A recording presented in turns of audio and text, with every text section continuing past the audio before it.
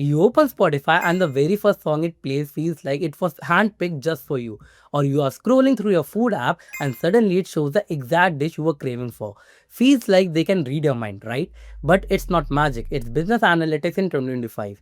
The businesses that win are the ones that understand their data better than anyone else. And that's exactly what this course is about. In this business analyst full course, we will take you from the very basic to advanced concept, showing you how data is turned into real business decisions. You will also get hands-on practice with tools like Tableau, Power BI, so you can see how companies use analytics to grow, save costs, and keep customers happy. By the end of this course, you won't just understand business analytics, you will be able to use it and confidently step into an entry-level business analyst role. So if you are ready to turn numbers into game-changing business strategies, let's dive in. To understand what exactly business analytics is, let's follow Sarah, a business analyst at a fast growing quick commerce company, and see how she tackles a real world challenge from scratch. It all starts with an observation. Sarah notices something odd in the weekly sales dashboard. Despite high website traffic, there's been a drop in overall order volume over the past month. Now, here's where the business analyst role truly begins. Nobody hands Sarah a perfectly framed problem. Instead, she identifies a potential issue and sets out to explore it further. She digs deeper into customer feedback, user journey data, cart addition rate, and checkout percentage.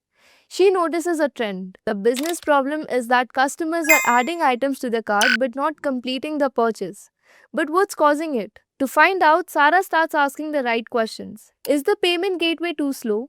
Are there unexpected delivery charges at checkout?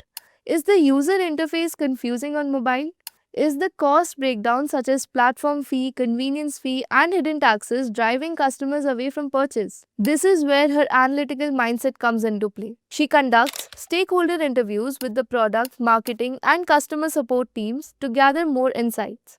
And yes, she even tries placing a dummy order herself to experience the issue firsthand. This stage is called problem identification and scoping. Sarah defines a clear objective to reduce the cart drop rate and improve overall order conversion. Once the problem is clearly framed, Sarah moves into the requirements gathering phase. This means she has to bridge the gap between what the business needs and what the technical team can build. She creates a business requirements document, BRD, which outlines what the current pain points are, what success would look like, what constraints or dependencies might affect the solution. The BRD also highlights possible solutions to address the problem, whether it's improving the checkout process, sending cart reminders, or offering better payment options. She doesn't stop there. Sarah also prepares user stories and process flow diagrams and conducts impact analysis to understand how proposed changes might affect different teams. This is a critical step because unclear requirements lead to misaligned solutions, wasted time, and extra costs. Next comes data analysis. While she is not a data scientist, Sarah is still comfortable with tools like Excel, SQL, and Tableau. She analyzes drop off rates at different checkout stages, customer behavior across devices, correlation between cart value and drop off rate. This analysis helps her identify the root cause. Most customers drop off when they reach the shipping charges section.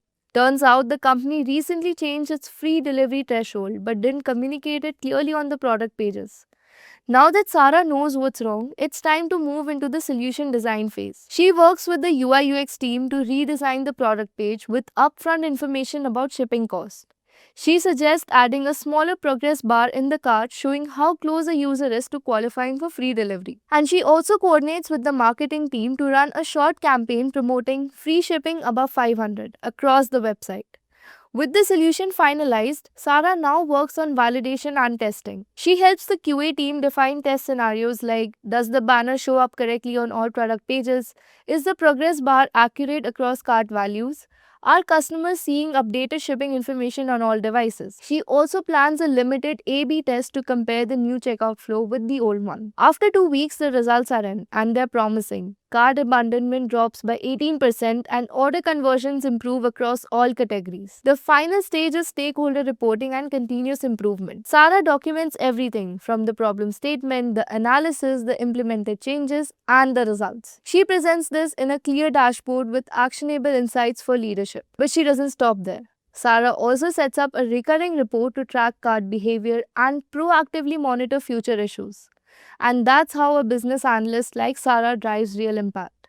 And this is how a life of business analyst looks like. Let's do a quick recap. The business analysis process includes identifying and defining the business problem, gathering and documenting requirements, analyzing data to find the root cause, designing and validating a solution, coordinating with cross functional teams, tracking outcomes, and driving continuous improvement.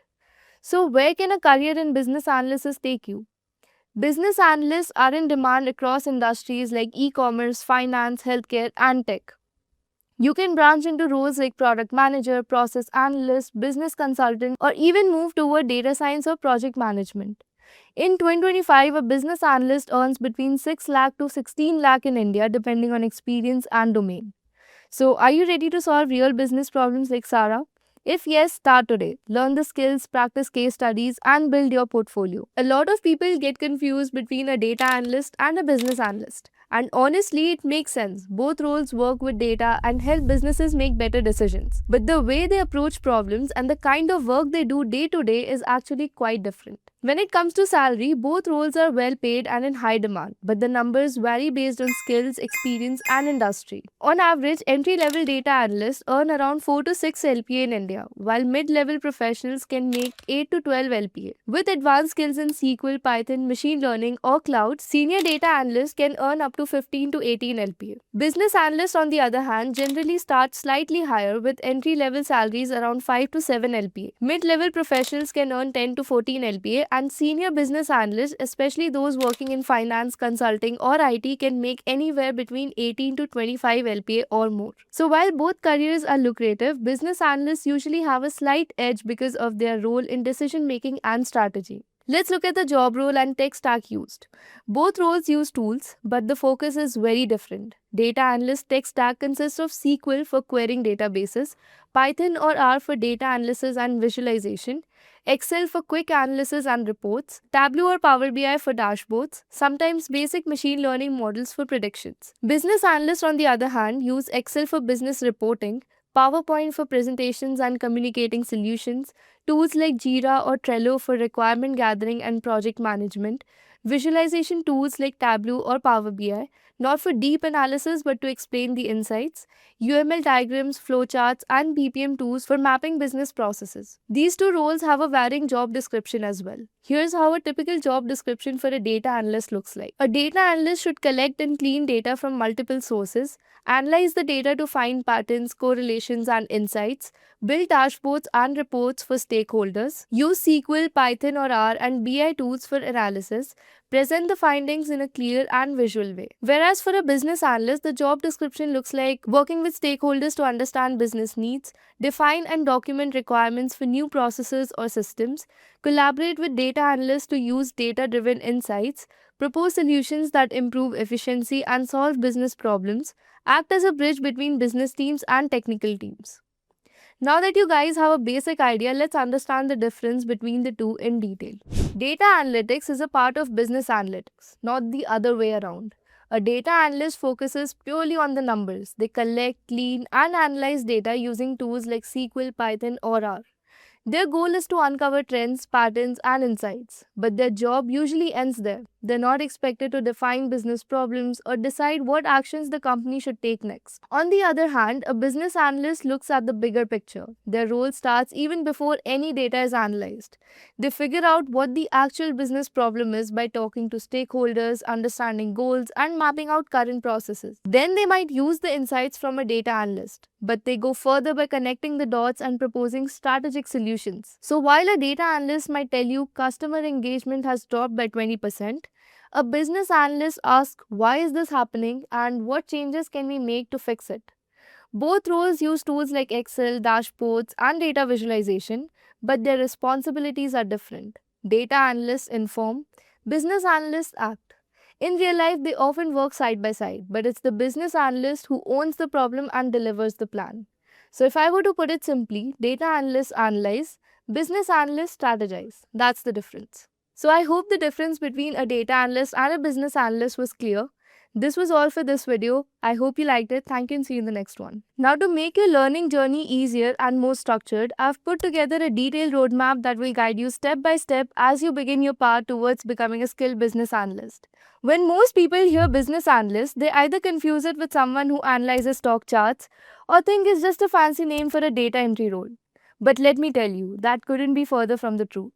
A business analyst is like the bridge between the business world and the tech world. You work with teams across departments marketing, finance, tech, sales and make sense of business problems using tools, logic, and data.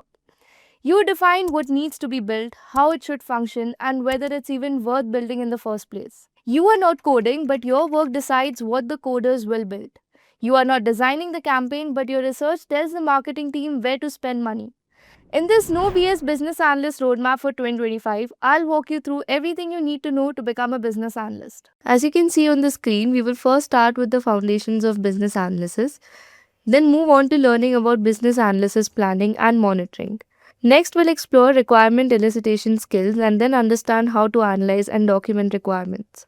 After that, we will cover topics like assessing and validating the solution, data analysis, Excel, SQL, and then visualization tools like Tableau or Power BI. Finally, we will understand the importance of good communication and interaction with the stakeholders. So, let's get started with the very first step. Step 1, start with the foundations of business analysis.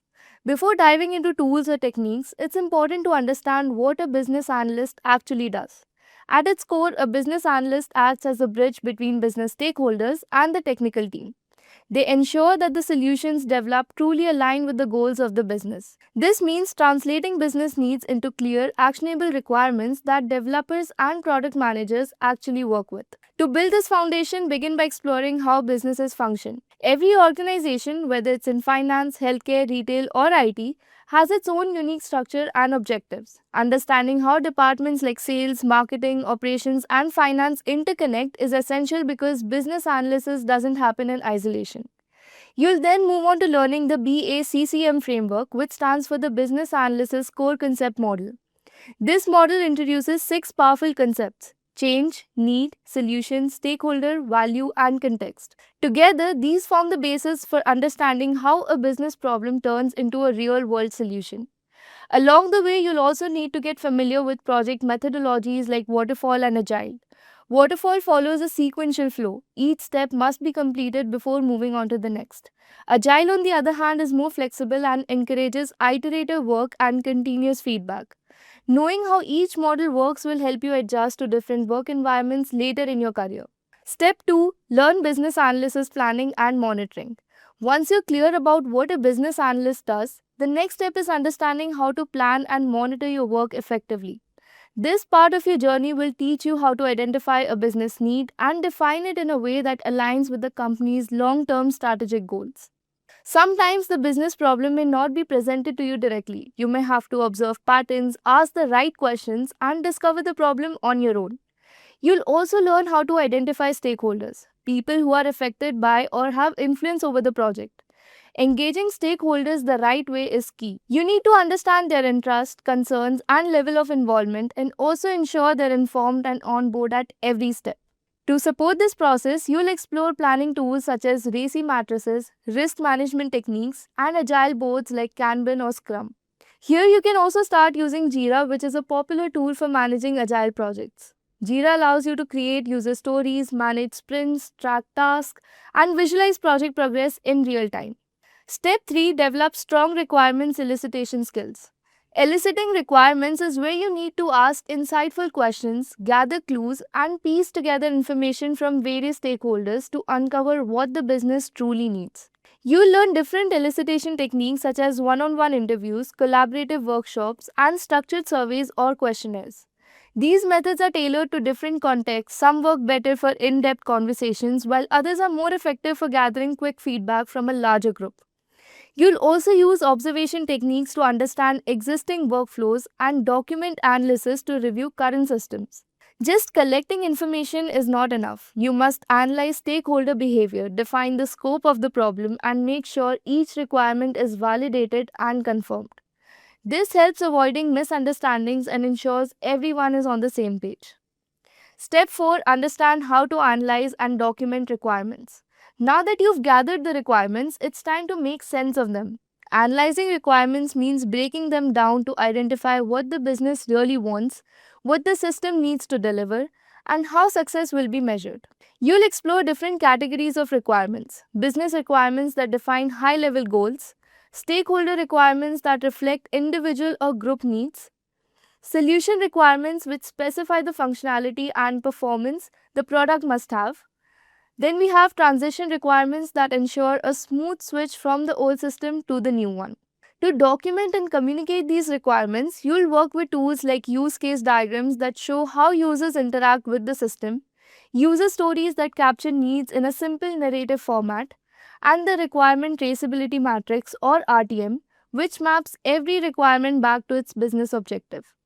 This ensures nothing is missed and everyone, from developers to stakeholders, is on the same page. At this point, it's also helpful to refer to BABOK, or the Business Analysis Body of Knowledge by IIBA.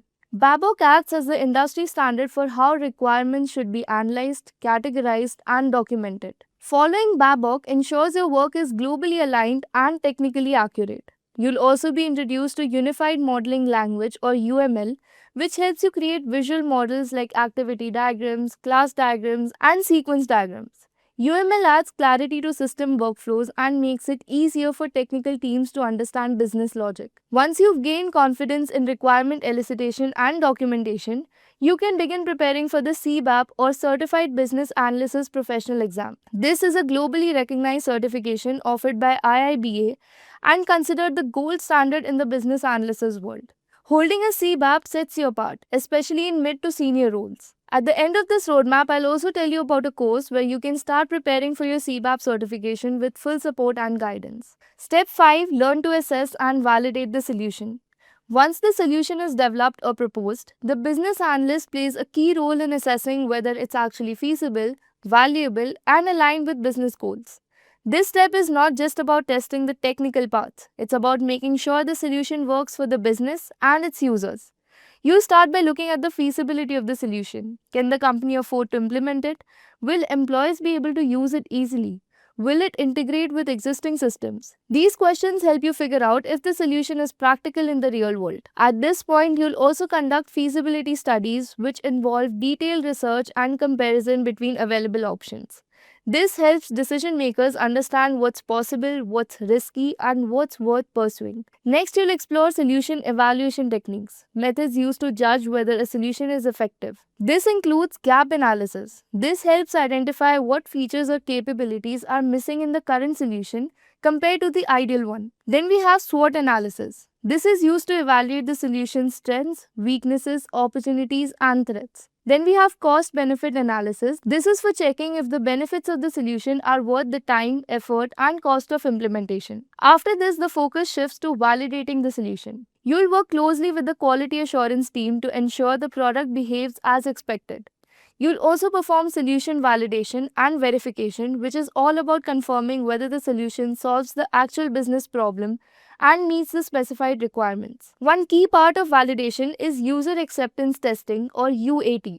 This is where real users test the system in real scenarios to confirm it works smoothly. The feedback collected during UAT will help you and the development team to make any last minute adjustments or improvements. Step 6: Build a foundation in data analysis. In today's data driven world, having basic data skills is a huge plus for any business analyst. Your goal here is to understand the types of data you'll encounter: structured data like spreadsheets and databases, and unstructured data like emails or social media posts. You'll learn how to clean and pre-process raw data, perform exploratory data analysis, and identify trends and patterns that support business decision making.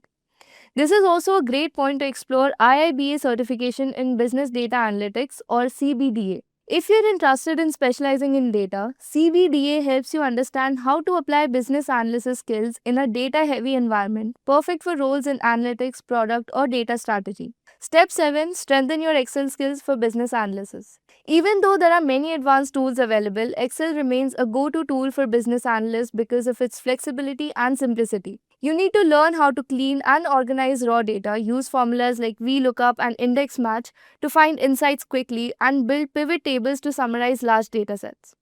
Excel also lets you create clear and visual dashboards, which makes your analysis easy to understand for non-technical stakeholders. Step 8. Learn SQL for data analysis.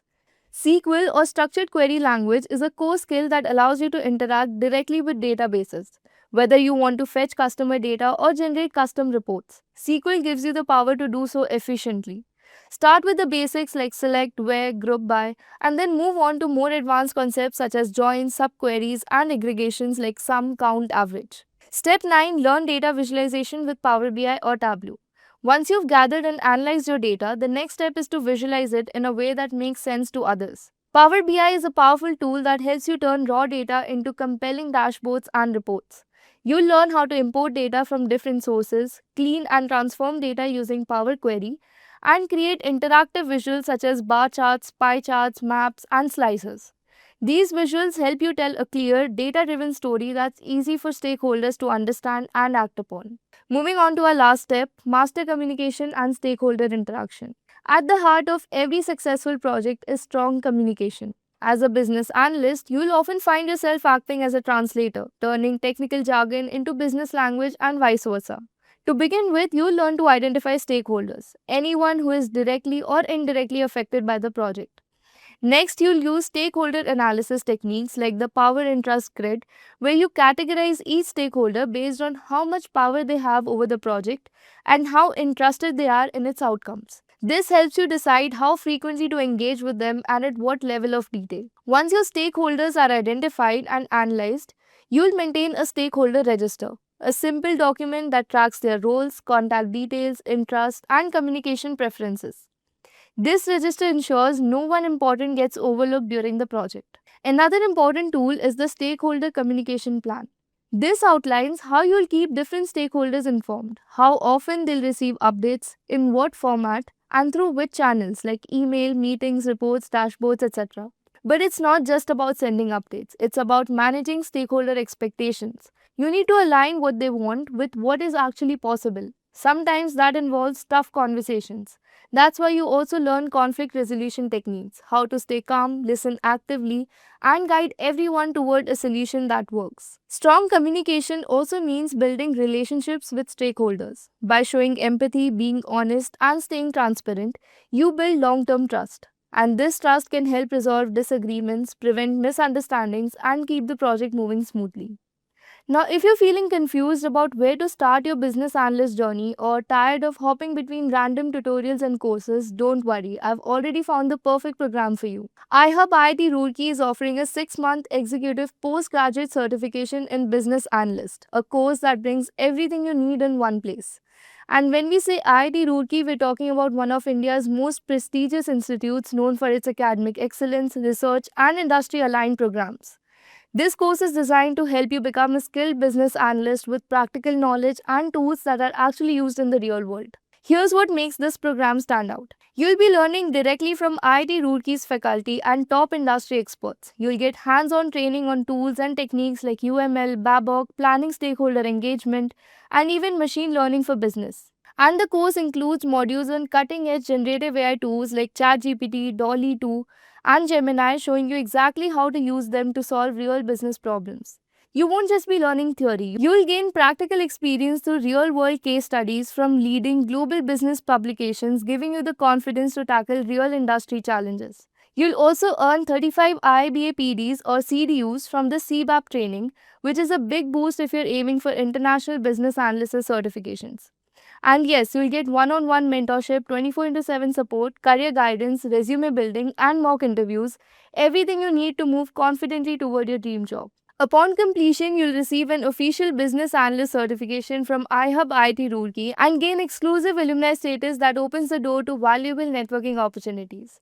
I've dropped the link in the description. Go check it out and start your business analyst journey with one of the most trusted names in the country. Alright, so till now we have covered the skills required for a business analyst, and we also saw a clear roadmap on how to become a business analyst step by step.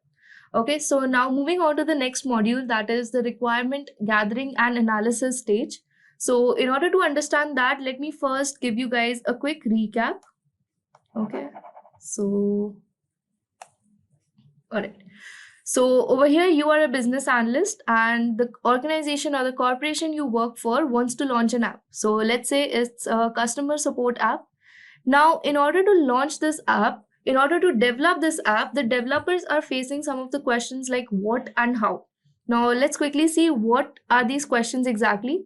So, the developers want to know what features your app should have, what problems it needs to solve, how do you research the market, and how to begin developing the application.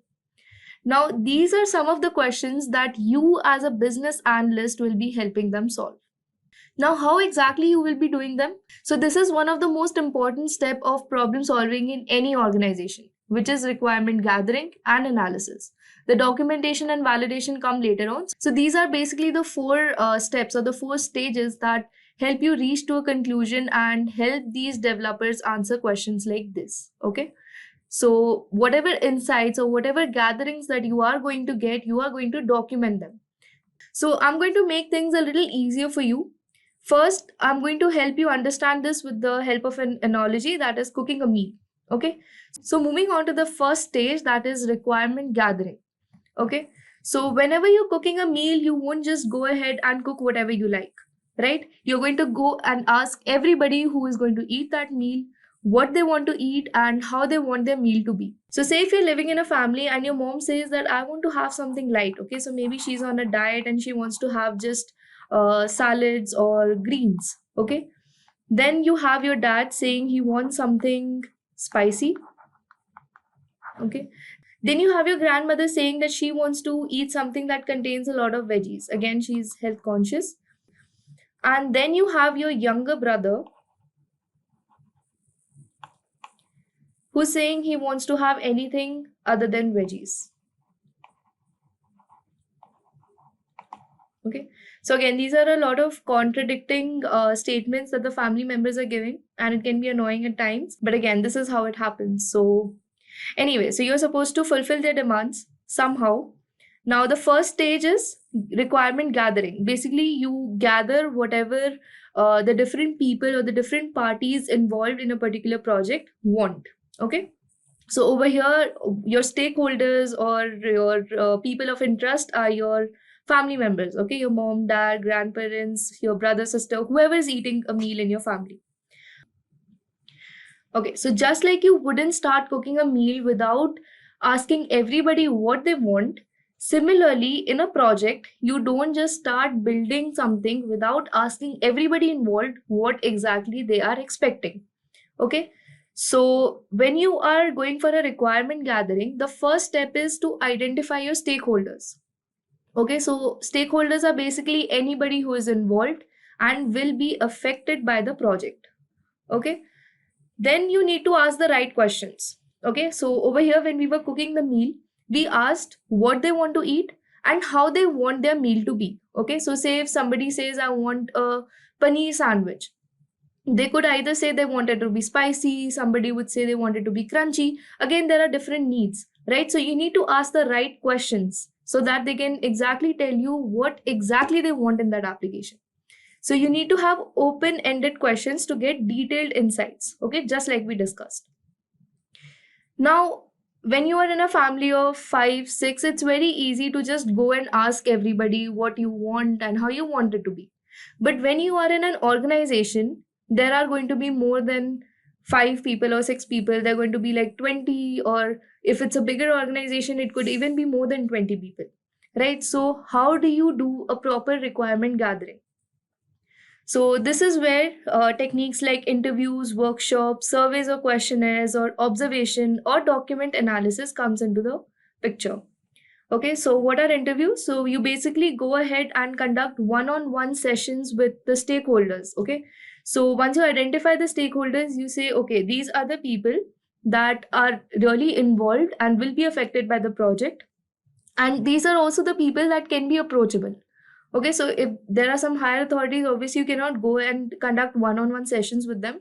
But if there are people who are approachable, you can go ahead and conduct one-on-one sessions with them and ask direct questions. You can also conduct group discussions with various teams. So if there will obviously be different teams involved, like the development team, the operations team, the sales team. Okay, it could be n number of teams involved. So you go ahead and conduct group discussions with all the teams. You could also forward surveys or questionnaires, Google Forms. It could be any sort of form for a wider feedback. You could do an observation like watching the users interact with the current system. Okay, so if you already have an application or you already have some sort of system incorporated, you can watch how the users are interacting with it. Okay, so earlier we had taken the example of users adding the items to the cart but not going ahead with the purchase. So this is where you can have an observation implemented in the system, where you observe where exactly things are going wrong in your current system. Okay, then you have document analysis, which is basically reviewing the existing reports, manuals, or systems. Again, it is similar to observation, but over here you have it written down. Okay. Okay, so moving on to the second step, which is requirement analysis. So let's understand what this basically means. Now, in the example we just discussed, we had some of these gatherings. Okay, so these are our requirement gatherings. Now, the issue over here is there's a problem with our gathering. So, this is where you are analyzing your gatherings and you found a problem. So, in this stage, this is where you analyze whatever gatherings you have at hand. Okay, so you realize that your dad wants spicy and your grandma wants mild, basically the veggies that she suggested. Your brother doesn't want veggies, but your mom insists on something light, something healthy. Okay. So, what do you do in such a case? Because you know that mild and spicy don't go together. You cannot have something healthy without veggies. Somebody wants veggies, somebody doesn't want veggies. So, what exactly do you do in such a situation? So, in this particular stage, you also come up with a solution. Basically, you take some time with your gatherings, your insights, and you try to come up with a solution. Okay.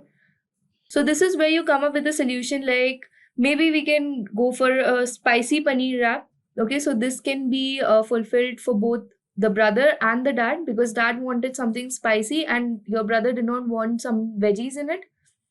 So we can do a no veggie paneer wrap for your brother, and for the dad, we can add veggies also. And then for the mom and the grandma, we can go for a mild veggie soup. Okay. So over here, there's something light for your mom and veggies for your grandma. Okay.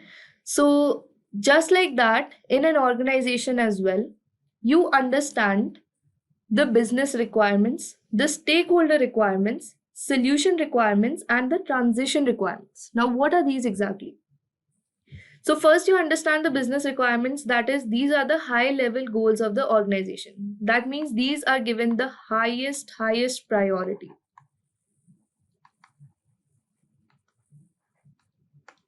Okay. So, basically, whenever you have contradictory requirements or statements, this is how you can decide which statement or which requirement is to be given higher priority. So the business requirement, that is the major goal of the organization, has to be given the utmost or the highest priority. Okay, so I'm going to give you an example after we understand what stakeholder requirements are. So stakeholder requirements are basically the needs of specific users or departments. Okay, so business requirements are basically the goal of the entire organization or business as a whole, whereas stakeholder requirements are basically the individuals involved. Okay, so it could be like a VP. Stakeholder requirement could be a requirement by a VP, or maybe the sales department or the marketing department as a whole. Okay, so basically they come one step lower than the business requirement. Now, why they want to remove a video from the homepage of their website? Mainly to increase the speed and the SEO. Now, if the speed and the SEO of a website increases, automatically more click through rate and more conversions, right? So basically, this is the major goal of a business. Now, over here, the marketing team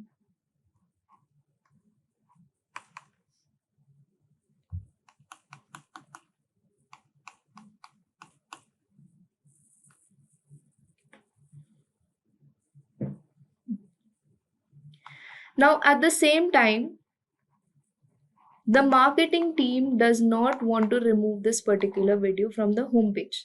Why? Mainly because of branding. Okay. So the marketing team insists that if we keep the video on the homepage, we are going to have better branding and better marketing. So this is basically how two requirements can clash. Now, what you as a business analyst needs to consider or give more priority is to the business. Okay, you will always give more priority to the business requirement.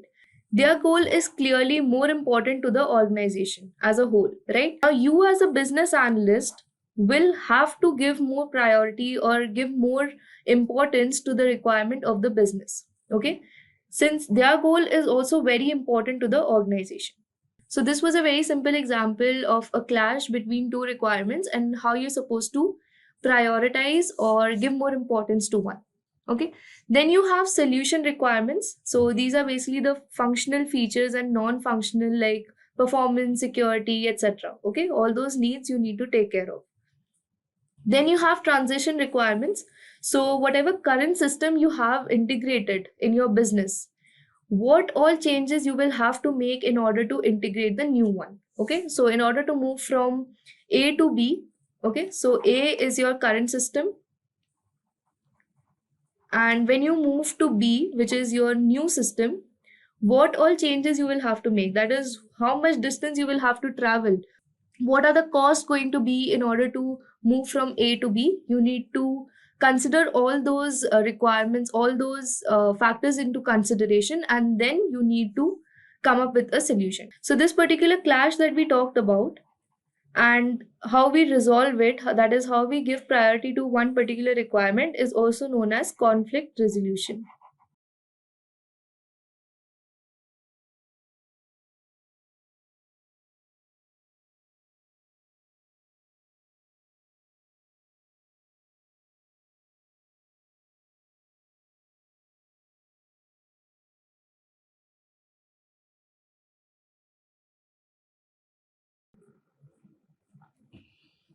Okay.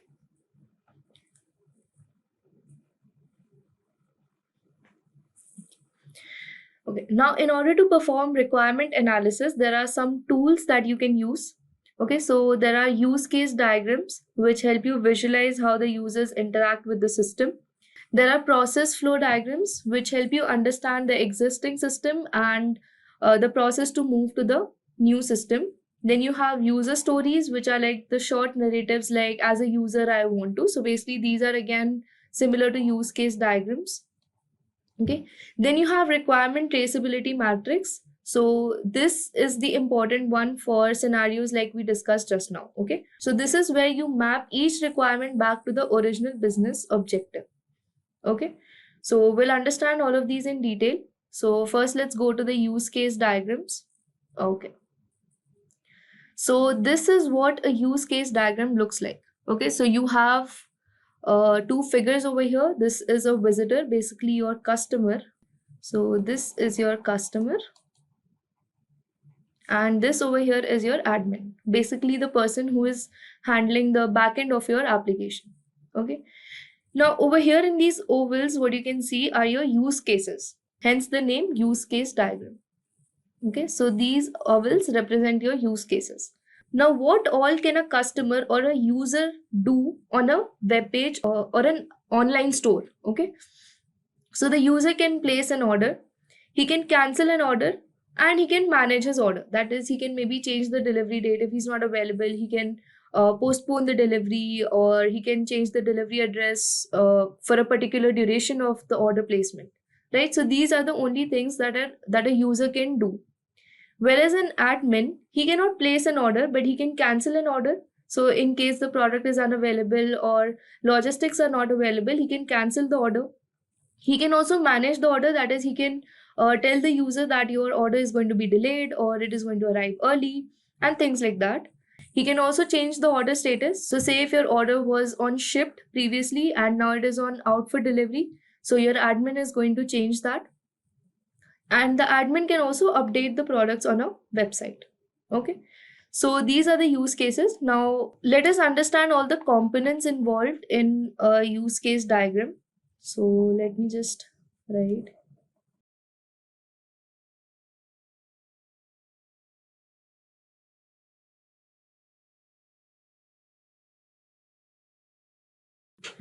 So first let's understand that this is a part of UML, which is nothing but Unified Modeling Language. Okay, so and we represent the different functionality or the functional requirements of a system for a user and the backend team. Okay, so what the system should do basically and who all it can interact with. So the first component that we have is actors. Okay, so our actors are basically the figures that we have in the diagram over here.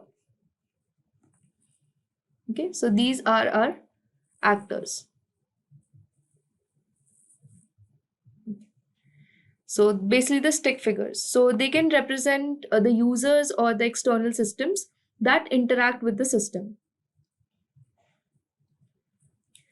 So always remember that you're going to have your user or your customer on the left hand side of your use cases and the admin on the right hand side. It can never be interchanged or done any other way. Okay, it's always going to be left the users and right the admins. Then you have your oval shapes.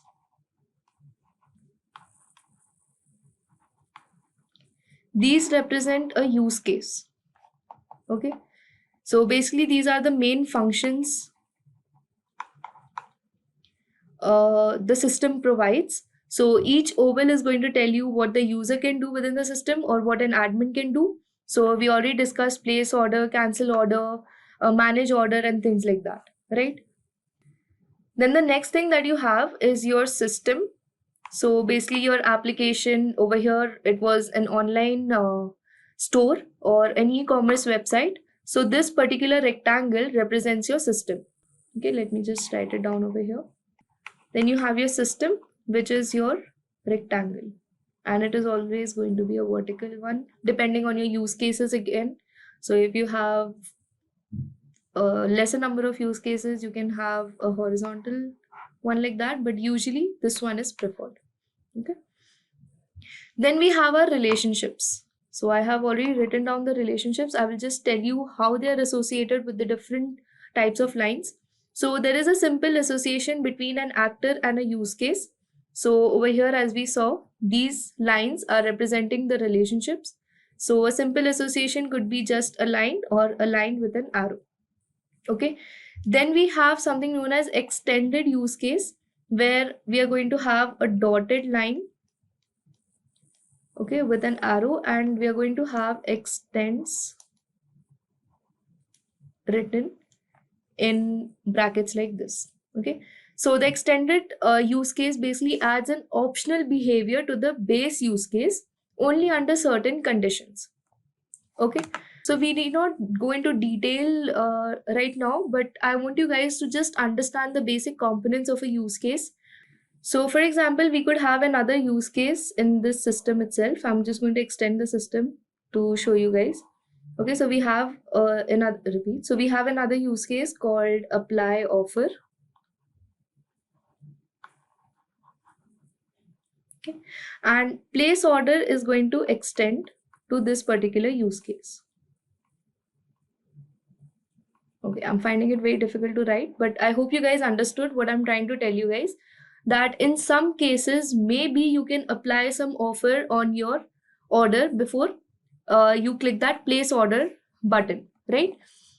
So this is not going to be every time, but it is going to be under some particular conditions. Okay, so maybe if your cart value reaches that particular limit where you can apply the offer, then you are going to be able to use this particular use case.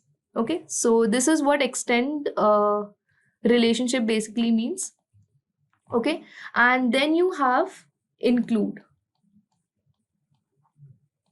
which is written similarly. Okay, so include is basically the behavior of the included use case, which is always executed as part of the base use case. Okay, so without exceptions, whenever we want something to happen by default, we use this particular relationship. Okay, so say for example, whenever we place an order, we should get an option of validating the payment. Validate payment. Okay, and this is going to be an included case. So I hope the different relationships are clear. The different components are clear in a use case. Okay, so in order to make things more clear for you, I'm going to go ahead and quickly show you guys another use case diagram for an e-commerce website. Okay, I'm going to do some part of it and I want you guys to take some time, pause this video and complete the rest of the use cases, maybe even add more actors as part of the system. Okay, so this is your system and this is going to be an e-commerce site. Okay, so over here you have your user. Okay, and in the back end I'm going to have a service representative.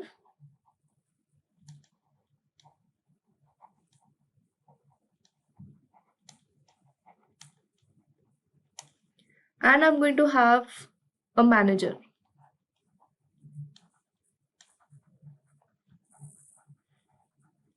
Okay, so the first thing that I'm going to make the user do is I am going to make him create a profile.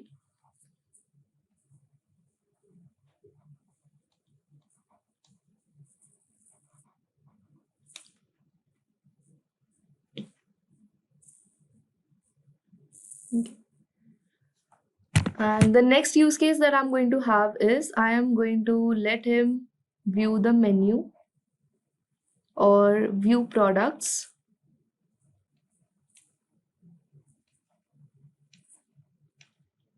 Okay. Then I'm going to let him place an order.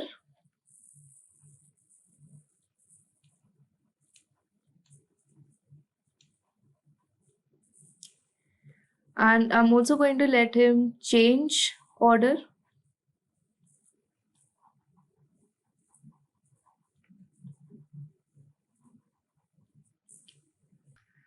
Okay, so I think this is all for a user. For a basic e-commerce site, you can create your profile. Okay, you can also edit your profile. Okay, so maybe you can create another use case over here which says edit profile. So if you are getting me, basically all you have to do is think from the very beginning from a user perspective, see what all functionalities a user can access in a website or an application, and then go ahead and create a use case diagram. Okay, and similarly you can also think from perspective of backend people like service representative, a manager. So say a manager can update prices. Okay, change the prices of the products, update prices. Okay, I'm going to give this functionality to a manager. A service representative is not going to have this functionality. Maybe a service representative can track the order placement, the products that are displayed on the website. He can also track the change of order, but he won't have access to the functionality of updating prices. That will be only managed by the manager. Okay, so similarly, whatever different functionalities or use cases you are looking forward in a website, this is how you can go about creating a use case diagram. Okay, I hope this was simple and easy to understand. Now let us go ahead to the next tool, that is process flow diagram. Okay, so as we already discussed, a process flow diagram will help you understand the existing and the proposed process. Okay, so the new process that you want to get integrated into the system. So basically when you do all these things with the help of the tools that we're talking about, basically you get a more better idea of what is happening and what is going to happen, right? You can also look at the pros and cons while you are completing these processes, right? So over here you can see this is a process flow diagram. So this diagram is divided into three stages. Basically it's telling the three stages of a process. So over here your stage one is going to be your starting or your entry point. It goes through process 1, process 2, process 3, and then you move on to the second stage. You go on to process 1 again. Maybe this is a sub process of process 1. Then you enter the reprocess stage. And over here, as you can see, there are two particular arrows over here. So what this basically means is there can be an option of loop. So when you enter the stage 3, you have your first step as alternative 1. You can go back to process 1 and go to alternative 2, or you have the option of going to alternative 2 itself. Okay, and then you can see over here, this is your end process. So basically it's going to start with alternative 1, proceed to alternative 2, and end that process. Basically this is how a process flow looks like. Okay, you can go ahead and give names to your processes, define your stages to make the diagram even more clear. Then we have user stories. So user stories, as we already discussed, are like the narratives of user perspectives. Okay, so over here you could give a title. So say I want the title to be login functionality.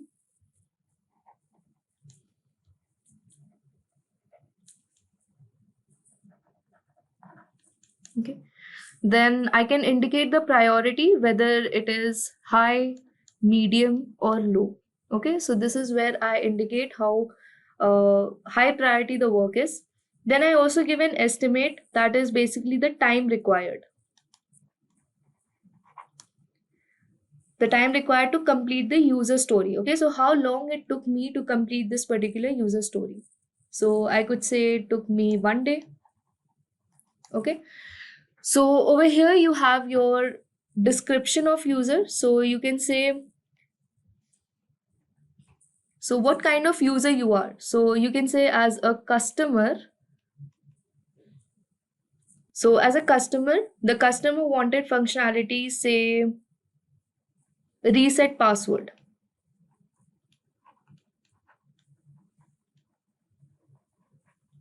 Okay, so that what is the benefit of the customer? So that the customer can maybe access account if password forgotten.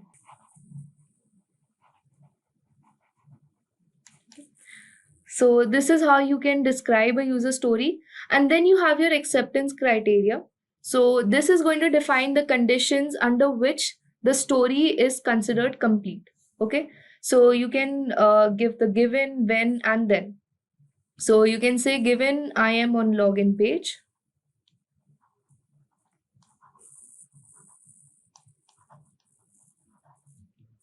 When I click on forgot password, then what is the outcome of taking that action? The action is forgot password. Then I should be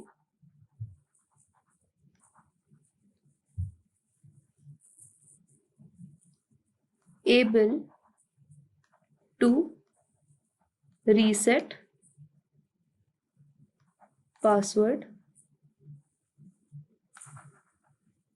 through email. Okay, so basically I'm going to receive a link of reset password on my email. Okay, so this is what a user story looks like. So as a user, you are trying to give feedback on the application that is currently in the system or maybe still in the development phase. And as a customer, you are giving feedback on that particular application. Okay, so maybe this forgot password functionality is currently missing. And through the feedback of a customer, that particular functionality can be integrated. Okay. Then you have your requirement traceability matrix. Okay, the project name over here is online flight booking application. The name of this document is termed as BRD, that is business requirement document. Then you have your functional requirement document, and then you have your test case document. Okay, so this requirement traceability matrix basically consists of these three particular functions. Then you have your business requirement ID, which is BR1 and BR2. Then you have your business use case. So the first one is reservation module and the second one is payment module. Then you have your functional requirement ID, and then you have your functional use case. Okay, so one-way ticket booking, round-way ticket, and multi-city ticket booking. Okay, so one-way ticket booking, which are mostly prioritized, that is most of the people go for one-way ticket booking. That is why it is given on high priority. And multi-city ticket booking is also given on high priority. Then you have your test case IDs. So whether these functionalities are working correctly or not. Okay, so how many times these were tested, and the results I think are not included over here. Okay, so similarly, it's done for the payment module as well, as you can see. So this is the basic format of a requirement traceability matrix. So as you can see in this requirement traceability matrix, you can clearly see all the business requirements mapped to their functionalities, and those functionalities are correctly mapped to the test cases. Okay, so this is basically the function of a requirement traceability matrix. So till now you have done requirement gathering,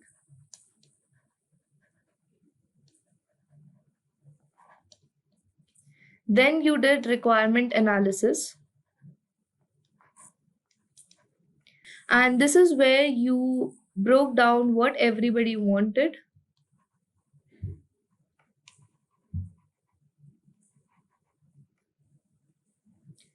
You also resolved conflicts,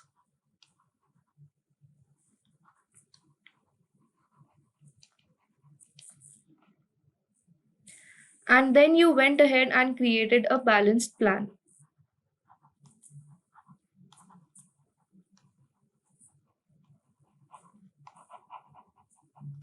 Okay. So these are all the things that you achieved in a requirement analysis process. Okay.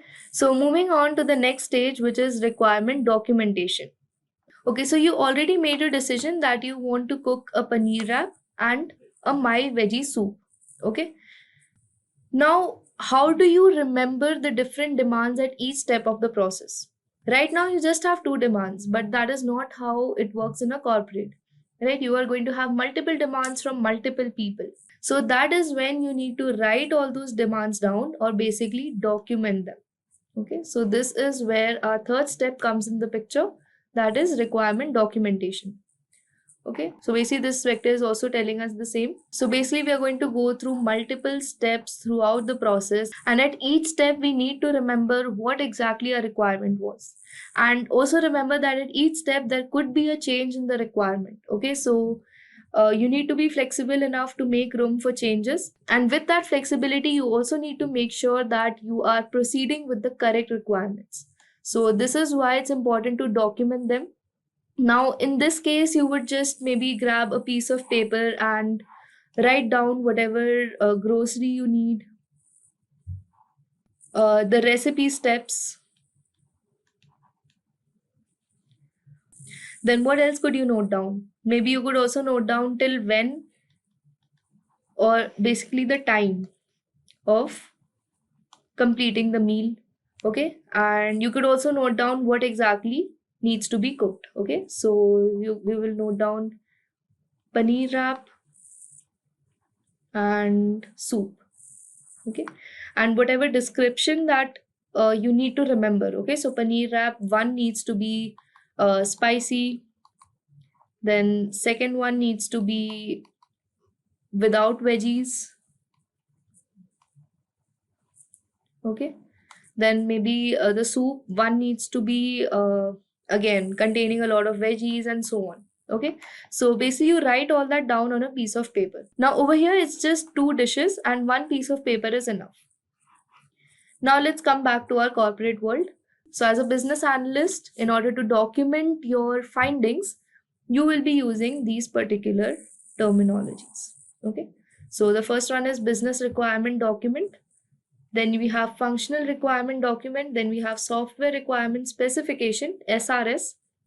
This is only for software related functionalities. So whenever you're dealing with a software application or any kind of software related work project, you will be using an SRS. Then you have user stories, use cases, which we already discussed, process flow diagrams, and requirement traceability matrix.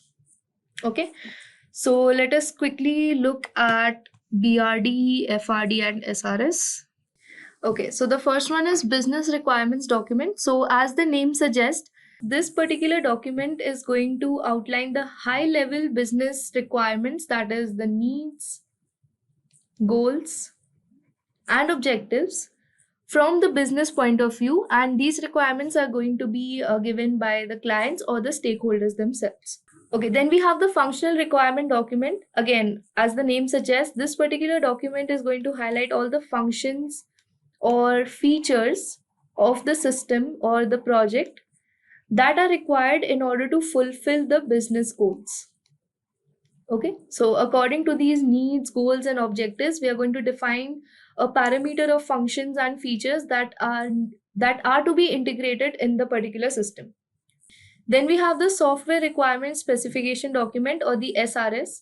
So this particular document basically acts as a blueprint, and it basically includes all the functional as well as non-functional requirements that are to be integrated in the system. Okay, and this document is basically used by the developers.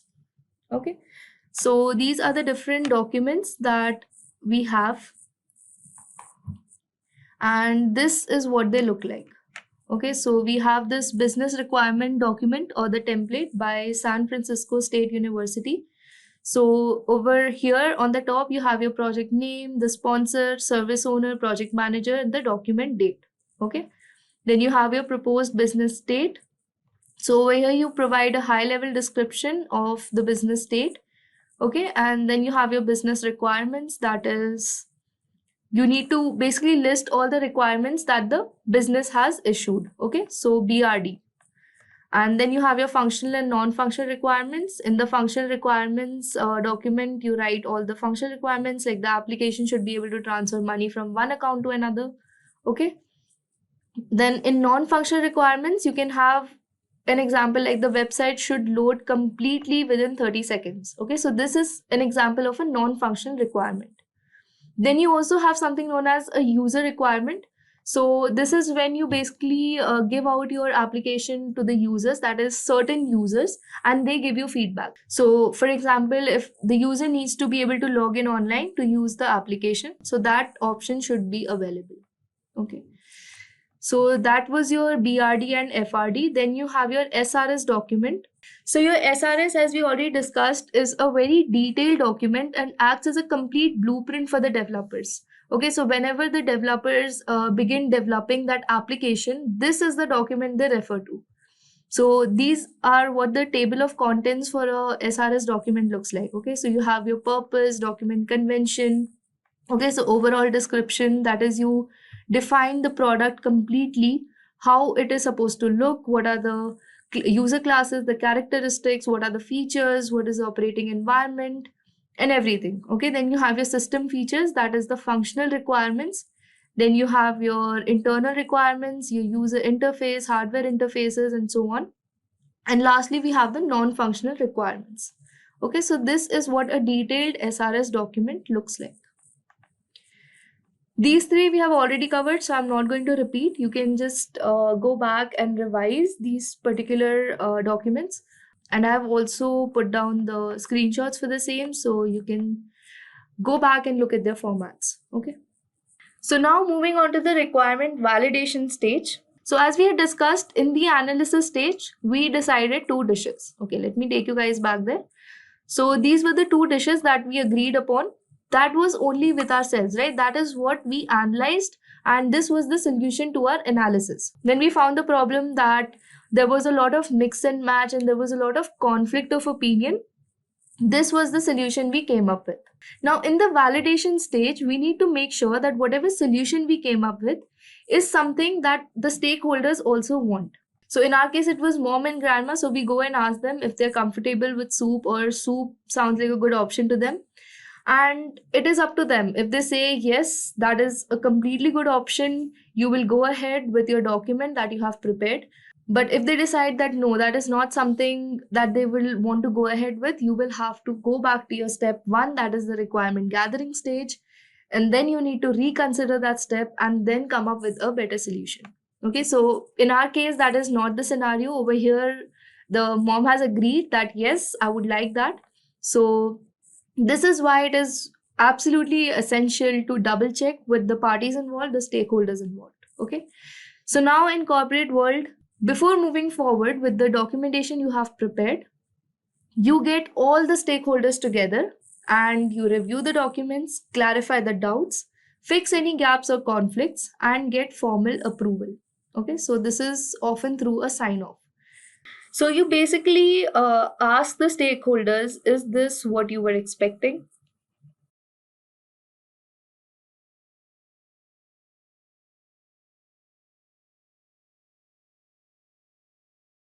Did you miss anything or did we miss anything? Are the features aligned with the goals?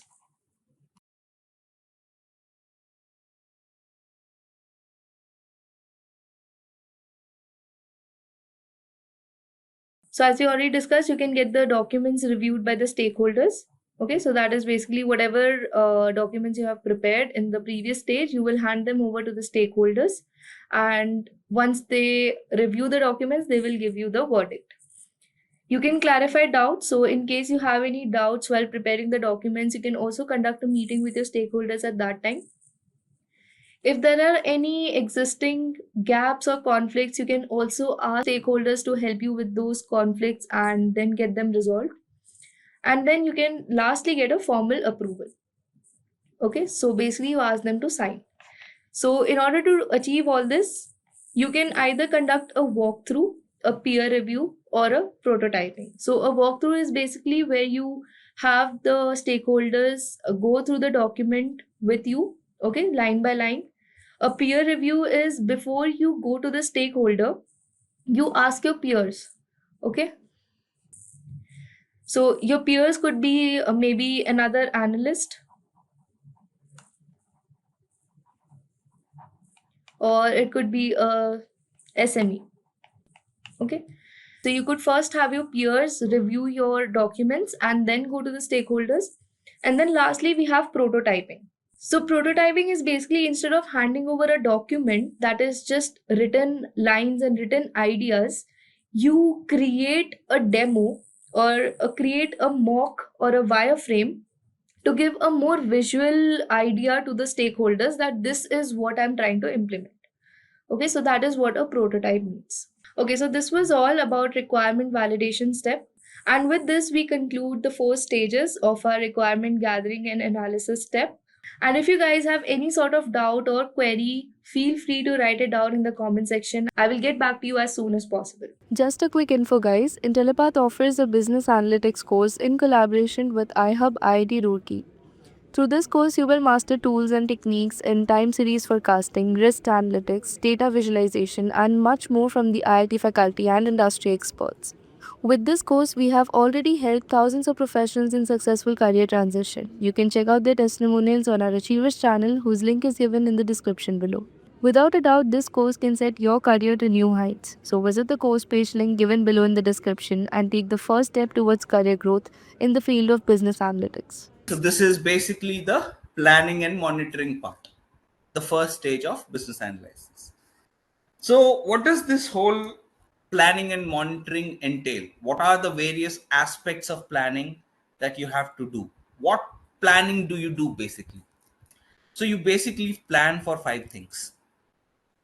First is business analysis approach. Stakeholder engagement. How do you engage your stakeholders? We'll talk about business analysis approach in detail, so I'll just skip that for a second. Yeah. So the first step is plan the business analysis approach, which is all about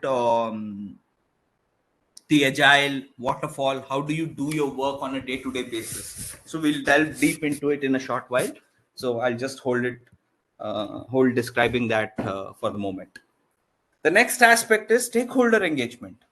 Now, remember, we talked about stakeholders, who stakeholders are.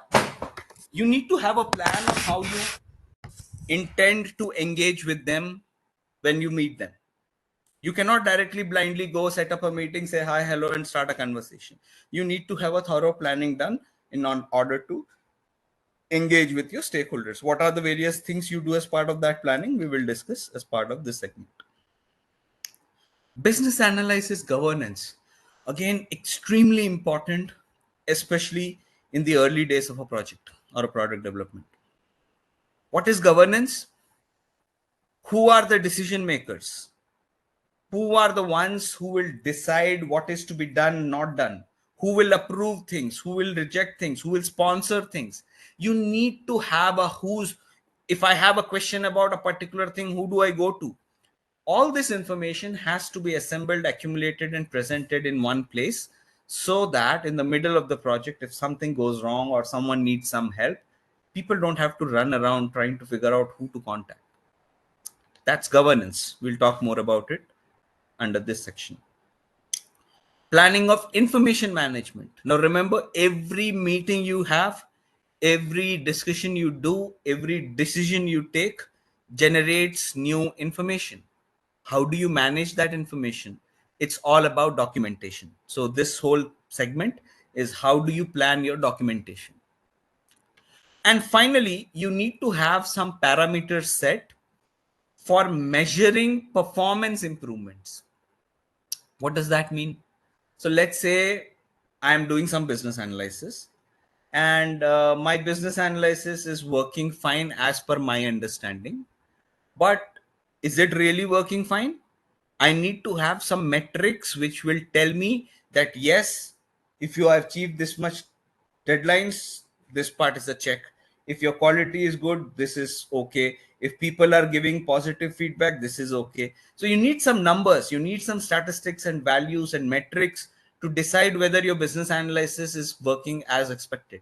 Again, it's not a measurement of the business analyst, it's a measurement of the business analysis tasks. There's a significant difference. So we are not measuring a person's performance here. We are focusing on the activities itself, whether they are being taken care of the way they should be.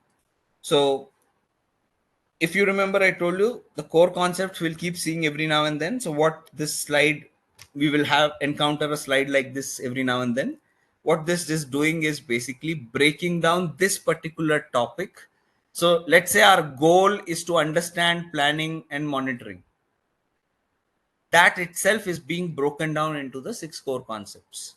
So what is the change? So you, during business analysis, planning and monitoring, BAs are responsible for determining how changes to BA results will be requested and authorized.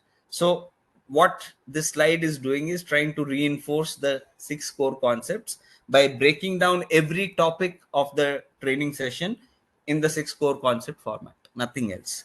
So I don't want to read through all of them. You guys can read through it. It's basically just to reinforce the 6 core concepts and you remember them by the end of these sessions. Okay, let's come to this diagram. Diagrams are extremely important for business analysts. And the reason for that is diagrams make communication easy. If I had written a long paragraph of 300 words describing exactly what is there in this image, it would probably take you at least 10 minutes to read through it and understand it. But if you look at this diagram, what does it show? It shows 3 segments. What is the input? Meaning, what do you already have before you start your business analysis planning and monitoring? So you already at this stage know what your needs are. Sorry about that.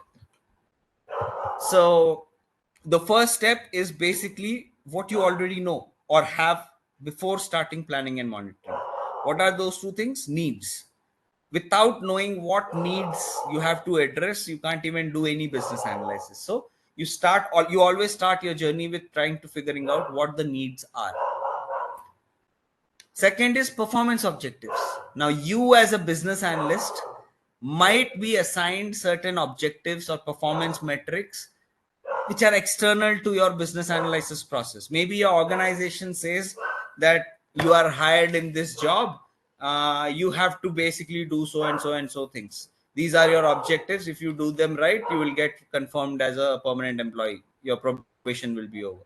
Now those objectives are set for you to measure your performance, but they're not part of your project. They're not part of your team's uh, initiative to develop something. It is your organizational policy. It's external to it. Hence, these 2 things will be guiding you throughout this because they will already have some expectations as part of the job descriptions or hiring practices or whatever. I mean, there'll be some KRA set, key responsibility areas. And then you know what your customers' needs are. Based on that, you perform these 5 tasks: planning of BA approach, stakeholder engagement approach, governance, information management, and performance improvement metrics. And what do you get out of it? What's the output? The output is you end up with a detailed business analysis approach a finalized stakeholder engagement plan or approach, governance approach, information management approach, and business analysis performance assessment. These are the deliverables or outputs of these 5 tasks. Now, let's start with the first aspect, that's plan business analysis approach. So, what is this approach all about? It's basically the overall method of work that you will follow when you are doing your business analysis for any initiative. How will you perform your tasks? What meetings will you have? What schedules will you maintain? How often will you gather requirements? How often will you talk to your stakeholder? Well, that comes under stakeholder engagement.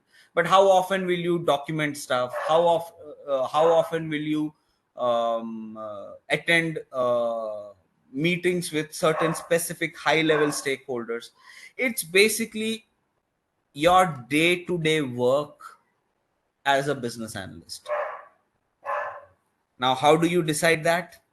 You decide that based on these 4 specific conditions.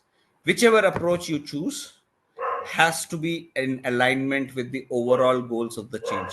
You can't choose an approach which doesn't fit the goals of whatever you're trying to implement. Let me give an example to that.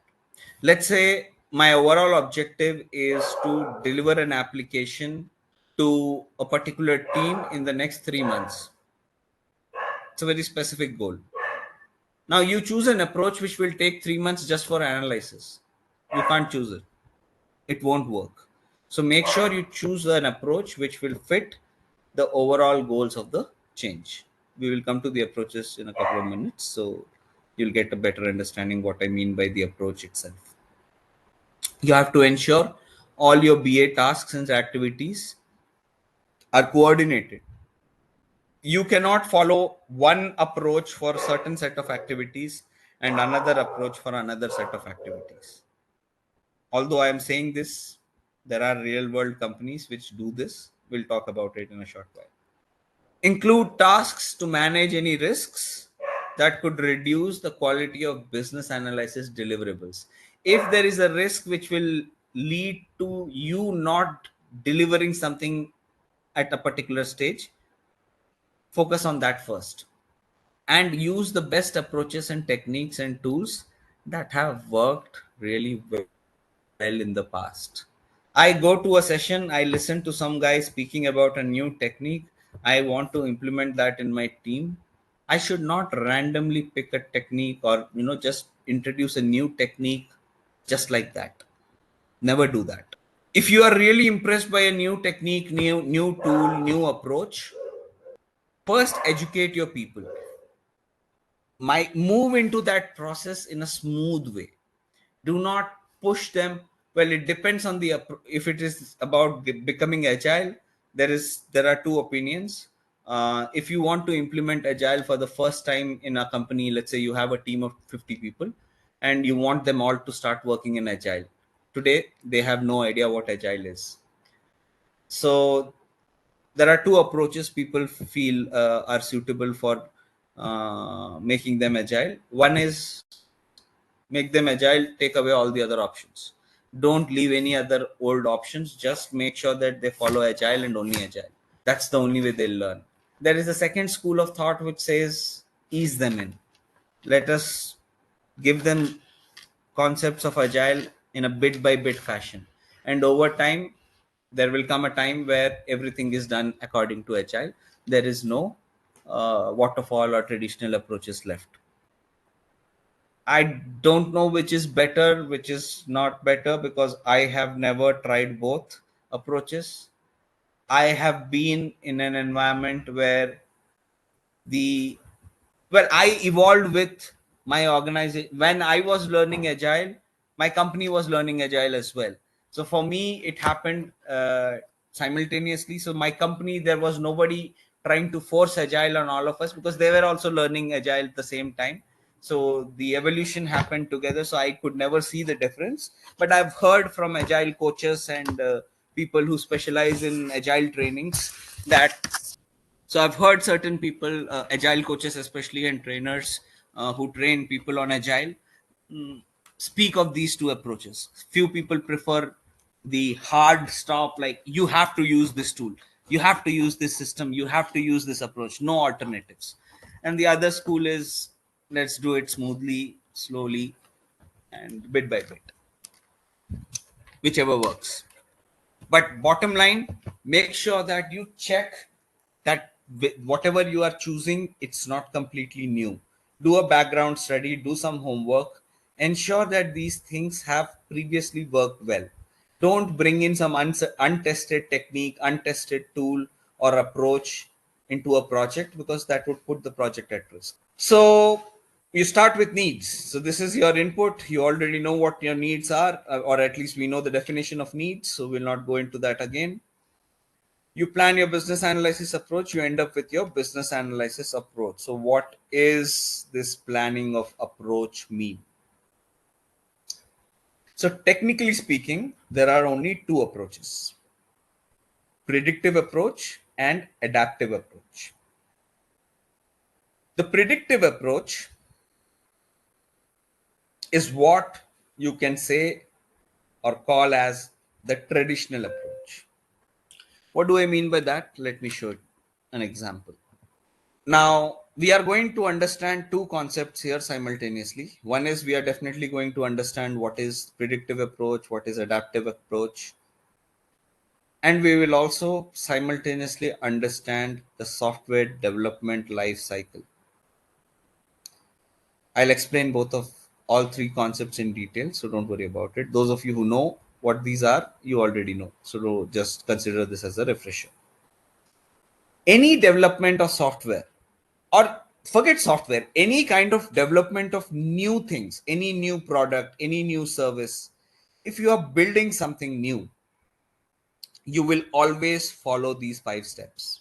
I mean, of course, there are some other structures where you will they break down some of these models. So let me just show you that as well.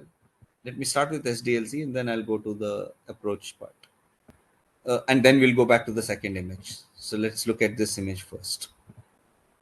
You start your work with planning. Anything that you want to do in software development, any software you want to build, it always starts with a planning phase. You have a plan, you think, okay, we'll do this, we'll meet the business analysis planning. All of that is part of the planning stage. The developers will do their planning. How many systems do we need? What licenses do we need? Do we need to uh, buy more licenses, set up some new code, things like that? All of that part of planning. Once your planning is done, you start analyzing. This is where most of your business analysis happens. You start talking to people, you start going through documents, start going exploring existing systems, see how things are today. Current state of things you need to analyze extremely in depth. That is your analysis phase. The design phase is where you are coming up with the future state solution. You are trying to come up with a solution that will solve the current state problems or current state opportunities that are not yet being leveraged. Once your design is complete, those, remember we spoke about high level design and low level design, all of that happens as part of design. Once design is complete, that goes to implementation, where the programmers simply just make a code. They just do the coding, get it done. Once coding is done, it goes into testing and integration. Someone has to test what has been developed. Is it working as expected or not? And sometimes you have to do integration. Well, most times, almost always, you have to do integration, because when coding happens, it happens on local developers local system. So there are, let's say, 5 developers in the team. Each developer is working on one requirement, so total 5 requirements are getting worked, and they are working on their personal laptops, and they are building code specifically for each requirement. You will have to make sure that those small bits of code that each five of these people are creating, it all goes into one main code, which is your main product or project software. So you have to integrate these new bits of code with the main code. That's what integration is. And of course, testing, you all know, you have to test it. Once testing is done, you deliver it to whoever is going to use it.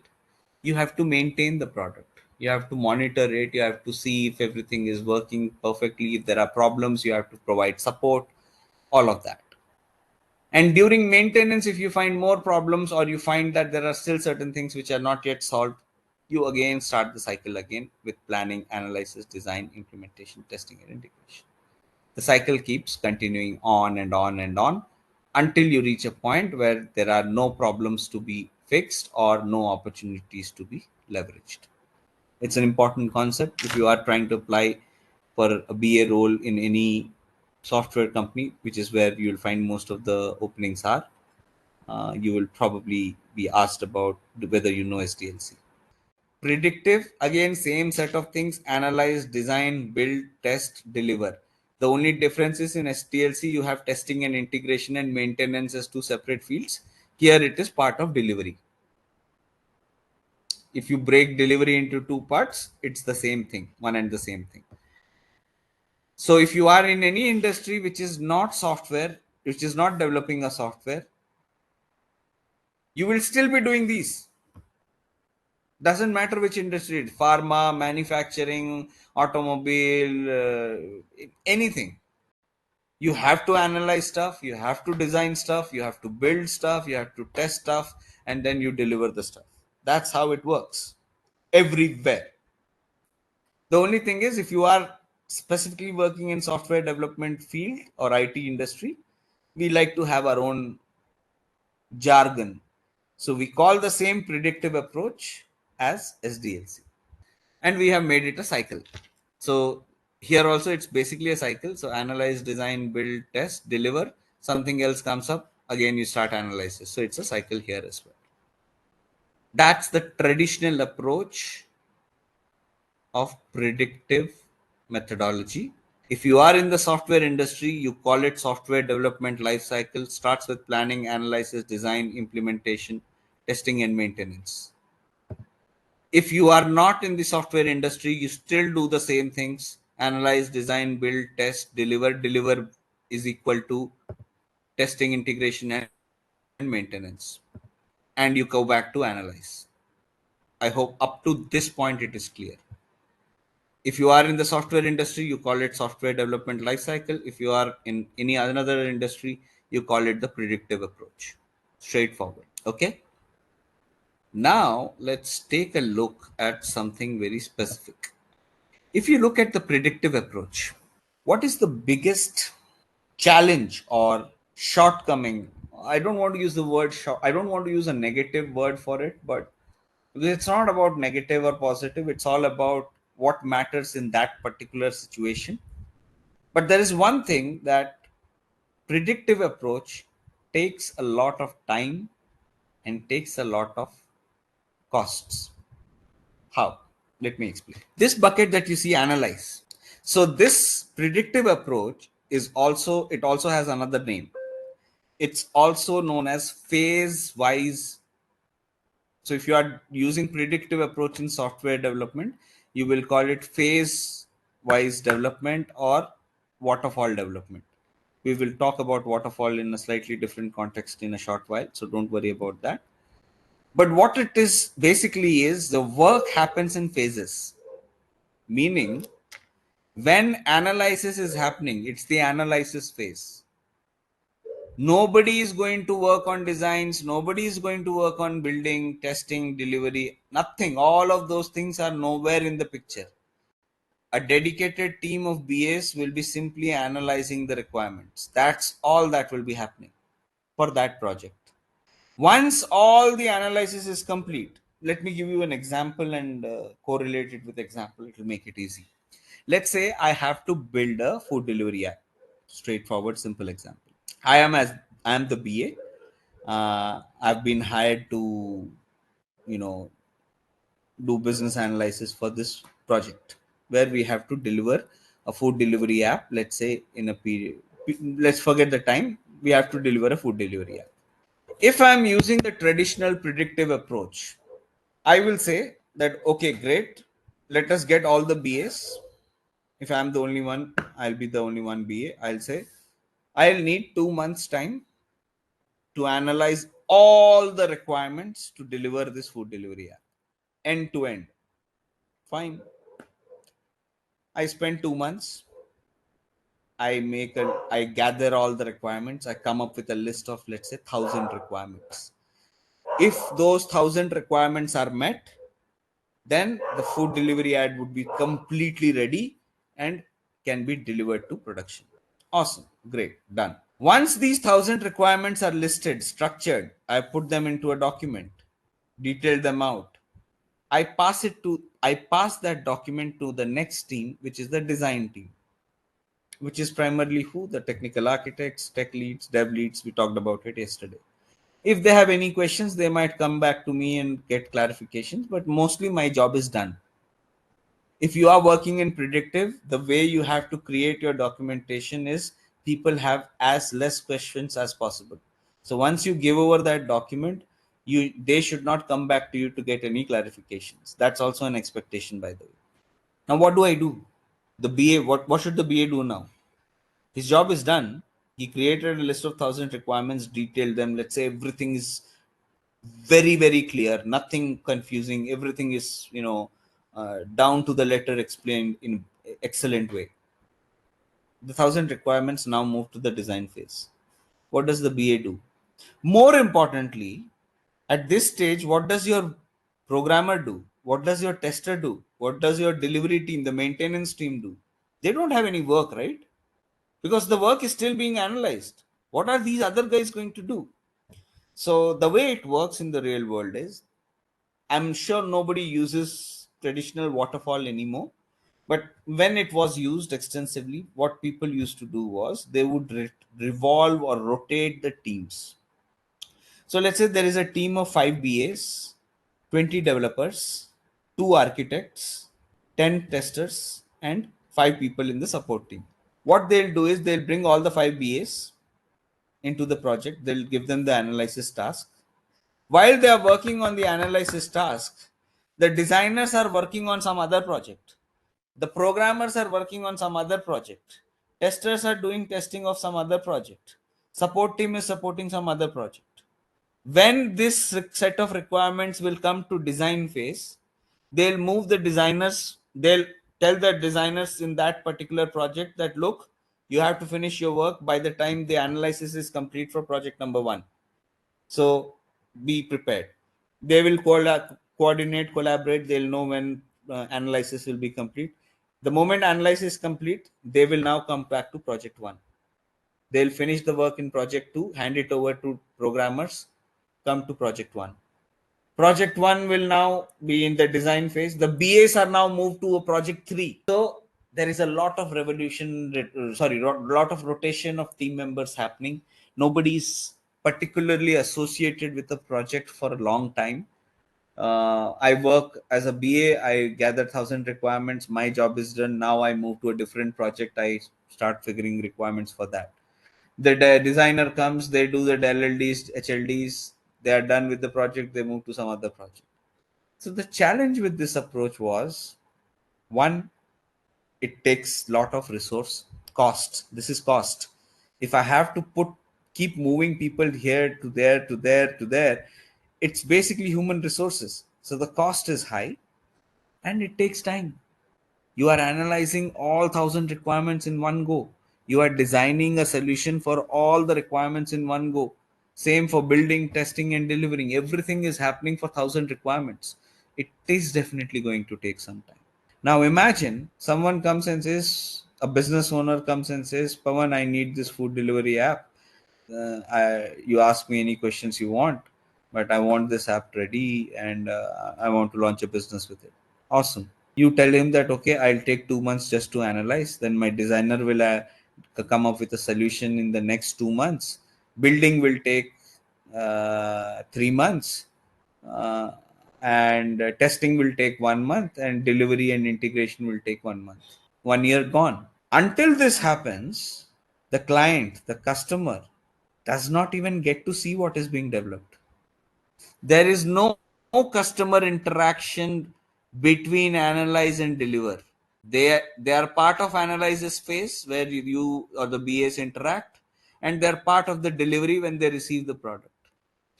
For a long period of time in between when the development is happening, the customers don't get to see the product.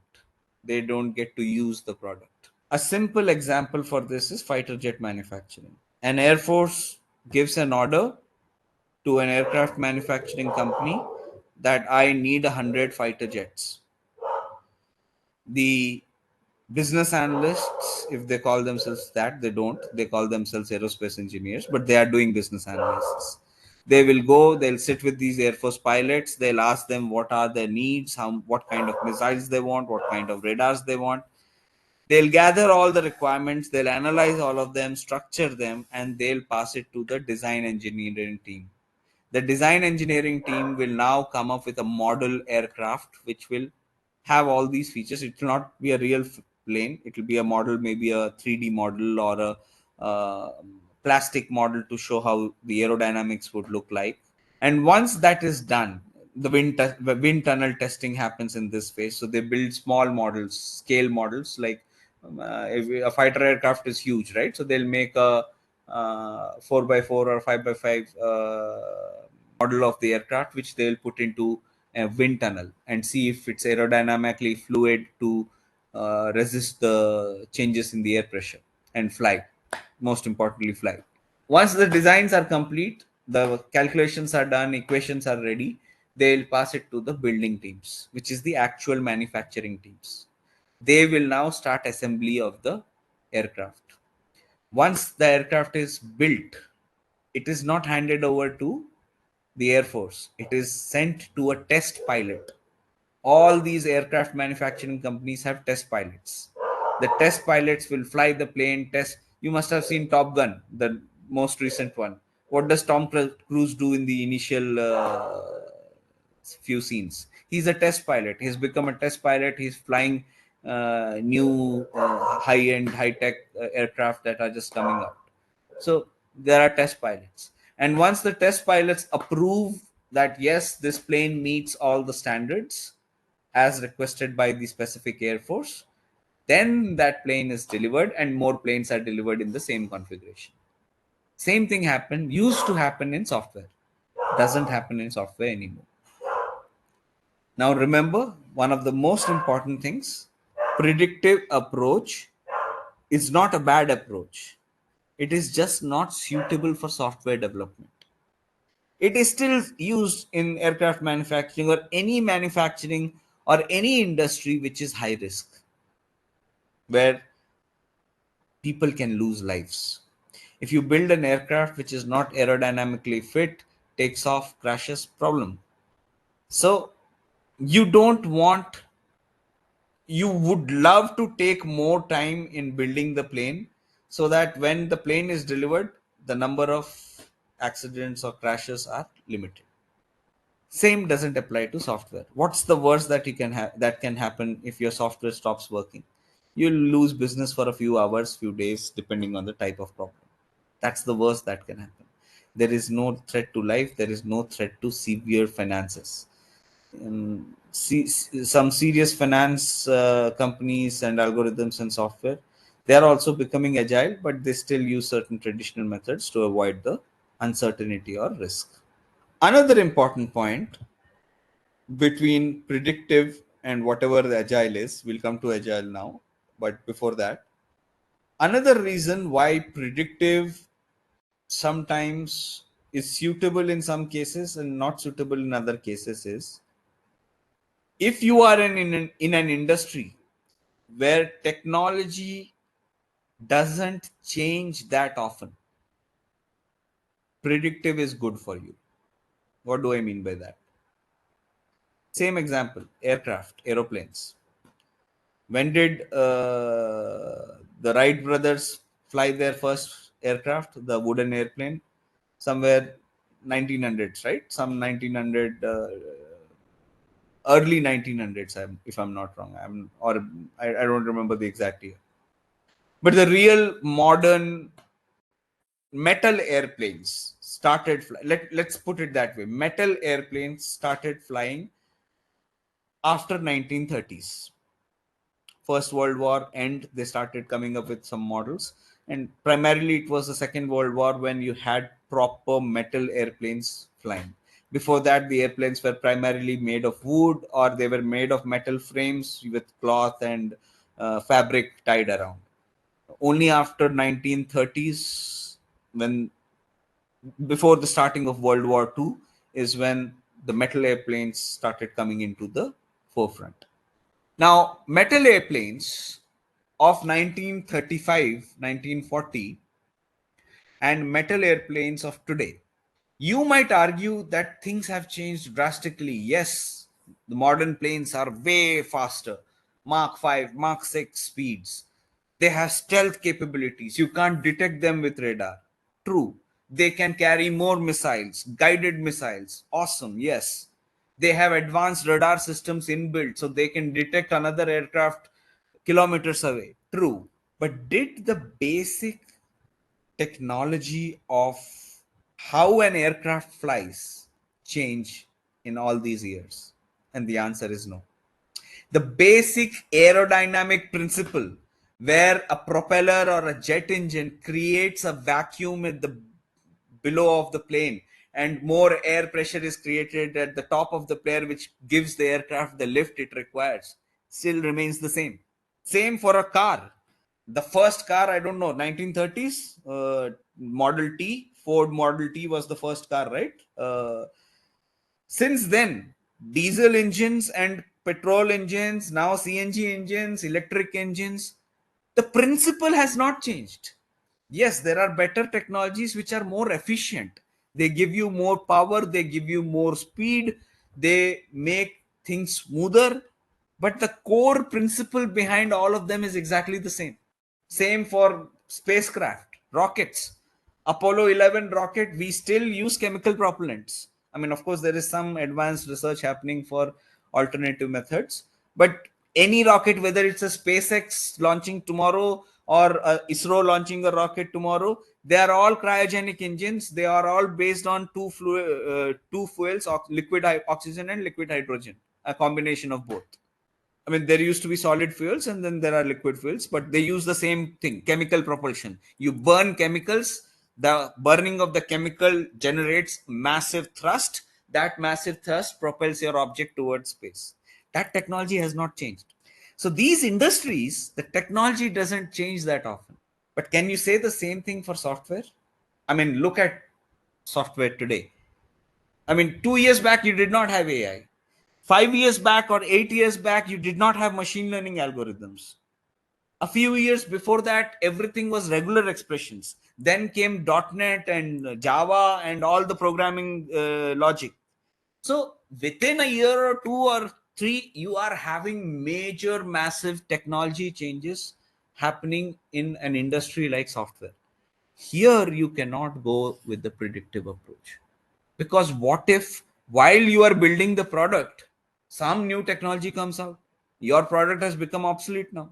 It takes 10 years to build an aircraft because everybody knows in 10 years the generation of the aircraft doesn't change. Yes, it might have a few additional advantageous technologies compared to other aircraft, but so fighter aircraft are classified on generations: first gen, second gen, third gen, fourth gen, 4.5 gen. Today there is fifth gen, and I think China has recently tested a sixth gen aircraft as well. Bottom line, it takes 10 to 12 years to move from one generation to another. Software happens in a year, in couple of months as well. You never know, someone might come up with a software which revolutionizes whole technology tomorrow morning. So you cannot use predictive where technology changes rapidly, especially in software. Why? Because you used to start analysis, design, building, suddenly AI comes in. You have to go back to analysis. Now your requirements are completely outdated. That is another reason where you can use predictive and where you can use agile or adaptive. Now let's understand, how is agile or adaptive different from predictive? Now, if you look at this image, you are seeing the same five things, right? Analyze, design, build, test, and deliver. They don't change. You still have to analyze, you still have to design, you still have to build, test, and deliver. The only difference is, instead of taking all 1,000 requirements, analyzing them first, phase one, phase two, you move them to design, finish it. Phase 3 building, send it to build. Instead of doing that, you are splitting those 1,000 requirements into smaller buckets. Let us say I split those 1,000 requirements into 5 buckets, each of 200 requirements. 200 here, 200 here, 200 here, 200 here, 200 here. Once I finish my first 200 requirements, I'm able to deliver something, right? And something is always better than nothing. Let's go back to the food delivery app. Yes, today I don't have anything. There is no application. In the next 2 months or in the next 2 weeks, you will give me an application where I can at least register and create accounts. Nothing else is possible. I can just register and create accounts. The customer can still do marketing. They can say that a new revolutionary food delivery app is coming. Please register now and you will get some bonus coupons, or you'll get something. Some advertising, some marketing can happen. They can use the product with just that limited capability. Of course, the whole food delivery thing won't happen, but at least they can use that small set of registration features and gain some traction with customers. They can gain customer acquisition, marketing, advertising. They can generate value from whatever you build in this one phase. After 2 weeks, you give 10 more requirements. You add, let's say, inventory management. You can browse through restaurants, you can browse through food menus. You can't order anything yet. Yes, it's still not an online delivery app, but I can market it to my customers saying that, look guys, those of you who have registered, now you can check your nearby restaurants and the menus they are offering, and you can go for fine dining there. So if you are planning to go out on a nice date, check out our app. You will get the menu, you will get the latest menu, updated menu, and the restaurant details on our app. Still usable, not fully functional, but usable. Then I add, let's say, the booking, actual booking of the food item, and delivery has to go together, otherwise you book and doesn't make sense, right? So you do booking and delivery, but payment options, right now you don't have the ability to do all the payment options, so you just do cash on delivery. Now a person can register, log in, check the items, select an item, select cash on delivery, book the item, they get the food item delivered. So the development model of adaptive or agile specifically is an iterative and incremental approach. The first one, traditional approach, is a phase wise approach, whereas adaptive and agile approach is an incremental and iterative approach. You keep repeating the 5 steps: analyze, design, build, test, and deliver for limited set of items, and you keep doing it again and again and again, and you keep delivering items in an incremental manner. Today you give five, a week from now you'll give five more after that, five more after that, so on and so forth, until you finish all 1,000 requirements. And that's when you can say that yes, we are done. It's showing real waterfalls. The reason we call it waterfall is it happens again. Software people are crazy that way. They don't like. They want to be different, so they created their own visualization, and they gave a new name to it. We don't want to call it predictive, so we will arrange it in a way where it looks like it's a waterfall, and we'll call it a waterfall model. So they gave a new name. End of the day, it's the same thing. The five aspects of predictive and adaptive that we talked about. Yes, they added requirements, design, development. I mean, the naming conventions can slightly vary, but it's essentially the same thing. And it's called waterfall. Why? Because when arranged like this, it looks like a waterfall. Now remember, adaptive is not equal to agile. Agile is one of the methodologies that fall under adaptive. There are many more methodologies that used to be in play at some point or the other. V model is one such. There is something called spiral. Now, what happened? People had the traditional waterfall approach, but they realized that technology is changing fast, the risk is less, and the customers want to see the product early. They can't wait for 5 years to see their own product. So they started innovating, they started coming up with new ways of doing development, and that led to all these different models. We will not go through all of them because none of them are going to be used anywhere today. They're all obsolete. It's just theory knowledge now. I mean, if someone wants to take an exam, maybe they'll ask you what is V model, spiral, and all these different adaptive models. But the thing is, nobody uses them anymore because all these individual different models had certain good things in them, certain negatives in them, and all the good things were taken from all these places, refined, and they were now finalized as under one big umbrella as agile. So V module has its own shortcomings. Spiral has its own shortcomings. So there are different models. All of them have their own shortcomings every now and then. And the smart guys, they took the best out of everything and came up with what we know today as agile. So we'll only focus on agile. Going forward, we won't discuss anything about waterfall anymore, but you needed to know, to understand agile, you have to know what is the other approach, the predictive approach or waterfall approach. And the reason we are discussing this as part of planning and monitoring is, guys, usually you have to figure out which approach is suitable for your project. But realistically, that's theoretically, realistically, it would be chosen for you. You don't have a choice as a business analyst unless you have your own consultancy and you're doing private consultancy. But if you work for an organization, it's usually the organization which has already decided which approach it wants to follow for its software development. If they decide for some reason to go with predictive, I have not yet met any. I interviewed one company some 5 6 years back, where the interviewer literally bluntly told me that, look, we don't do agile at our company, we are a purely waterfall company, are you comfortable with that? And my straightforward answer to that was, sorry, I know all the theory, I've never worked in waterfall, so if you expect me, I know I can do it, I'm willing to do it, but I'm more proficient in agile, which was a polite way of saying, sorry, let's end this interview as soon as possible.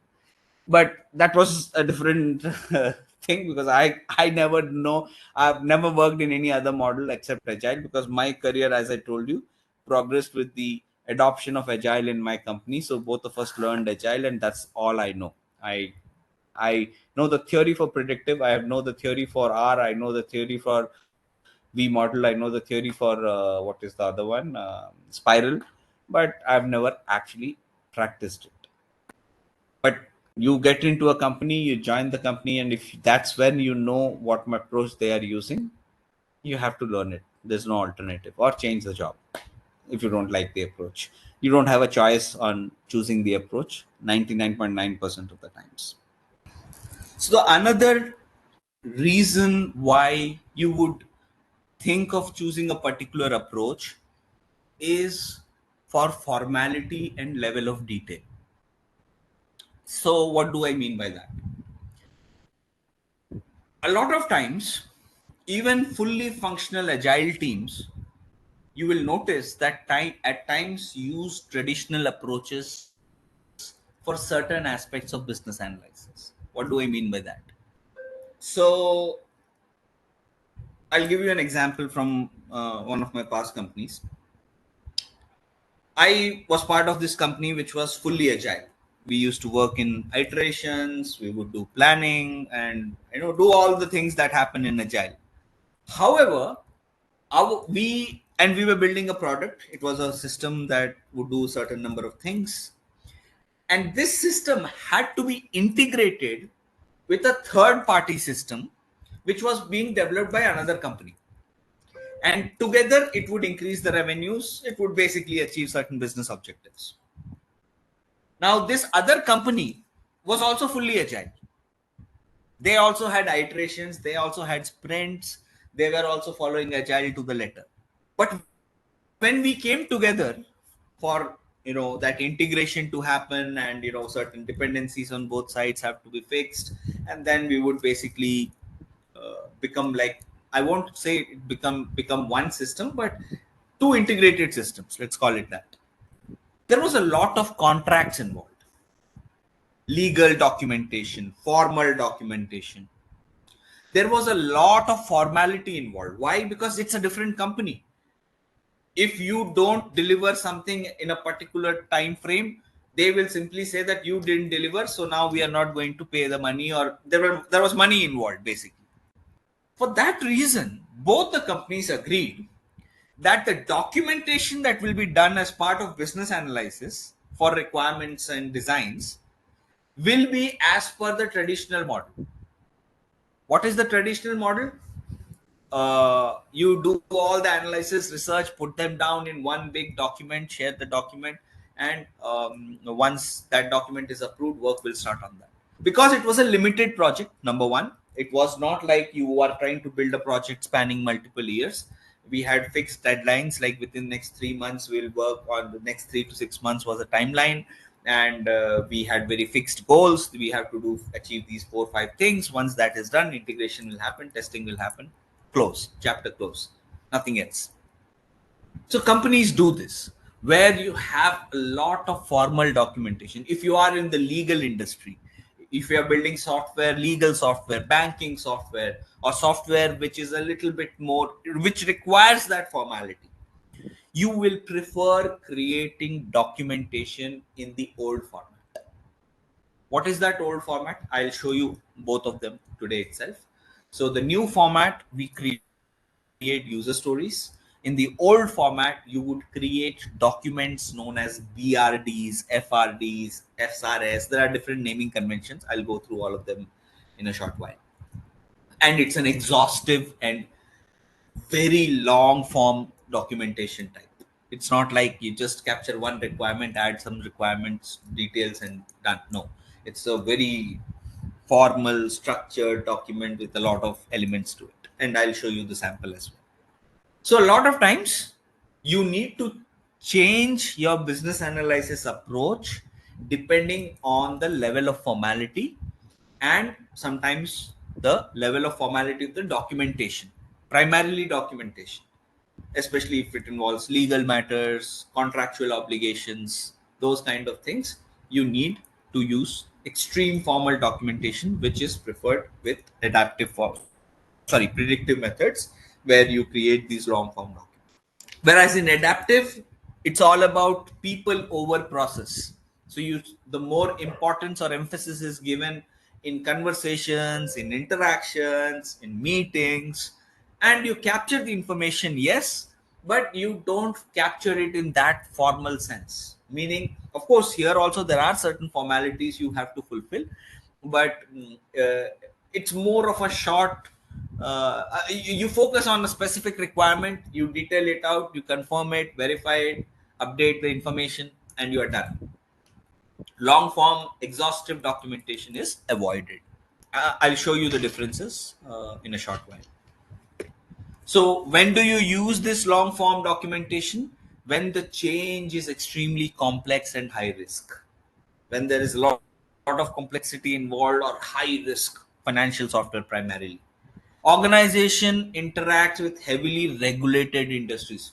If you are building the software for pharma industry, drug testing, and I have been in products, my products didn't directly deal with drug testing, but we did offer services to drug testing domain as well, and we've seen it. You need long form documentation because there are heavily regulated industries. Any one mistake, government will come down on you heavily. Contracts, agreements require formality. I just gave you an example of that. The other points, not so much. Stakeholders are geographically distributed. Yes, traditionally it was thought that if people are distributed all over the world, you can't trust them to do their work. So you need to basically have detailed documentation, formal documentation. Resources are outsourced. This happens even till date. If you are especially working in companies like TCS, Infosys, Wipro, you will still be expected to create those long form BRDs and FRDs and SRS. Why? Because the company which is giving you the contract is outsourcing its work to a company like TCS or Wipro. They're not building products for themselves. They are basically giving the work to someone else to do. They don't have that trust factor. So they want everything in long form documentation. It still happens. Staff turnover is high or team members may be inexperienced. Again, trust factor. People are leaving the company every now and then. So your team is very raw, very untrained, very new set of people. Every now and then the people are new. So you cannot have, you lack the trust that they will get the job done. So you require really hard documentation so that nothing goes wrong. Formal sign off happens in both cases, to be honest. Just like geographical location is not a matter anymore, because these days we have good tools of communication. So irrespective, my current team is completely geographically distributed. I'm the BA, I'm situated in India. My development team sits in India, my QA team sits in India, some QA sit in India, some QA sit in Eastern Europe. My business teams are in US. My most of my management is in US. So it's a geographically distributed set of stakeholders we manage. Why? Because we have these wonderful tools to work with. Teams, Microsoft Teams, the one that we are using. What is this one? WebEx, all these tools. And requirements have to be maintained for long term or handed over for use on future initiatives. So long term maintenance you can still do, even if you are using agile and user stories and tools like Jira. You can use it for long term. You can maintain them for long term use. But let's say I have to hand over the requirements, I can't keep them with me. The only way to do that is create a document, hand over the document, and be done with it. So there are certain considerations where traditional formal level of documentation approaches are used. Even though the teams are fully agile, they work in an agile environment, certain aspects of business analysis are still traditional in the way, meaning they follow the practices followed in waterfall. Now let's take a quick look at some key differences. In predictive, the complete solution is defined before implementation to maximize control and minimize risk. Everything is broken down, detailed out, ironed out. All the solution details are finalized before you actually start any work on implementing it. Adaptive works in iterations. You only focus on a small piece of work. Once that is done, then you pick the next set of work, you refine it, so on and so forth. Formality, there are standardized templates in predictive approach. I will share one such template and I'll explain the details of it as well. Information is gathered through team interaction and feedback. You have meetings after meetings after meetings. Agile means meetings. They're called as ceremonies in Agile. Again, a fancy term, but they're just meetings. You meet with your stakeholders almost every day. All the stakeholders meet together at least once every day. Then there are specific meetings with specific set of stakeholders at different times in a week. Constant meeting, constant feedback, and whatever information is gathered, you document that in tools like Jira or Confluence, which we will also see later. Activities required to complete deliverables are first identified and then divided into tasks. What does that mean?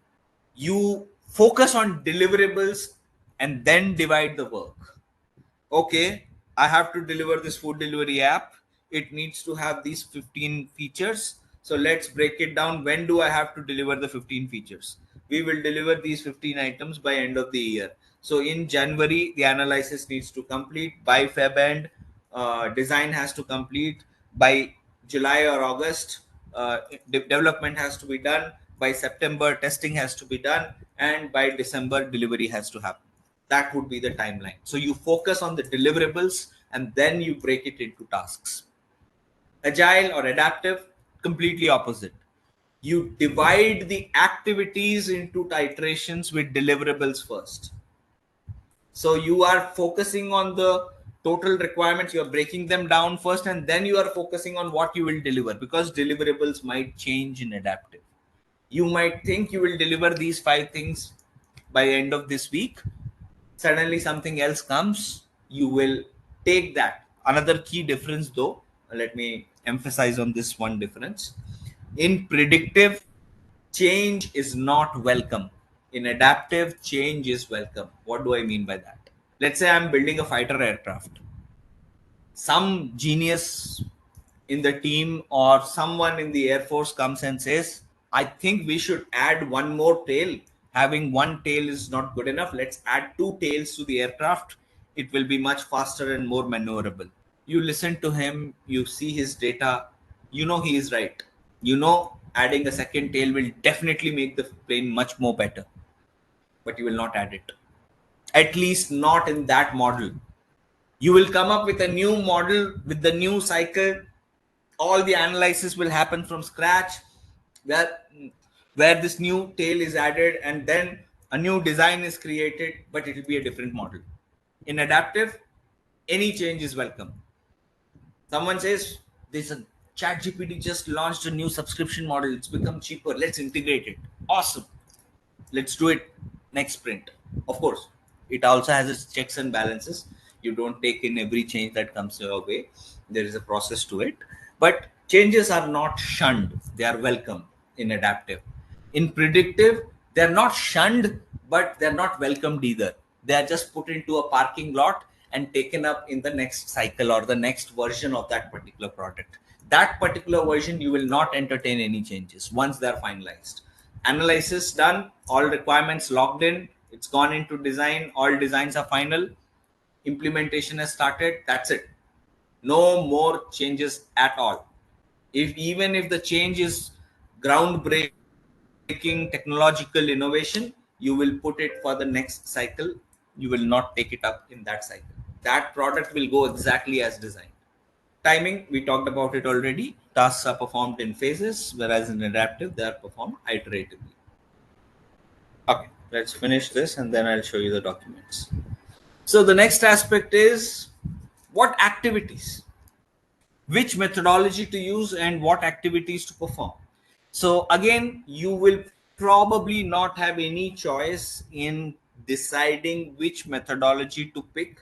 Even if you know that your company is adaptive, will it use agile, will it use spiral? Ideally, you don't have control over it. But let me be very frank, most of the companies either use agile or they use waterfall. Everything in between is squeezed in here and there, but nobody announces that we are using spiral or v model in our development. They don't. Most of the times it's either agile or waterfall, but who knows, there might be a company still which prefers to use some other methodology, but you still don't have any control. If you are into it, you'll have to learn it on the job and work it out. Identify the activities that you have to perform, whichever approach you choose, whichever methodology you choose, that you have to do. Divide the work into iterations. If you are in agile, break it down into each iteration. How do you break it down into iterations? We will talk more about it later. There is something called prioritization, and there are certain techniques known as prioritization techniques, and you'll understand how business analysts break down. Let's say I have 1,000 requirements. Which items do I pick up for iteration 1? Which items out of 1,000 will be iteration 2, iteration 3? There has to be a mechanism for it, right? So there are these techniques known as prioritization techniques. We will go through them and you will understand how business analysts break down work into iterations, but we will do that in a later session. Also, timing of business analysis activities will be affected by resources, priority, urgency, concurrent initiatives, or contract terms or regulatory deadlines. So, again, you will not have absolute control on resources or priority or urgency or any parallel initiatives happening or any contract terms or regulatory deadlines. You have to adapt yourself. That's the whole key to agile. Be agile, be adaptive, be flexible, and accommodate the project work according to these particular categories. Whatever time framing that you do has to take into account these aspects. And of course, complexity and risk, we already spoke about it. So they always decide how your business analysis work will be impacted. High risk, high complexity takes more efforts, more time, more money, more resources. Low risk, low complexity are quick wins. So we'll go through some prioritization techniques where we will see the same parameters again, as I mentioned in a later session. So these are the factors that impact complexity. So what is complexity? Let me first address that question. Rest everything I think are pretty straightforward, but you have to understand the meaning of complexity in terms of software development. Complexity is not about time. Let's say there is a particular requirement. Developing that requirement will take a certain amount of time depending on who is working on it. If you give that requirement to a senior developer, someone who has 15 years of experience, probably that person will finish that work and deliver it in one day. You give the same work to some trainee developer who has just joined the company after university. That person will probably take a month to finish that one single requirement. Time is subjective, it depends on the experience of the person. But complexity is different. Complexity means what are the various things you have to factor in to achieve a particular requirement. Of course, technical things that you have to analyze. So the developers decide the complexity, and it is totally unrelated to time. People decide complexity based on the technologies used, the logic that you have to build, the activities that you might have to perform in order to build that particular requirement. There are various factors. It's not something which the BAs decide. We leave this to the developers to come up with the complexity of work involved. How do you denote complexity? So we denote it using a scale, an imaginary scale known as the story point. We call it story points in Agile, where you assign a number to every story or every requirement, denoting its complexity. And mostly software companies use the Fibonacci series. Why? Don't ask me why. I also never tried to Google this. You should, if you are interested. So, what is Fibonacci series? 1, 2, 3, 5, 8, 13, 21, so on and so forth. So the Fibonacci series is an infinite series in mathematics. Those of you who have mathematics background would know what infinite series are. There are many infinite series, Euler series, this series, that series, whatnot. So Fibonacci series is one such series which doesn't have an end. And how does it work? So the every next digit in the series is a summation of the current and its previous. So if you see the next digit after, so 1 is 1. So 1 plus 1, there is nothing before. So 1 is 1. Next is 2. Up to here, it's okay. But the next digit in the line is 1 plus 2. The next digit in the line is 3 plus 2. The next digit in the line is 8 plus 5. So on and so forth. It continues infinitely. Why software teams use this particular notation? I don't know. Google it. Someone might have decided that the word Fibonacci sounds good or the series is interesting. So let's use it as an imaginary scale. Why do I call it as an imaginary scale? If you have gone to the dentist or any doctor for a pain related issue, especially kids, I know they don't ask these questions to adults, but at least kids, they ask this question. um, on a scale of 1 to 10, how much pain do you think you are in right now? Why do they ask that question? Because there is no scale, there is no machine, there is no meter to measure pain. It's a subjective matter. So they ask you to give a number on a scale of 1 to 10. You probably get an Excel sheet after our sessions. How do you think the trainer communicated in his sessions? Now, communication also is subjective. For some of you guys, I might be pacing it perfectly well. For some of you, probably I'm too fast. For some of you, I'm probably too slow. So again, it becomes a subjective matter. So the point is, you need imaginary scales to measure subjective parameters, and complexity is a subjective parameter. There is no scale, there is no meter, there is no machine to measure complexity of work involved in developing a particular requirement. Hence, need of a imaginary scale.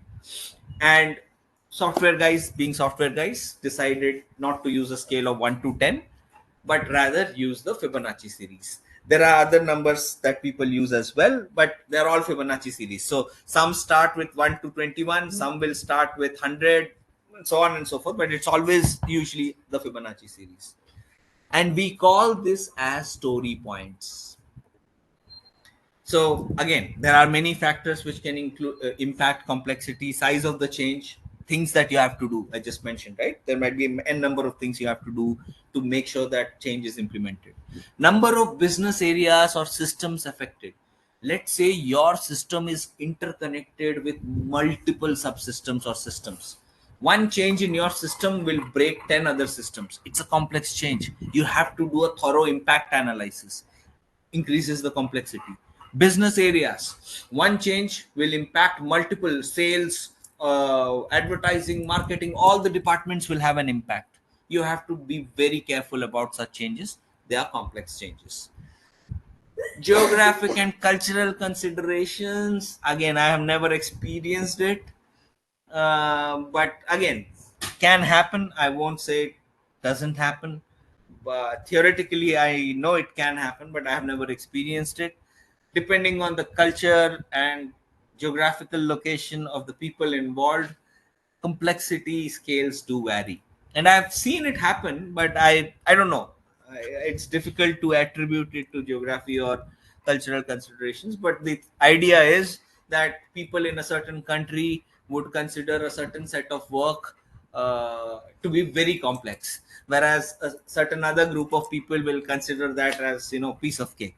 Not because they have more knowledge or anything, it's just a culture. Let me give you an example. Go to the United States and ask anyone who works, let's say in the corporate world, if they ever do overtime without being paid for it. What I mean by it is, your manager will come to you and says, we have to meet these targets today, so please stay back for 3 hours after work. That happens only in India. So the manager, when asked about complexity, an Indian manager will simply say, yes, it's not at all complex, we'll deliver it in 5 days. The American manager, because of his or her cultural considerations, will give you a time frame where he will not do any overtime, because they will work 9 to 5. US, Europe, that's how the work environment is. Well, in India as well. I'm not saying in India all companies are like that, but I've been in companies where that used to happen, where on a Sunday, on a weekend, you get a call in the morning, the boss says you have to come to office because some targets are still not met, and you run to the office. That doesn't happen in Europe, that doesn't happen in United States. It doesn't happen in many good companies in India. My current company, in fact, scolds me if I do an hour of overtime. My bosses tell me you are not supposed to work apart from your work hours. So that is changing in India as well. But that's one of the cultural considerations. Technological complexity. Certain technologies are complex. If you are changing stuff with heavy dose of machine learning algorithms, it requires a lot of complexity. It involves a lot of complexity. So that becomes part of it. And any other risks that can impede can also increase the complexity. Again, this could be circumstantial. You will have to figure that out based on your surrounding circumstances. Similarly, once now that we have covered complexity, you also have to cover risk. There are many risks. Your very level of experience itself is a risk. That's why if you are someone who is just joining the organization as a new BA with no prior experience, you will probably be not given too many responsibilities. But once you reach a level, senior BA, spent years working on it, everything would be offloaded to you. You not only do the requirements part, you also manage teams at times, you also ensure people are reporting certain stuff on time. You have to be proactive to get those additional responsibilities. Only then people notice that yes, this person is dependable, and that's when they give you those extra. It's just not the number of years you have, it's the kind of work you do that matters. But experience level of business analyst can be a risk item as well. If you have very less experienced BAs in a project which is very complex or has serious business impact, that itself is a risk. Domain knowledge held by the business analyst. So let me talk about this point slightly. So there are two types of business analysts in the world. There are business analysts who are domain business analysts, and there are business analysts who are domain agnostic business analysts. Who are the domain business analysts? They are the business analysts who have spent a certain number of years working only in a specific domain. For example, me. Most of my career is in publishing slash content solutions. I have not, I briefly worked in AI and chatbots, but it wasn't significant enough. Most of my career has been spent on content solutions. If I, with around what, 12 plus years of experience now, apply to a job for any BA role, junior, senior, doesn't matter. Even if I'm willing to take a less salary, which doesn't work out anyways, I mean, then they'll think, why is this person willing to reduce his salary? And that means this guy has some problems. Let's not give him the job. That's a different discussion. But let's say, even if I apply to a role where every other parameter matches my skill set, but the company is building banking software, they will not even give me a phone call. They will reject my resume just by looking at its specifics. If I apply in travel, logistics, pharma, rejected. The only two domains where I can actually claim expertise is content solutions and healthcare, because for the last 4.5 years I've been in healthcare. Bottom line, domain knowledge matters in certain industries. But then what do the other kind of business analysts do? They are by definition domain agnostic. They openly claim that I'm not a master of any domain.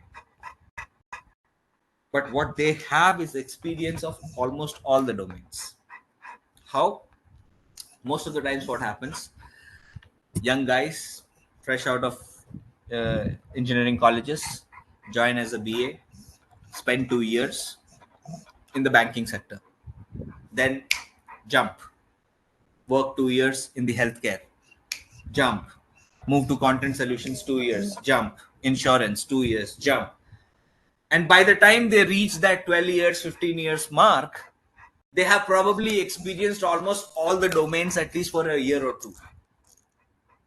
And when they apply for these jobs, well, there is a consideration. Now it depends on the level of domain expertise these jobs are looking for. Sometimes they get lucky, because the way these two BAs are differentiated is, the domain agnostic one does not have specialization in any one domain, but knows the basics of every domain, so they can get the deep information from domain subject matter experts. That is the expectation of the interviewer. Whereas when it comes to domain subject matter experts, they are domain experts in that domain. They are the pinnacle, they will be given the first preference. Any other domain, not so much, because they have not even experienced it for even a month or two. 6 months experience is also not there, so the interviewers don't take a chance. Now the choice is yours. Both paths are open to you. Either you spend 2 years, jump, 2 years, jump, 2 years, jump, or you like stability, you like peace, you like a little bit of peace of mind, where you know the subject, you can operate easily. You pick a domain and you stick with that domain, especially domains which are slightly more complex, like banking, finance. So there's a term for it, BFSI acronym, banking, finance, sales, and insurance. If you are in these domains specifically, domain experience is highly coveted. Job descriptions will explicitly mention we only need BAs with domain experience for these four. For others, you can be a general business analyst, you can move around, gain experience, work around in other companies. But for these four domains, 99% of the times, I have not seen a single job description so far where they don't explicitly mention that experience is mandatory, at least for the big companies. I don't know about startups. Level of experience of stakeholders. Now, your experience might be really good. You might have really great domain knowledge, but the people that you are interacting might not have enough experience. Maybe you have a raw team of developers, just freshers hired out of a college. They haven't developed any product yet. Your testers are completely new. They don't know what the system is all about. Your business stakeholders might be good at their business, but they're not good at communicating what they do to you. These are challenges you will explain, experience, and they are risks you have to highlight if you encounter it. Then attitude, again a big problem. See, a business analyst is I love to call a business analysts are like the diplomats of the world. When countries engage with each other, they send their diplomats first. The diplomats are the first line of people who establish relationships. Same with BAs. And just like a diplomat, you have to take into account stakeholder attitudes. Some guys don't like business analysts. It's a reality. They think these, why do I need a business analyst? It's my requirement. That's the developer. I can directly talk to the person. Why do I need to talk to this person? Highlight it in your own circles, management, wherever, if you are facing such kind of resistance. Personal attitudes about business analysis. Amount of time allocated by stakeholders to BAs. You need 1 hour time from a senior manager of operations to understand what operations are happening. That person is always busy.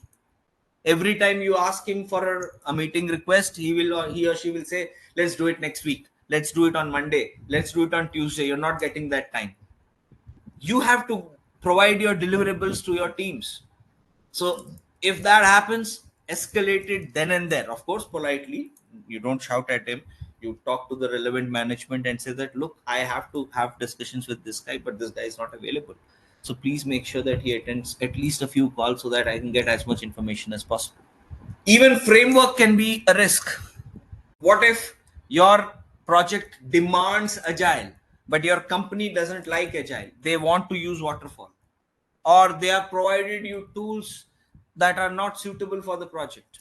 You will suffer. The project will suffer. Organization policies, practices, they're all things that will impact. And of course, cultural norms of the organization. I'm sure you understand what that means. Toxic work culture, too much stringent, lack of transparency, you cannot talk to people directly. These kind of things are restrictive to a good business analysis journey.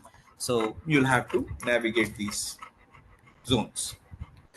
And finally, irrespective of which approach you use, whether it's adaptive or predictive, you have to ensure that you have acceptance. They have to be, there is one word you always have to remember, guys, and that one word is consensus. You cannot do anything in any development process without achieving consensus as a business analyst.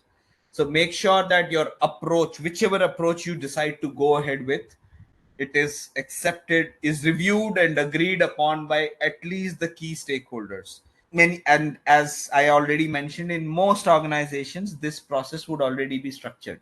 You probably don't even have to do any of these things. They would already have these agile or waterfall methods in place. You just have to ensure that you are following the rules as set by the organization. If not, you have to ensure acceptance comes first. There are some guidelines and tools you have to take into account.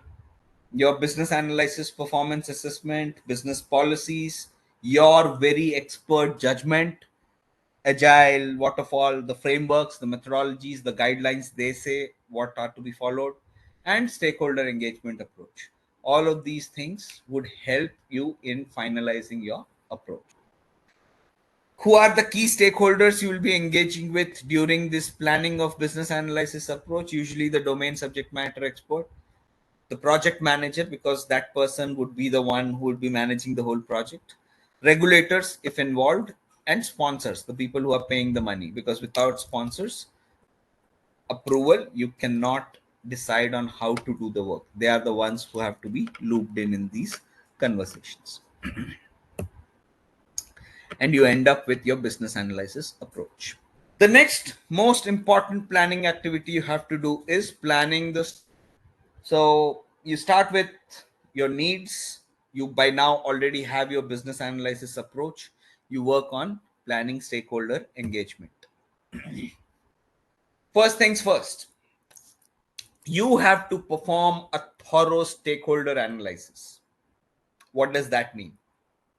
Whoever is going to be directly or indirectly impacted by the change you are trying to bring or can impact the change, you have to identify them, make a list of them.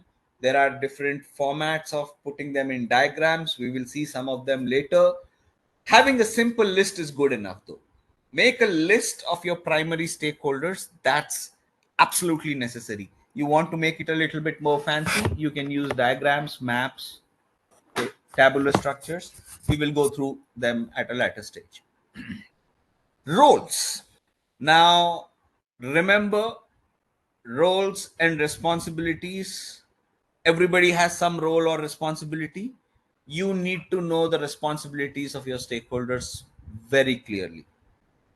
If you don't, or if you misjudge the role, or you don't know the role of a particular stakeholder, your conversations might go into different directions. So make sure what role does a particular stakeholder play in a particular setup. Now, the first two, the list of stakeholders and roles, are actually documentable aspects, meaning when you come up with a list of stakeholders and their respective roles, you can actually document them. You can put them in some document form and post it in a place where everybody has access to it. So anybody who comes to the project, who just is going through the project, knows who's who in this particular project. These two are absolutely essential and have to be documented. There is a third analysis you have to do, and this is the best part. You can't document it. It's about your stakeholders' personalities, behaviors, and actions. You can't document it. Let's say there is a stakeholder who you know has a serious ego problem, or there is a stakeholder you know talks a lot but knows nothing about the topic. Whenever you ask a question, they'll give you all kinds of justification, but then they don't have any facts. Or someone who simply doesn't like the whole concept of business analysis. Things like that you can't document anywhere. The moment you document it, it's done. Your job is at risk now. But you have to perform that analysis. The best way, or at least I will not say the best way, I'll talk about two ways that I always use. Now, I'm sure not all of you would be drinkers, meaning you don't drink alcohol. Alcohol is a good way to loosen up people. So if you do drink alcohol, if you join a team for the first time, identify the guys or girls in the group who drink. Take them out for a small party. Just say that this is just a get to know each other party. Don't get drunk yourself. But let the booze flow, let the beer flow, and figure out the dynamics, attitudes. But before you do that, do the analysis. You should know who you are going to ask about. Don't be very overt. Again, it's a very tactful thing, guys. Don't do it if you're not confident enough. It works for me. I can manage it. Will it be working for you? I can't guarantee. One way to do is that. Let's say you're not a drinker. You don't drink alcohol. Awesome. That's the second best way. In the middle of work, sit with some team members, just have a chit chat. Again, this gossip is, don't take these things negatively. Of course, these two suggestions can be taken negatively and used for negative purposes, but you have to use it for the right purpose, and that is knowing your stakeholder. Have a small conversation, chit chat. Okay, so what do you think? He's the team lead. Okay. So I'm just new to the team. I'm just trying to know. So how does it work here? Like, can you tell a little bit? And people will share. Don't impose. Don't try to be inquisitive, but tactfully get information out as soon as possible once you enter the team. The reason is, knowing your stakeholders sooner helps you in evolving your work practices with them and building stronger relationships. Don't be imposing. If you are like, don't set up an inquiry commission. That's the bottom line. Otherwise, they will think this guy is trying to, he just joined the company and he's asking these kind of questions. That will blow up on your face. Be tactful, just casual, friendly. So first establish a friendly relationship, have a chit chat. What about your kids? Where do they study? Oh, you stay here, which area? Oh, which society? Awesome, nice. Have a nice chit chat and slowly slide in. Okay. What about this guy? Where does he stay? Do you know about him? He's so and so. So he's the product owner, right, for this project? Yeah. What do you think? Like, does he? Is he an awesome product owner? And that's it. Stop there. Let them speak. And you do this politely, subtly, with people you think you can. Again, you have to choose your people wisely. There are some people who will get offended by these kind of questions. Before you even start questioning or asking these kind of questions, be very careful who you are targeting. You have to find those guys who are open, transparent, talk a lot, who are, you know, you have to make friends first and then get this information out. Is this wrong? No. As long as you are using it for the right purpose, to understand your stakeholders' behaviors. That's it. If you use it for any other purpose, that's your karma and you would be responsible for whatever consequences that come after. Use it for the best purpose, benefit of the project, understanding the project, and working towards it. Usually, people will automatically share. You don't have to spend too much extra time. The beer thing works, especially if information is not forthcoming. People are not, if the work culture is such that people are not sharing information that often, take them out. They will open up. You don't even have to drink beer. Order pizzas and have a good conversation. People open up. Now, what are the things you will ask? Now, you're not going to ask if that person has is married, not married, has kids, doesn't have kids. Nothing personal. Don't even think of talking anything about personal stuff. Talk about business goals, objectives of the initiative, and what a particular stakeholder thinks about it. And you only ask this question if you have any doubt. Otherwise, everything is clear. You know the person is very much interested. Why will you even ask that question?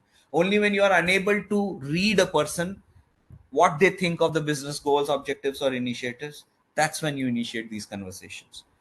The whole concept of business analysis, only if you encounter resistance, only if you encounter negative attitudes. Business analyst, why do we need one? I can do this myself, I've been doing this so far. Those kind of statements, if you hear, if you sense, only then you try to dig a little bit deeper. If everything is hunky dory and all information is flowing, don't even think of being the gossip monger. Level of interest in the change. A lot of times people are aligned with business goals, objectives, initiatives, but they don't like a specific change. They like a particular change more than the other, but for some reason or the other change has been prioritized. Figuring that out requires open conversations. The sponsor, who is paying for it, and what are your various stakeholders' views on the person who is paying for it. End of the day, it's your job to maintain that balance in the team, the harmony in the team. And if the one who is paying for that person, everybody has negative feelings, or that person has negative feelings about the project, your project is doomed from start. So you need to assess that at the onset. Your own team members, again, nothing wrong in it. And this is IABA, by the way. It's not Pawan talking about stuff. This is what IABA tells you to do. Figure out your team members, who is good at what, who is not good at what. First meetings are always pleasant, but dig deeper, talk. Some people are good at taking shortcuts. Some people prefer not following the processes. Know those types, know them well, because when it gets serious project stuff, these things matter. And always be collaborative and team based. In fact, I've always had this policy and it has always worked for me. If something positive happens, give the credit to the team publicly. If someone appreciates you personally on an email, CC your whole team and give the credit to the team. Thank you a lot. Thanks a lot for saying such kind words. I really appreciate the feedback. However, I must also let you know that this credit goes to the whole team. The whole team made sure this was possible. Kudos to the team. Smiley face, smiley face. Send out to everybody. Your team will become more collaborative with you. If something goes wrong and someone sends a mail to you saying that this is messed up, take responsibility then and there. Don't blame it on the team. Good things, credit to the team. Bad things, take responsibility. Of course, you will take a class with the people who made mistakes later. That's different. But in front of that person who is highlighting those mistakes, say, I'm really sorry it's happened. As a BA, I take full responsibility of this, but mention the word as a BA, huh? Because it might be that something was done by the developer. You are not responsible for developing development errors. So use the words carefully. Say that as a BA, I feel I am responsible and I take full responsibility. I will personally go and check what went wrong and do a root cause analysis and get back to you. Give a timeline. That person is pacified. The team is not negatively affected in public. The team morale and collaboration is maintained. Always do this, guys. Figure out who has decision making authority. Sometimes it's obvious, sometimes it's clear. There is a role, there is a senior manager, that person is the one who makes decisions, you know it, awesome. Sometimes it's not so clear. Level of power or influence is important. The person might not be a senior manager but might have a lot of influence with the vice president or the CEO. You have to take those people seriously. You have to figure out those influence structures or back channels that are there, that exist in every corporate organization. If you don't, you will mess up and things will figure out who has the ear of the people in charge. It's extremely important. And don't offend them, that goes without saying. And take them into confidence, build good relationships with them, and set up schedules. Define collaboration by setting up engagement schedules. Timing, frequency, location, tools, delivery methods, preferences of the stakeholders themselves. Always give preference to the stakeholder preferences. There will be some stakeholders who, I'll give you my example. I work India time. My official work timings is 10 a.m. to 6 p.m. I mean, there's no such hard and fast rule, but it's morning hours. You just have to finish 8 hours. But most of my business stakeholders are based in US. They are not available until 6 p.m. India time. What do I do? Should I say that no, my work hours, I'll not work beyond my work hours? I can say that, but I don't. So I went to my boss, my manager. I told him, look, most of my stakeholders are late. They come after 6 p.m. Most of our meetings and my own meetings with them, they are, late night meetings. So will it be okay with you if I join late? My manager understood. He is a cool guy. So he said, yes, go ahead. I joined my work. My work day starts after 1 p.m. I start my work day at 1 p.m., end up at 9:30, wrap up, end of day. Figure out what your stakeholder preferences are. Don't impose your preferences over stakeholder preferences. Same setup. My development team is based in India. They are also my stakeholders. And there are some leads who don't want to work extra, or rather, don't want to work late night, because their job is development. They don't have to deal with the business customers. So they come in around 10 a.m., 11 a.m., and they want to log off by 8 p.m. I make sure if I have any meetings with them, or if I have to set any meetings where they are also needed, I don't go beyond 9 p.m. But if it's only me and the business guys, then 10:30, 11 is also fine. So take give preference to stakeholders, because that gives the impression that yes, this guy is thinking about us, and that's the most important thing. Communication needs extremely important. Be very clear what you are going to communicate. Don't go unprepared, otherwise it might become a lot of mess. What's the delivery method? Do you want to send something in writing, verbal? I'd say go for both. Have a meeting first, send out a written communication later, ensuring that you have both those things documented.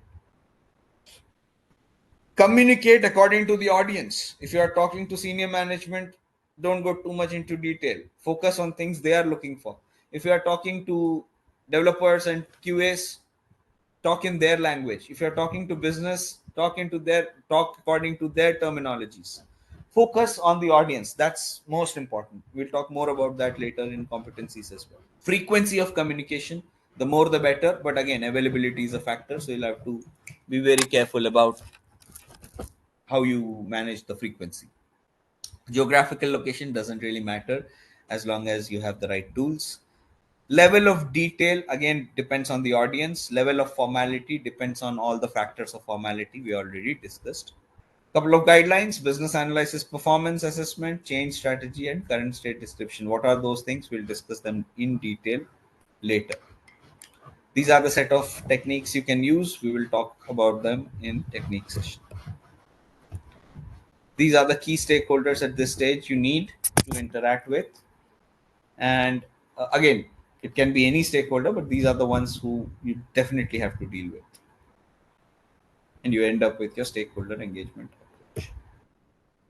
Remember, being a business analyst means you have to have good political acumen.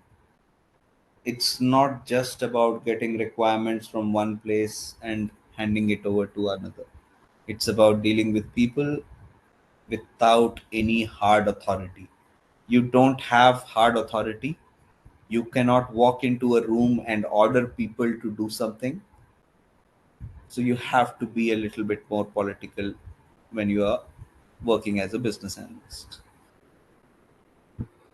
Okay, so let me just quickly summarize. So the whole point of business analysis governance is to basically set up processes, set up mechanisms, and assign people to specific roles within the project, especially for certain activities like decision making, prioritization, so on and so forth. So many decisions will be made during the whole process, and someone has to be there to be able to make these decisions. We should also have a change control process. Now, what is a change control process? Basically, it's a mechanism where you can actually monitor any incoming changes. Because when we are working in an agile environment, it is a fact that changes will come and changes will be welcomed. So there can be many changes that can come at any stage. The QS identifies a new thing needs to be developed, or thing needs to be modified to get better efficiency. Maybe the developer will suggest adding this new technology will make the system much faster, or the business themselves comes and says that, yes, we had agreed on these 5 things, but now we have a different need, so please change these last 2 items. Can happen, and happens very often. So in such cases, it's extremely important that we have a change control process or a change control mechanism. So how does this mechanism work? Someone comes, anybody can propose a change, as I said. So anyone can come up with an idea saying that, look, we should change this in so and so way. When that proposal is made, there has to be a mechanism to document it immediately. You might not take action immediately on that particular request, but you need to have that request documented. Yeah. So you need to do a thorough analysis, uh, wherein you basically understand the impact of that particular change. Without knowing what impact a change can have on your existing system, you cannot take the decision of whether you implement the change or not. So this analysis is known as impact analysis. Again, there are no specific tools or mechanisms to do this analysis. You usually create Excel sheets, PPTs to capture information. The whole idea behind this analysis is you analyze the functional aspects as well as the technical aspects of implementing a new change and what that change can do to your existing system. That's the whole idea. So it's again not a solo activity. The BA does the functional part for sure, but they also have to closely work with the technical teams, the implementation teams, to understand the technical impact of a particular change. So, for example, if I'm changing something, of course, the functionality will change in a certain way, but behind the scenes, maybe there is a change in design, maybe there is a change in contracts. A lot of technical aspects might also get impacted. Maybe there are integrated systems which work in a certain way, but you make this change, they will now stop working. So that analysis has to be done by the technical team, and the functional impact analysis is done by the BA, and the report is presented together in those prioritization calls or sessions where these decisions have to be taken. And if everything seems to be in order, the business, someone from the business is usually the one who has the authority to approve or reject changes. They then will take, based on all the information available, they'll take a decision on whether that change is a valid request or an invalid request. If it's invalid, you close the ticket with a comment. You say that we're not going to do this because it's been agreed. It's not a valid point. And if it is approved, you actually take it up and plan it in your future development, your roadmap. You add it to your roadmap, and you then let's move to things you will consider as part of your change control process. Whenever a request comes, there are four items that will definitely get impacted no matter what. Cost and time, they will be changed. So let's say you were already working on five requirements, everything was planned, you had certain resources allocated, you had certain budget allocated, and you said by this date we will deliver these five requirements. Suddenly one more new requirement comes. Now you have six requirements, and let's say that is the most important one that has to be done first. It will impact your cost, it will impact your timelines, all your planning gets impacted because of this added requirement. There's nothing wrong in it. In fact, when that happens, you have to take it as part of the process and you incorporate it with your mm, you basically redo your planning and you come up with a new plan with that new item in. You'll also have to take a look at benefits. If someone is suggesting a change, is there a real value in implementing that change? What are the benefits? If there are no benefits or if the benefits are minimal, why would you want to change all your planning and budgets and resources and deadlines for something which doesn't add any significant value? So benefit you have to consider every time a change request comes in. Risks, of course, if you are changing something midway, you probably don't have enough time to let me not use that statement. You have to get that time somehow, and you have to basically analyze everything there is with respect to the impact. So impact analysis, you have to make some time and figure out how it will be impacting anything in the current system. But along with it, you also have to do a risk analysis because there will be uncertainty. You're bringing in a new thing which might lead to certain things which you probably didn't anticipate. So the negative effects of uncertainty are risks, and you have to do a risk analysis as well along with your impact analysis. One simple risk can be I will not meet the deadlines. Let's say the business had a very hard deadline, production release should happen by so and so date, and by so and so date the product should be available to end users, but now they introduce three new things. So you have to say that, look, we are going to do these three new things, but there is definitely a risk that we will not be able to meet our initial deadline of end of the year or whatever the deadline was. That's fine, because if you are transparent and you make it out clear right at the onset, they also understand. Because if someone is introducing new changes, they do understand it takes time to implement those new changes, and they will come up with a new deadline now. Priority. This is something we'll discuss in a short while. Uh, so priority is basically which item do we pick up first. So let's say I'm doing working on 15 items, 4 or 5 new items have come up. Which ones are more important? And if I'm taking these new 5 items into my iteration, I only have a capacity to do 5 things at one point. So I have to remove 5 things from existing iteration as well. So there has to be a very detailed analysis of which requirement adds the most value. Based on that, prioritization will happen. We will look at some prioritization techniques in a short while. The way prioritization happens in most software companies. And finally, you have to come up with a course of action. What is your course of action? Like, what are you going to do? How are you going to implement the change? That plan has to be very clear and detailed out in. Let me put it this way: you have a set of 100 requirements. How do you and your team is capable of delivering only 5 items per iteration, and let's say your iteration is of 2 weeks. So every 2 weeks you can deliver 5 items. Which 5 items do you take in iteration one? Which 5 items do you pick for iteration two, three, four, and so on and so forth? How do you decide that slicing of requirements in such a way that you put them into buckets of your iterations?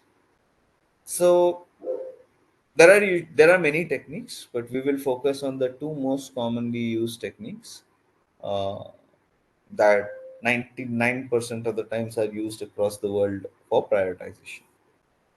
So the first technique is, let's say you have a very collaborative team, meaning your development team, your business stakeholders, everybody meets almost regularly. Let's say every day they meet for some time, and you have everything in a very structured and ordered way, and there is a lot of trust and let me not go into trust and those things, but the point is there is a lot of interaction between the implementation and the development business side.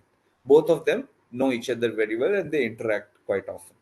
If that is a scenario, there is one way to do prioritization where both of you take inputs from both of these teams, the business stakeholders and the implementation stakeholders.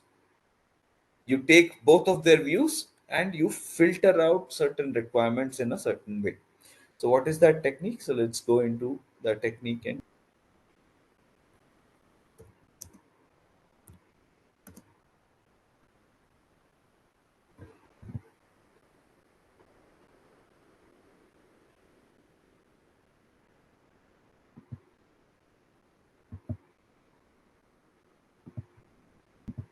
look at this particular image. So you have two axes, x axis and y axis. In this particular diagram, the y axis represents impact, x axis represents effort. You can have multiple, you can have anything else as well in these x and y axis. For example, if for your project money is a more important factor than impact, then you will make your y axis as cost. If Time is an important factor. You can put time, long time projects or things that will take higher time will be put up, as certain items. You can actually change the values of these axes with any parameter that is most important for your project. For now, we are looking at impact versus effort, but depending from project to project it might vary, and you can have any such value like cost, time, risk. uh, all of these things can be used in x or y axis. So how does this work? So in order to do this kind of prioritization, it is absolutely necessary for you to do two things. One, you should have the complete set of requirements already assembled in one place. If you don't have all the requirements assembled in one place, this uh, prioritization technique, you will not be able to utilize it to its full. So you will only be able to do it on a partial level, and it will not be that helpful. So you need to have, I'm not saying 100%, but maximum. Let's say 80% of all your requirements are already in place. Only 20% you will figure out later. You are good to go with this particular prioritization. So let's say I have these 100 requirements. I'll put each of these requirements on a post-it, and I'll put that on a wall. I'll now call the development team stakeholders, and I'll pick up post-it number one. I'll say that, look, you guys tell me what is the efforts in getting this requirement implemented. They will either say it's something you can do easily, or it's something that is very complex. There can only be two answers. They are binary questions.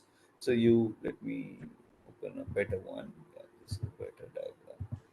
I don't like the color schema of this one.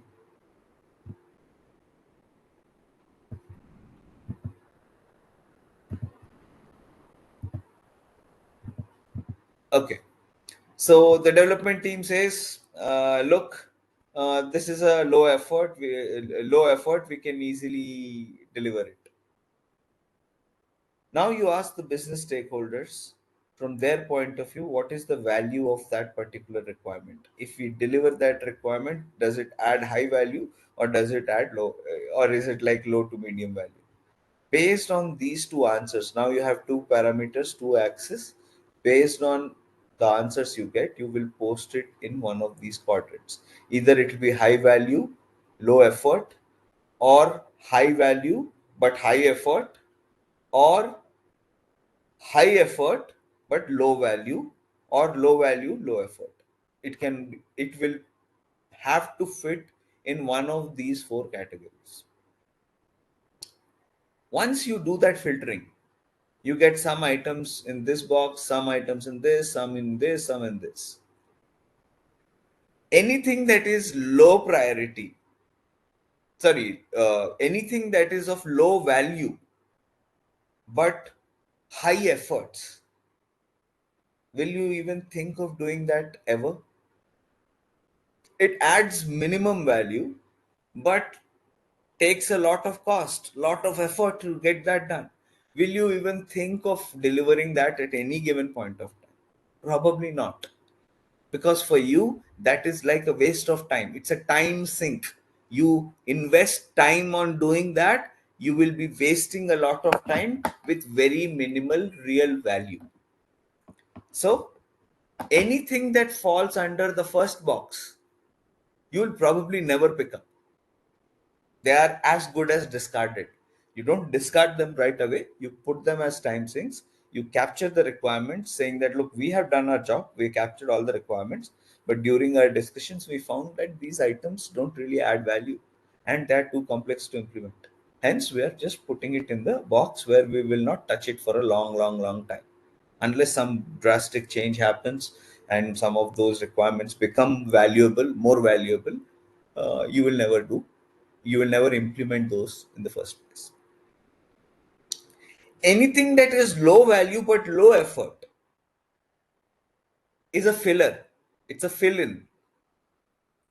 Meaning, when you have completed everything else that is important, and now you have nothing to work on, your team is sitting idle. Instead of making them sit idly, you will ask them to pick some items from this box. Because one, it doesn't take too much time, it will keep people engaged. And because it doesn't add any high value, high or medium value, it's very low value in terms of its uh, value. You will basically leave it for the future, like as a fill-in. When everything else is done, nothing is left, is there is nothing left to do, you will pick items from this box. So that leaves us with two boxes, and these are the two boxes you will spend most of your time working on. What are those two boxes? High value, low effort. That's a quick win.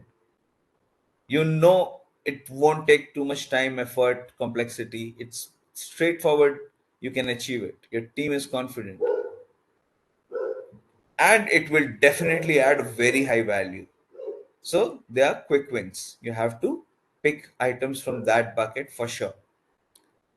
Then there are items which are going to add high value. So you have to take them at some point, but they are going to take time. You can't take all of them in one go and say that we'll finish it, immediately. You can't finish them immediately. They are going to be time taking, long, high effort works. So what will you do? You will probably take a balanced approach, pick some items from the quick wins, and pick one or two big project. Why is this strategy used? If you pick a couple of one or two quick wins and you deliver them, the business is happy because they are getting something that is delivering high value. And parallelly, you inform the business that, look, we are also starting work on this project, and this one is going to take a lot of extra time. It requires time because it's a very complex implementation, but you are starting it as soon as possible. If you start it today, the end date would also be predictable, and at some point you will finish it. If you keep it parked, you'll probably never get to it. So you have to make a balanced choice, pick some quick wins with high value, low effort, and pick one or two big projects which you know for a fact will take a lot of time, but will add a lot of value as well. And you pick some items, especially analysis or those kind of activities, you can pick immediately. Now look at the second prioritization technique.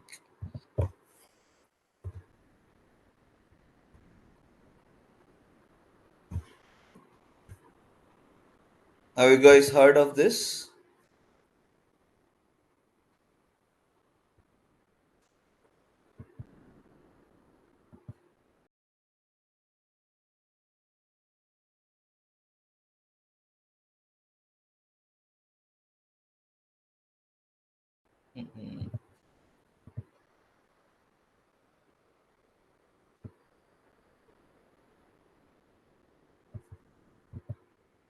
Again, couple of things. Now, these two techniques that we have looked at, you don't always have to create a chart like this. Not necessary.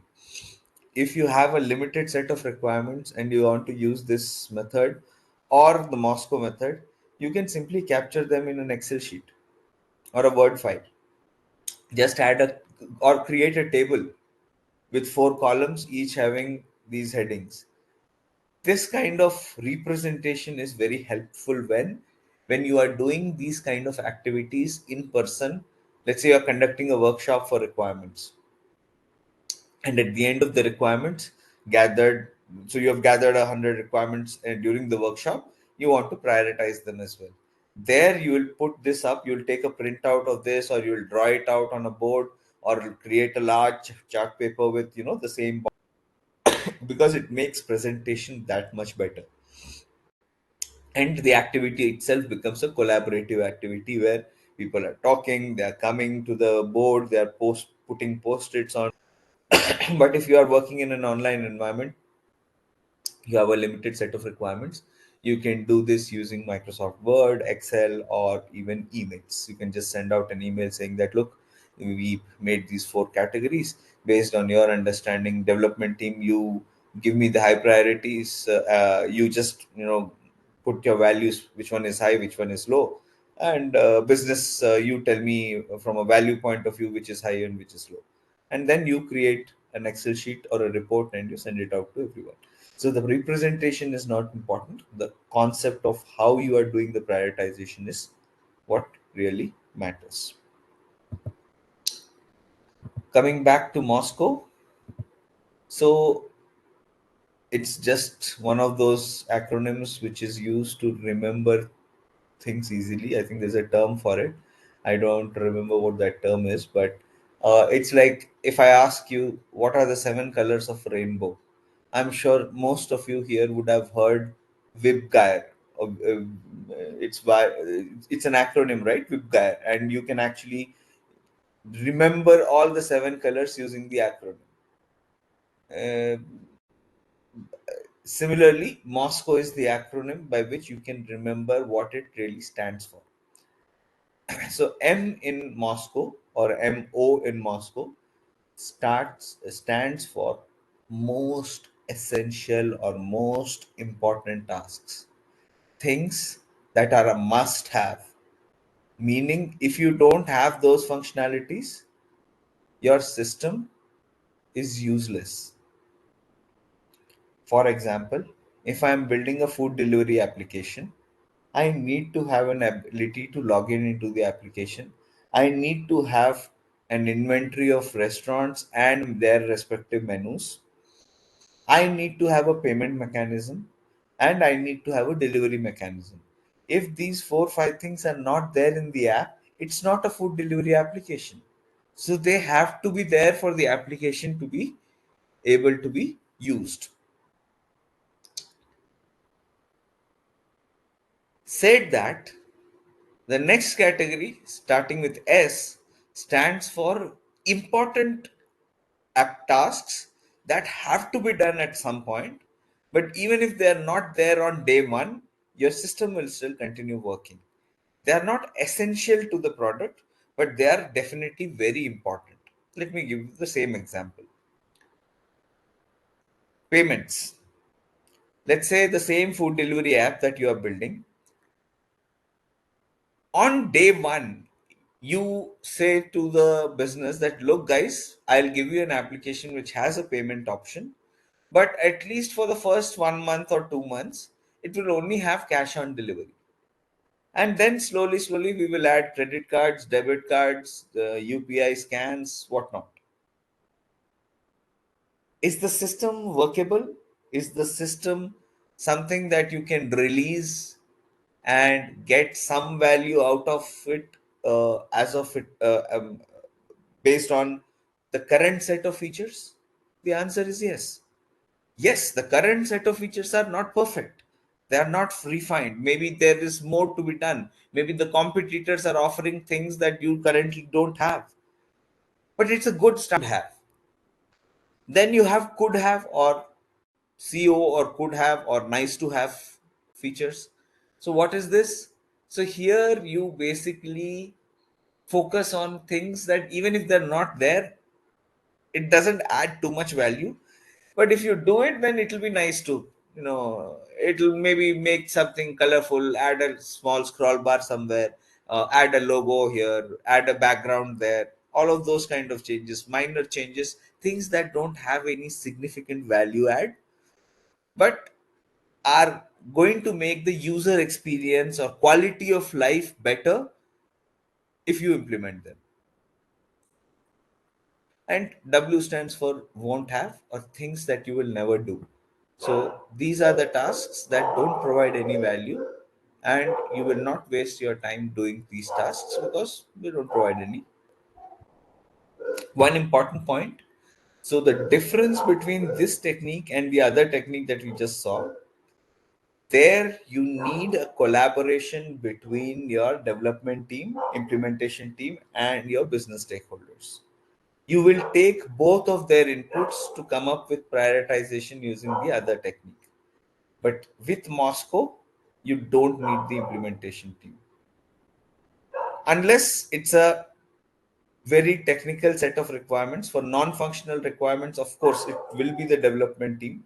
but there you will not need the business team. So basically, what I'm trying to tell you is this technique you can use with one party alone. You don't need a collaboration between multiple stakeholders. You can sit with the business, prioritize all functional requirements just with them. You can sit with the implementation team, prioritize all technical tasks with them, combine the two, you have a roadmap ready.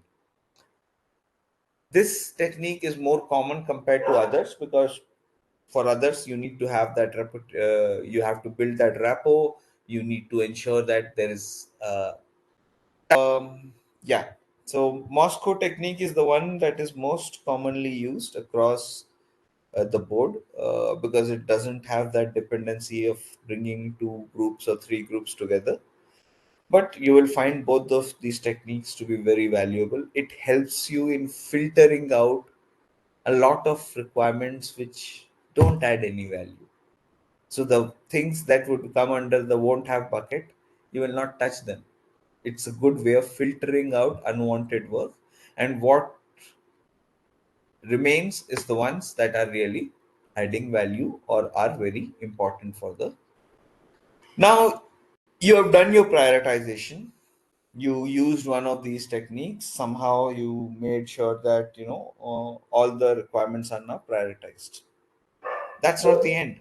Now you have to first go and document them, because any prioritization that you do needs to be documented largely to an extent of it has to be formal documentation.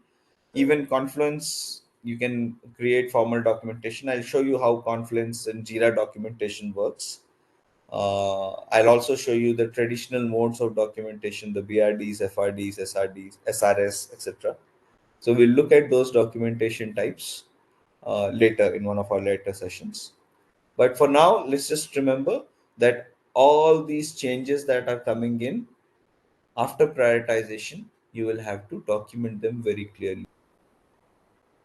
Communication, that's the next step. Make sure you communicate these changes, and everybody who is a stakeholder needs to know that changes are happening. Send out emails, put it up in a page where everybody can access it. How you do it would be left up to the tools and mechanisms available in your particular project and organization. But communication has to happen if certain changes have been adopted. Now, in this particular set of slides, impact analysis is given at the very end. But if you ask me, in my experience, you have to do impact analysis before the actual acceptance or rejection of the change happens. But organizational practices might vary slightly. The sooner you do your impact analysis, the better, because you will have more information to decide, to base your decisions on. So make sure that you do impact analysis beforehand as soon as possible. Few things to remember though is who is going to perform the analysis. You need to figure that out. As I mentioned, some of the changes can just have functional impact. Then it will be the BA who will do the analysis. Some of the changes can also have a technical impact. Both BA and dev lead or technology, your implementation team have to work together to do the analysis. Or changes are purely technical in nature, no functionality change, then it will be an analysis done by the development team. So bottom line, you have to decide who is going to do impact analysis for that particular change. So for every change, I mean, again, when I say every change, I'm talking about changes that are significant in nature. If I'm just adding a button or I'm just adding a image or a logo, I would probably not need an impact analysis, right? On the UI, I'm changing the position of the logo from left to right. Will I do an impact analysis? Absolutely not. It doesn't make sense because all I'm doing is changing the image from left to right. So again, it depends on case to case. If I'm implementing something which I have an inkling that it is going to have impact, I'll definitely do impact. Okay. So prioritization, we already talked about. All these prioritization activities you will use. So some of the parameters, remember that cost versus effort versus value that we saw. You can replace that x and y value with either cost, risk, value. Anything that is relevant in your project can become the x and y axis, but some of the other parameters are cost, risk, and okay. So once your requirements are finalized, prioritization is done, you present them for approvals to your stakeholders. So as I said, someone from the business side always usually is usually the one who has the authority to approve or reject, right? So you'll probably send these, or you will present your case that look, these new requirements are coming in, these things do so and so things, it will add so much so value. Would you also agree that these three changes are important and we should take them up now? Or if not, we will put them in the backlog and we will do the we'll work on these requirements when all our current requirements are complete. They will basically look at the impact analysis, all of the discussions that have happened, and take a decision of whether to approve the change or not approve the change. Guidelines are too straightforward. Business analysis, performance assessment, policies, current state description, regulatory information. These all are guided. You'll be bounded by these guidelines anyways. So you have to make sure that you keep an eye out for all of these specific guidelines. Set of techniques. These are the ones that you can use to perform this governance analysis planning. And we'll talk about them in our technique session. These are the primary stakeholders, but I would say any stakeholder who has a relevance, you need to loop that person in. The next topic is information management. So every conversation, every discussion, every meeting, every observation can also lead to a lot of information. You generate information at every step of business analysis, and this information needs to be managed as well. That is what this planning is all about. So the first thing, how do you organize your information? So there has to be certain structure to how you are setting your information up in terms of its documentation. The level of detail, how much detail do you describe, or how much detail do you put in for a particular requirement? That will vary from scenario to scenario.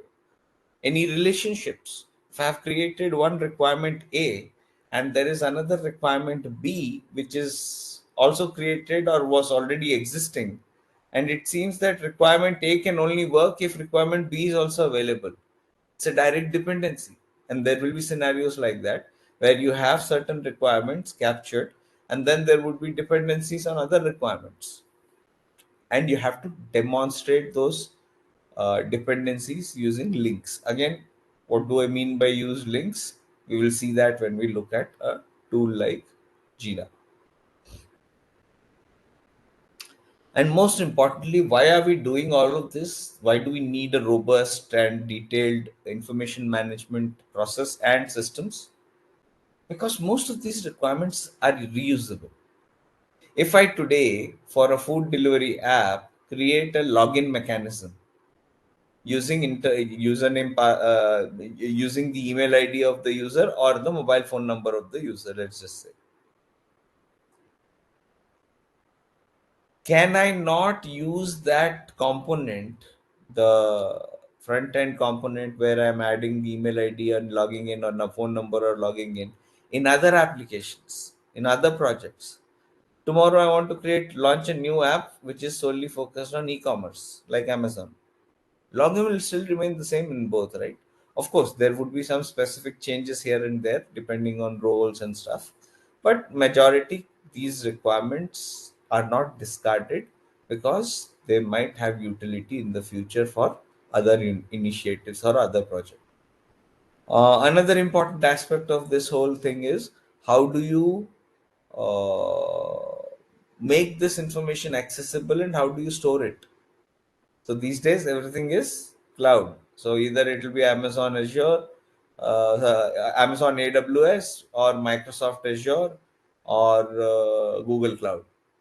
And you would be using platforms or tools like Confluence, which have their own spaces and databases. You don't have to worry about how they are saving it. So if your company has licenses for Confluence or Jira, they will basically, you will automatically get Confluence at your. So straightforward inputs, you have business analysis approach, governance approach, stakeholder engagement approach. These three are already in place. You do your business analysis, information management planning approach activity, and you end up with the information management approach. So what are the things you have to keep in mind when you are trying to come up with a information management system or mechanism or process? You will be one of those select few stakeholders who will have complete control and would probably be the only person, if you are lucky. Well, not lucky, I mean, most structured teams will have the BAs create most of the documentation, and sometimes the technical architects, they will also create their own technical documentation, and once in a while the developers contribute as well. But primarily when it comes to functionality requirements, how it will work, how the functionality would look like, what the user journey will be, all of these things the BA has to do and ensure that all of this information is presented to or stored in these systems, whichever system you use, in a way where it is easily available to everybody. It should be well structured. We just talked about it. It should not be difficult to locate. If I have to go through 10 pages, folders, and everything, and then I come to your information, it loses its whole purpose. So it has to be somewhere where anybody who wants to access the information can easily access it without too much of search or wait. There should be no contradictions or conflicts. So if you're finalizing some text or information, if you're finalizing anything as part of your documentation, please ensure there is no conflict with other documentation that might already be there. If there is any conflicting, contradicting, misleading connections, get those things analyzed first and then only create the tickets, because you don't want duplicates, unnecessary duplicates, to be created for things which can easily be avoided with a simple analysis. Next is level of abstraction. So abstraction basically talks about the length and the depth and breadth of whatever information you're capturing. Again, representations of this kind of information can vary. Someone might just stick to high level conceptual description, or you might have a very detailed summary talking about what that functionality is. I personally prefer giving detailed summaries most of the time, but once in a while you have some epics where there's not much detail to be given anyways. So there you can stick to a high level conceptual summary just to convey what that particular requirement is all about. Okay. Let's take a look at traceability. Again, we will look at all of these things when we actually cover information management knowledge area. So, and I'll show you tools as well to connect easily. But as this is just all about planning, you probably won't even use the tools. Well, it depends on the organization. If most organizations that are structured and they have adopted these tools, they will ask you to use the tool anyways. But let's say your organization doesn't, then you can just create an Excel sheet for all this information that we are talking about. So what is traceability? So traceability of a requirement basically helps you keep an eye on that requirement's journey. Let's say there is a requirement which was captured in 2020 and this is 2025. 5 years back, a particular requirement has been captured. Every year someone picked up that requirement, maybe delivered a part of it, had some decisions taken, some discussions happened. There will always be a history to how a particular requirement has arrived to whichever state it is today. So if it is implemented and deployed, what that journey has been like also will be part of it.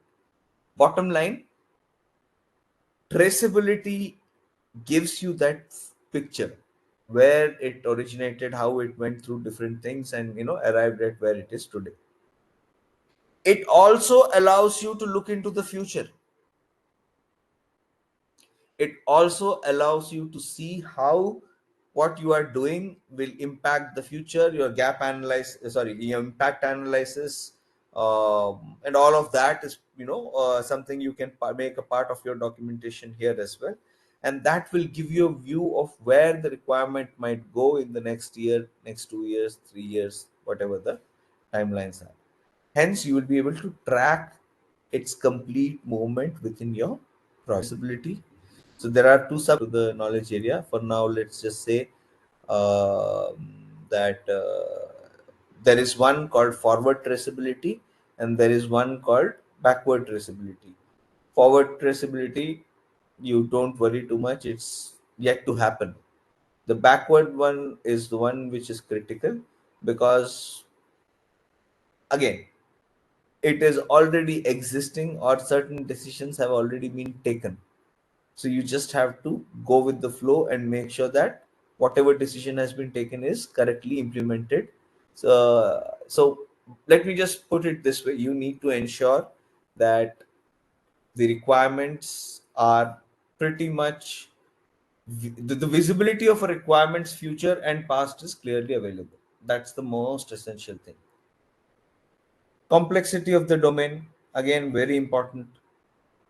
Number of views the requirements will produce, how many times people are going to, so especially if you are creating dashboards, if you are creating pages which multiple stakeholders will come and visit, you need some. So Google Analytics, for example, allows you to track that, right? How many people are coming and accessing your page.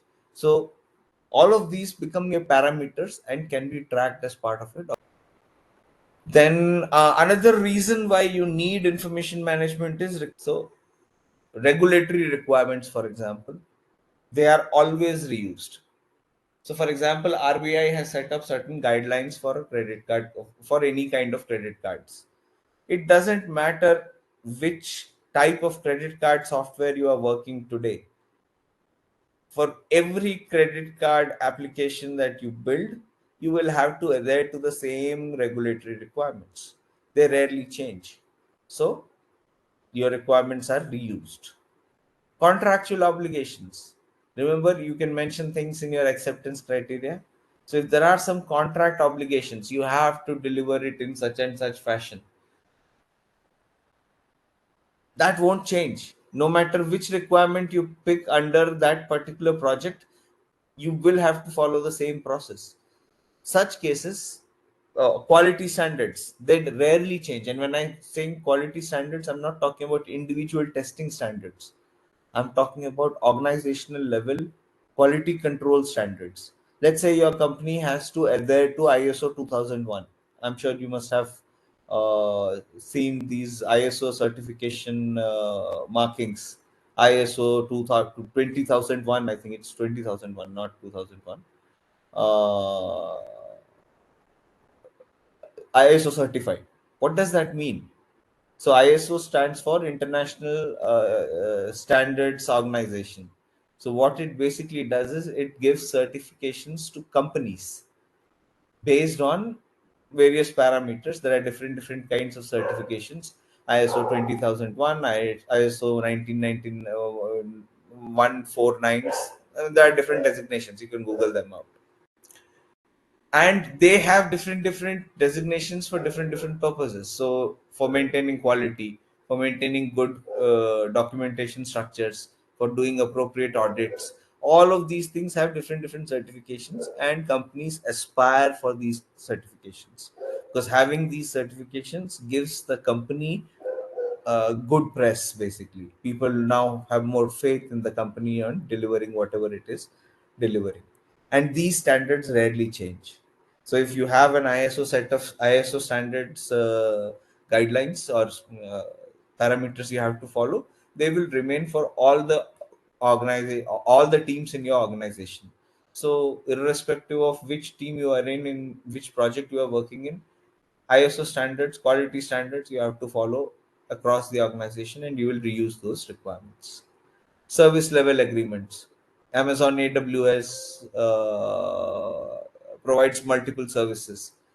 The agreements with Amazon AWS will rarely change. They are pretty much standard. I mean, once in a while they might get updated, no doubt about it, but they don't change. Then business rules, business processes, even requirements for specific products, describing the products that you are producing, they might also sometimes be reused, although they might be changing every now and then. But who knows? At some point, it might become relevant again. So you have to have this information management system to use for reuse. And finally, storage and access. Who is able to access it? How is it stored? Is it in a database? Is it in a hard file? Uh, do I control or restrict access to people from other teams? Do I want only managers to see certain things and users to see certain things? You need to have those what do you say, options, and you get most of these options if you are using the right set of. Okay, so requirements attributes. So what are these attributes? Now I'll show this to you on Jira application. Let me finish the theory part first, and then I'll show you Jira and Confluence, and we will see more of it in actual knowledge area discussion as well. Now, what are these attributes? So these are the attributes by which you can actually categorize your requirements. For example, absolute reference. What does that mean? Every requirement that you document, you generate a unique page for it, or you create a unique ID to mark that requirement. You can do that, right? You can create a title heading and you can add requirement number 1. That's a unique ID. Requirement number 2, that's another unique ID. You will not have two requirement twos. You'll always have one. You'll always have unique numbering when you are creating these requirements. So you can categorize or arrange or structure your requirements using the absolute reference. Now it will not be as simple as requirement 1, requirement 2, but I will show you how it works in Jira and how it looks in. Then author, who created this requirement or who documented this requirement first. Whoever is capturing this requirement, creating that documentation, you can segregate or you can filter based on the authors who have created documents in that whatever space you are creating these documents. I'll show the tools for that also, and that will give you a bigger picture how it works. Complexity can be a parameter. You structure your requirements from highest complexity to lowest complexity, or vice versa. Ownership. Ownership is more about responsibility. So who owns this piece of work? So you assign some people, let's say there are 10 members in the team. You say X will be responsible for front end, Y will be responsible for back end, and Z will focus on user experience and enhancements. And requirements now would be categorized based on these three people's X, Y, and Z persons ownership. So all front end under X's name, you will list down or create or capture in one place. All things Y under his category, you will put it all in one section, and so on and so forth. We'll see the example as well, so you will get a better view. Priority we already discussed. The techniques we have discussed, how to set up priority, but I can also structure my requirements based on the priority. I'll bunch up all the high priority ones in one place, all the medium priority ones in one place, and all the low priority ones in one place. Doable. Same for risks. highest risk to lowest risk, or vice versa. Source, again, uh, this point is relevant only if you are taking information from external sources quite often. But if you are reusing information within your organization itself, within your team itself, you probably won't structure using source. But if you are in a domain where information flows from external sources, where there are multiple external sources, you can use that as a categorization mechanism. Stability of various components of the system, that can be, again, this is more from a development technical standpoint, but stability of a system equally important.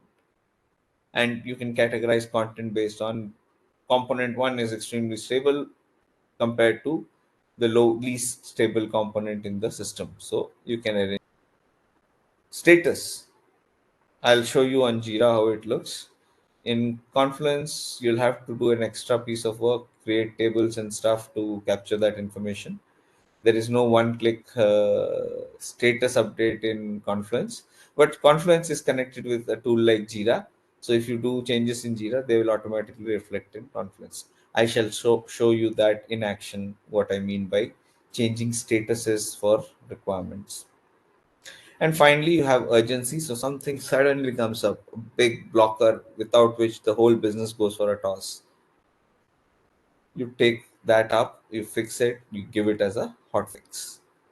That's basically some common, pretty much the same set of techniques, very few, but you can use these techniques to have this mechanism in place. You do a brainstorming with some of your team members. Oh, which system would be best, Confluence or Jira? Or can we use my role?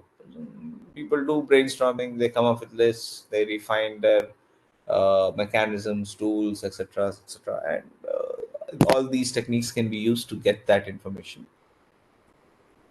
It's just three that are mentioned here, but remember, any stakeholder you need to talk to with respect to information sharing, you have to talk to them. But these three stakeholders are definitely someone's who you have to inform. Like, they are the primary ones that need to definitely be part of these conversations. But bottom line, always go with the idea all stakeholders need to know everything. So the last segment of this topic is so the whole idea is, just like you have your performance measured at the end of every year by your managers, there should be some performance metrics for the very actions or tasks of business analysis. And that is to be set up by you.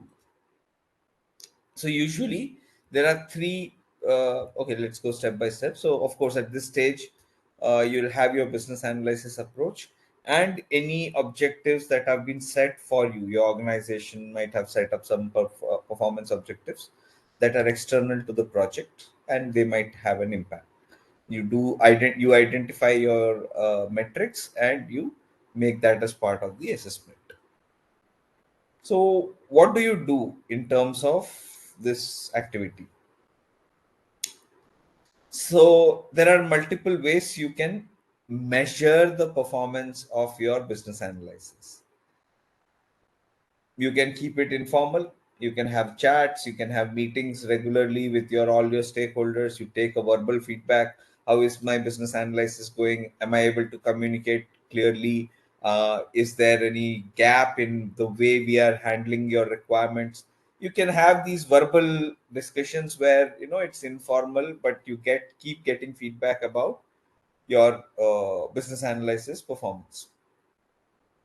Or you can make it a little bit more formal at the end of the year. In fact, I used to do this. I won't lie, I don't do it anymore. But especially in the early years, first couple of years of me becoming a business analyst, I used to do this. At least I remember doing it at least for the first 2 3 4 years. 3 3 4 years I have done it consistently.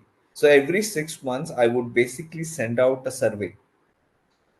So it would be a questionnaire, communication of the business analyst, knowledge areas, knowledge levels of the business and analysis, knowledge captured through business analysis, knowledge represented and presented, communication of that particular knowledge to all stakeholders. All these would become categories, and I would have asked these stakeholders to do a rating on a scale of 1 to 5. And what I would basically do is send this to all my business stakeholders, all my implementation stakeholders, and testing teams, the QA teams. And any feedback would be open. Of course, there would be one descriptive section where they could add anything that they feel needs improvements. And I would gather this feedback with open hearts, no, and I would make it anonymous so that people do not hesitate to share anything that they wanted to share. So, and I would get the information and I would work on that information for the next year so that I don't have to, or for the next 6 months, so that I don't repeat the same mistakes if there were mistakes committed. And I would publish this information in a Confluence page so that people get to know what the all the team members are actually thinking. Do you have to do it? I'll leave it up to you. If your management allows you that much freedom that you can do these kind of, this is not exact business analysis away, keeping your business analysis process smooth and clean. You can utilize any existing measures. So sometimes what happens, companies have certain structures already in place. If there is something already in place, something where they are getting the feedback at the end of the year, why would you want to start another thing again? I mean, why, you don't want to reinvent the wheel, right? So in such cases, you will basically just use whatever mechanism is already in place. And if there's nothing in place, try to come up with new measures. So these are the categories. Remember, I talked about, even I used to have something on these same lines: accuracy and completeness of all business analysis information, knowledge levels of the business analyst, knowledge levels of the team, effectiveness, organizational support I use, but you can use it. Like if there is a problem or if there's a bug, do the support teams immediately respond? All of these things are also important when you're conversing with your business stakeholders. Significance, strategic timelines, all of these things can also become parameters for measuring your performance. Not your performance, my bad, performance of the business analysis process. And you analyze these results and you use that as feedback on trying to improve anything that is not correct. Now, there are three ways you can actually fix problems. Let's say you did all your assessment, and from your assessment, you came to know that there are some shortcomings or problems in the business analysis process. Corrective actions. You already identified there are three things going wrong. The first most important priority right now would be to fix those incorrect practices. So you take corrective actions to fix ongoing problems, or then you will take certain preventive actions to ensure that problems like that don't happen in the future. And finally, if someone does suggest some improvement, or you know yourself notice that everything is fine, there are no problems today, and you don't see any problems in the future, but you realize that maybe changing something in slightly different way will make things even more better, make the increase the efficiency, increase the performance. Anything can I mean, whatever is there today is doesn't have problems, but it can be further enhanced. That's where you take improvements. So preventive actions is to prevent problems in the future. Corrective actions, you already are in a mess, you're already in the middle of a problem, you take corrective actions to clean that mess right now, correct the problem right now. And improvements, there are no problems, but things can be even better. That's where you take improvements. You will always be guided by your organizational performance standards. You cannot go beyond that. So whatever standards you set up, make sure they fall under your organizational. Okay. So what is elicitation and collaboration? So as I told you before, the word elicitation is just a fancy way of saying obtaining information or gathering information. The word elicitation is just equal to obtaining of information or gathering of information. Now, there are two components. One component is elicitation, where your focus is to obtain or gather information. And then there is a second aspect, which is collaboration. Because when you deal with your stakeholders, you interact with them, you have to collaborate with them. You cannot be aggressive, you cannot be fighting, or be rude and still expect them to give information.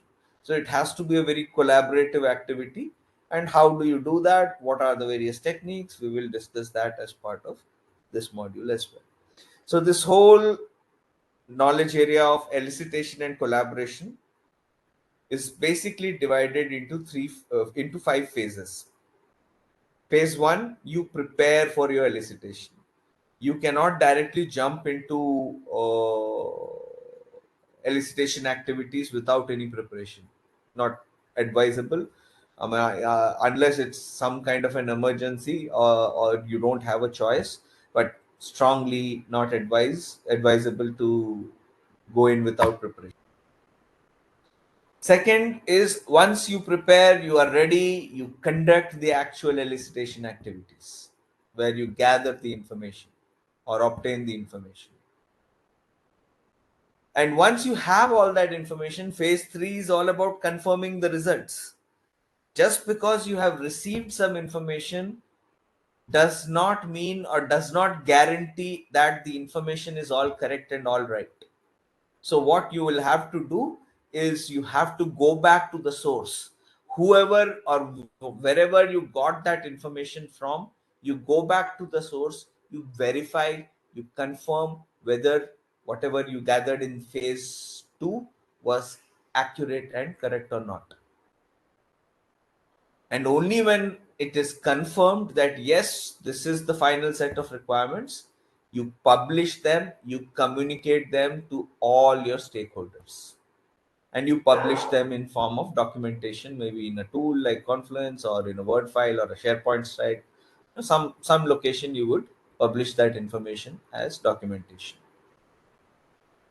And while you are doing these 4 phases, you would be talking and meeting with a lot of other people, especially your stakeholders. You will parallelly throughout this whole journey ensure that you are managing stakeholder collaboration. So technically 4 phases, and the 5th phase is common throughout. You have to keep that up every time you meet and talk with stakeholders. So we won't spend time on the core concept model. It's just breaking down of this particular topic into the core concept model: change, need, solution, stakeholder value, and context. Now look at this input output diagram. At this stage, you have many things already in place.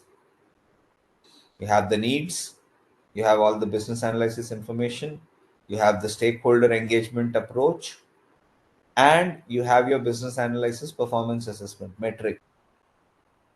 Now you start preparing for elicitation, conduct elicitation, confirm results. So the deliverables are, so for preparation of elicitation, what is your output?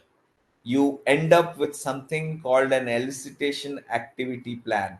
It's more like a timetable, a schedule of when you will be meeting with your stakeholders, for which meetings, and what information you will be getting in those meetings. It's a very detailed schedule. Most companies or most teams that use agile and are very structured, what they usually do is right at the onset, they come up with this elicitation activity plan, but instead of publishing it somewhere, they simply convert it into meeting requests, recursive meeting requests. So for example, in my current team, we have one call with business, one 30-minute call every Thursday, where we just give updates. It's an update call. We don't discuss any specific issues. We just inform how the teams are performing on that call. 30 minutes. Just that very day, later in the night, we have a 1 hour call, which is solely focused on prioritization. We don't discuss anything else there. We will simply call the business members, all the stakeholders, and we will come up with a list of requirements that have already been verified, and we will ask them to do. Then on Fridays, we have another call, 30 minutes, where we just plan for the next iteration, what we will do in the next iteration. And we don't involve the business stakeholders. No, well, we involve everyone. Everyone is involved, all stakeholders. But here it is all about planning. What is the work that is going to happen in the next sprint, next 2 weeks, next 3 weeks? That's it. And right after that, we have a 30-minute call, which usually goes and becomes a 1 hour call, because we involve the development team in this. And it's a just like business stakeholders, we discuss priorities, what's important, what's not important. In this call, we just discuss that, but for technical requirements. And we don't involve the business stakeholders in this call. It's just with the technical team, the design team, the implementation team. They tell us what they plan to do or what the statuses are with various activities. And on Monday, we just do one call, which is the foundation call or grooming sessions, where we gather new requirements. We sit with the business owners, we show our user stories, we show our documentation, we verify requirements, we get new requirements if necessary, so on. And now, what I just mentioned is a set of calls, and these calls happen every week, and they are recursively set forever. Like, I mean, as long as I'm part of this team, that calls at those slots for those particular days of the week would always be fixed for those particular calls. It's nothing but an elicitation activity plan in action.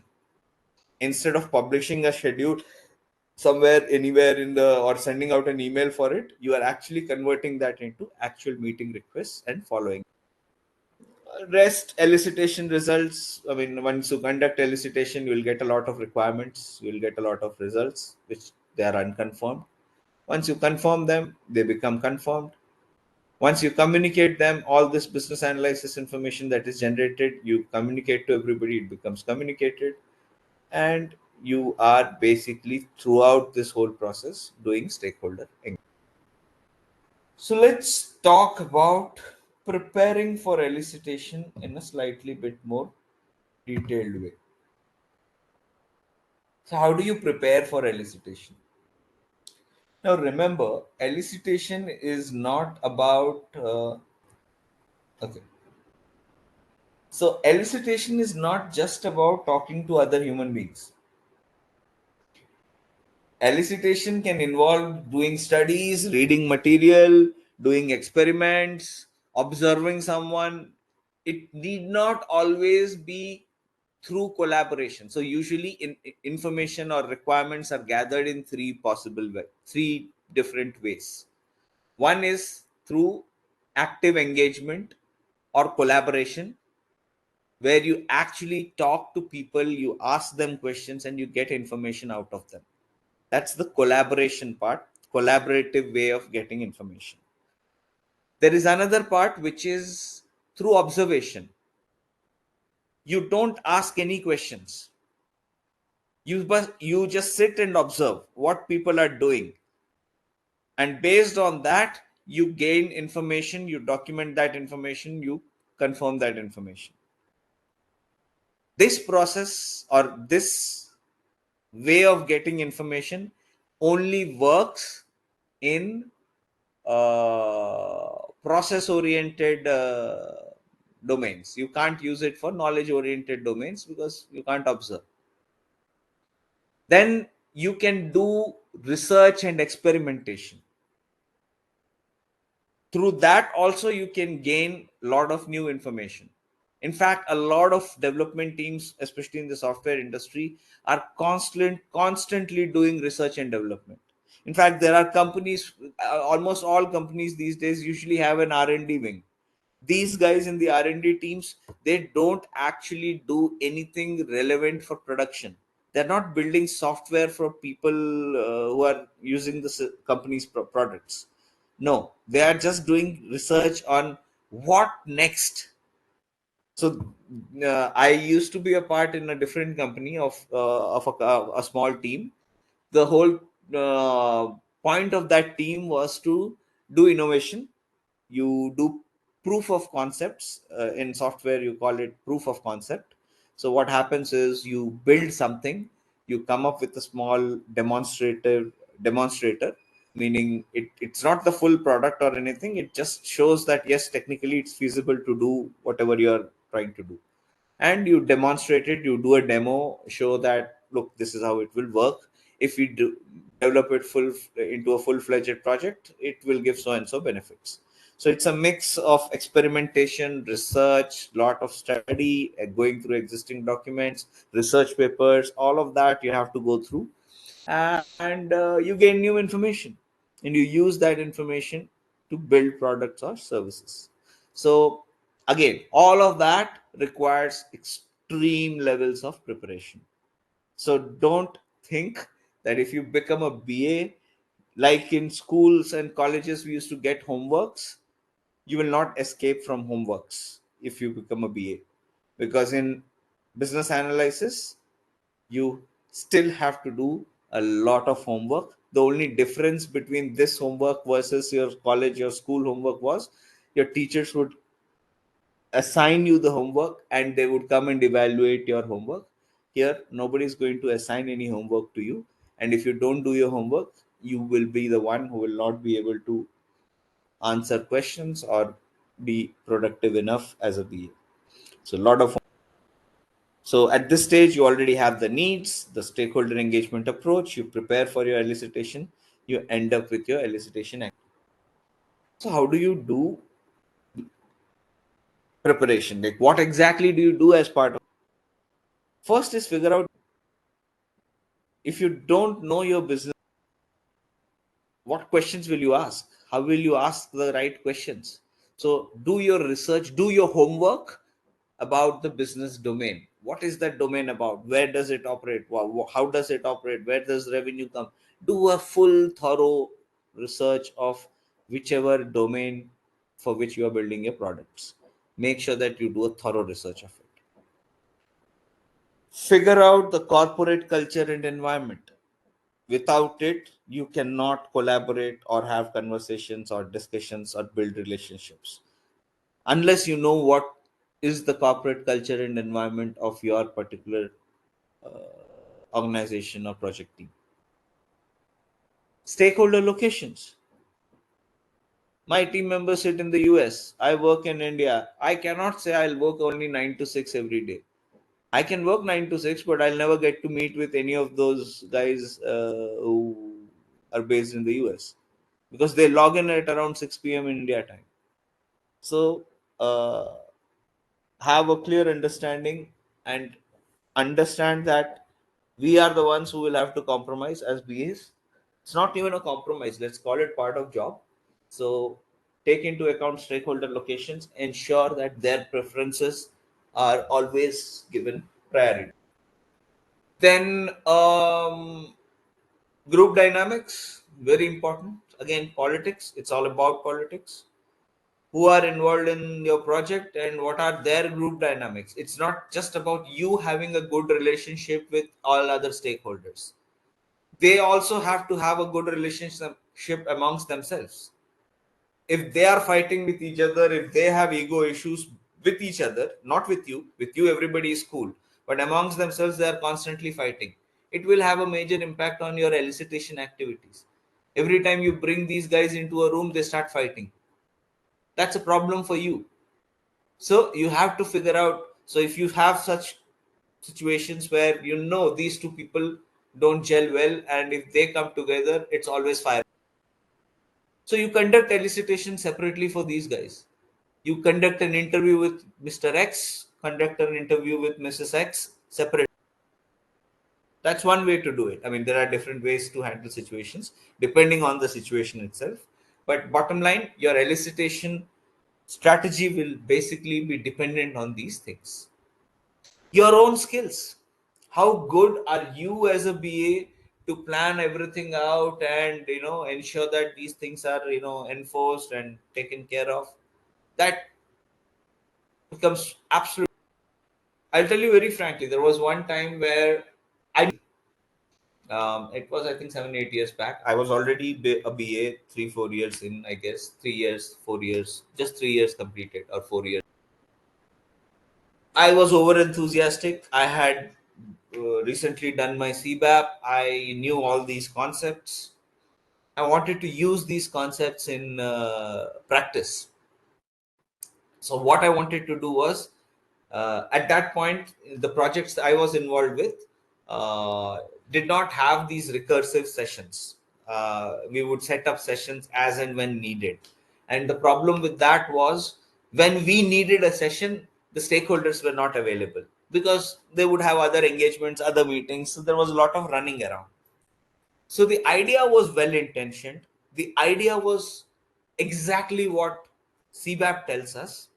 But because I lacked that experience, I could not manage it. So the way what happened was, I sent out certain meeting requests with certain group of stakeholders. We realized that we need another set of stakeholders. Again, certain things were coincidences, mistakes happened, and certain things were coincidences that led to bigger mistakes. But bottom line, we had to cancel all the meeting requests that we sent because things did not, and people got confused. There was like feedback, like, why are you spamming our inboxes with meeting requests again and again? We get the point, and this that. So things went for a toss. Then my project manager, who was also my mentor at the time, she jumped in. She said, let me handle this, because the idea had to be implemented. The idea was a great idea and had to be done. It's just that my experience at that time, my skill set at that time, didn't get the job done. And my manager jumped in. She made sure that these things are set up, and she held a call, and next week onwards everything was set. Bottom line, business analyst skills, absolutely. Other elicitation activities planned to complement this one. Let's say you are talking to a particular group of stakeholders, you are getting some requirements, and there is another team, same company, same product, let's say, but it's a different team, has its own BA. There is some information that is coming from there. You might have to have some coordinated approach. Maybe there are two teams but of the same product. Happens in my current organization. We are 4 teams. We are all building the same product. Different parts of the product are divided into these 4 teams. I am the BA for one of the core products. How many more? Well, officially there is only one more BA, but technically 2 more BAs are there who handle 2 other components. So we need to be on the same page when it comes to requirements. So what we do is, we meet up regularly. All the BAs have their own meetups. If we anticipate that, okay, there is going to be some kind of a convergence, what we do is we set up brainstorming sessions, or we will have our own meetings. Other elicitation activities are planned to support our main elicitation. That also is something you constantly keep doing as a business analyst. You need to have a clear idea of overall strategy. Here it says or solution approach. I would say and solution approach. You should have a clear picture of what your overall strategy is, and you should be very clear with your solution. Yes, you don't have the solution maybe, but you will have the technical architect who will come up with an idea of the solution, and you should be on the same page as that of the solutions architect. Because if questions come up, you will be the one who will be the one approach first, and you need to know what the solution is before anybody else, because you will be the first point of contact for most stakeholders. And the scope. So if you know the solution approach, you would also know the scope of what your future solution is. And any other information that is relevant, please make sure that you use that for your elicitations. My request to you is, if you join first, let's make it first 6 months. I mean, the sooner the better. I mean, if you can do it in 3 months, awesome. Don't take it more than 3 months. But I mean, if you are new to the domain, let's say 6 months. Focus on three things: understanding the people, understanding the current systems or whatever you are building, understanding the dynamics, work culture, the politics of your organization. If you understand these three things, your next few years in that organization will be smooth sailing. So make sure that you understand what exists in the current system, how it works, what are the features, what not. Spend as much time as you can. Spend overtime every day if you have to, just to understand the current system, because you will not have much time to adjust after 3 months. After that, expectations start to rise. So in the first 3 months, understand the systems, documentation, read through it, requirements, read through it, processes, understand that, people, understand them, dynamics, politics, all of that.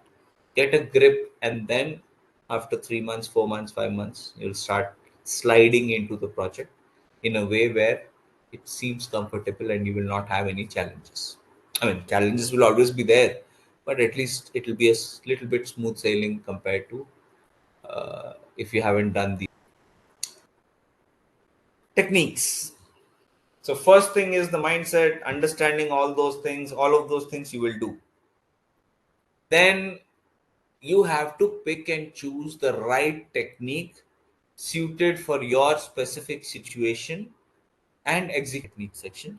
But you cannot use the wrong, I mean, there are so many techniques, right? 48 or 50 of them. You need to know which technique is suitable for which circumstance.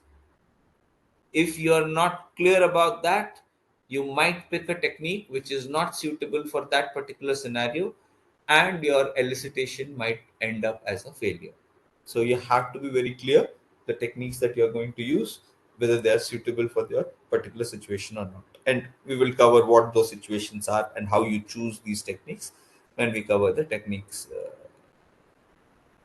Logistics. Now, this is one of my favorite. People tend to ignore the logistics. Everybody is so focused on requirements, systems, software, diagrams, charts, this, that people tend to forget water bottles are necessary. If you are in a conference room doing a regular beverages, tea, coffee, maybe cold drinks, necessary, keeps you fresh. If you don't have the budget, then just stick to tea. But if you have the budget, provide cold drink, Coke, Pepsi, soft drinks, caffeine basically, so that people are alert. Chart papers, sheets, post-its, notepads, anything that is needed for your elicitation activity. You have to have that in place before you go into elicitation. You cannot keep running around trying to find things once your activity starts. So what are your goals of your activity? Put that in a large chart or a large board on, so that everybody can see, and it's there to remind everybody that this is our goal, set of goals. All the participants and roles.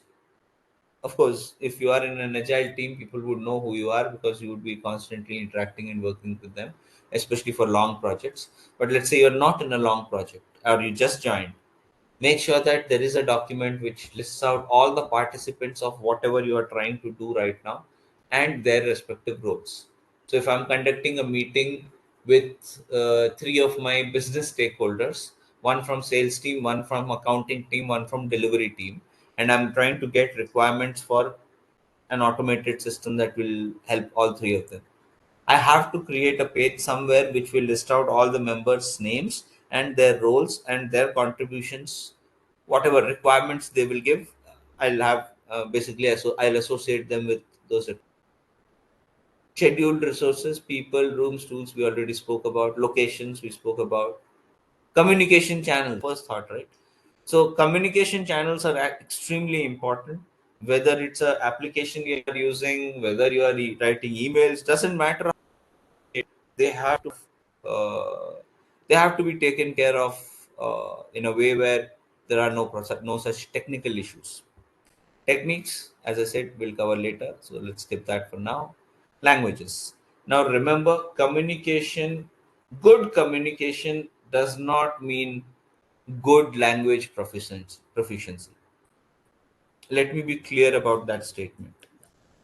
However, said that language proficiency, if you have good vocabulary, if you can articulate complex concepts in simplistic manner, are important. Articulation is extremely important for a business analyst, but articulation itself or language proficiency itself does not equal to communication. I have seen and met and worked with people who are not very proficient in a particular language, but when they communicate, they have that aura, they have that charisma that people listen, irrespective of their broken language or language skills. Language is just a medium, but confidence, body language, the way you look into a person's eyes when you are talking, all of these are also important aspects of competencies. Bottom line, language is also important. I will not lie to you. Although that's theory, language is not communication, but knowing, being proficient in a particular language in which you are communicating with your stakeholders is extremely important as well. I mean, let me give you a simple example. I used to work for a German company. Most of our stakeholders were international minded people, like they knew multiple languages, English, French, German, like that. So we never faced a problem. But we were in Germany. We were meeting with some other company people there. That was a book fair that was held in Europe. I mean, it's an annual book fair that is held in Heidelberg, where all the top publishers of the world come together and put up stalls and everything. So while we were there, we were just we went to attend that book fair because it was happening in the same time when we were there. So we attended it, and we got to meet with a lot of other companies, other competitors of our company, other publishers, basically small publishers, medium-sized publishers, different ones. What we realized was, especially the German ones, the Dutch ones always knew English. I mean, for Dutch, English is like a second language. They're pretty fluent in it, and they speak Dutch, but they are very fluent in English. German, I mean, communication itself, for a lot of times we needed translators because we were in Germany, so we had translators with us who would translate things for us. But we saw that there were development teams, there were operations guys, managers who did not know. And imagine I was working for them. What would have been the situation? I don't know anything about German. So language is absolutely essential in a way, but it's not equal to communication. Communication is different. Secure supporting material, very essential. Now, what is supporting material? It can be people. You need a specific skill set in a developer to make your requirement possible. It's you have to arrange that developer, or you have to upskill your existing developers. IT teams, support teams. Let's say your license is suddenly expired for some reason. You will contact your sales or acquisitions or licensing teams, which will buy the licenses for you. Or let's say the application that you are using has completely crashed. You need the DevOps and support teams to look into the crash, investigate why it got crashed. All those people are needed at various levels and stages. So you have to get all of them arranged before you will start your elicitation. What if in the middle of a workshop your projector stops working, or your TV screen just goes off?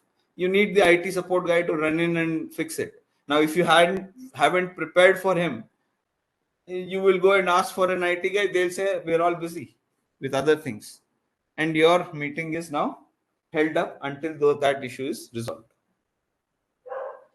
Systems we covered. Historical. If you are building something new, you would probably have some historical data, some historical context on what you are doing today or what you plan to do tomorrow. So that historical data you have to have with you at all times, because in the middle of the elicitation, if let's say a stakeholder says, do we know how much the quality was for this particular activity for the last 5 years? It's a data set. You need to have that data available at least at your fingertips to just pull it out and say, okay, in the last 5 years, the quality standards have always been above 90-95%. So we have to ensure that much for this. I'm just giving some random example. It's not even a real case, but just any materials, charts, all of that things have to be taken into account as well.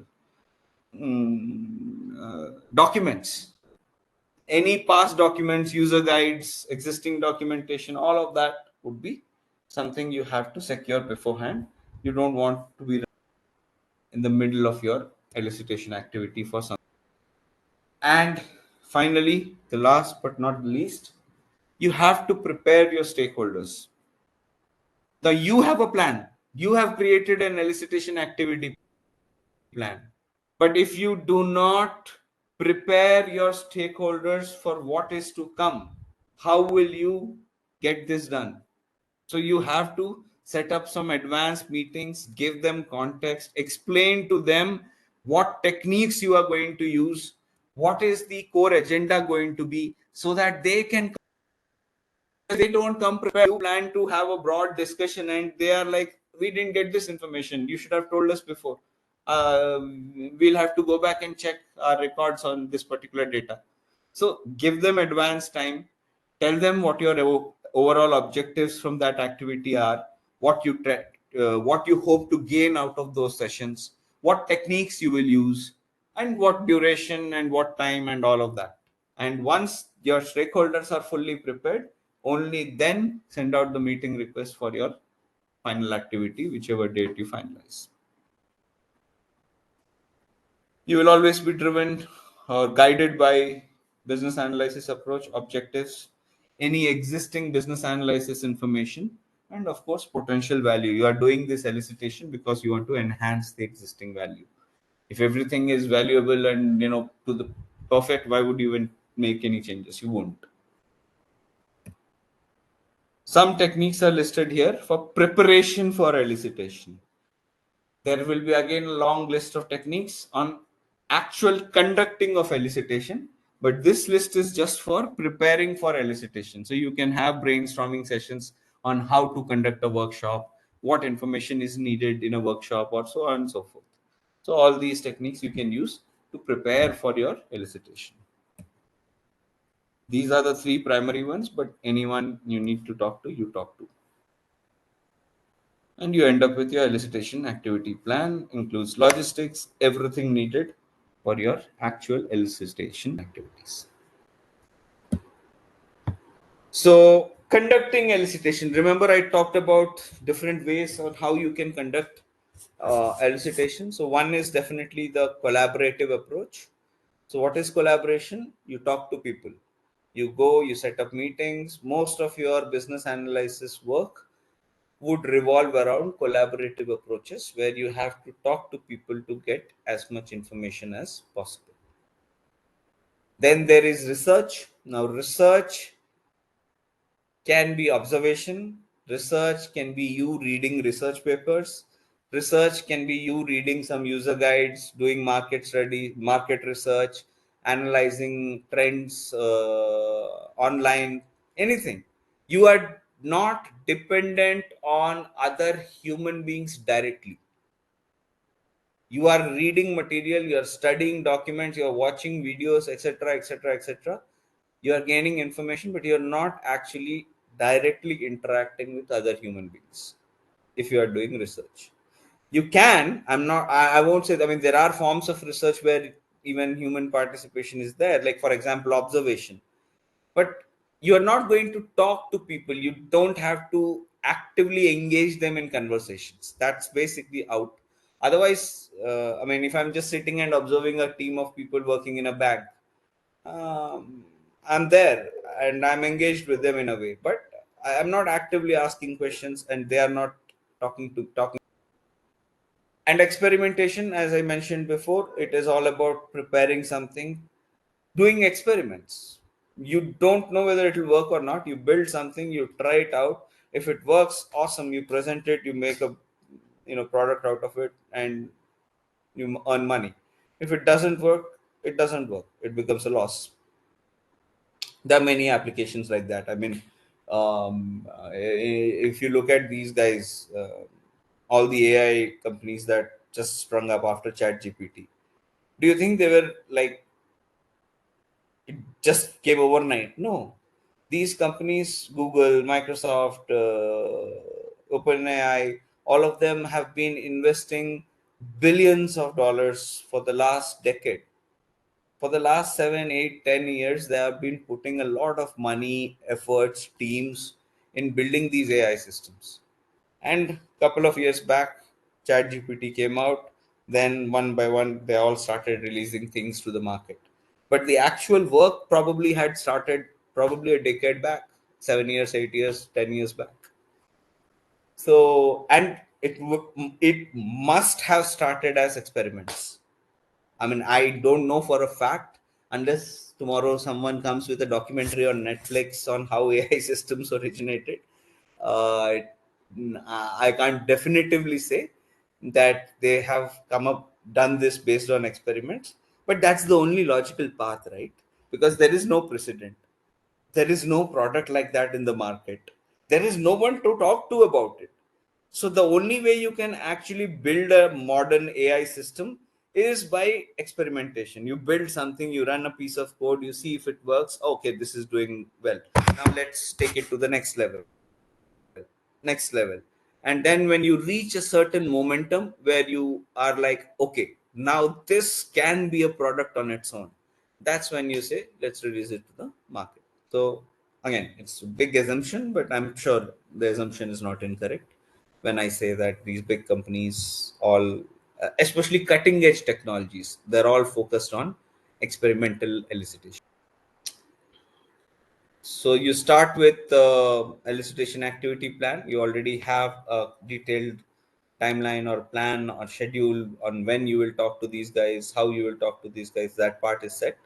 Now it's just getting that done. So you meet with them and you start asking the right questions, getting the information out. So first point to keep in mind, when you are in that room, when you are actually conducting the elicitation activity, you will be the one who will be guiding the activity. As a BA, you have set up the meeting, so you have to take lead and guide the activity throughout. You might not be the person who knows everything in that meeting, but you definitely are the person who will be driving. Let's say you are the facilitator, capture everything that happens in that meeting and document any elicitation meet. I mean, these days you can easily record a call, but just don't rely on call recordings. Make still adds that personal I know Gemini or Microsoft Copilot, all these AI systems are now integrated. See, right now I'm talking, we have this subtitle getting generated, and it's AI based. If you look at it, it's grammatically correct, it's completely understanding. I mean, phonetically I might make mistakes in pronouncing certain words, but it's not making that mistake. It's capturing it as accurately as possible, and wherever I am making grammatical mistakes, it's actually correct. So, and later on this will automatically transform into detailed notes. All of those tools are there, and you will use all of those tools, but please provide a little bit of a personal touch. make notes, use Notepad or Notepad plus plus or whatever, capture some notes, send out a minutes of meeting. Once the meeting, yes, you had a discussion, yes, it was recorded, yes, AI systems nowadays capture meeting notes, all of that. Still, open your Outlook, open an email, list out all the participants, ask ChatGPT to give you the text of that MOM. That is fine. It's not about uh, how you come up with the text for that MOM. It's about the MOM has to be sent. Don't assume that it's recorded, everybody has the recording, so job is done. No. Please send out a minutes of meeting to all your members and immediately document anything that is like a requirement or anything in those common document spaces like Jira or Confluence. Or if you are using Microsoft, then it will be SharePoint sites. You might even have wiki sites. I mean, there will be a portal, there will be a place where you can document all this information. So send out minutes of meeting to every participant. Make sure that you immediately capture this information in whatever application tool that you have. And yeah, those are the two things you definitely have. Not much in terms of guidelines and tools. You have the same set: business analysis approach, existing BA information, stakeholder engagement approach, and supporting materials, anything that you might need to conduct your elicitation. The whole elicitation topic might seem so short because it revolves all around the techniques. So as you can see, almost a long list of techniques that you can use to elicit your requirements or information. Anything, it can be requirements, it can be designs, whatever you want to gain out of those people, you will use these techniques and you'll get it out. We will go through them in technique session. So let me just skip to the next. So stakeholders, any stakeholders. I mean, of course, the main ones are explicitly mentioned, but let's just say when you are conducting elicitation, it can be any stakeholder and you will talk to all the stakeholders. Just a quick info, guys. Intellipaat offers a business analytics course in collaboration with iHub IIT Roorkee. Through this course, you will master tools and techniques in time series forecasting, risk analytics, data visualization, and much more from the IIT faculty and industry experts. With this course, we have already helped thousands of professionals in successful career transition. You can check out their testimonials on our Achievers channel, whose link is given in the description below. Without a doubt, this course can set your career to new heights. So visit the course page link given below in the description and take the first step towards career growth in the field of business analytics. Now that you have seen how CBAP strengthens your business analysis skills, it's time to move to a practical tool, Jira. With Jira, you can bring those skills to life by managing requirements, tracking tasks, and collaborating seamlessly with your team. This is what we will be covering in the next section, so let's get started. Correct. So in a team, there are many people who are working, right? It is not just there are developers, there are testers, okay, there is a project manager. So there are many people working in a team. Okay, there are many people in different roles working in a team. Okay, now they together have to develop a software. Okay, they together have to develop a software and to work on some tasks. Now they will be assigned multiple tasks. Okay, this person is working on some other task. This person is working on some other task. This person is working on fixing some issue. Person is a project manager. This person is in some other role. Now, how would you track who is doing what? First question is, how would you track who is doing what? Because you're working, you need to track, right? Someone at the top needs to track who is working on which issue, who is working on which task. So this is an open-ended question. Next thing, a project happens for a long period of time. So a project has a duration. Okay. So before, I think all of you know what is a software. Okay, I think all of you know what is a software. So any application you use, okay, any web application, any mobile application, or any desktop application, or any kind of application you use, that is a software. That is any application which you use. Okay, now any application will be when you install it on your phone, when you use it from your laptop, when you open a website to use that software, But before that, there has been a process which has happened, right? That process is called software development. A software has been developed by a team, and now you are able to use it. Okay. Now, software development can be done with the help of different methodologies. Okay, there can be different methodologies for software development. Okay. Now, some methodologies you might have heard about waterfall. Earlier, we used to use what? We used to use waterfall method. Okay. What is waterfall methodology?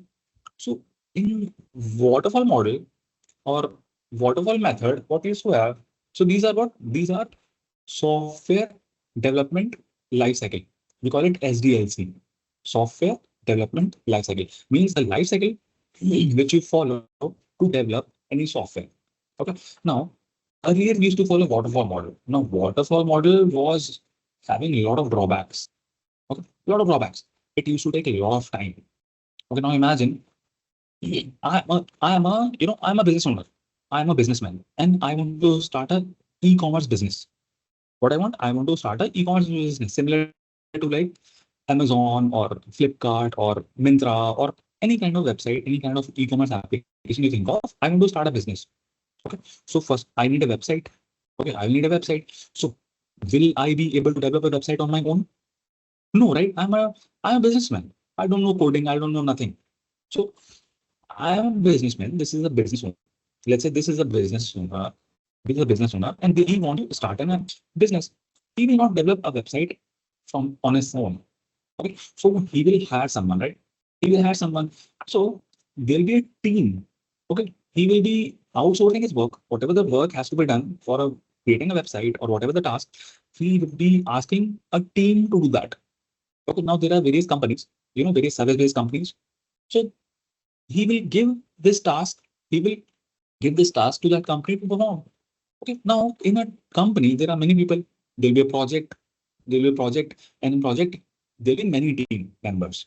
Okay, there'll be some developers, there'll be some testers, there'll be some, different roles depending on a project manager, there'll be architect, there'll be people who are a lot of other people working in a team. So this person will communicate his ideas that I want to work on some task. I want you guys to deliver a website.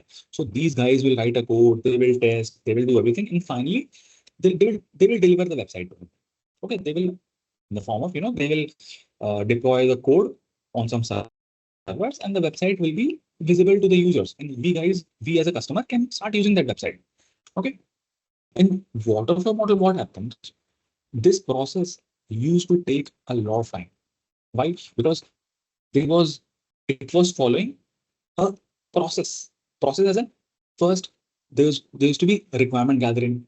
Okay, so there will be some person who will be talking with the business owner to gather what has to be done. Okay, it's an e-commerce business. So I would be telling them, okay, I want a website where there should be a login page. This login page should look like this. There should be a payment page. Payment page should look like this. There should be items page where the items should be listed. There should be a cart where people should do that and items should go into the cart. Cart page should look like this. People should be able to perform payments using credit card, debit card, cash, all these options. So all the requirements, I will tell to these guys. Okay, now they will follow a process. Okay, they will prepare a design document. Okay, so if you see waterfall model, if I type waterfall model, so these were the complete states. These were the complete states that used to happen. Requirement gathering, then someone from the team will prepare a design. Okay, now design will take maybe 1 month, 2 months to prepare. Then after the design phase is over, someone will do development. Obviously, the developers will perform development. Then after the development, maybe take it three months. Okay, let's say development takes 3 months. Then what? Then after the development is done, there will be some testers who will be testing the project. Testings maybe take 2 months. Okay, end users can start using it. Okay, now there'll be a maintenance phase. Okay, where if a new version of application comes in, or maybe the people, the customers are facing some errors, some issues, so they will report the errors. Okay, this process goes on. Now, this particular waterfall model, this particular software development model, that is a waterfall model, is not efficient because it follows a path. It follows a proper path, and one step is done, then only next step happens. Next step is done, then next happens. So when do I, as a business owner, see something visible? Okay, after the code is deployed. So on day one, I, as a business owner, I communicated my requirements to the team. Okay, now 2 months design happened, 3 months development happened, 2 months testing happened. So 7 months. After 7, 8 months, I am able to see my product getting deployed. I can actually see how my product look like. Now in those 7 months, maybe requirements change. Okay, maybe I want something else now. Or maybe there was a miscommunication and they did not understand this team who was working on this project team who was working on that, they did not understand the requirement. Now again this process will happen. Again this process will happen. And this is why, waterfall model is not being used now. Okay, because it takes a lot of time. There was a lot of communication gap between the business, between the development team and the and the business owner. Okay, waterfall model is not efficient. Now that's why new things came in. Okay, that is agile. What is agile? The term agile means responsive, right? Fast. Agility. What does agility means? Agility means being responsive, being fast. So agile model is an iterative model. What used to happen? It overcame all the drawbacks what the waterfall model had. Okay. Now, if you see agile model, so agile is an iterative model. So we have like this. We work in iterations. Okay. In agile methodology, we work in iterations. So in iterations, your big task is divided into small tasks. A huge task is what? Developing a website, developing an e-commerce application. So that will be broken down into small tasks. Okay. First of all, we need to manage the cart, then the items, then the login page, then the payments page. So multiple modules are created, and every module will be going through all these steps. First, what happens? So we are working in iterations. Okay, planning a small for the small module, for the small sort of task, planning will happen. Then for the design will happen, development will happen, testing will happen, deployment will happen, and the review will happen. So it will be reviewed by the business owner that whether the things that have been communicated, are they working fine or not? Now, in very short period of time, the business owner is able to see what he has actually communicated. So he has asked these people, the development team, to work on very small tasks, very small set of tasks. So once these guys complete their task, they create their product, means they do that small amount of task, and they will show him that look whether it's fine or not. Now, if he has something new in his mind, if he wants some changes, okay, if new requirements come in, so those requirements are easy to adapt at the initial phases of that. Okay, because now this time we are not waiting for 8, 9, or 7 months for this business owner to see what is actually happening. Okay, so this process keeps on repeating. For every small task, this process keeps on repeating. And even those small tasks, the business owner is able to see it with his eyes, that whether everything, whatever he requires, are the people able to deliver or not? Is he getting what he is expecting? Okay, so this is agile methodology. Okay, so it's fast. Okay, here there is very less communication gap between the business owner and the development team because they are constantly in touch. Okay, these guys are business owner is constantly in touch with the development team. Okay, and after every small task, they do it and they show him. Okay, they will perform everything. They will do planning for that small task. They will do development. They will do testing. They will deploy it, and they will show him. Again, next set of tasks. Again, they will do planning, development, testing, and they will show him. So this keeps on repeating. Okay, so agile methodology was most effective. Okay, was more effective than waterfall model, and that's why agile is being followed these days.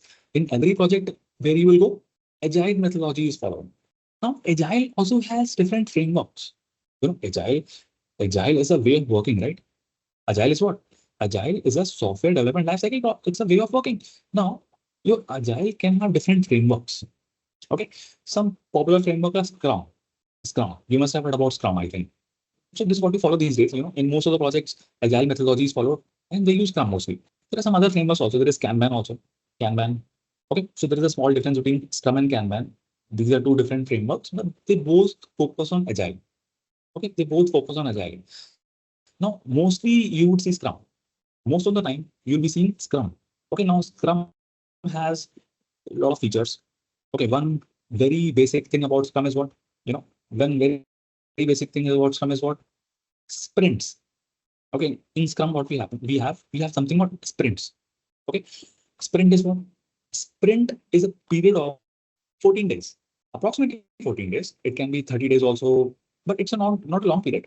It can range up to 1 week to 14 days or 30 days. So imagine its sprint is 14 days. Now, what happens in these 14 days before the sprint starts? Okay, what you do? You prepare set of tasks that you need to perform. Okay, you list down all the tasks that you need to perform. Okay, tasks can be what kind of task? I want to create a user login page. Okay, in this user login page, I want to give feature of some kind of checks. I want to do some checks whether user name is correct or not, or username has the password has some numbers and all those things. There can be some task of checking the payment functionality. Okay, there can be task of fixing a bug. Okay, there can be various tasks. Task one, task two, task three, task four. These some tasks have to be done. So all these tasks will be performed in these 14 days. So we have sprints. Sprints is a short period of time in which we have to complete some tasks. Okay, so we plan for the sprint. Okay, before the sprint, we do a sprint planning. Okay, I'm just telling you in short because it's a background of Jira. Why do we need Jira? I'm just giving you a background of it. Okay, so in sprint, what we have,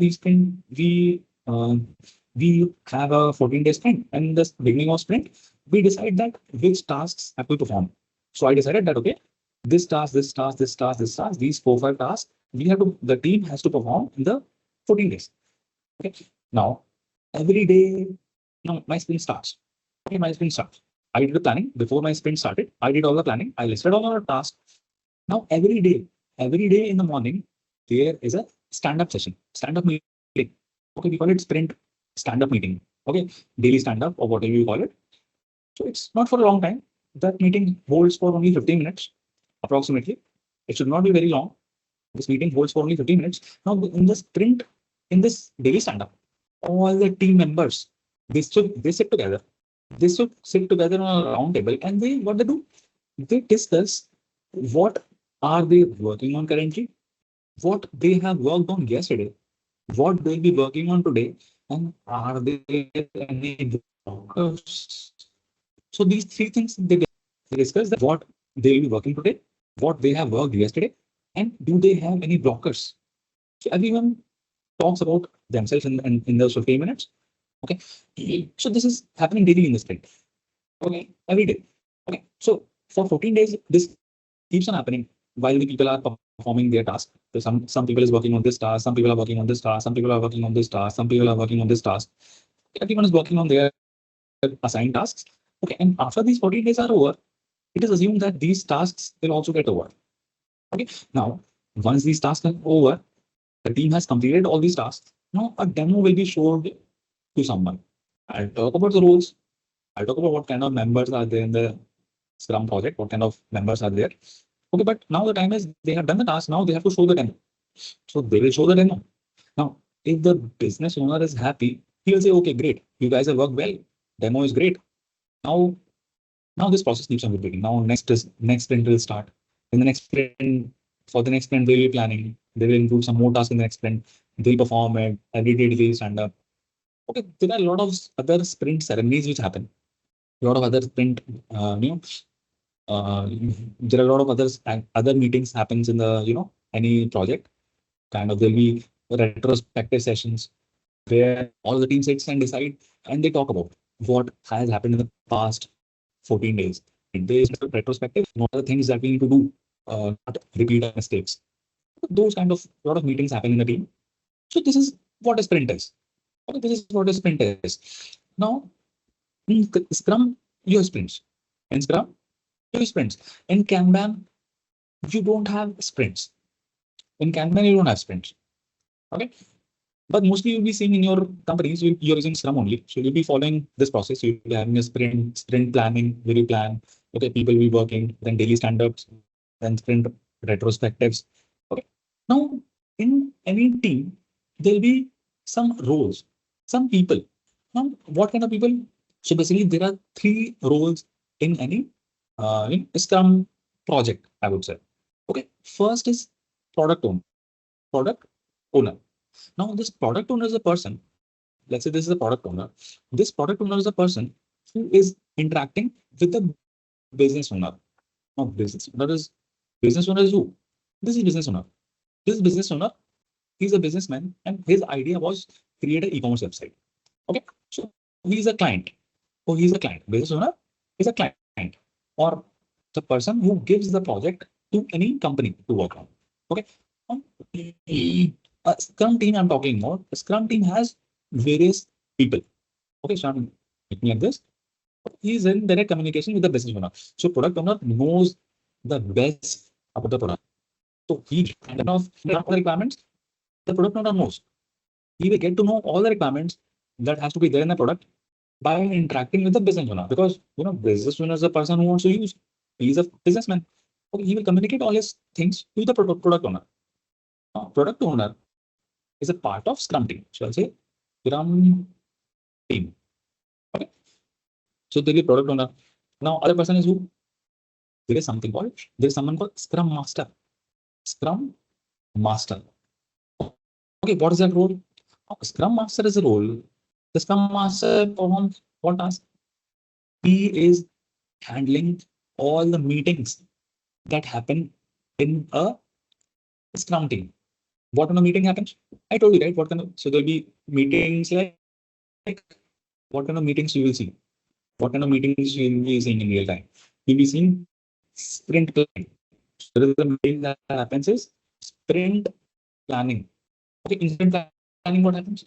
In sprint planning, what tasks to be done in these 14 days.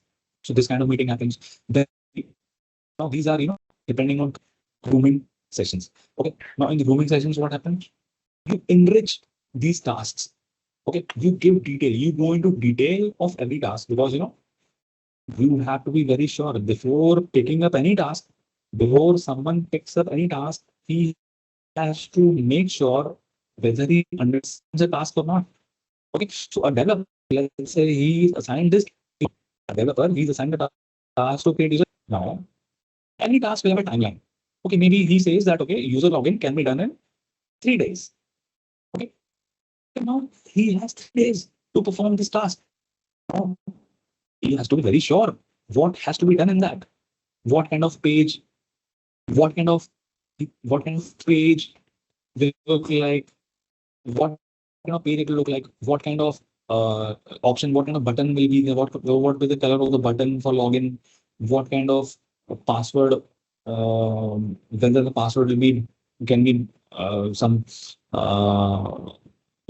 whatever it takes to log in. So everything he will decide. Now every task has to be groomed. Proper information has to be present in those tasks, so that someone who picks up the task, he should know, right, what he has to do. So that is grooming. We have to enrich our tasks that, okay, this task will take 3 days. How many estimate days, how many days this project has, this task has to be completed in? Who is this task assigned to? Who is working on it? What is the priority of this task? Any other description? Okay, what are the blockers? So all these things are designed as grooming sessions. So every day, daily stand-up meetings is for 15 minutes every day in the morning. So where people talk about what they have done yesterday, what they will do today, and any blockers. Okay. Then there'll be some demo sessions. Okay. The demo plan. Okay, demos plan, the developers, now other part is developers here. So you can do DevOps, SQL, or stars. Everyone is a developer here. Okay, so there'll be some developers here. These are developers. Okay, there are many developers. Okay, now these are the developers who are working on actual tasks. Okay, the sprint, these tasks will be assigned to these tier only. Okay, so These developers, after doing the presenting the demo, these developers, after doing the task, they present a demo session to the product owner just to get a view of whether whatever this person is expecting based on whatever requirement he gets, whether the that these guys are done, is it good or not? So I told you that the developers will perform the task. They will complete these tasks that were assigned in a sprint to them. Okay, after doing the task, they will show a demo to this product owner. Now, product owner can either approve it or we can reject it. Okay, if he approves, this means whatever tasks they have done, it's good. This is in lines with what this business owner is expecting. What this business owner is expecting. Okay, so once tasks are approved, uh, so this is what demo session is. After that, there is a sprint retrospective. There will be sprint retro, retro, retrospective. What is retrospective? Retrospective means going back in the past and seeing how was the previous sprint in the last 14 days. How was it? Just to give a review. Okay, here, it's an open-ended discussion between a Scrum Master, DevOps, and sometimes a product owner is also involved. They all sit together and they talk about, some interaction. They talk about what all are the things that went well in the previous sprint. What were the good things? What were the bad things? What are the things needed to improve? And some action items. What actions have to be taken to improve those things? So they discuss those in sprint retrospective. So there are a lot of meetings, right? We call them sprint ceremonies. Okay, we call them sprint ceremonies. We call them sprint ceremonies. Sorry for the handwriting, but they're called sprint ceremonies or sprint meetings. So who plans all these meetings? The Scrum Master. Okay, the Scrum Master is the one who plans all these meetings. Okay, he is like a kind of a project manager, not a project manager, but a team manager. Okay, whatever issues these guys are having, so they communicate to the Scrum Master, and Scrum Master makes sure that these developers are not blocked on anything. So he will resolve all those dependencies. Maybe these guys are waiting for some other task to be done. These guys are waiting for some other task that is being performed by some other team. So Scrum Master will communicate all these things to the team. So he's like a manager in a team. So these are the three type of roles in any Scrum team. Okay. So again, this was a quick review or just a quick summarization of what happens in a agile team or a Scrum team. Okay. Okay. Now first of all let's create our account in Jira. Okay. So you can sign up in Jira. Signing up in Jira is very easy. Signing up in Jira is very easy. You just have to create an account there. Okay. So how do you create an account in Jira? You can just go and search for Jira login. You can search for Jira login, and you see you are at the first page. Jira issue and project tracking software. You log into Atlassian account. You can log in. There are various ways. You can just log in. Log into Atlassian account. Log into Atlassian account. So first of all you need to create an account. Initially you will not have an account. Okay, so you need to continue with Google. You can sign up using Google, your Gmail ID, your Microsoft ID, your Apple ID, or any ID you can sign up with.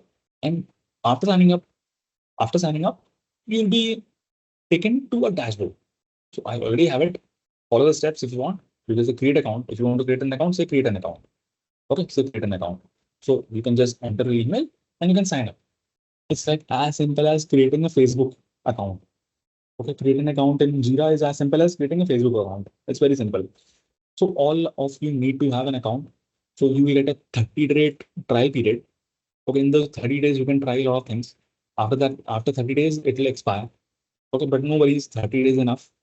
Once you are familiar with Jira in your companies where Jira is getting used, okay, you can use it. It's very easy to understand. It's like a website. It's like browsing a website. So it's very easy to relate with. Now, Jira has different competitors. Oh, there are many other companies who have similar products like Jira. Okay, there is a company called Agility.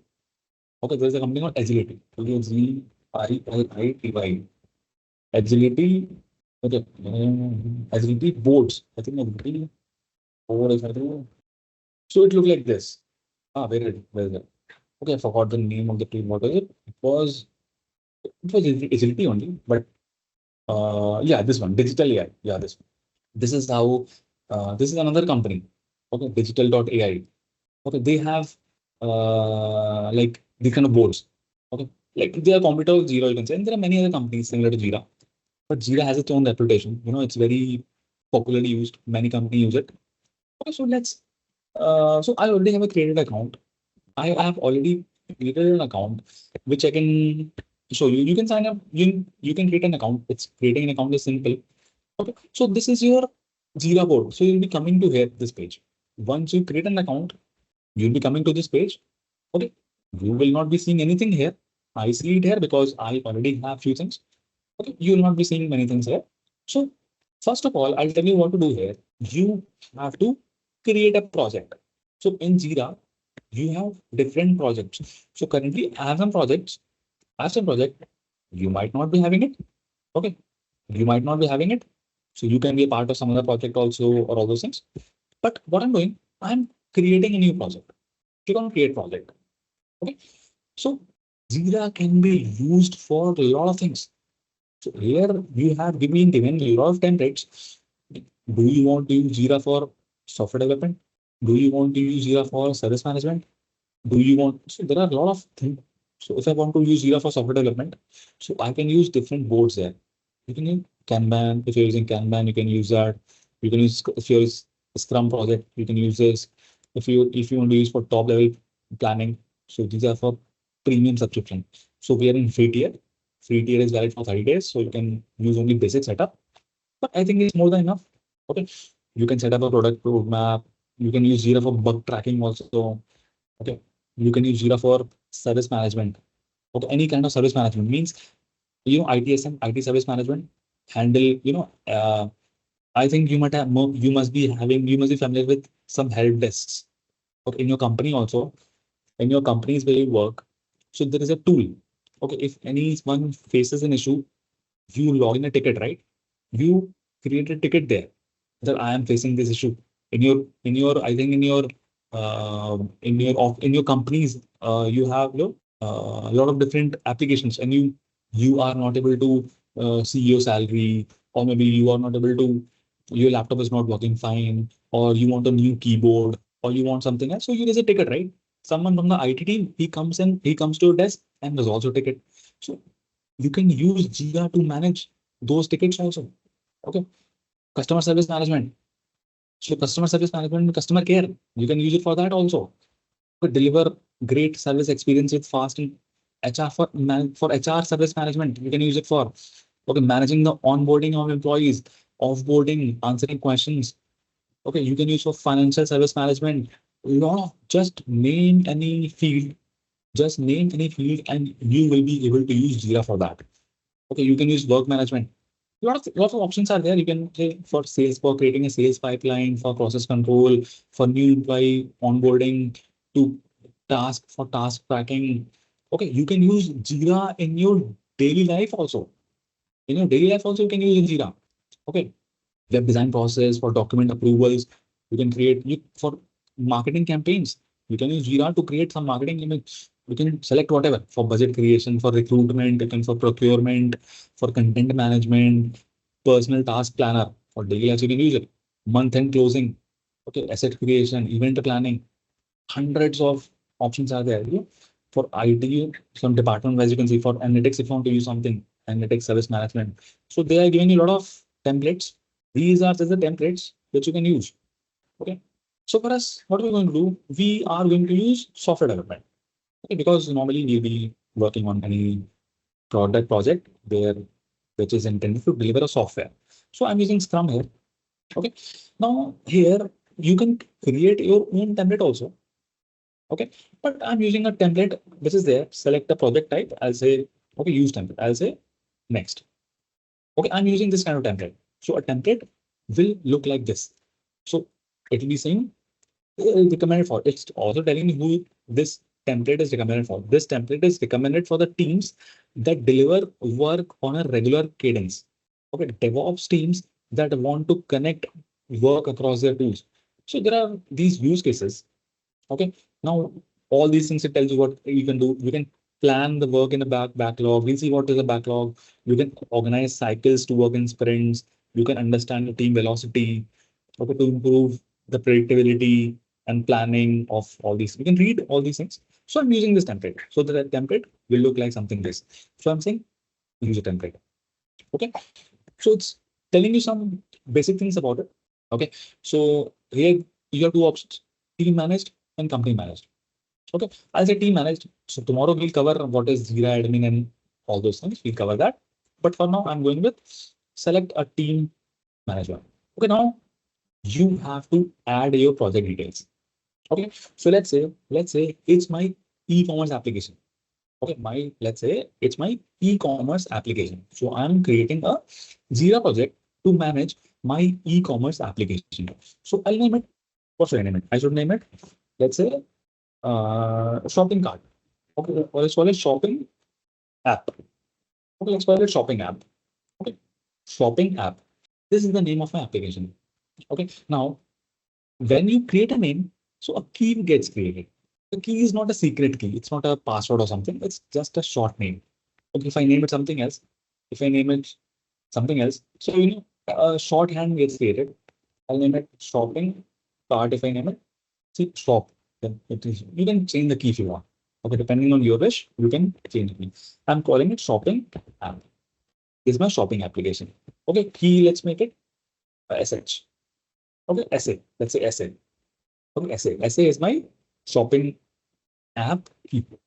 Okay, you can change this key name or whatever. I'll say next.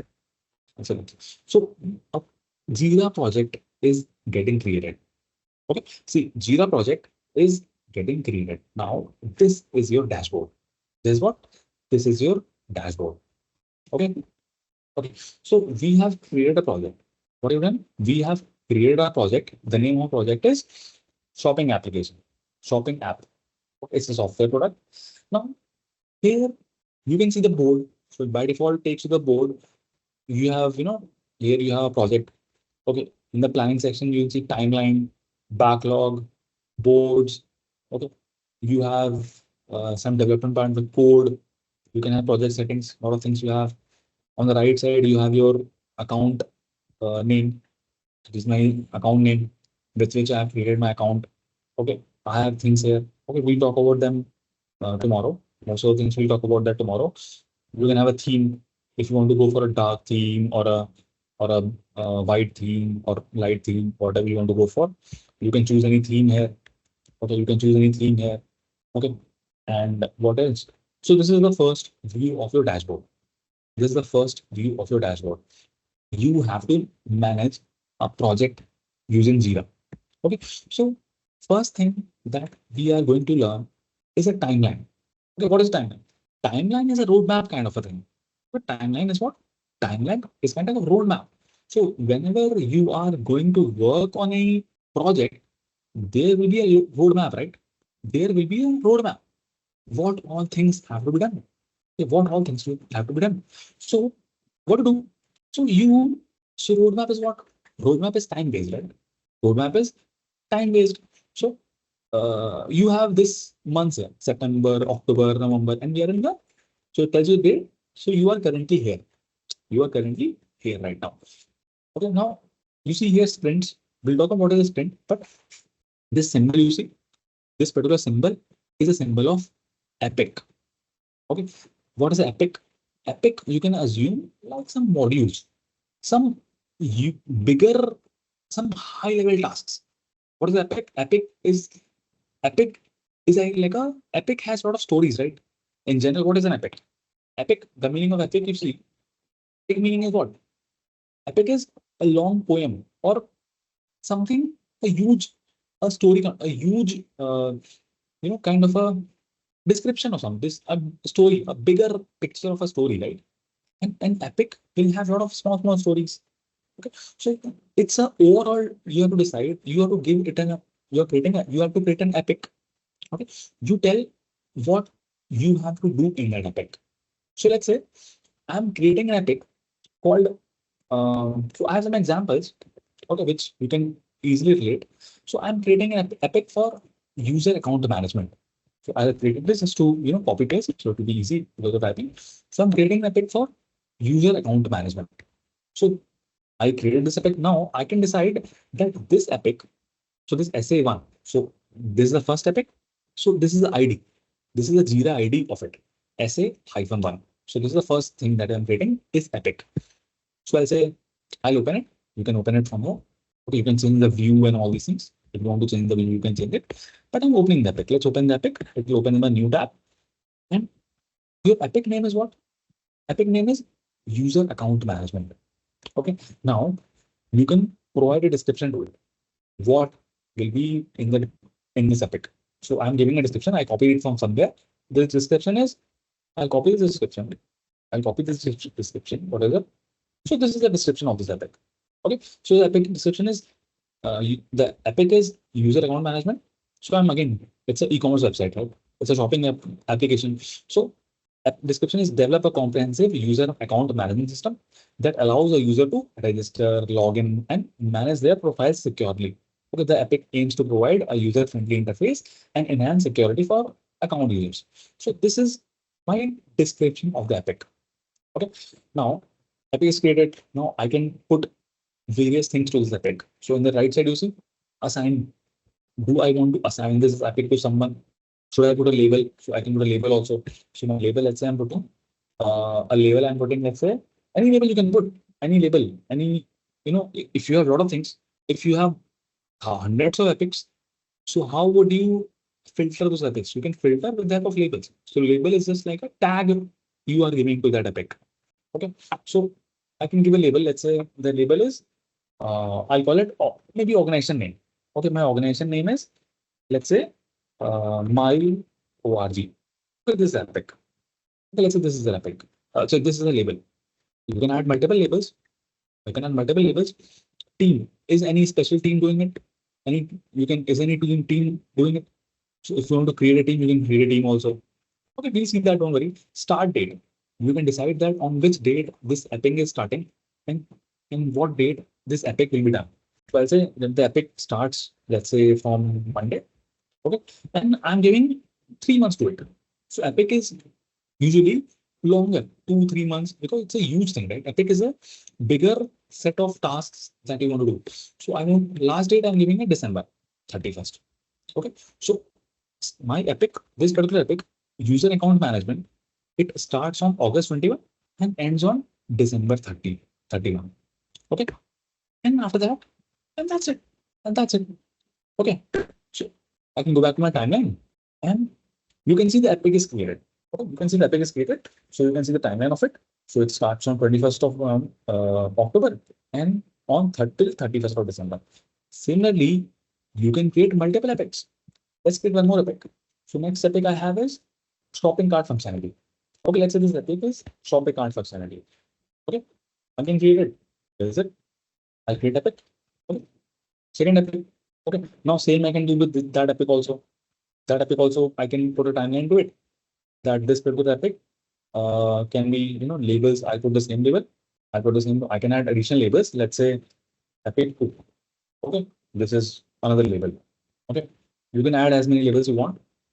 Team, any team who's doing it. Start date. Let's say this epic. Now multiple epics can happen in parallel. Okay, so I'll say this epic starts on, let's say, 1st of November. Okay, and it due date it's January 31st. Okay, then I can create more epics. Okay, so I can create one more epic. So let's take one more epic example. Okay, let's add a payment functionality. These are broad tasks that you will do. Okay, now the payment functionality also, I'll do the same thing.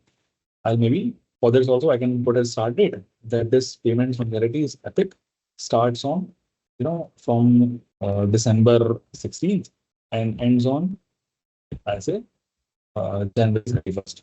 Okay. Okay, now I have 3 epics. And you can see properly the timelines. It shows you the timelines of these epics. Now, what do I want to achieve?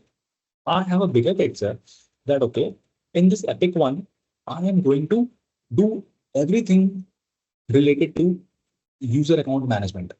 Okay, because it's my e-commerce application. So e-commerce application will have a login page, it will have users, it will have a lot of things. So I created Epic for that. For managing my shopping cart, I added other Epic. For managing my payments, I added another Epic. I can create many Epics. Okay, so this is Epic. This is Epic. Now, a Epic can have, okay, Epic understood. Okay, so we have created Epics. We have created Epics. Now, what is a backlog? Before coming to backlog, if I show you a diagram that will help you to visualize something, look at it. Okay, so what is an epic? Epic represents large features, typically defined by product managers or product owners. Okay, so product owner is a person we have seen right in our diagram. So product owner is a person who interacts with the business owner, and he has a complete view on the functionalities of the application. Okay, he has a complete view on the functionality of application. So he will be creating all these. These will be defined by the project manager, product manager. Okay, now epic. This is an epic. Okay, now there is something called issues. So what is an issue? So issue epic is one kind of issues. So there is a generic term called issue. Issue is what? Issues are Jira uses issues to manage or track work. Issue is not a problem. Okay, issue is not a problem. With the definition, issue seems a problem, but issue is not a problem. English meaning of issue is problem. Okay, but issue is what? It's a task just to track your work on Jira, because Jira you're using why? You are using Jira as a product or as a project management tool. So you need to track some tasks, right? So Jira uses issues. So all the tasks here are called issues. Okay, issue represents work that needs to be done.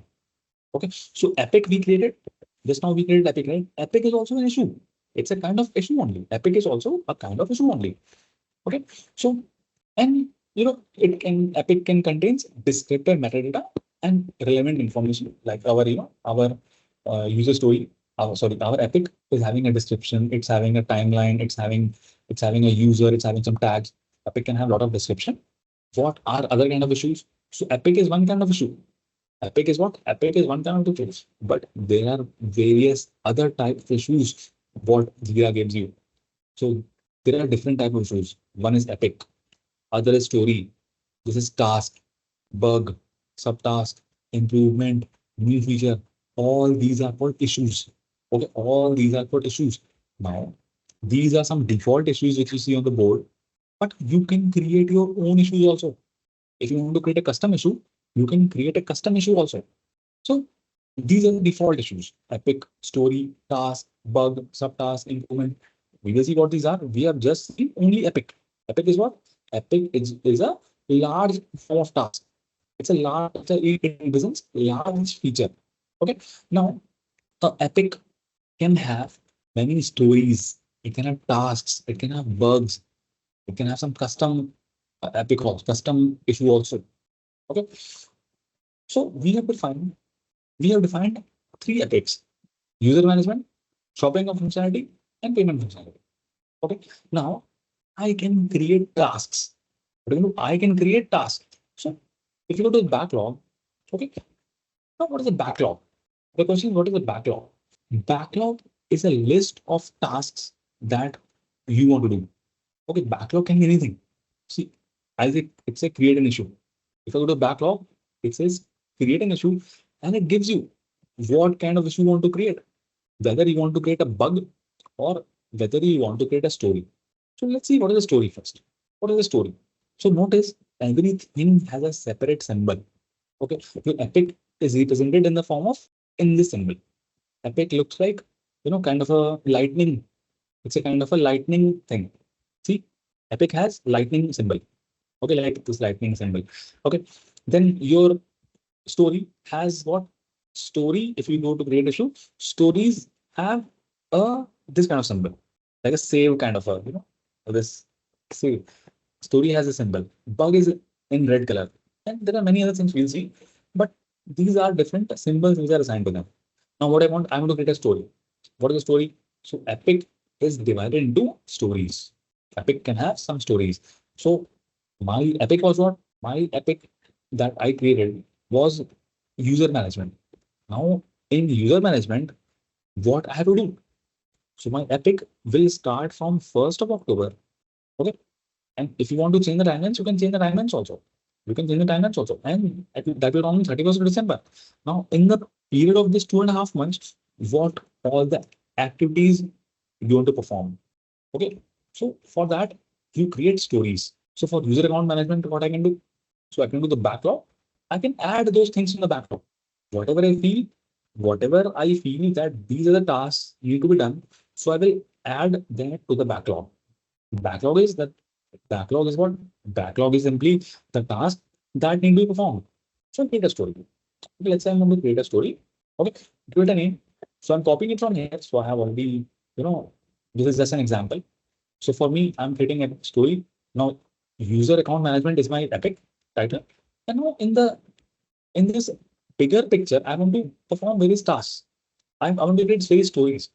So my first story is user registration. Okay, my first story is user registration. Okay, my second story is user login. So I'm just creating various stories. My third user story is profile management. Profile management. Okay. My fourth story is I can create as many as you want. Order history. Let's say this is my fourth. I can create some bugs also. Okay, maybe some of my users have reported some bugs. Okay, maybe my user has reported some bugs. So I can create some bugs also. Okay, I can create some bugs also. Bugs as in, if I have the examples, you can think of any bug. Let's say bug is one bug I'm creating. Bug I'm creating. I'm saying login, not not login. Login or login. This is a bug. Okay, I can create more bugs that payment options don't list credit cards. So these are bugs. Now these bugs can be created by a tester. It can be created by anyone who knows that these are the issues in my application. So these are all the bugs. Okay. Now stories have a. So why do we call them stories? Why do we call them story? Because story has an emotion attached, right? Story has an emotion attached. It caters to a use case. Like epic is what? Epic is a huge form. Now epic is broken down into stories. So epic was what? My epic was user account login or whatever, user management. Now, to achieve my user management, I want to achieve these stories. Then only I'll be achieving my user management, right? There can be some bugs also. I have to fix them also. And there is one more thing called task. There is another task. What is the task? Task is anything you want to do. And task is also kind of a story, but task might not be related with the actual business use case. Okay, maybe I want to task, let's say I want to give KT to a person. Let's say person is Amit. Okay, I want to give KT to Amit. This is a task. Okay, I want to help developers help my. I want to give what I want to uh, uh, give project overview to my testers. Okay, because they want to test it. So I'm going to give them some project overview. Now, these are what? These are okay. I think it don't save it. So these are tasks. So giving KD to Amit, does it impact my user management? Giving project overview to the testers, does it impact my user registration or user login? Or does it have an impact on my user management? No, right? It does not. But these are, some tasks that I want to do as a part of my project. So they are tasks. Okay. Stories are giving a proper business impact to your epic. Bugs are some issues. We call them bug issues. Issues as in not, we call them bug issues. Bug issues as in there are some defects. If a tester is testing and he finds that the login is not working, so he will create a bug. You can say he will create a bug. Now I have a backlog. Now I can do what? I can assign these stories to Epic. So currently I have what? I have created simple backlogs. I have created some sample stories and sample bugs and sample this. But have I attached my stories to Epic? No, right? So let me create more. Okay, let me create some more stories. So I'm creating I'm creating one more story. I'm creating a story for let's say what I'm creating a story for credit card payment. Okay, this is another story. I'm creating one story for debit card payment. Okay, I'm creating a story for shopping shopping card card page. Okay, I'm creating a story for order history view. Okay, I'm creating a story for my story about. Oh, I think I have created many. We have around 15 backlogs, 15 tasks to perform. Now I can assign these tasks to some epics. Then only they will have some significance, right? My tasks will have a significance only when they are assigned to epic. So you just I say, okay, this can be assigned to which epic? User account management. Okay. User login, again, this can be assigned to, let's say, user management. Profile management, this can be assigned to, again, user management. Okay. Profile management will be again assigned to user management, let's say. Okay, I think I repeated it, but doesn't matter. Okay, login not working. I think this is also assigned to user management. Payment options, don't list credit cards. Okay, this might be assigned to my payment functionality. Okay, give KT to Amit. Now, these are tasks. These are what? SA10, SA11 tasks. Now, they don't have impact to my epics, right? So I can leave it as it is. Okay, I can leave it as it is. But if you want, you can assign to epic also. Okay, you can assign to maybe I gave KT to Amit regarding user account creation. So I can give it here. Okay, so you can keep on attaching things here and there. Project overview to my tester. So maybe I give it for my shopping cart. Okay, credit card payment. I'll assign the epic to payment. Okay, so I can just debit card payment. I'll say debit card payment is also payment functionality. Okay, shopping cart page. It is for shopping cart. Order view history. This is also for, let's say, shopping cart. So if you want to create more, you can keep on creating. Okay, now you know how to create stories, bugs, tasks. Okay, and how to assign these to the epic.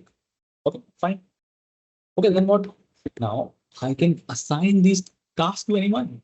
So now we have listed the backlog. Backlog listing can be done at any point of time, even when something is going on, even when before the project starts, or even during the project is going on. Let's say my project is going on currently. I'm thinking that okay, I should perform a new task, or my product owner thinks that a new task has to be done. So he will create a issue here, either a story, either a bug, either a task, or whatever. He'll create it here. Now comes what you can go into detail of it. If you want to groom it, what is grooming? Now I have created a story. Now I want to groom it. I want to give things. I want to specify details of the story. So I'll open it. I'll open it. If you want to open it here, or you can open it from here also. Click on here. So it will open up. Okay, so it is opening up. Now you can give the description of it. What is this user registration? So I can just copy. Maybe I'll just copy. You can give it your own stuff, whatever you want. User registration is, so you have to write in form a story. I'm copying it and then I'll tell you what this is. See, look at this description. So normally this is how any description of a story looks like. It says, as a new user, I want to create an account using my email address so that I can make purchases. Look at this. Does it sound like a story? This sentence, it sounds like a story, right? So this is how we normally describe our stories or bugs or whatever. So this is a story, and you can decide other things also. You can put some comments. Okay, anyone, any person who wants to comment on the story, he can say, oh, so he can comment. He can ask any questions. So a team can communicate on, with the help of comments. So you can say, I can tag someone. I can tag someone. Okay, I'm going to tag, let's say, uh, this person. Okay, any person. I can ask him question. Who will be assigned this story? Okay, so it's a comment. So comment will be seen here. So anyone who can come here, you can see. Okay. People can reply. People can reply. Now this person can reply. This story can be assigned to XYZ person. Okay, people can chat here in the form of comments. And I can specify other details here. Other details like labels. I can put a label that, okay, this story belongs to, let's say, my org. And add some tags. Some tags I can add. Okay. Now team. Which team is doing it? So I don't have a team currently, but if you want, you can create a team also. A sprint in which, no, sprint. Sprint I'll tell you, but I'm leaving this blank. Okay. Then you also need to tell story point estimate. Now, what is that? What is a story point estimate?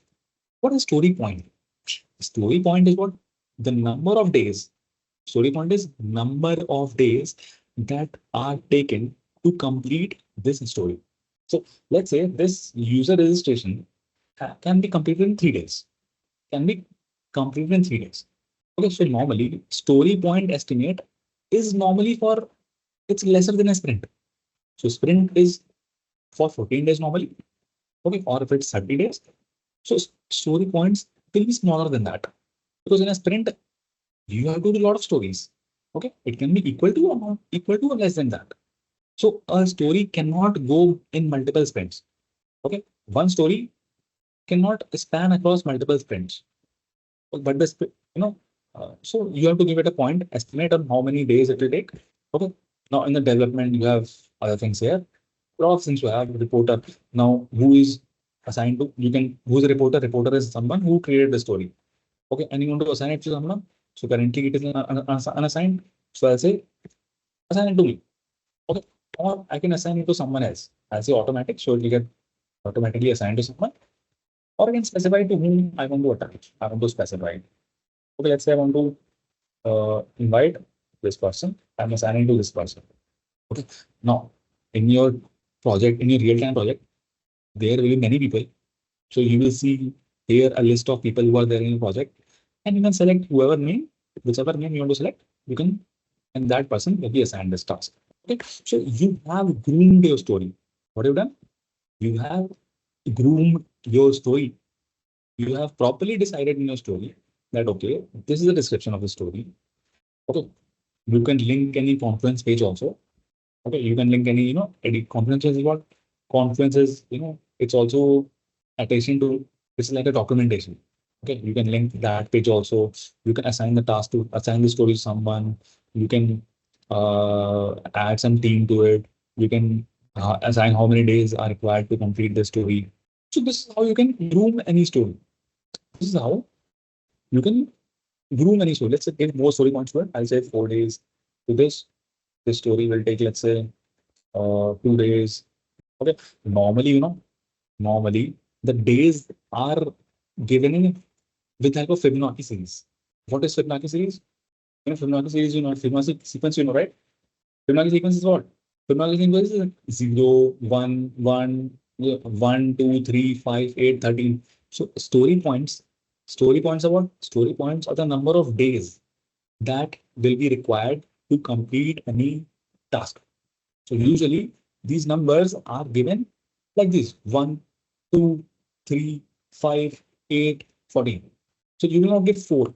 If it is 4, if a story takes 4 days, either you will make it 5 or make it 3 and create a new story, maybe. Okay, usually we give these numbers. Okay, but again, it's a convention. It's a convention. Maybe in your project, you'll be seeing some 4 or 6 days also used.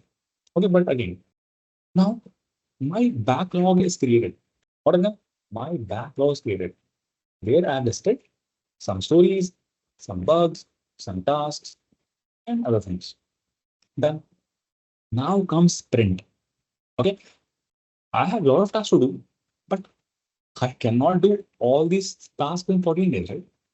Can I do all these tasks in 14 days? I cannot. So I will pull whatever tasks are priority. Okay, I will put that in a sprint. Okay. So here it says sprint 1. Here is a sprint. This is a sprint. Sprint is what? Sprint is, again, I'm telling you, sprint is a short period of time, either 14 days, 30 days, in which you want to achieve something. You want to achieve some tasks. So you have to create a sprint. So let's say the name of the sprint is sprint. You can modify the name also.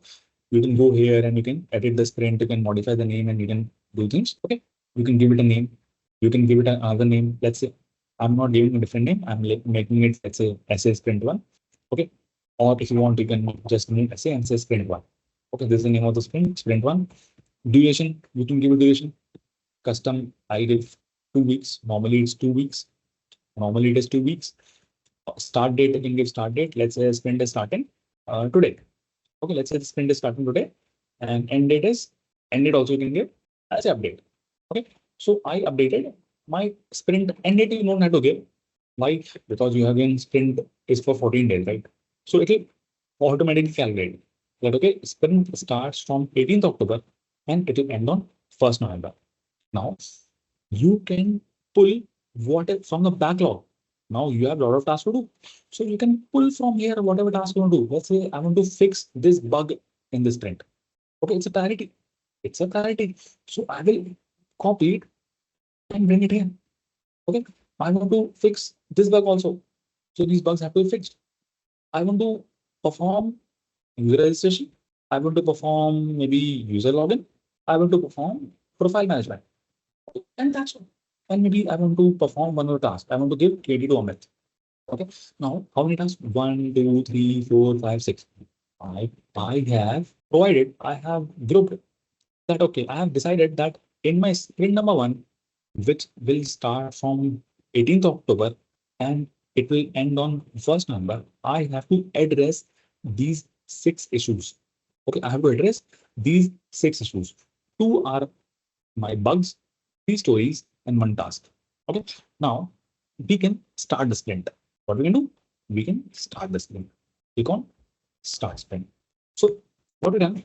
We have listed all and we have included all the tasks that we have to perform in a sprint, and we'll say start sprint.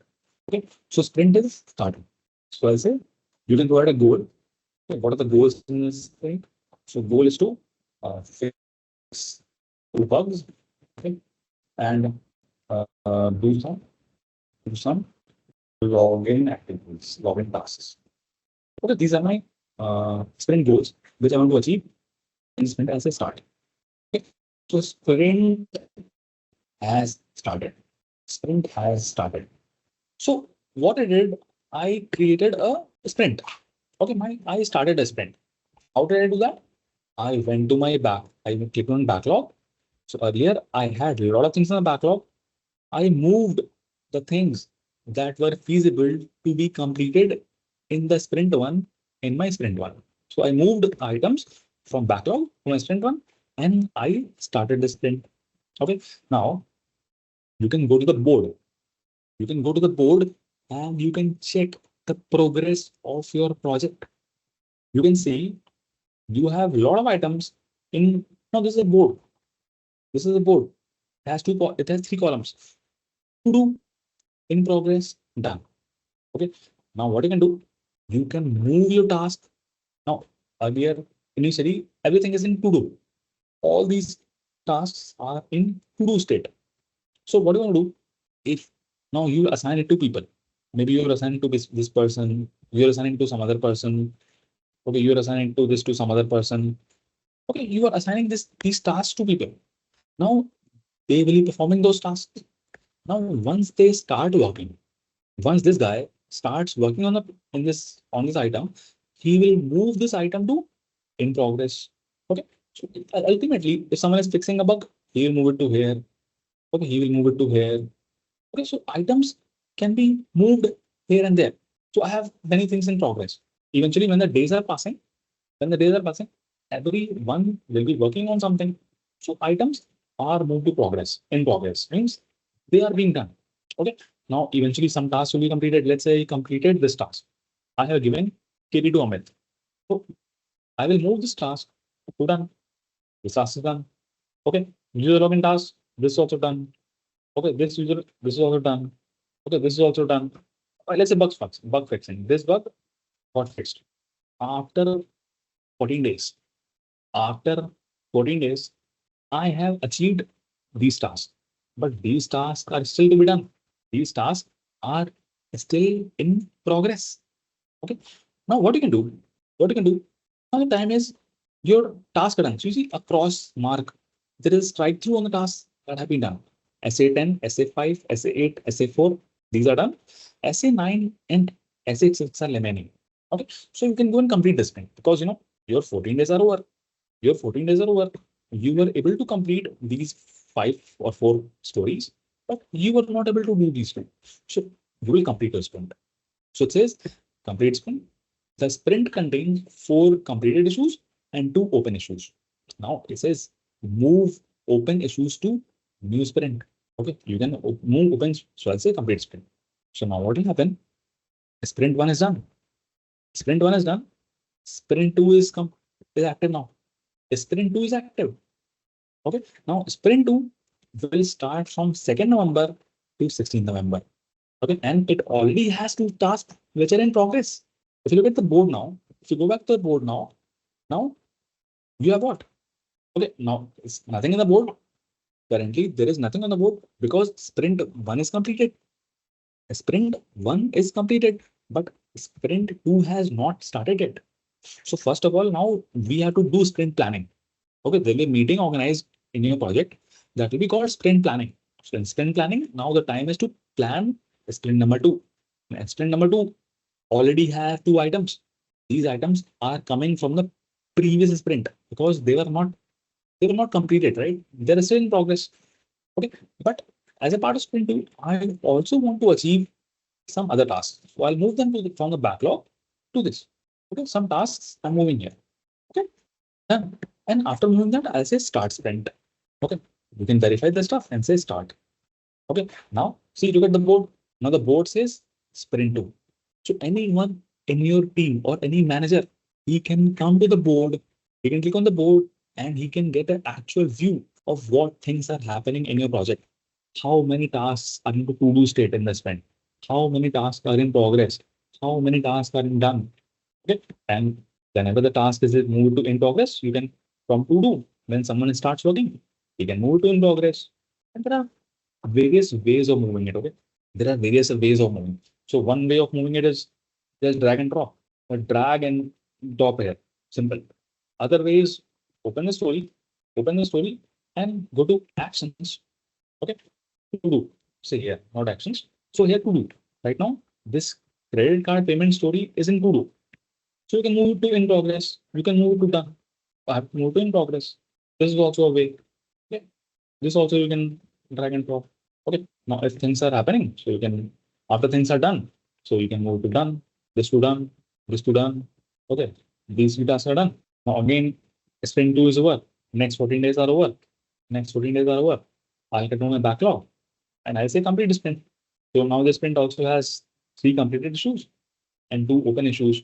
I'll say complete sprint. Okay, now in sprint 3, these 2 tasks have automatically moved. These 2 tasks were earlier in my sprint number 2, but since they were not being completed, they were not completed in that sprint. So that's why they have moved to sprint number 3. So you can see in sprints, so it should be showing up here. You should be seeing in that here. It should be somewhere here.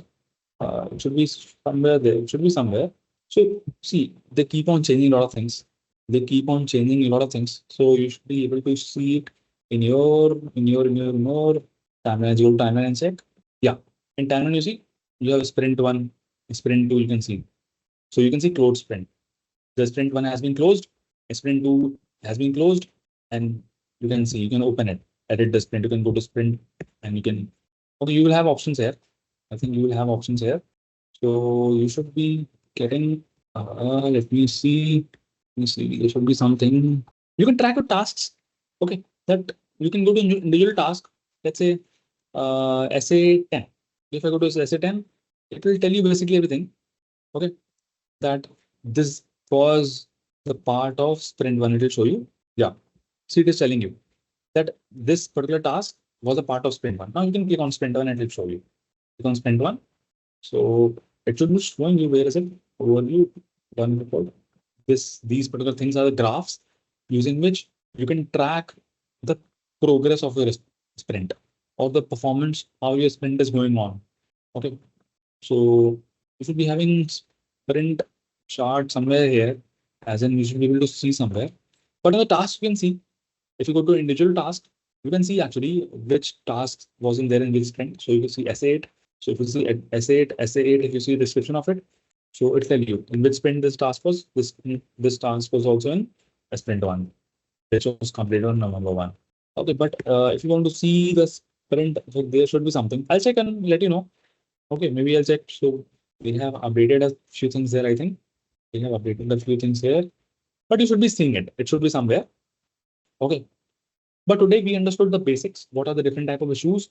We understood what is Jira, how to create an issue, what is a backlog, how to, how to groom any story, how to create a story, how to groom story, how to start a sprint, how to create a sprint, how to complete a sprint. Okay. We know how to, how to switch, how to go to the board. What is the Jira board? Okay. What is the board?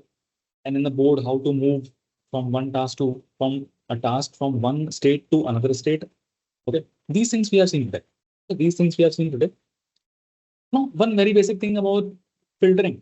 Okay, if you want to search something, okay, if you want to search something, so you can go to the filters. Okay, you can go to the filters and say view all filters, and there is something now. There are multiple types of searches. There are multiple types of searches. One search is you can search on your board. Simple thing is, one thing is you can search on your board. Let's say I'm going to search task which is having login. So it will show me how many tasks on my board are having the term login. So currently there are no tasks, so it is not showing obviously. But if I want to search something on my board, I can come here and search it. Okay. If you want to search something globally, you can search it here. You can search it here. So it's giving you place to search whatever you want. Let's say I'm going to search login. How many times login is coming? There, you see, login is coming in these. No, guys, this is a global search. What is this? This is a global search. This is not just searching in your project, but in various other projects. So today we created a project. If I go to view all projects, so currently I have 3 projects. I have 4 projects, which I created earlier. But today I created this project. Today I created shopping cart app. Okay, I created this project. Today I created this third one, this third project. Okay. So, but if you want to search something, let's say login in all the projects, so it shows me that okay, in shopping cart app there is SA8 login not working, but in some other projects there is some demo ecom app or some other projects there is also login. You can search it from anything here. Okay, you can search on boards, so it will be a board view of the things. Again, it's a global search. One is your dashboard search. On your dashboard, you can search. This is board search. You can search in a backlog also. If I want to search my login tasks in my backlog. So again, currently there are no login tasks in my backlog, so it is not giving you. But if I want to search, let's say card, so it shows me that okay, there is a backlog called card. Again, easy. It's like using any website, right? Like simple using any website. But if you want to perform advanced searches, if you want to perform some advanced searches, you can use filters. Okay, if you say view all filters, so here you can filter based on things. You can filter in which project. I want to search in, let's say, shopping app. Okay, I want to search what I want to search, or you can create a filter. Okay, you can create a filter of your own, and this filter you can use it to search anything. Okay, I hope you have created a Jira account for yourself. Okay, it's free of cost. If you want to practice, you can practice for free. Okay. So what we saw yesterday, we created a backlog, right? We were creating items in the backlog and we were moving it to the sprints. Okay. And we would start a sprint. It would show up in the board. Okay. A board will show the progress of our sprint, that how many items are in to-do state, how many items are in progress, how many are in done. Okay. We saw different type of issues. So in Jira, everything is an issue. Issue are of various types. Okay. Some of the issue types we have seen as, story, then bug, then task, epic. So all these are type of issues. Okay. We'll be seeing some more issues today. Now let's talk more about the issues. Okay. So if you see, when you create any task, so it shows you very limited option. Okay. If I create an issue here, see, I create an issue, it shows me that issue can be a task, or a story. Okay. Or if I create here, it shows issue can be a task or a story, or they can be some issues. You can create bug or epic, all those things. Okay. But tomorrow, if I have a requirement to create my custom issue, okay, let's say uh, someone wants to work in R&D, or someone wants to work in the task. It's not, you cannot categorize a task, whether it's a story, whether it's a task, whether it's a bug. It's something else, something custom. So you can create your custom issue also. How to do that? You can go to the project setting. Okay, you can go to the project setting. Here you see you have a lot of options. In project settings, you have a lot of options. Okay, you can see the details of the project. That my project name is this. Project key we saw yesterday. You can choose a category. Okay, you can create a category and bring this into this category. You have some accesses. Okay, who has, how many people have the access to this project? So this particular person has the access, is administrator. Okay, then you can see you have things for automation. Automation will be, don't worry, automation, just park it for now. We'll be seeing in few minutes. Okay, issue types. Okay, we have something on issue types. So we have seen some of these issue types yesterday. We have seen epic. Just to give you a recap, what is epic? Epic is a very big task that you want to do. Okay, it's a very big overall module, you can say, which you want to perform, which you want to do. Okay, which you want to which you want to accomplish. Okay, it's a huge set of tasks that combine and form epic. Okay, so epic, yesterday we created some epics. Okay, then in the epic, inside the epic, you can have stories, you can have bugs, you can have tasks. Okay, so we have seen bugs, stories, and tasks. So we saw what is the difference between story and task. We saw what is a bug. Okay, those things we covered. We have already covered yesterday. Okay, now there is something called subtask as well. What is subtask? Subtask is you know uh, a small, very small task which you can create as a child to the task. Okay, so if you create a task, so inside the task you can create some subtasks. For example, so I'm going to the task which we created, just opening it. Okay, to our backlog browser. Or let's create a task. Okay, let's create a task. So I'm saying create issue. The issue is of the type task. Okay, I'll call it. Let me call it. Uh, let's say deployment task. Okay, deploy uh, application, deploy app to test environment. Okay, this is my task. This is my task. Now, this task is created. Now, if I go and open this task, I can groom it, right? I can add more details to it. You know how to add it. Just open it and you can groom it. Grooming means add some necessary information on it so that if someone views this task, he should know what is going on in this task, right? So I can add description. I can say, okay, this is task. Okay, no. So here I'm giving a description. Let me close this. Let me close other things. So I'm giving a description that this task is to perform deployment on test environment. Okay, you can give more descriptions as you want. Now, and you can give some more details here. Okay, in this task, you can give some more details here. You can add some attachments here. If I want to attach a PDF with the deployment steps to be followed, I can attach a PDF that, okay, these are the deployment steps that have to be followed. Okay, you can add a child issue. See, now this task might be a bigger task, might take 2 or 3 days. I can break this task into subtasks. So I can say add a child issue and I can create a subtask. Subtask can be task is deploy app to test environment. So my subtask can be do uh, gather the requirements or I'll say gather the artifacts which I want to deploy. Gather artifacts. This is a task.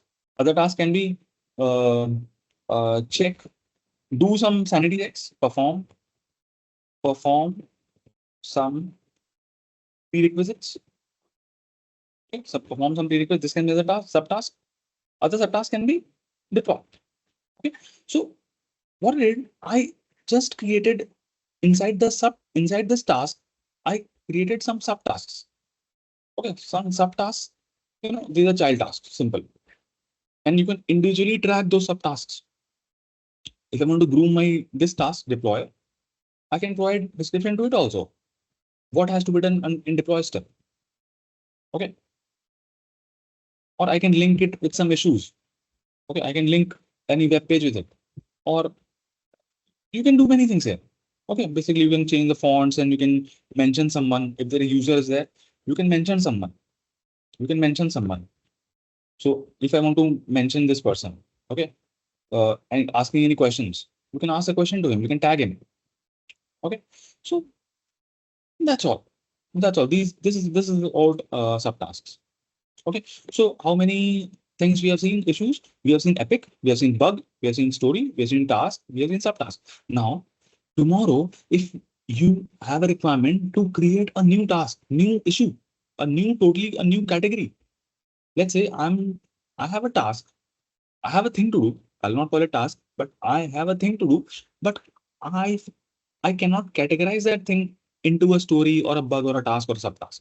So I can create my custom issue.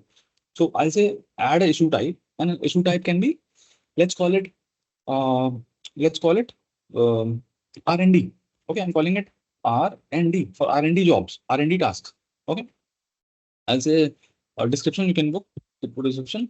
This issue type is for tasks that need R&D, some research and development it needs. You can change the icon also if you want. Okay, out of these icons, let's say I'm choosing this icon. This is my R&D task. Okay, I'll say select. I'll say create. Okay, so I have created a totally new type of issue, R&D type of issue. Okay, you can provide its own template. So every issue has a template, right? So when someone is creating a R&D type of a issue, so he needs to provide summary, description, he needs to provide status, he needs to provide an assignee, he needs to provide a label, he needs to provide a parent, a team. Now, maybe few things you don't want. Let's say I don't want them to provide the team. Okay, so I can remove it. I'll click here and I'll say remove field. Maybe he doesn't, I don't want him to provide the label, so I'll remove it. So this is like I'm modifying the template, but I want him to provide maybe some checklist. Maybe some checkbox. I'll give him option to provide a checkbox. So I'll say, okay, here. Okay. So I'm creating something called a checkbox. So field name, maybe I'm creating, what should I do? Checkbox. In the checkbox, I'll put, let's say I'm putting a team name. Okay. Or team name. This is my checkbox. Okay. Now in checkbox, I'll put some options. I'll put options of various team. If it is a team or it's a development team. Okay, add option. Maybe it's a DevOps team. Okay, or it's a testing team. Just a checkbox. Who is doing what task? And then say save changes. Save changes. See what I did. I just created a new issue type called R&D, and I'm able to customize its templates. Okay, and it's created. Now see guys, if someone is creating a project, okay, let's go to creating a project. I'm just trying to open our where in the projects in the backlog. Where is it? Just go back to the project. I'll go back to the project. Now this time I'm going to create. I'll go to the backlog, and I can create a issue type called R&D also now. See, I can create issue type R&D also. What needs to be done here? So I'll say research on the latest. I'll say latest AI tool. Okay, just any AI tool, anything. Okay, it's just a description. Okay, I'll say okay. Yeah. Okay, now this is another type of issue got created. Okay, if I open, I can groom it as well. I can open in a new tab and I can fill in the details that, okay, this description is this and all those things. I can put some actions. Okay, you can make it to in progress. Okay, you can make it to done and you can play with it. You can basically play with it. You can do a lot of things here in this part of things. You can add a, you can check the activity, who created this particular issue. When if someone makes a change, let's say I'm adding a description to it. Okay, I'll say new description. Okay, anything description. I'm adding a new description. Okay, description added. No, it will be shown up in the activity that someone added a new description of it. See, someone added a new description just in 9 seconds ago. I added a new. So anyone who makes changes here, okay, it should be shown up here. Everything should be showing up here. Okay, so this is how to create a new custom issue. This was how to create a new custom issue. And you can do again the same things here. Okay, you can just play with the things here. You can just move it to, maybe if you want to move it to sprint, you can move it to sprint. Okay, this thing we move to sprint. Okay, you can modify if you can add it to Epic. So if I want to add it to a shopping cart functionality, I can add it to Epic. Okay, if you want to assign some story points to it, I can assign some, let's say 5 story points I'm assigning to it. If you want to assign it to some person, you can assign it to some person.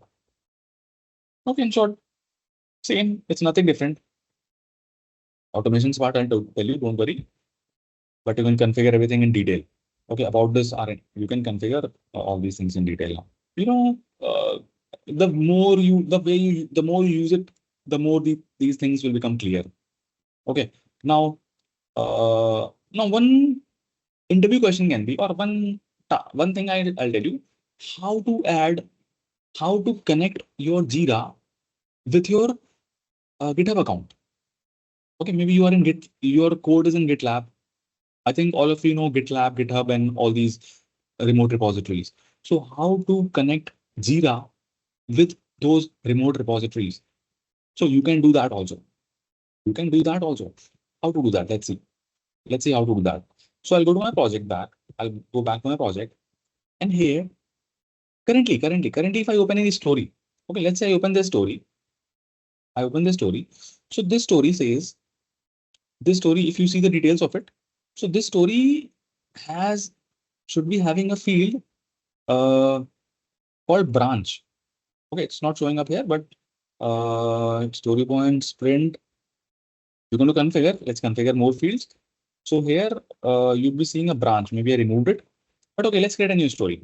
Okay, let's create a fresh story. Let's create a fresh story. I'm creating a fresh story in my backlog. Okay, or I can create a fresh story in my sprint also, doesn't matter. So I'm saying this is a type of story. Okay, and I'll put a description here that anything create a HTML page for shopping. Okay, shopping. This is my story. This is the name of the story. Okay, you can open it and you can assign it to any sprint you want. So, sorry, you can assign it to any person. So here you can modify things. Okay. Assign it to some person. Let's say I'm assigning to myself. Labels, you can give labels. Okay, and here there should be some code option also. Maybe let me configure code option. Okay, coding option, branch option, sorry, branch option should be here. It should show up here. Okay, branch option is not visible here. There was a branch option here. Okay, let me go back. Let me go back.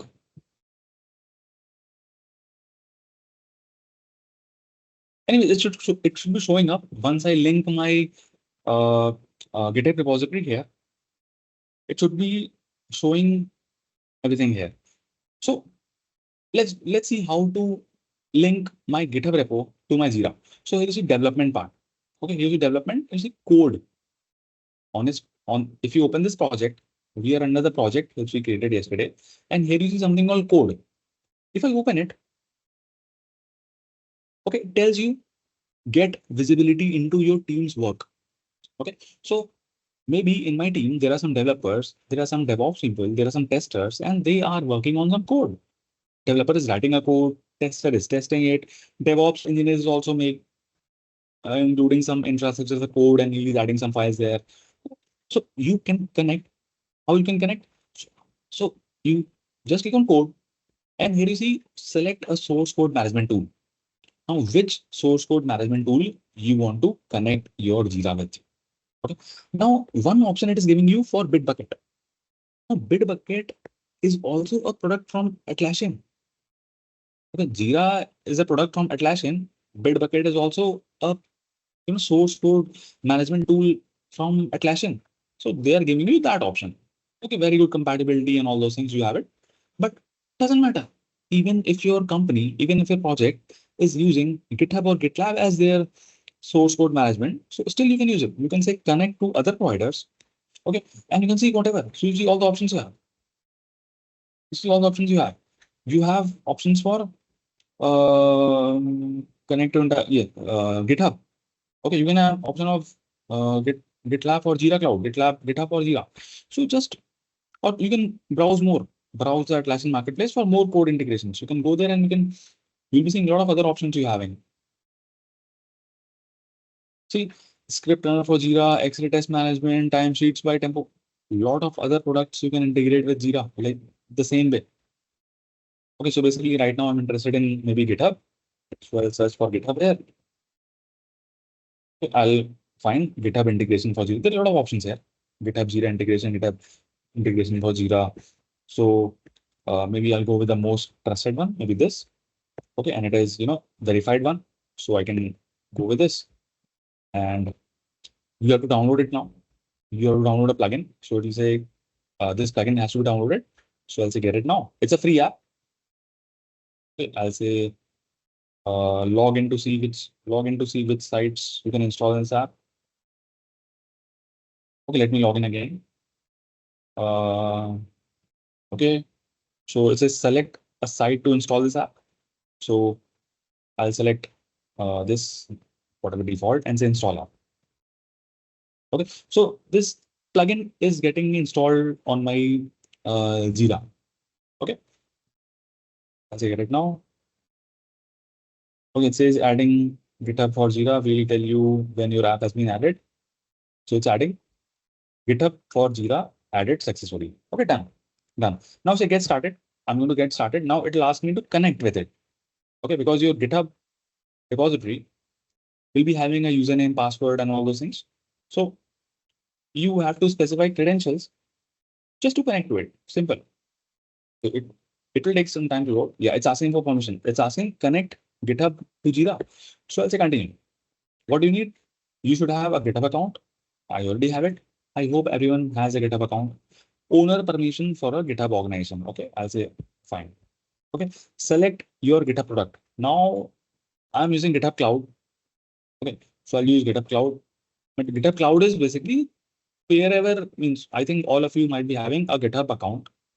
Okay, all of you might be having GitHub account. So I also have it. Let me open in maybe some other browser. Just to show you here, I'll open my GitHub account. Okay, this is my GitHub account. This is my GitHub account. And I think all of you might be having this GitHub account. Okay. So what I'm doing, I'm just connecting my Jira to this GitHub account. See how. So I'll say GitHub Cloud here. I'll say GitHub Cloud because this is GitHub Cloud only. This is what? This is GitHub Cloud only. If your organization is using enterprise version, so you can just use GitHub Enterprise Server. And I'll say GitHub Cloud for now. I'll say next. So it's asking for a sign in. So let me sign in. So my email ID is this. Password, let me put it. So sign in. Yeah, it says Jira by Atlassian would like permission to. Okay, I'll authorize Jira. Okay, now it's saying it should be saying connected. Select. Now it's your browser stopped the pop-up. Oh, there is a pop-up here. Let me enable the pop-up. There's a pop-up coming. I'll say I allow this pop-up. Yeah. So it's saying all these things. So now install on your personal and all those things. So for how many repositories you want to enable? If you want to select some repositories, or I might select only some repositories also. If you say all repositories, So this applies to all current and all the repositories which are in your GitHub account. All the repositories will get linked with Jira. But if you want to link only a particular repository, then you can link only that particular repository. So let's link only, I'm going to link only one my particular repository. I'll select from my, see now it's picking up. It's picking up all the repositories in my GitHub account. Okay, so let me let me pick up one repository here. So I'm just adding this maybe DevOps Center repo, or maybe this DevOps project sample Java app. Okay, I'm just linking this.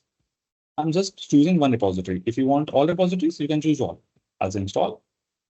So this takes some time, okay, because two different things are getting linked, so it will take some time. So I think it's automated now. I think it also automated now. Let me refresh.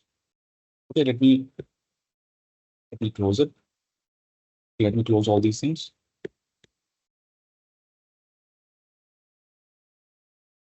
Okay, now if I go to my project, okay, here if I go to code, and here you'll be seeing, I think the integration should be here. Yeah, so it shows linked pull request, so there is no pull request yet. And it also says latest repositories, the most recent repositories with the commits and all those things you're doing, showing to connect GitHub connected. So it says GitHub connected. So there is some, check the app and let me check the application. It should be picking up. I think some pop-up and all those things are blocked. Select the GitHub organization. Okay, I'll select. Okay, just check this setup is connected, so no need to do anything else. Yeah, this is connected now. It is finished. Permission, full access. Only one repo is connected here. See, only one repo. Which repo is this? The repo which I selected. Okay, only that repo is connected now. Okay, now if I go and create a story, okay, let's go to our project and create a story. Let's say I'm doing backlog, or maybe I'll move to the existing story. Okay, let me say open the story. Yeah, this story, see, look at it now. If you see the story, let me open it a bit bigger so that you all can see it. Now see, I have opened the story. Now you see some additional thing here talking about development. And it says what? It says create a branch, create commit. Now guys, if someone starts working in a project, when you'll be working, so this part would be already done there. Okay, in your project, maybe your Jira is already connected with your source code management tool. If you're using GitHub, if you're using GitLab, it should be already connected. What you will do, your manager will create a story for you, or maybe you are creating a story for yourself. Now you are starting to work on that story. So obviously you'll be creating a branch, right? I hope you know some part of DevOps, some basic of DevOps. I hope everyone knows. So what we do, we have, let's say it's a project. Let's say this is my project. Okay. Now, if I want to start working on it, if there is a new feature request coming in, let's say I want to fix a bug, or if I want to start working on it. So I will not work on the master branch. I hope you are aware of the branching, all those things in DevOps. Okay. What are the different branches? What is the master branch? And so I have some branches, but I'll not be working in the master branch because master branch has to be very critical. I will not directly commit my updates on the master branch. If I have to start working, I will create a branch on the master, start work on it. Then after my work is done on my branch, then I will merge my changes to the master. Right? This is what we follow. So exactly the same thing. So when I see this task that, okay, this task is assigned to me, I have to create some profile management task, whatever. So I would create a branch from here. I'll say create a branch. Okay, it will open up something. Now it will ask you, which branch do you want to create? Which branch do you want to create? I'll say profile, maybe this branch. I'm creating this. I'll say create branch. Okay, you can select a repository, obviously. So I'll select this repository and branch from which branch you want to create. I want from master branch. I want to create a new branch called SSX profile management. It's a create branch. See, it's creating branch. Branch created. Let's check. Let's go to my, so here if I refresh my GitHub account, look at it. Look at it. just now a new branch got created, SS6 profile management. Now I can start working on it. Okay, if you want to make a new commit, you can do that also, create a new commit. Okay, now anyone wants to check, if any of your manager wants to check what are you doing, so he will come to your repository. He will come to your task. So this task is assigned to you. Let's say this task is assigned to maybe some person. Let's say this person. Okay. Now this person is working on the task. His manager wants to check what this guy is doing. So he will come here and see development part. He will see, oh, there is already a branch. So he might go to this branch and he can check what commits I'm making or just to track anything. So this is how you can connect GitHub to Jira. Let's see more things. These are small things. Again, repeating, these are small things. Even if I don't tell you all these things, you can go and play with these console and you will be seeing what those things are, right? It's so easy. So now, what is the workflow? So guys, we went to the board. We saw what is a board, right? Board is what? Board tells you the situation of your sprint. How many tasks are in to-do state? How many tasks are in progress state? How many tasks are in done state? Okay, and what you are doing? You were just when someone starts working, so before that his task will be in to-do state. So when he starts working, he will move his task to in progress. Okay, so that someone would know, right? Okay, this task is in progress. Okay, then he would do more things, and then later on his task will be moved to done state. Okay, and task is done. Task is done. But guys, so this is workflow. What is this? This is workflow. The process, the workflow is what? Flow. What is the flow here? Flow is tasks moving from one state to another state, and from another state to another state, and finally moving to done. This is the flow. Okay. Now, what if you need more flows? What if you need more flows? Let's say in addition to, by default, you get three: to do, in progress, done. You get only, but what if I need more? What if I need more? What if I need, let's say, test? Okay, what I want to create just before it, I want to create a test. Okay, like this. I want to place it here. Okay, maybe my requirement is what? And maybe I want maybe something else. Maybe I want to create one more state for a blog. Okay, now see, I have multiple other steps in the workflow. Okay, 2 steps I added. So in addition to do, in progress, and done, I have 2 more steps now: test or blog. Now, maybe in the project, it sometimes happens, right? Sometimes it happens that the tasks that you're performing, maybe it is getting blocked by something. Okay, maybe for example, you want to deploy something. The task is what? To deploy any application to test environment. Okay, this is a task that has been allocated to you. Now, guys, deployment will only be successful if the build is successful, right? If the code has been compiled and built properly, only then you will deploy, right? Now, if the build is failing, if there are some issues in the project, how will you deploy it? So it means your task which is allocated to you. Task is what? Deploy something to test environment. Now this task is getting blocked. So you can move that task to block state. Okay. Now this board is just reflecting your actual situation of your sprint. Okay. So someone who looks at it, we will be seeing that, okay, this task is in the block state. This task in the block state. Okay. And everything is getting tracked in the activity. Which don't think that, okay, let me move this task to test and no one will know. Let me move this task again in blocked. No one will know. Everything is getting tracked. Every activity of you is getting captured. See how? If I open this user story, if I open this story, you see activity, right? As the activity, look at it. What it says, I change the status from in progress to blocked. Then I change the status from blocked to test. Then I change the status to test to blocked. Okay, so I can see all the activities. So don't feel like you are moving things here and there, nothing getting tracked. Everything you're doing, it's getting tracked.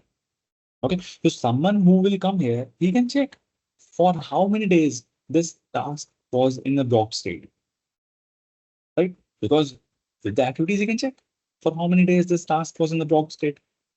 So you cannot fake anything. You cannot fool around anyone here. There is no possibility of fooling around anyone here. So everything is getting tracked there. Okay. So what I did just now, I added two more workflows. So this was a very easy way to add two, stages in the workflow: test and blocked. Other ways also.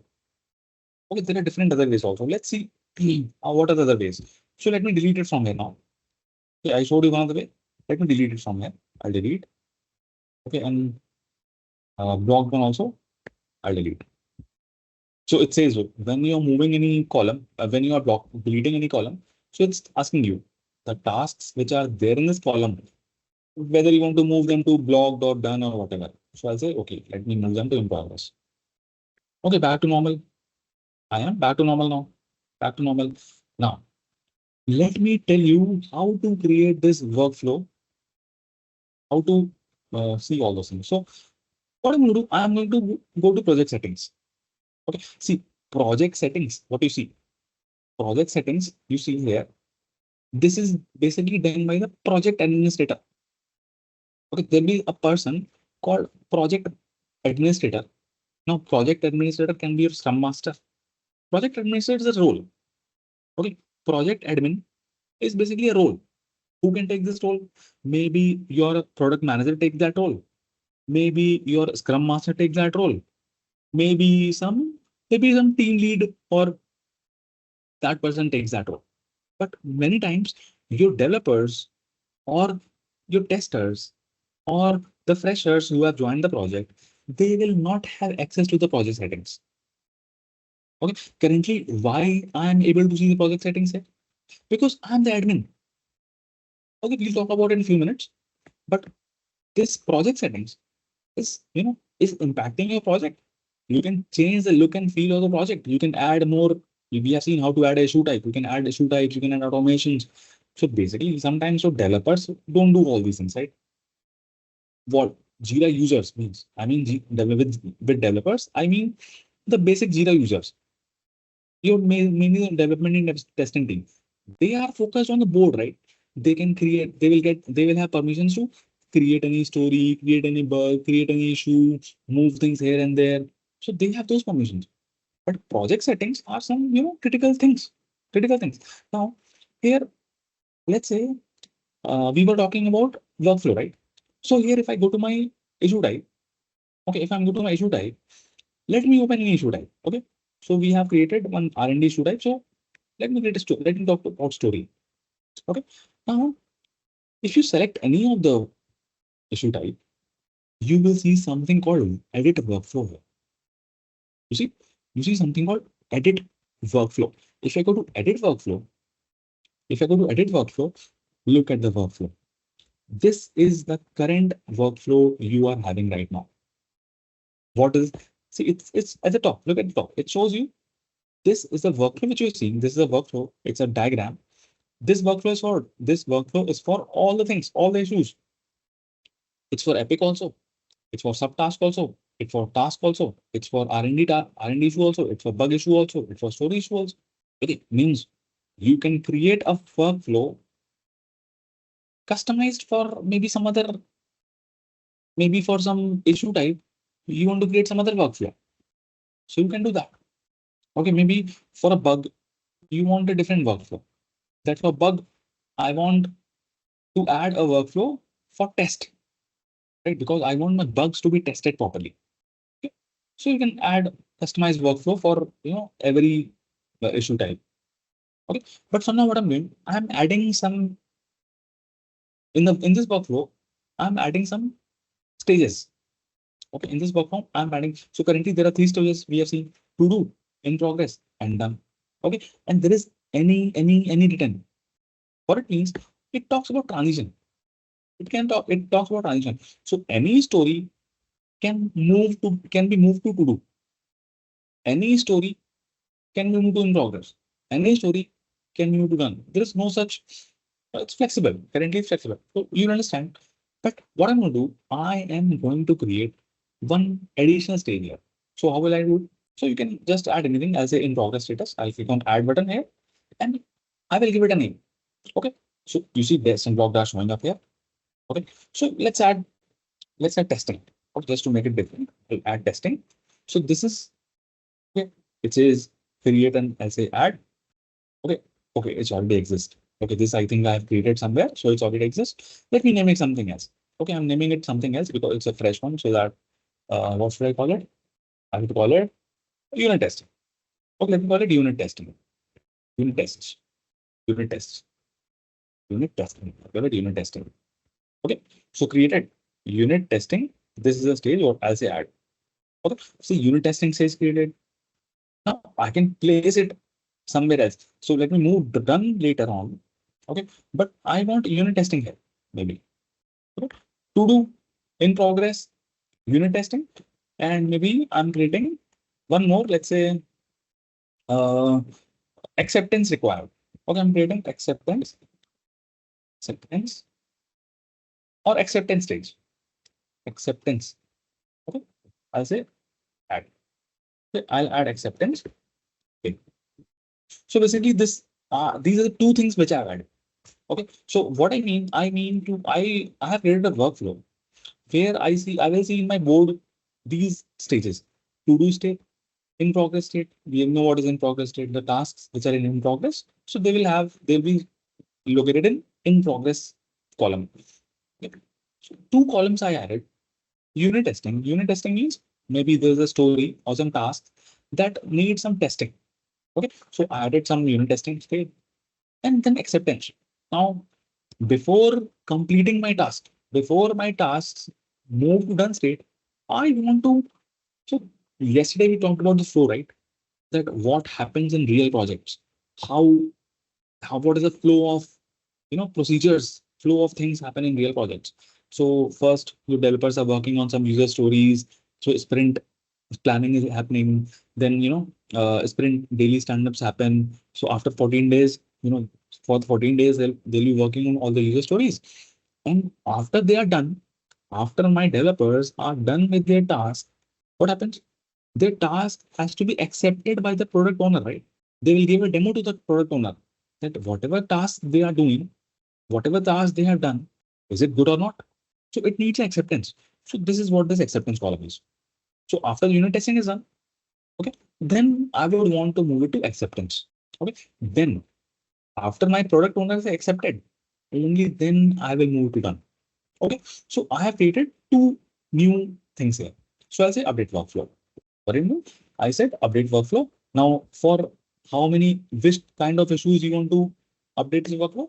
So all are there. If you want to skip something, you can skip, you can delete that. But I'll say all. Let's save and continue.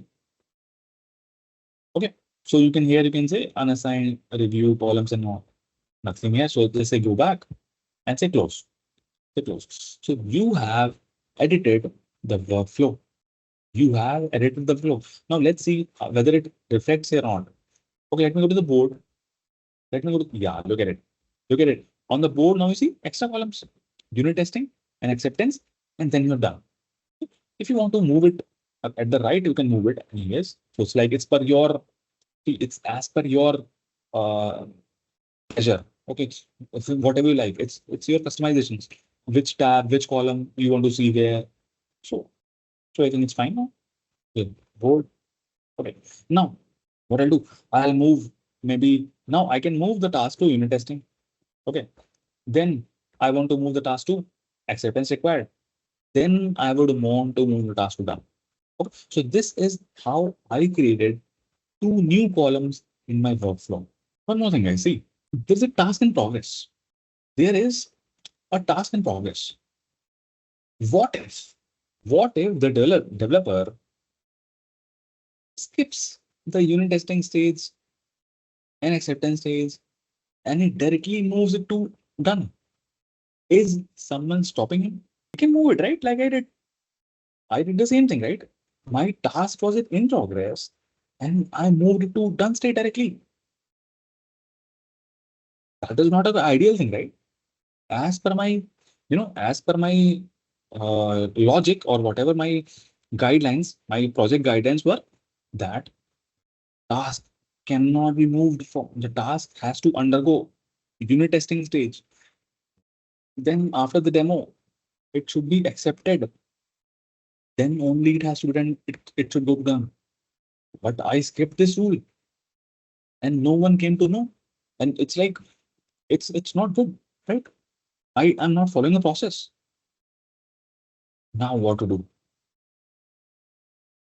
See guys, what you can do. You can create a rule for your workflow. How to do that? So let me move my steps back. Okay, let me move my things back to in progress. Okay, I'm moving my things to in progress. So these tasks were in progress. Now I will do something.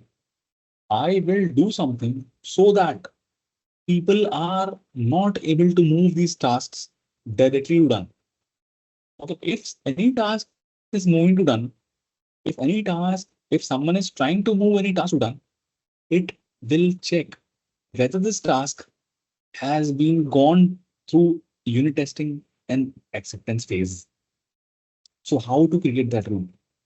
How to create that rule? So again, same thing, same story. I'll go to the same workflow. I'll go to the same workflow where I was editing. Okay, this was the workflow. Now I would create a rule here. So at the top you see rules. You see at the top you see rules. I say rule. I'll click on done. I'll click on the done stage. I'll click on the done stage and I click on rules. Okay, now here it says restrict. Now there are a lot of rules.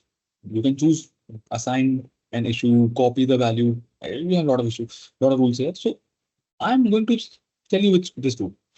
Restrict to when an issue has been through a specific status. It says what?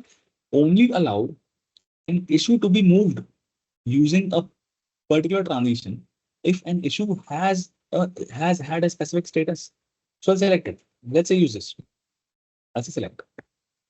Now here it's saying for which transition I have to do this. Let's say for done.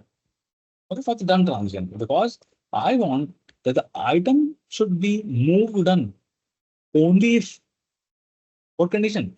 Check that the issue has been through acceptance. Okay, so this means that any task that can be that has to be that is going to move to done, it should be it should have crossed the acceptance stage. Check that the issue has been through acceptance stage. Okay, so now it's saying other options here include the issue's current status. So I'll say I want to include current status. Okay, and only consider the issue's most recent status. I'll add that. Okay. Okay, I'll say just add. Okay, done. Okay, so I added a condition on done. I added a rule on done that any task that has to be moved to done that has to come through acceptance stage. Now, same thing I can do on acceptance stage. I can select my acceptance stage. I'll say I'll create a rule on my acceptance stage that I'll say restrict to when the issue has been. Okay, I'll select this. Same thing. I'll choose it for acceptance stage. Okay, now I'll say that any item that has to be moved to acceptance stage, it should be passing my unit testing. Okay, I'll say include this and same thing. I'll say add. Okay, now let me save it. Let me update the workflow. Okay, updated. I close it. Okay, now look at it. Let me refresh here. Now I'll show you something. Now I'll show you. Let's try to move this. Let's try to move this profile management task directly to done. Let's see if it allows me or not. Look at it. See, look at the magic. I am trying to move it. See, it says what? You can't move this issue to this column due to the workflow configuration of permissions. So it's saying blank, I cannot move it. But can I move to unit testing? Yes, I can move to unit testing. I can move. Let's move it to unit testing state. Done. Okay, now from unit testing, if I try to move to done, doesn't allow. But it tells me, okay, you can move it to acceptance state. So I move to acceptance state. Then from acceptance state, can I move to done? Yes. From here, you can move to done. Okay, from here, you can move to done. Okay, now moving things here and there. This is one of the way of doing things. Other yesterday we already discussed, right? If I want to change the status of my this task, what I'll do, I'll open this task. Okay, and I can change it from here also. I can move to unit testing. See, there is no option of done here. Do you see an option of done here? Because you cannot move it to done. You have to move to unit testing first. Okay. Then after getting moved to unit testing, then you can move to acceptance. See, there is no option of done still. Move to acceptance. Okay. Then after you move to acceptance, then you need to do, then you can move to done. So this is why, this is because of the workflow which I have created. Okay, this is what it was. Let's talk about automations. How to create an automation. Let's talk about that. Okay, again, where you will find all these settings, you'll find the settings in project settings. Okay, again, I'm going to project settings. So I was already there in project settings, I think here. I'll go back, project settings. Yeah. Okay, in project settings, you have something called automation. Click on automation. Now see what I'm doing here. You can use some templates here. There are existing templates. Now, first of all, why would you need an automation? One example I'm telling you. Let's say a user story got created. Someone created a user story in your backlog. In the backlog, someone created a user story and you want to automatically assign that user story to someone. This is one of the use case. Other use cases may be a bug got created. Okay, till now, I'm creating a bug. Let's say I'm creating a bug. Let's say I'm calling it bug 001. Okay, I'll not give a proper description. I'll say bug 001. Okay. This is a bug got created. Now, this bug has been assigned to which person? It is unassigned. The bug did not assigned to anyone. But what I want? Now, bugs are very critical, right? Maybe there is a bug with a very high priority. There is a bug with a very critical priority. So I want that bug to be automatically assigned to my project manager so that he gets a notification that the bug has been created and he can take some actions.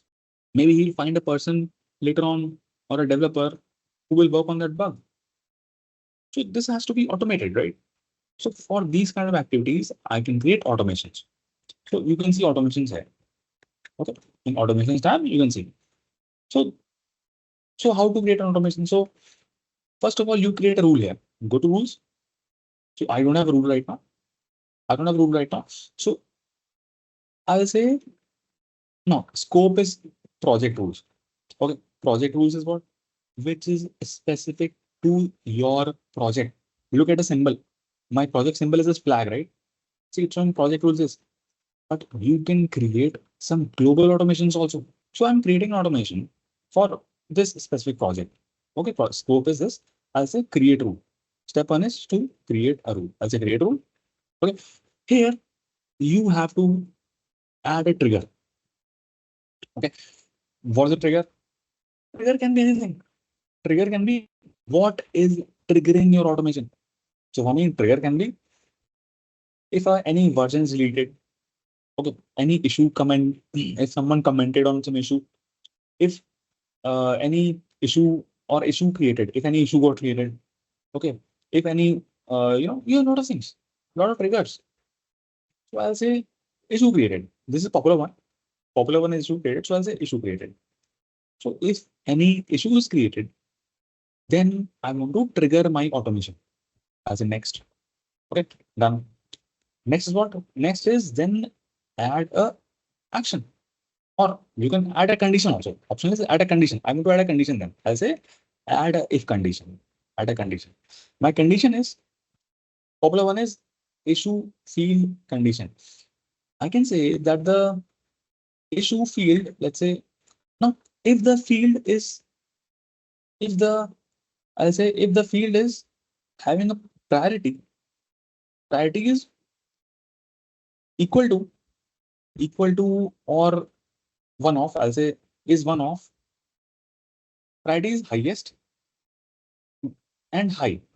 Okay, so if any issue is created and its priority is highest or high, okay, now I'll say next. Okay, then I want to add an action. What action do I want to, what action I want? Maybe I want the action. So a lot of actions are suggested here. The action is you can create a branch in GitHub, You can start a runbook in Azure. You can send an email. You can edit the issue. You can transition the issue. You can assign the issue. You can clone the issue. A lot of things are there. But say I want to assign that issue. Maybe I want to assign this issue to to this person. Let's say I'll say specify the user in a group. I can just specify the person. Okay. Or maybe I'll specify only particular user. So you lot of specify user. So I'll say I want to specify any user. I can select any user. Let's say this user. Okay. So now this is automation. Very small automation. It says that if any issue created, I'll say next and save it. Let me answer. So this is, you can make more changes. You can add more components. You can add here. You can add more conditions if you want. Okay. If you want to add more conditions, if you want to or fields, if that specific field is something or the value of the field is something. Okay. So for us, we have chosen what? We have chosen that if the value of priority is highest or high, okay, then I want to assign it to this person. Okay, this is the automation that I have created. Okay, now let's say I turn on this rule now. Give this rule a name. I'll say I'll call it issue rule. I'll say issue rule. Anything you name it. Okay, who can edit this rule? I'll say all admins can name it. I'll say turn on this rule. Now this rule is turned on. Now look at it, guys. Look at what is happening. I'm going to create a story. Okay, let me create a bug. Or let me create a bug. I'm creating a bug. I'll say, okay, I'm going to create a bug. Sorry, I'll say I'm going to create a bug. Now this bug, I'm naming it, let's say bug 02. Now, what I do, okay, sorry, I did not create. I'll say bug 02 and I'll say enter. Let me modify it. Let me modify some priority of it. So I'll give it a priority, maybe something else. Maybe I'll configure it. Where is it? Can I see the priority? Can I see the priority? Can I see the priority? Okay, maybe priority field is not there. Maybe I'll add a field here. Okay, add a field of for priority here. Okay, you can add it on the templates. I've already told you how to add it on the template. So I'm adding a field called priority. I should be seeing that in a template. Why is it not? No, field type is okay. Let me go to my template of bug. Okay, first of all, let me add it to my template because it should be there in the template actually. Priority field should be there in the template. Why is it not shown up here? It should be shown up here. But again, doesn't matter. We know how to add a priority in the template, right? So I'll go to my issue type. So I'll open bug. Okay, for the bug, see, there is no such thing called priority here. See, there is no field called priority. That's why it is not showing up here. But I will add a priority field here. So I'll search for all fields. I'll say maybe priority is there or not. Yeah, it's there. System fields priority. So I'll just move it here. Okay. So I have added in the bug template. I have added this priority field in the bug template. Now, if anyone creates a bug, okay, now if I create a bug or maybe I refresh it, so it should showing up, it should be showing up a field called priority here. See priority. I see priority here. And the priority automatically became medium. What's the priority of the bug? The priority of the bug by default is medium. Two lines, see medium. So you see, did it get assigned to anyone? The priority is medium. So did it get assigned to anyone? No. But now this time I'm creating a bug. I'm creating a bug. Let's say bug 03. Bug 03. Now the priority of this bug, what I do, I assign to highest. Now see what will happen. If I refresh it, okay, it should get assigned to someone now.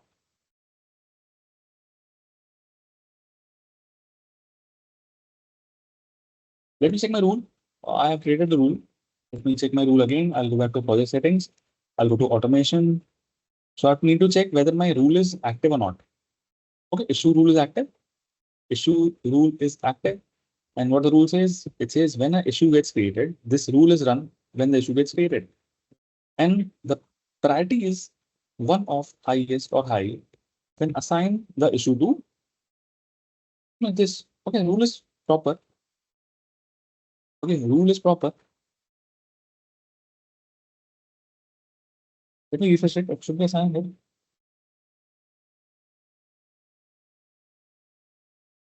Okay, let me create a new story. Maybe let me create something. Let me create a story. or create a story.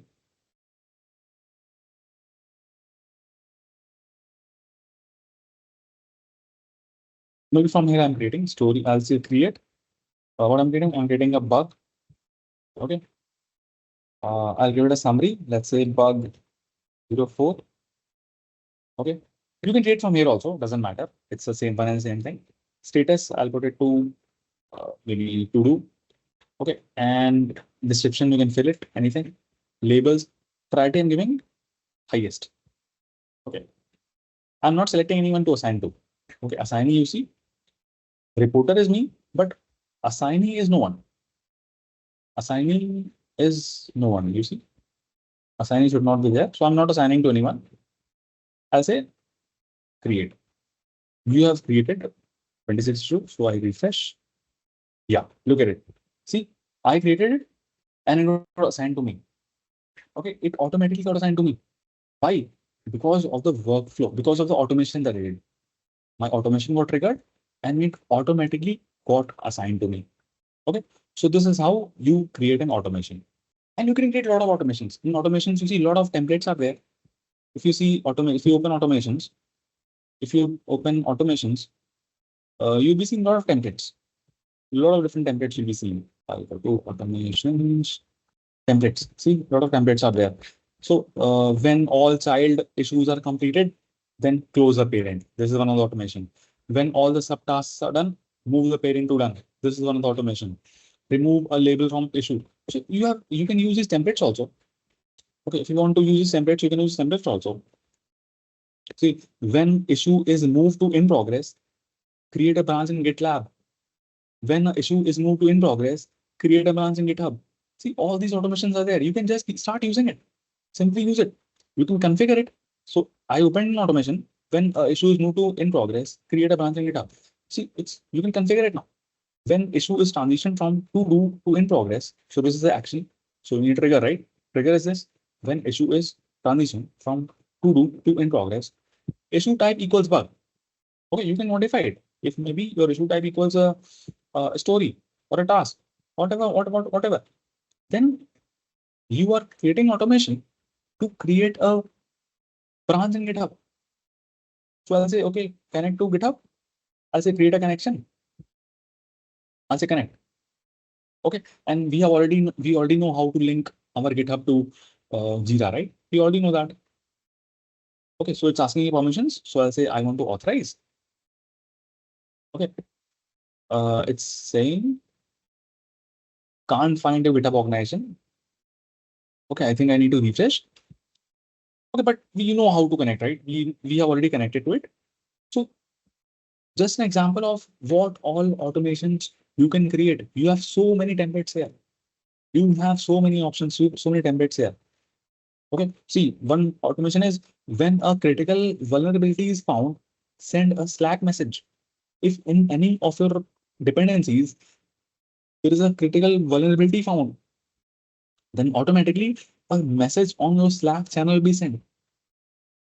Okay, these are all the automations you can. It's very, very handy feature, and you might be seeing a lot of automations in your Jira usage in your current company, or in the future if you're working in any project, they'll be already having a lot of automations. Okay, so when a design is linked to an issue, send a Microsoft Teams message. See, a lot of examples are there. Okay, this is how you create an automation. Okay, now there is a one thing called dashboards.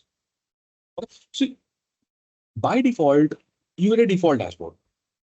So if you click on default dashboard is a dashboard which you see, which gives you overview of few things. Okay, so why do we need a dashboard? Why do we need a dashboard? Because dashboards are needed to make your life easy. Now tomorrow, if someone tells you, if someone asks, you are a Jira user, let's say you are a Jira user, and or maybe you are a Scrum Master. Talk about your Scrum Master. Someone asks you that how many stories have been completed in this task, what you'll do in the sprint, what you'll do? You will go to the board and you'll find out, oh, there are 3 stories and to do, and you'll count.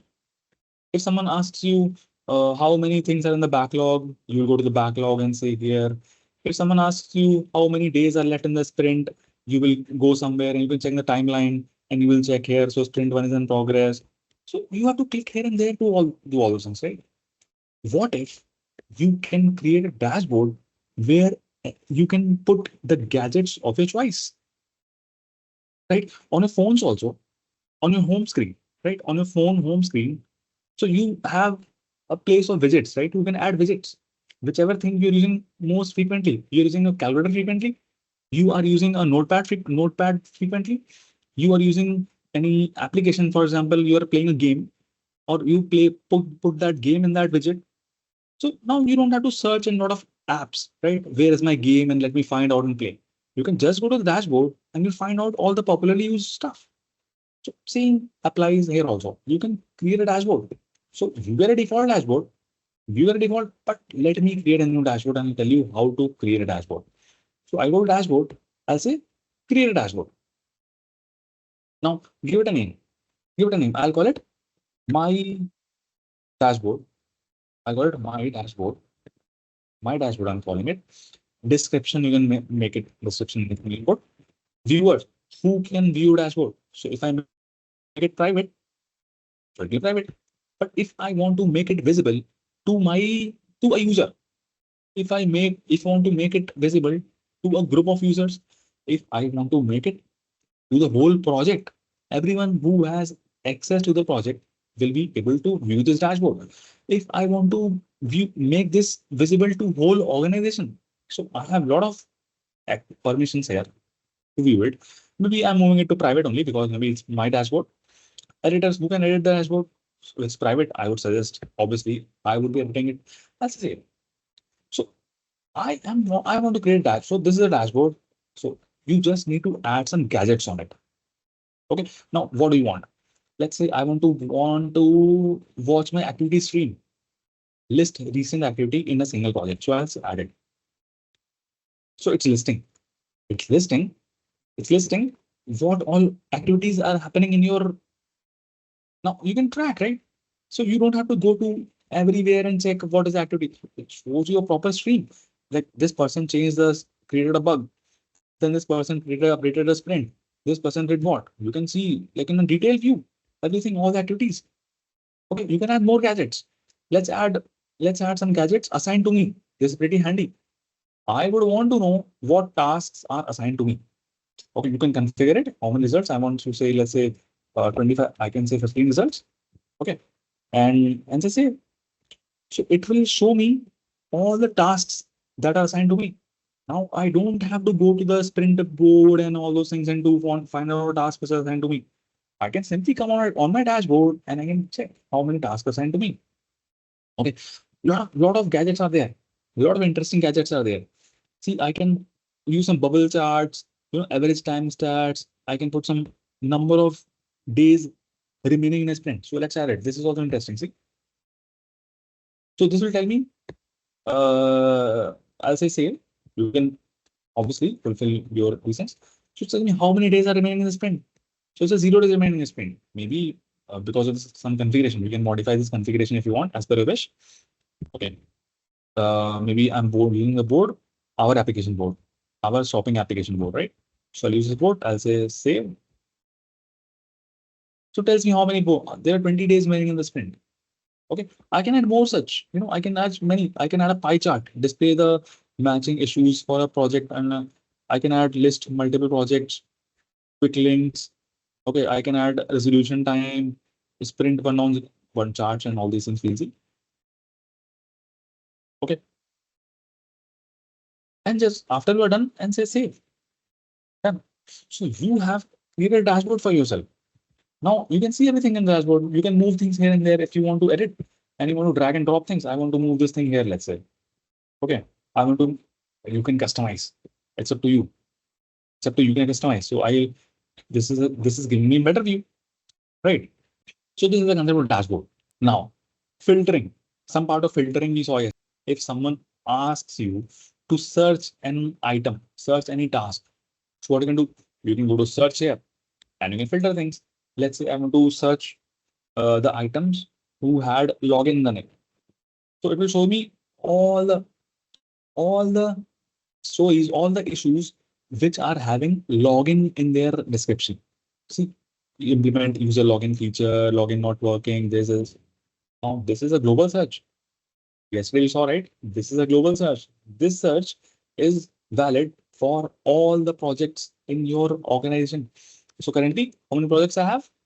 If I go to view all projects, I have 4 projects.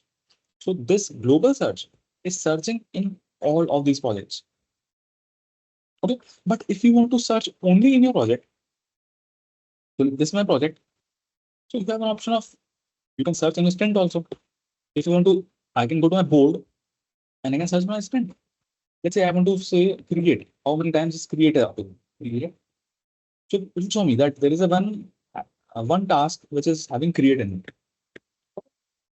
You can also use filters.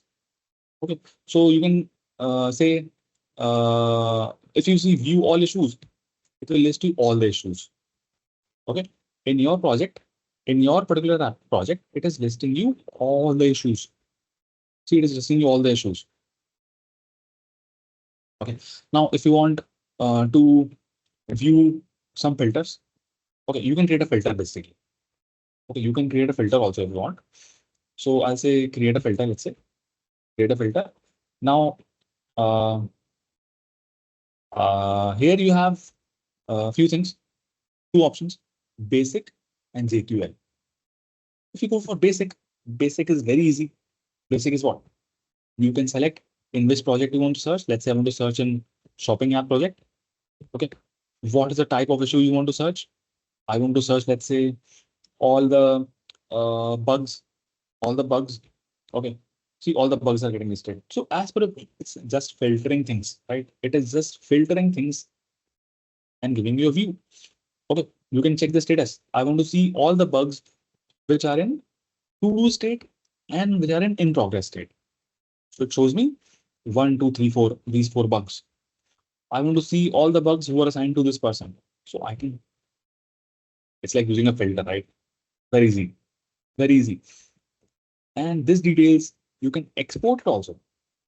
If you want to print it and I want to export it in Word file or a CSV file or a PDF format or any format, I can export it. Okay, it will show me in a PDF format or in a CSV file. And in a Word file, I can see export Word. So it will open a, it's saving up a Word file. Okay, I'll say save.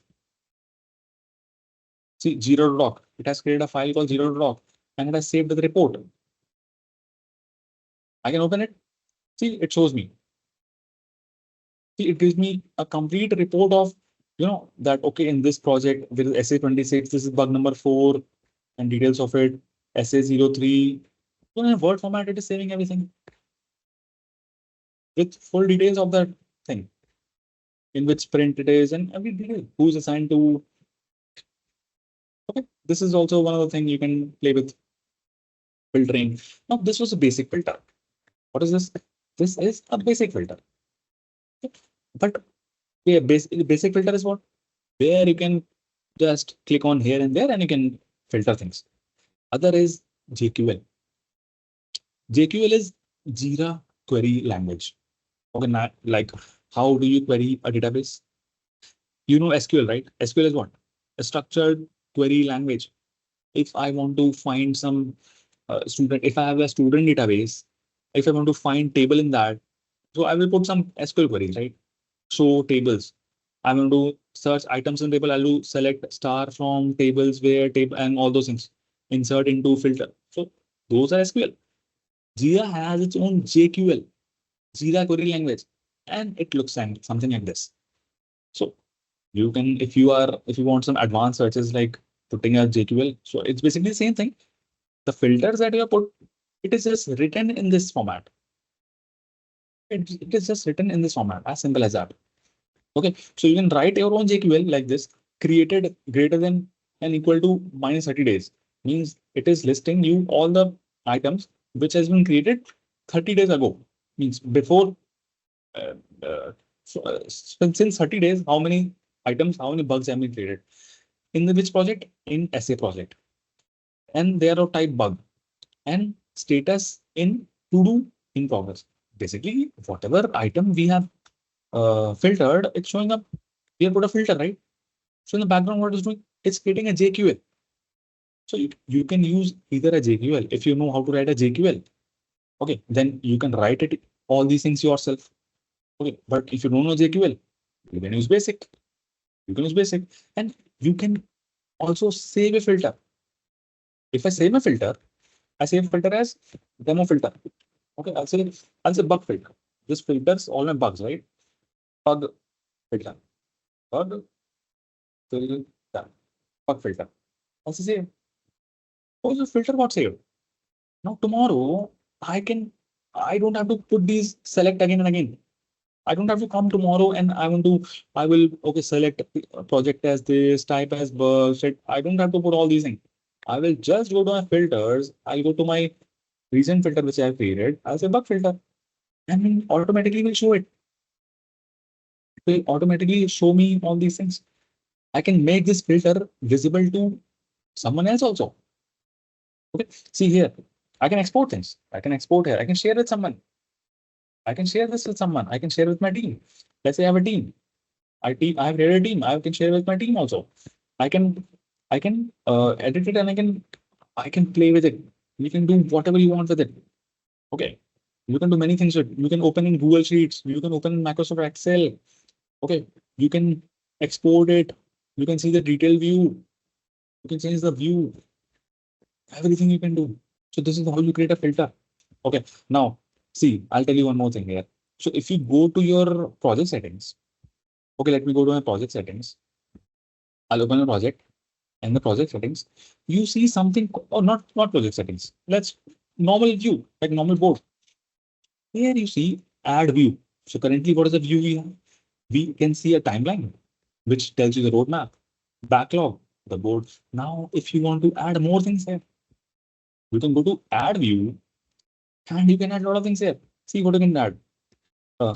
Add view. You can add more features. I can add a feature of, board, or board is already there. It's not showing up. Calendar. I can add a calendar here. I can add some reports. I can add some, sprints. I can add some, lot of things I can add. Security and deployments, and I can add a lot of things. Okay. So I added some things. I think I added my reports. I added a sprint. I added a couple of things. I'll say. So now if I go back, yeah, you see, new things have come up. Calendar has come up, and you can see a calendar. You can see calendar here. You can add some items in this calendar that some tasks have to be done here. Okay, you can see sprints properly. You can go to, in the calendar, you can see sprints. Sprint 1, sprint 2, how many sprints are in progress. Okay, all these things you can see here. Now reports. In the report, you see 6 options. In the reports, you see 6 options. Burner report, sprint burn down charts, velocity report, cumulative flow diagram, cycle time report, deployment frequency report. What are these? These are reports to have a visibility of your sprints and your project. Because guys, we are working in a team, right? We are working in a team, and a scrum master has, or a product owner, or these people have the responsibility of reporting to the higher authority, right? They are employed, they are reporting to a higher authority. They will be asked some questions because they are managers, right? They are managing a team. They are managing a group of people. So they have to report things to the people, that how is the progress going on. So these are the charts which can help someone to track the progress of the sprint and the project. There are various type of charts, and there are very detailed view of, what you can see. It's written properly. Burn up report is what? Visualize a sprint's completed work and compare it with its total scope. So burn up report tells you how much work has been completed. Okay. Use this insight to track progress towards sprint completion. So burn up report is sprint specific. See, if I open burn up report, for my project, it will messed up, I think. Yeah, it's a bit messed up, but see, if you open these reports, you can first of all search a sprint. I want to see the report for sprint 3, sprint 1, sprint 2. You will be able to see the report. Okay. Now report is what? A report will tell you that how the tasks are being progressed. So this is a gray line is a ideal line. It's a ideal line, it's a guideline, ideal burn rate. It's an ideal line. So your actual work should be hovering around this line only. So currently you see it's a bit weird here because we completed all the tasks in the same day. Because obviously I was showing a demo, right? Only we created a sprint just to show you that the work is done. I completed my sprint. So obviously it's showing me completed work is full. I was able to complete all the work on this day only.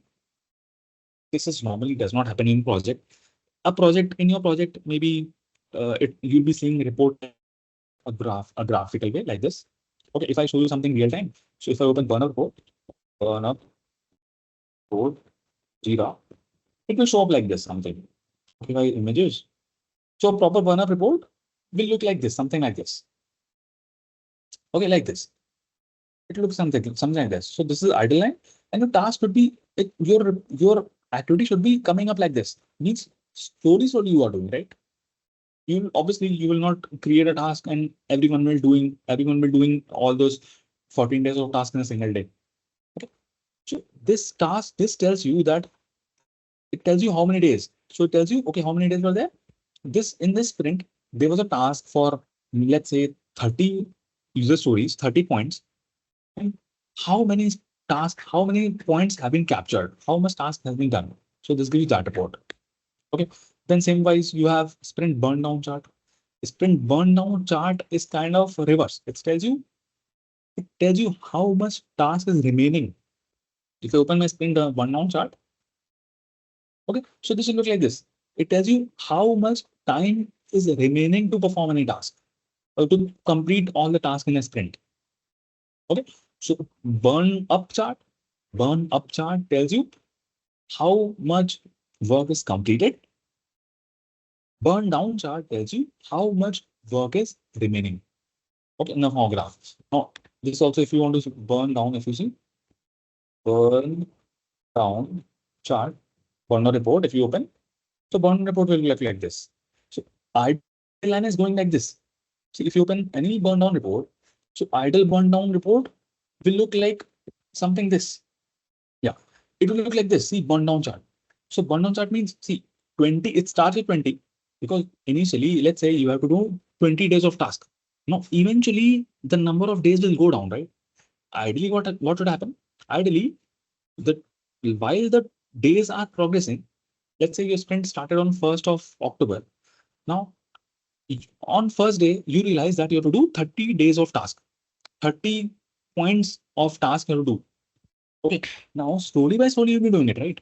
On first day, you'll be doing 3 days, then second day means multiple people are working in a team, right? So you capture 3 points and 2 points. Eventually, the number of days will be the tasks which are remaining, the amount of days which are remaining, the number of story points which are remaining will go down, obviously. And it is ideally at this point of time, it should go down to 0. If it goes down to 0, it means all the tasks are completed. So initially you have to complete 20 days of task, and finally at the end of the sprint, you achieved 0. So this is what you want. This is ideal graph. But obviously nothing is ideal, right? Nothing is perfect. So maybe some of the item you are working on. So initially people will be working for some days. So status of this number of stories will stay same for some days. Okay, after some time, someone worked on few tasks, some tasks were closed, so the graph will come in below. Okay, now I have around how many story points are remaining? Some around 15, 16 story points remaining. Then still again, some people will work for some days and again some tasks will be closed. And things keep on closing. And after the end of the sprint, you see that some tasks are in progress. They are not completed. Okay, so it doesn't reach a 0. So if it reaches 0, so the more close your graph is near to this gray line, the more perfection is it. The more perfection is there. Okay, so these are the graphs. You can have a view. So what is velocity report? Velocity report predicts the amount of work your team can commit to in the future sprints. Okay, means it tracks. It will track, by in the form of graph, bar graphs. So I'll show you. You understand like this. It's telling me that in sprint one, 9 days were committed. Commitment was 9 days, but completed was 7. So it's fine, not bad, not bad. Okay, but if there is too much of deviation here, if the committed was 20 and you would have achieved only 7 after the end of the sprint, so means something is bad, right? Your team did not work properly. So the more closer these lines are, the better it is. So gray lines represent what you actually planned. Green represents what you actually committed. So the more closer they are, the better it is. And reverse should also not be good. Maybe you are committing for only 9 days, but in your team, they worked a lot and they achieved 30 days. Now it's a bad thing for you. You might be feeling that, oh, it's good, right? Team is working well and they overworked, and the client should be happy. So, but it's a bad thing. It's not good, because it will raise a question that you did not plan everything. Your team did not plan everything properly. They gave wrong estimations. They estimated that the tasks they will be doing in the sprint were 20 days, and they completed 40 days of task in that sprint. How is it possible? So it's a question on your management. So these reports tell you, these are the reports which tell you all these things. So if you want to add these reports on the dashboard, you can add these reports also on the dashboard. If you want to add any of, so you can read what these reports are. There's cumulative flow diagrams, there's deployment frequency report. Deployment frequency report will tell you how frequently your deployments are happening. Okay, let's say I did a commit. I made some a issue was created. Let's say a issue was created, and the time it took for the duration is taking from issue creation till the deployment. So it is tracking. So these things are tracked there in cycle time report and deployment frequency report. Everything is being tracked. How frequently you are deploying your code on production, how frequently you are deploying your code to test environment. So everything is being tracked using these graphs. Okay. Now see, one thing is about so we were modifying everything at the project level, right? We were opening the project and we went to project settings. I told you project settings is for project managers or your scrum masters who are in charge of the project. But guys, I have many projects, right? Let's say I have 5 projects. This project might be having some other scrum master, maybe people who are working in that project, they will be managing this project. People who are working in this project, there will be a scrum master who will be managing that, like that. So these are what project administrator are at the project level. Project administrator are at the project level. But guys, there is something called a Jira admin. Who's a Jira admin?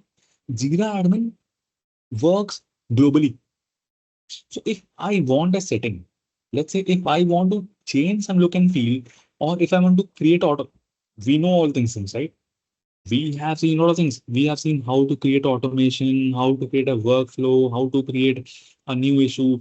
These things we were doing at what? We were doing everything at the project level.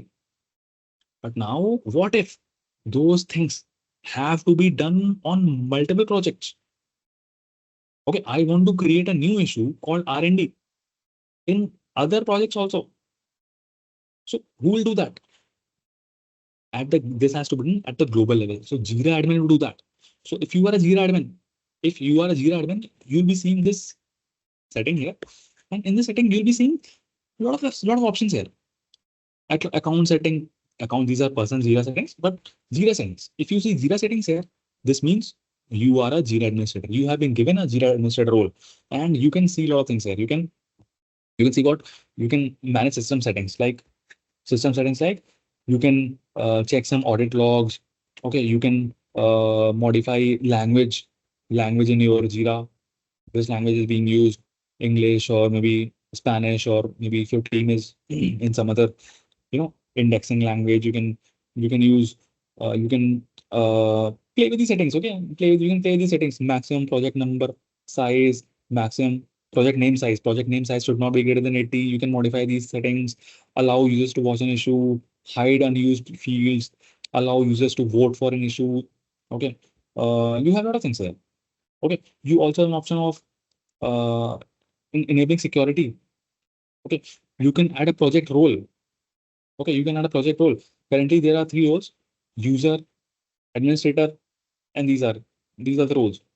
You can create a new role. I can create a new role. Let's say I'm creating a developer role. Developer role. Okay. I'll say add a project role. So a developer role got added. Now you can view its usage. You can edit it. You can add some. Uh, you can edit it and you can play with it. You can do a lot of things in it. Now you can add some permissions on this role. So there's global permissions. So see, you can just start reading it and you'll understand what these things are. It's very easy. So what are permissions? So your Jira administrator, what permissions he has? Jira administrator has a lot of permissions. Okay. He has permission to create and administer projects. He can modify issue types, fields, workflows, schemes of the project. Okay. You can view the users who are part of Jira admin. Your other roles are, what other permissions are? Browse users and groups, share dashboards and filters. These are some roles. These are some permissions. Now you can create a own permission or you can grant them, let's say, to a group. Okay, you can add a group also. You can add a group also. How to create a group? Uh, Group creation is again, you can go here. So now there'll be some site administrator who can be this Atlassian admin. So what he'll do, he can go to user management and he can create users and groups. Okay, user and group creation is also easy. It's not that tricky here. So it's like you go to there and you can create groups. See what you can do. You can invite people. Let's say I want to invite some people. Okay, let's say ABC at the rate or just some few name John at the rate gmail.com. Okay, Mary at the rate gmail.com. I'm inviting these people to join my account. Okay, I'll say Tina at the rate gmail.com. Okay, these people I'm adding. I'll just invite them. I'll just invite them. Okay, I can give them again. I have to type email IDs here actually. Okay, so these people, so this is like adding them. I can invite them to join my Jira administration. So they can join and I can add them to various, I can create groups. See, there is an option of group. I can create a group. I can create a group. Let's say the group I'm calling it, let's say, I'll say developer group. Let's say this is developer group. Okay. So you can add a description. You can add members to the group. Okay, you can add members to the group. Let's say in my group, I'm adding this and this. These two are members in my developer group. Okay, I'll say create. Okay, your developer group got added. Okay, now in the group, if you want to add some products, now Atlassian has a lot of products, right? Atlassian has a lot of products. So I'm adding a product. I'll say add a product. To which product you want to give access to them?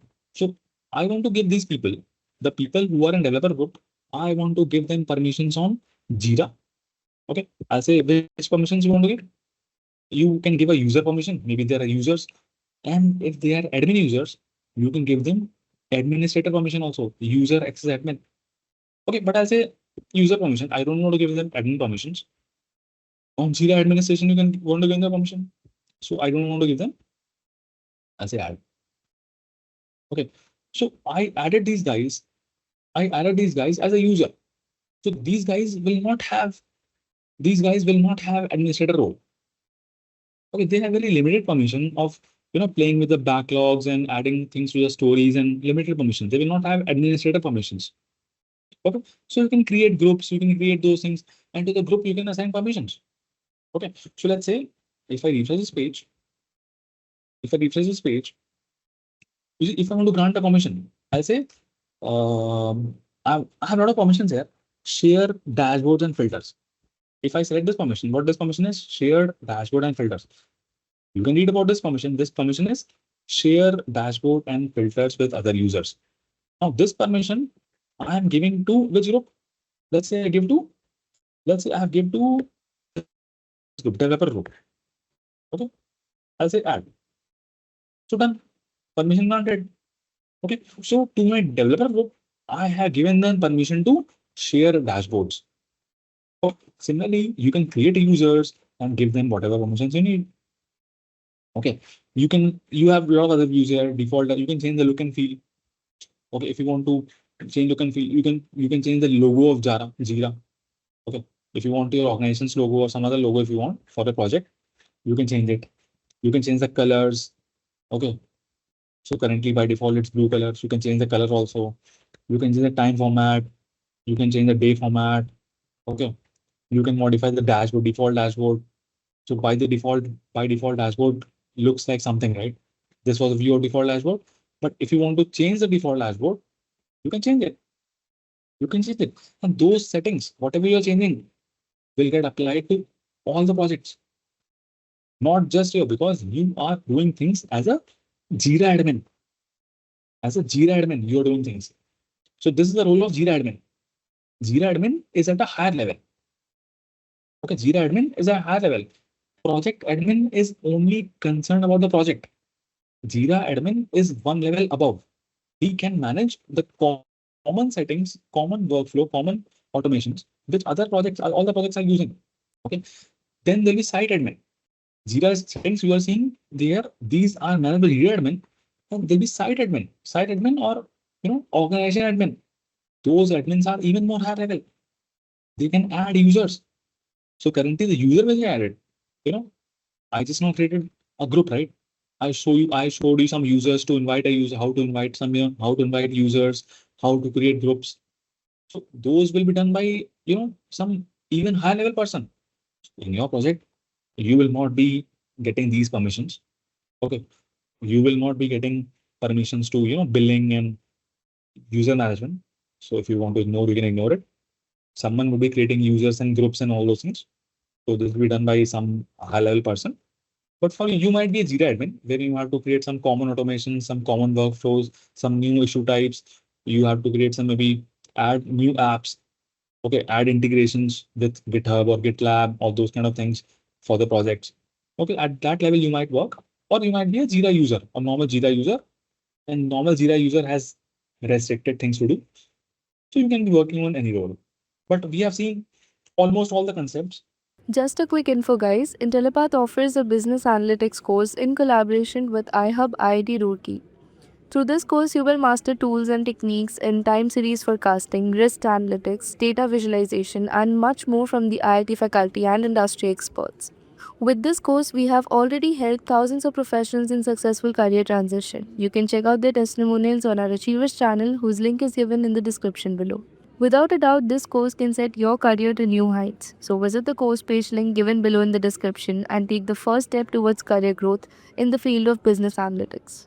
While Jira helps you manage projects, track tasks, and collaborate with your team in real time, Excel gives you the flexibility to analyze data, create reports, and visualize information in a structured way. Together, they complement each other, one for managing workflows, the other for diving deep into insights. So, let's dive into Excel in the upcoming section. So now that we have understood how to analyze and document and validate the requirements after gathering them, it's time we move on to Excel and analyze the data that we have collected. So in order to do that, I am going to be using my Google spreadsheets. You can use your Excel on your desktop, but make sure it's of the latest version because some of the features in the older version may not function properly. So in order to import my dataset, I'm going to click on File, Import, and let me just select my dataset. So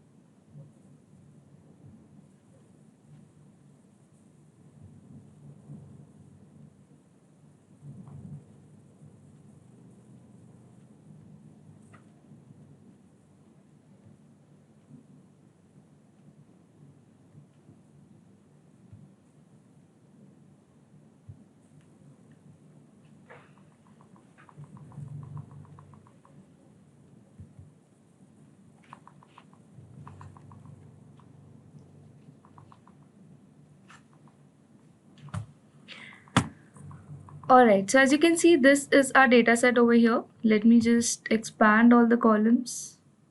Okay.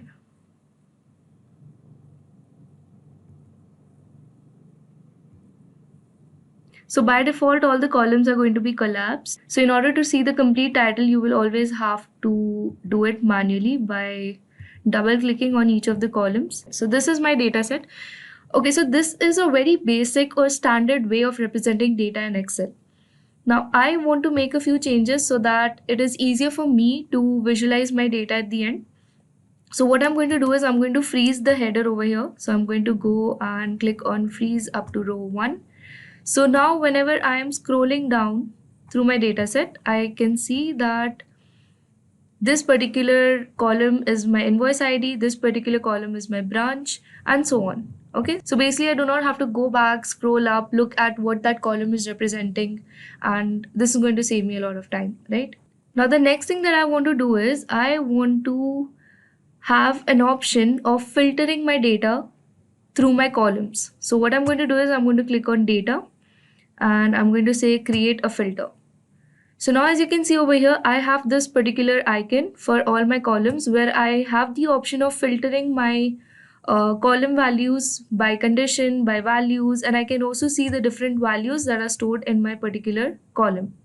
Okay, so this is going to be helpful if I want to check for any blank or missing values. I can just search for BLA and I'm going to be shown if there are any sort of blank values in my particular column. Okay. Now, another thing that I can do to make my data look more representative and more attractive, I can simply say format my data and convert it to a table. Okay, so now this looks a little more nicer to look at, you can say. Okay. So now we can go ahead and manually check for missing values over here one by one. So as you can see, I just have three different values in this particular column branch. So A, B and C. There are only three branches for this particular superstore data that I have imported over here.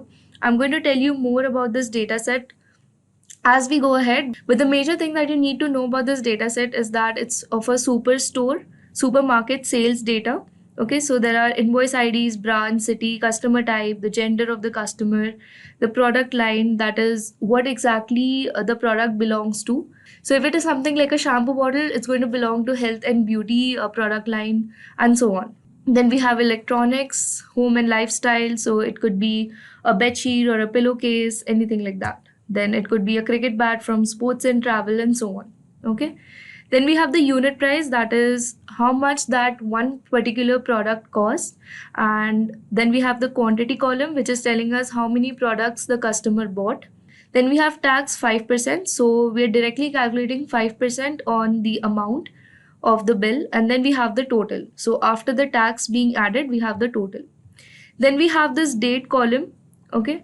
So 5/1/2019. So mostly I'm assuming that it is month, day, and yeah, so it is month, day, and year. Okay. Then we have a time column. Then we have payment, something known as COGS. I'm not really sure what it is. Then we have gross margin percentage, gross income, and finally the rating. So this is something like a customer feedback. Okay. So we can either go ahead and manually check for all the columns if they have any blanks. Now, if you guys are wondering how exactly the blanks are going to appear, let me just show you guys. So I'm going to insert one empty row over here throughout my data set. Now, if I click on the filter icon for my city column, as you can see over here, I have an option of blanks. So basically this option is telling me that this particular column contains a blank value, okay, or a missing value. So this is how your missing values are going to be triggered in Excel whenever you click on the filter button. So I'm going to delete this row because it's of no use to me. So instead of doing it manually, what I can do is I can click on format and I can select conditional formatting. And over here, as you can see, my range is A6 to Z6. No, I want it to be my entire table. So it is going to be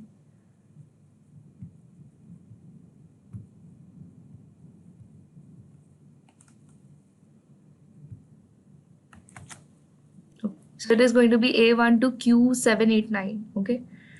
So I'm going to click on OK. So basically I'm going to apply this conditional formatting on my entire table, and you just saw how I selected the range, and I'm going to format my cells if they are empty. So if my cells are empty, I'm going to fill them with the red color. Okay, so when I just scroll through my table, that particular row or that particular cell just gets highlighted very nicely, and I'm going to click on done. So I have applied a condition on my entire table that whenever I have a blank cell, it needs to be highlighted with the color red. Okay, so if I go through my entire table, okay, let me just zoom out a little bit.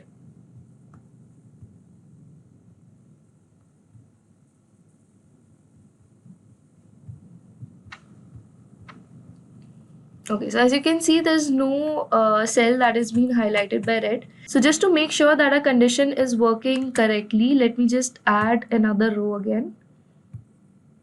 Okay, so let me just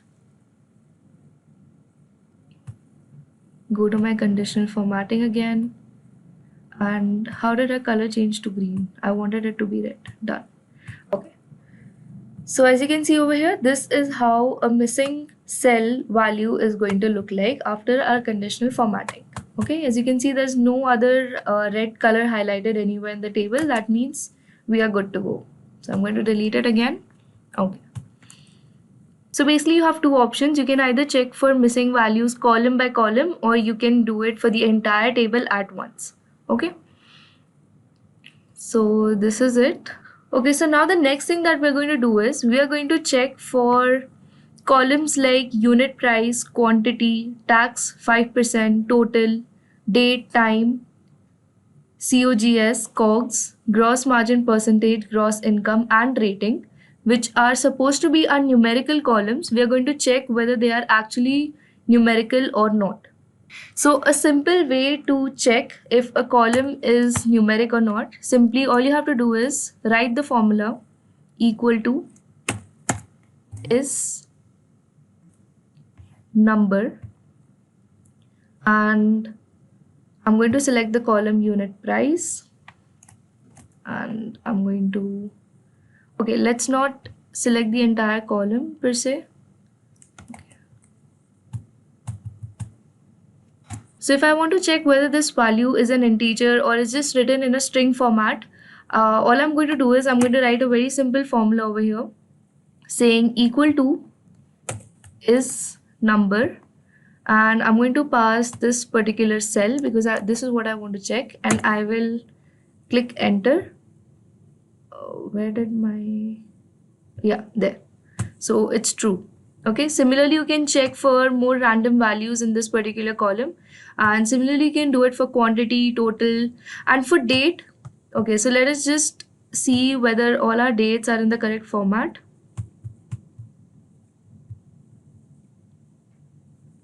Okay, I'm not sure if, okay, so say I want to extract, I'm going to delete this.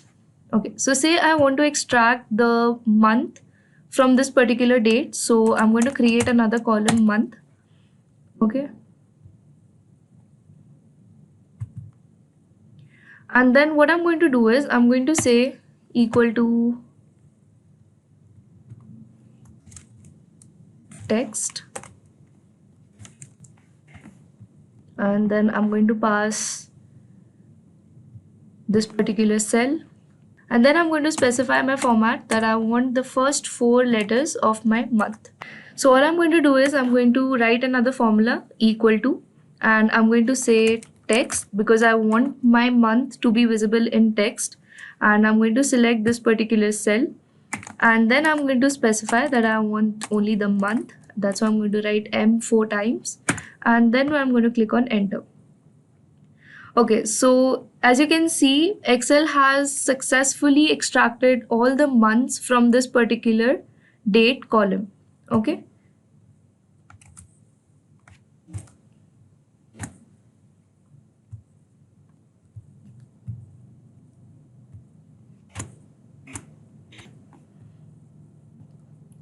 So if I want it for the entire column, all I'm going to do is I'm going to say copy, and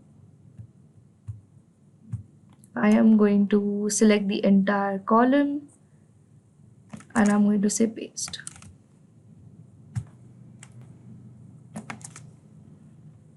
Okay, so as you can see, I have successfully got all the months from this particular date column. So that means that Excel recognizes the format of this date column. As you can see, the months have been successfully extracted from this particular date column. That means Excel can understand what this is being represented as, right? So similarly, we can also extract the days from our date column.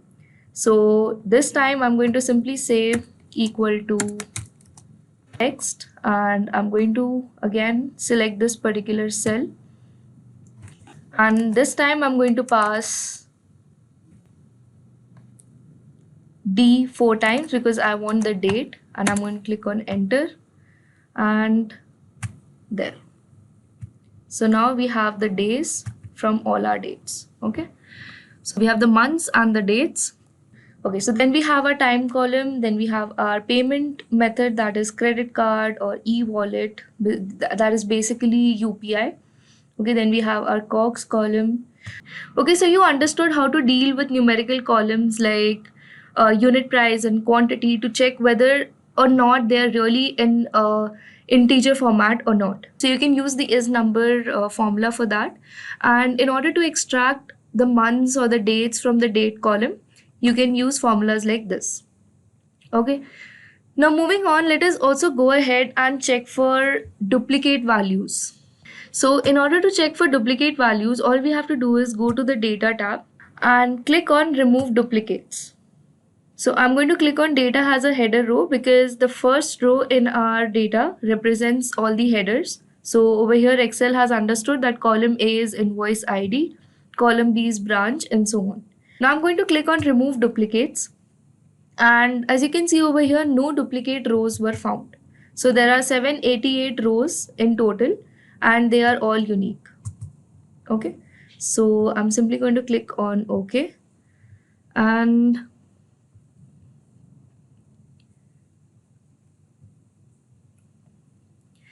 now I'm going to check for any outliers. Okay, so what are outliers? Outliers are basically values that are either extremely low or extremely high. Okay, so how I'm going to check for outliers? In order to check for outliers, I'm simply going to sort all my numerical column values from lower to higher to see the lowest value, that is 10. And then you can see it is gradually increasing to 11, 12, 13, 14, 15. Okay, so it is a continuous value. Now I'm going to go ahead and check for the largest value. So it is around 99, and then there is 95, 93, 85, 86, 83. Okay. So again, these are somewhat continuous values, although there is a little jump, but I cannot say that 99 is an outlier because there are a lot of values that have 99. And again, I have values with 98, 97, and they're basically continuous, right? Similarly for quantity, let me sort it from lower to higher. So the lowest quantity is 1, and there are a lot of people buying just 1 item, 2 items, 3 items. Again, these are continuous values, so there are no outliers over here. Then let's see tax percentage. Then we have around 1%, and the highest is going up to 49. Okay, so that is quite a jump. Let me see the smaller values once again. So there's 0%, 1%, 2, 3, 4, 11, 14, 16, 20. Okay, again, they're pretty much continuous, so there is no outlier as such. Okay, let me see the total column. So the smallest total is around 10. So the highest is going up to 1000. Okay. Similarly, we'll see for gross margin percentage. The smallest value is around 4.7 and the largest value is also 4.7. So again, there's not much difference. The gross margin percentage is basically lying in the same scale or the same area. So we need not really worry about this particular column. Let's look at the gross income. So the smallest income is around 0 and you can see over here there's a sudden jump to 5. Like the previous columns, there are no continuous values. Like after 0, there's no 1, 2, 3, and so on. It's directly going to 5. So there is a possibility that these particular values are outliers. Okay, let me also go and look at the highest value over here. Okay, so the highest value is around 49, that is 50. Okay, so can I say that these particular values are outliers and I can simply remove them from our data set so that they do not really hinder any of our calculations and insights later on? Am I right to say that? So these are only around 14 values and our entire data set consists of around 750 plus rows, right? So it is safe to remove these 14 values because these are extremely small. Okay, so 0 and then straight jump to 5 and then we have the highest value is 50. So we can call them outliers and I'm going to go ahead and delete them from my table. Okay. So now you can see my smallest gross income is starting from 5. Then we have our rating column. Okay, now I need to make sure that my rating is not in negatives and it is not crossing the number 10. Okay, so let me see what's the smallest rating over here. So it is 4. That is not an issue, completely fine. And then the highest rating over here is 10, which is also completely fine. Okay. Now let me look at the different values in my month column. So I have April, August, December, February, January, March. Okay, so basically all the months. This is also completely accurate and fine. And this column is also fine. Okay. So I can say that my data set is pretty much cleaned up now and it is ready to go for the next steps. So another important thing that I wanted to tell you guys was this time around when I loaded my data set, my date column was by default recognized by my Excel. But there could be cases where this is not the scenario, right? My date column or my time column could not be by default recognized by Excel. So what do you do in cases like that? So in order to format your column to a particular data type or a particular number, all you have to do is select your column that you want to format, click on format. Now, since this is our date column, I'm going to go in the numbers tab. And from here, I'm going to select this particular option, which is date. Similarly, if our unit price column was, say, suppose in the string format, I would just select this particular column, go to the format option, select number, and maybe convert it into a number or yeah, I would convert it into a number because there's no float option as such. There's also text where you can make your text bold, italic, underline it, or strike through. Then there's your alignment. Okay, so there's different things that you can do with your data set. But majorly when you want to convert your data from one value to another, which is mostly where you want to convert a string into a number or your date column to the date format and your time column to your time format, right? So this is where you format your data. Okay, so moving on to the next topic, that is pivoting our table. So I'm going to click on insert and I'm going to select pivot table. I'm going to select the entire data range, that is table 1, and I'm going to select the option of new sheet because I want it to be on a separate sheet and not on this sheet because it is going to be too clustered. And I'm simply going to say create and then. Okay.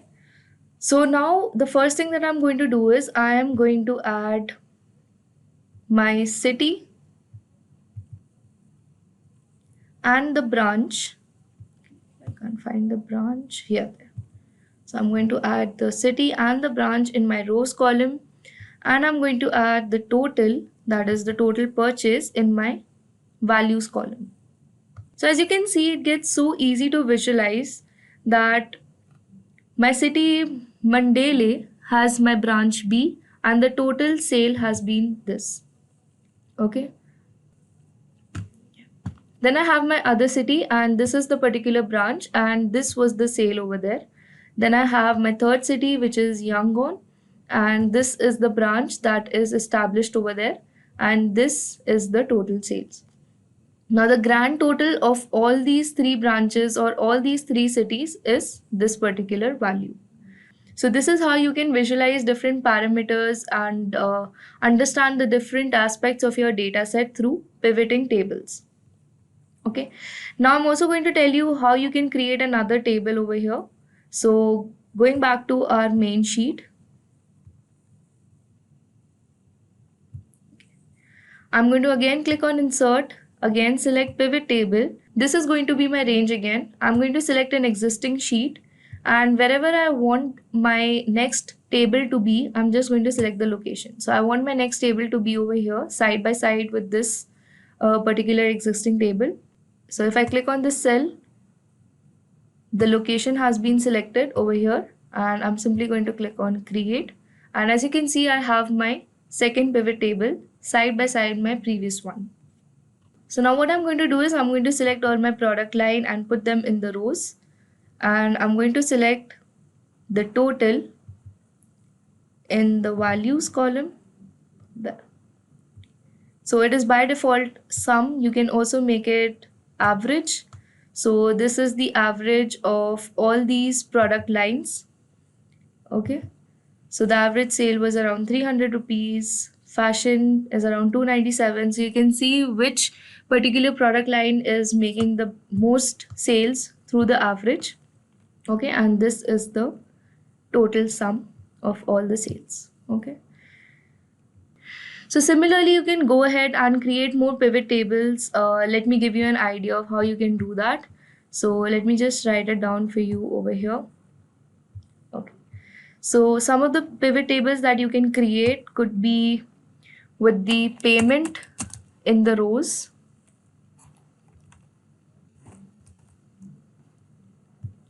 Okay, and in the values column,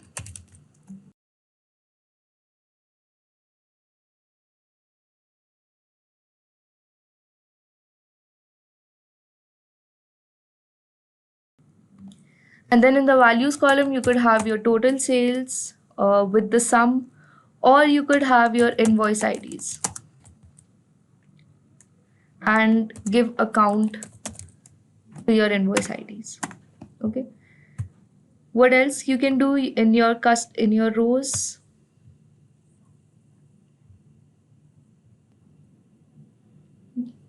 Let me just create another one for you. So I'm going to click on insert pivot table, and I want it to be the entire table.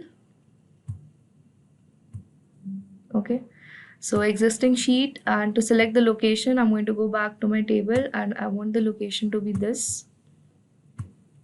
Okay, so I'm going to click on create, and there. Now what I'm going to do is I'm going to put my date in the rows, and I'm going to put the total in my values. So as you can see over here, I have all the dates of my data set, and I have the sum of total, that is the total purchase that was made on that particular date. Okay, but now as you can see, this is very difficult to visualize or analyze. So what I'm going to do is I'm going to right click on any cell from the date column. I'm going to select create pivot date group, and I'm going to go ahead and select the option of month. So now over here you can see the monthly sale, the total sale month wise, and this is much easier to analyze. So you can also see that February and September did really good, right? And you can also figure out the least amount of sale done for a particular month. Okay, so it was either December or, yeah, I think it was December. No, it was October. Okay, so October did the least amount of sales. So basically you can visualize different things through pivot tables itself, right? Alright, so now that you guys are clear with the pivot tables concept, let us move to the last topic for this particular section, that is visualizing our data through charts. So in order to do that, all you have to do is click on insert and select chart.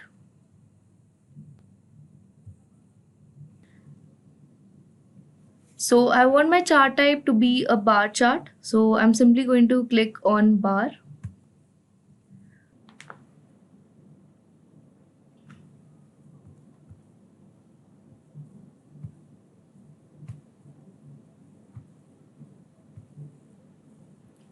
I'm going to go ahead and select my range, that is my entire table. So I want to create my charts for the entire table. Let me just bring it down over here. Okay. So my y-axis is going to be my product line. Okay, and my label is going to be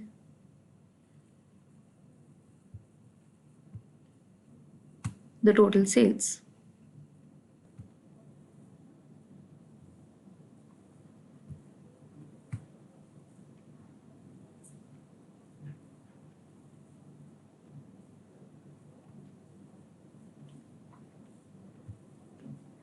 I'm going to do an aggregate on this. Okay.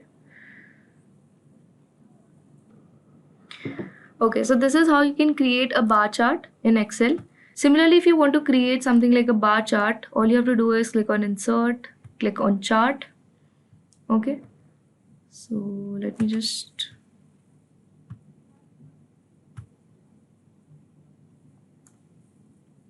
okay. So when I go on setup, my chart is going to be a pie chart. Okay, so I can also select whether I want it to be a hollow chart like this, or I want it to be a 3D chart. Let's go for a 3D chart.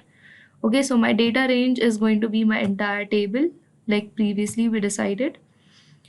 Okay, so over here my label is going to be my payment methods. So where can I find it? Okay, my payment. And my value is going to be again, say, the quantity.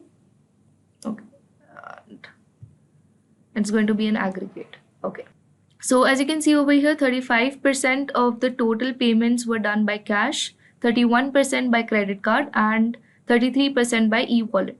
Okay, so you can see the ratios are pretty much the same. Okay, so this is how you can create a pie chart, and you can go ahead and explore the different charts available, as you can see over here. Okay, let me just show it to you.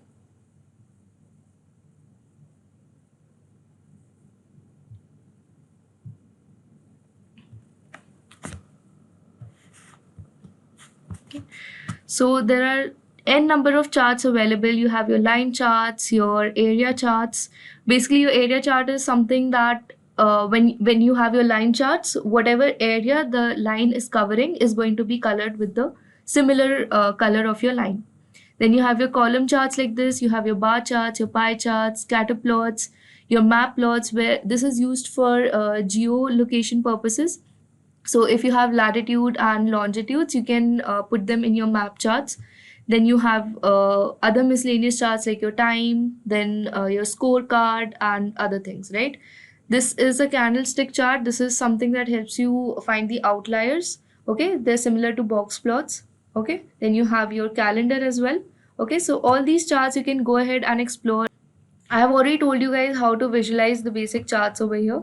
Okay. Now the final step of this process is where you generate some insights. Okay, so you basically ask some basic questions from your data set, like which city or branch performs best in terms of revenue, like we saw over here. Okay, so we saw in which month the store performed well and in which month it did not. Similarly, you can answer question for the different branches in different months. Okay, you can add another column over here. Okay, so let us go and let us see if we can customize this. Is there any option? Okay, I can edit it.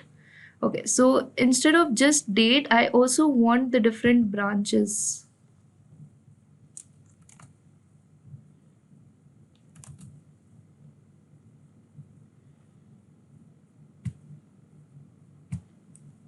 Okay, so there, now you can see that in the month of January, these are the different branches and this is how they performed. And with this kind of data set, you can go ahead and plot more charts and finally visualize what are the different branches in different months and so on. Okay. Then you can also give an insight on which product line is more profitable or which one is less profitable. Then you can also give an insight on the preferred payment method. Over here we can see that all three are almost likely preferred, so there is no one payment method that is more preferred. Then right now we have not done any sort of visualization or any sort of insights on customers, but you can also go ahead and do that. You can answer questions like member customers spend more or normal customers spend more.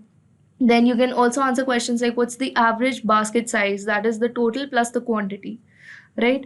And you can also figure out if there are any seasonal or daily trends in the purchase of the groceries, right?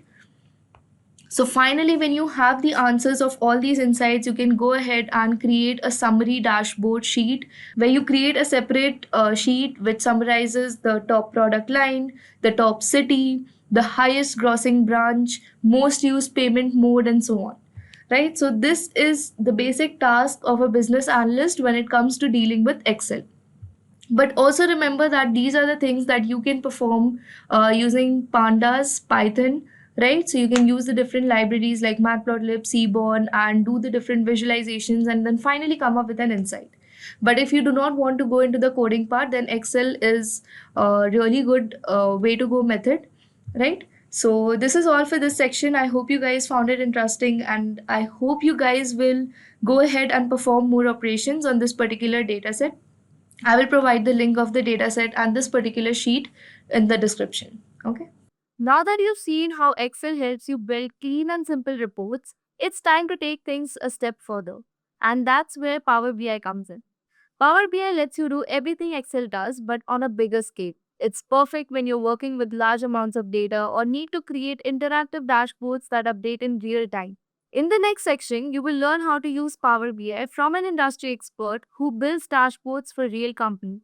You'll see how to connect live data, create visuals, and build reports that not only look great but also help businesses make smarter decisions. Okay. So I want to start with the concept of Power BI, the tool, and what does that BI stands for? In the name Power BI, what does it BI stands for? It stands for Business Intelligence. Now, how do you define business intelligence? What is business intelligence as per you guys? Because before learning the tool, before learning how to work on the tool, you should be knowing how the tool functions. What will be the purpose? Once you learn the tool, what you will work on. Again, why you are getting into data analytics. If you get into data analytics, what you'll be working on a day by day basis. Don't you think it is very important to know what is the big picture before you get into the tool? Basically, to discuss on as a data analytics consultant, what I work on a day to day basis, how I work on the tool on a day to day basis. That is very important. So, in next 20 to 30 minutes, we'll be discussing about the business intelligence process. What are the various stages involved? What are the various tools involved? And what role does Power BI play there? That will give you a clear idea not only about the tool, but it will give you clarity about your career also. How you should prepare, how you should think your job will look like. Isn't it everyone interested to know that first? So we'll be having that discussion first and then we'll get into the tool. Okay, now, so some people say that it's extraction, some people say that it's visualization. Being in the industry for 14 years, working on BI day in and day out, how would I define it? How I see what business intelligence is? Okay, let's do that with an activity, a small activity. Forget about business intelligence, forget about data analytics, forget about everything. Now, I just want you to help me doing a task. What is a task? The task given to me is purchase a smartphone. So guys, whenever you want to purchase a smartphone, which everyone have nowadays, there is hardly anyone who does not have a hard smartphone in today's world. If you want to purchase a smartphone, how many of us just go to a shop? There are three, four options in the shelf there in the shopkeeper's shop, and then you just take one phone and then you give money and you come back. How many of us do this? No, except you are purchasing an iPhone, because iPhone is like people don't even go and see. Just 2 minutes it will take for them. Just take it and come back because there is nothing to see. Correct. But whenever you want to purchase a smartphone, you spend a lot of time on what? Defining the requirements, doing some research in the internet, many things, right? So, what you do? First, you set up the requirements. So, let's define a workflow. Hmm? Let's now define a workflow to purchase a smartphone. Now, first, you set the requirements.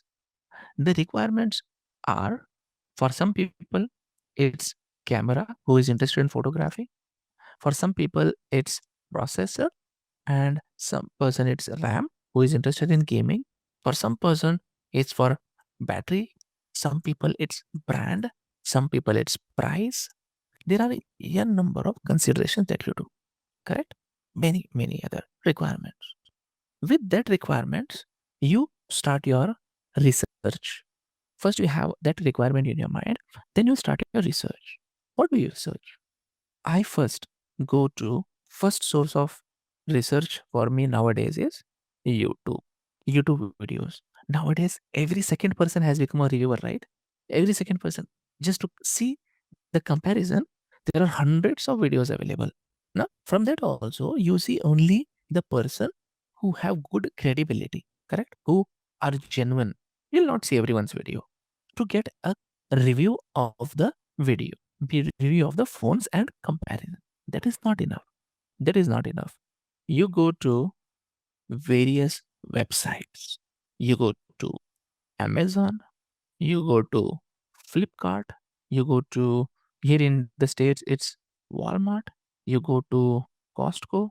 There are many websites or stores that you go and check for the hands on experience.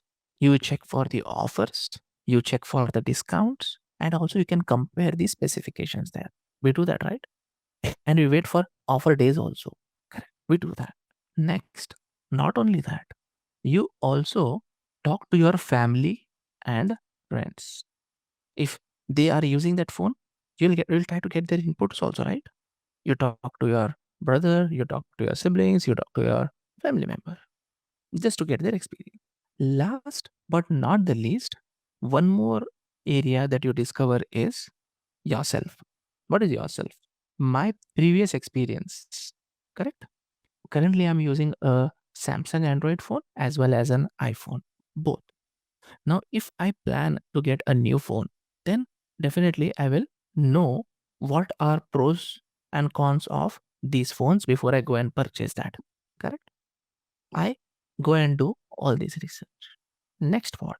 And now just I will draw a flow diagram in which every human brain thinks. I'm drawing a flow diagram in which every human brain thinks, guys. Just look.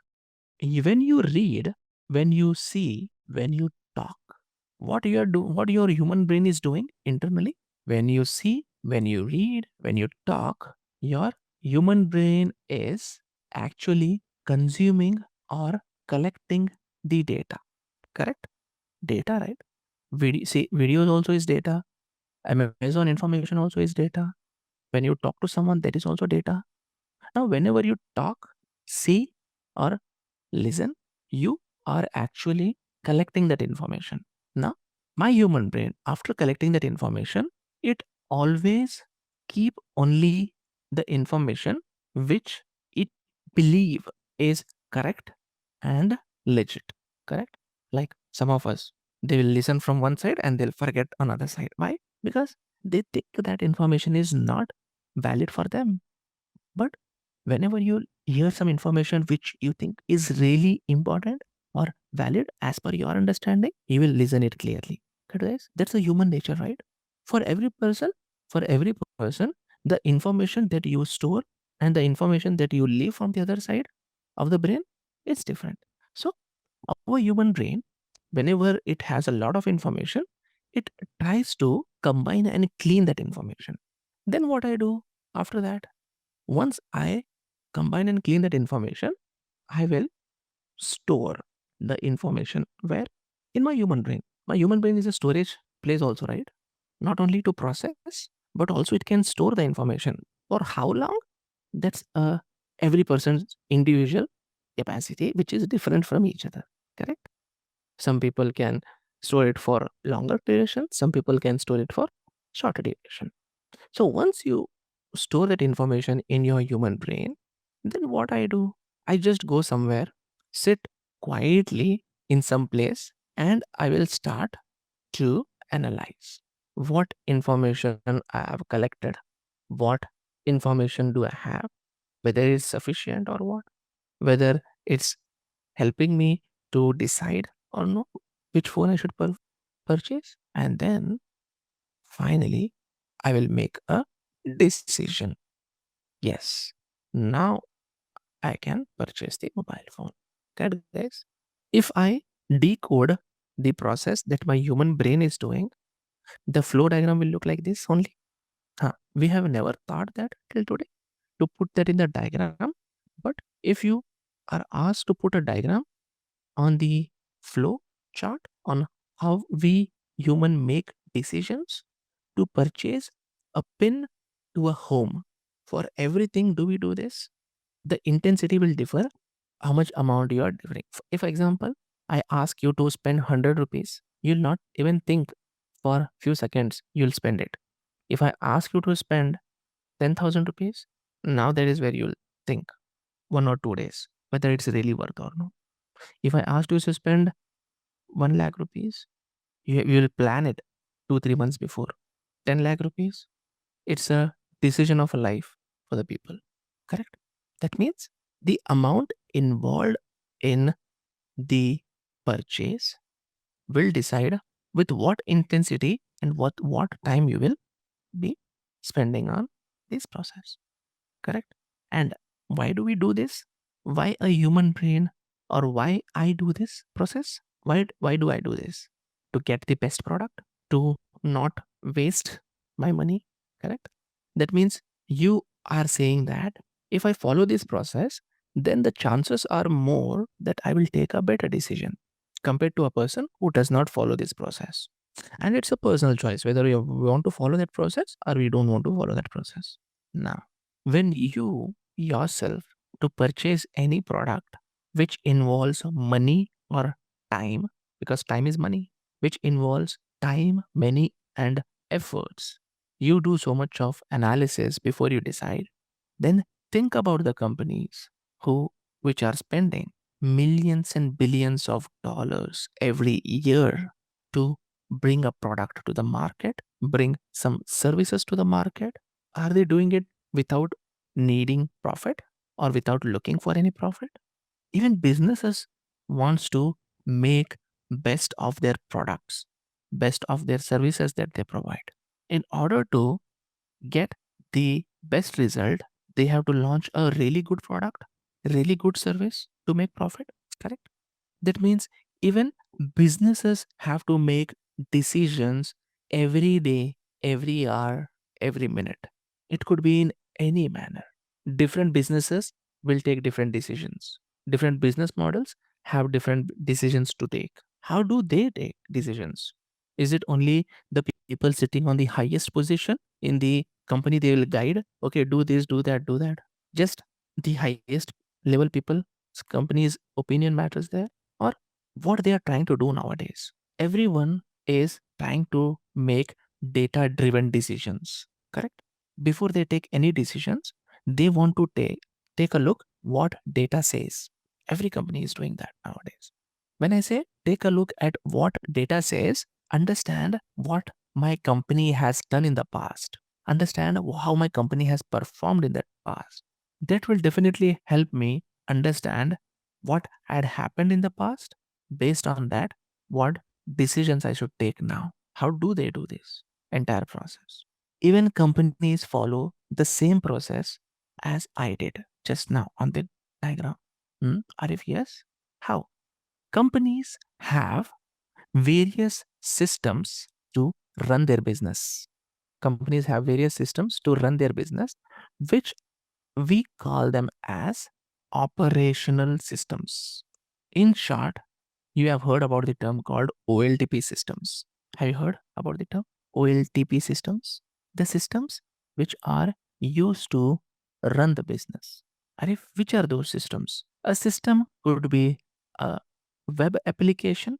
Example, Amazon, how do they do the business? A software, a website through which people will do an ordering. And that web application is backed by a SQL server to store that information. Whenever a transaction happens, it gets recorded there. Another internal systems would be an ERP system, which is nothing but SAP systems, which records every financial transaction in the company. Next, it could be various employee salary, which could be recorded in Excel, CSVs, SAP systems, SAP. Just ignore that. If you don't have any idea about that, it's just think it's a system which is used to run the business. Hmm? What is that system? What is that doing? That's not the interest. The interest is there are various systems which a company use to run their day-to-day business. And these systems will differ from business type to business type. And not only that, people will have companies will have various web sources where they get the market research data from their competitors and many other areas. People who have experience in the industry, correct? Have you seen one or more of these systems in the companies you work? Where you have various web applications which we use to collect the informations, which people enter the data in the system. If you are from financial background, no doubt that you have used SAP in your career. Many people here store the data in Excel, CSVs.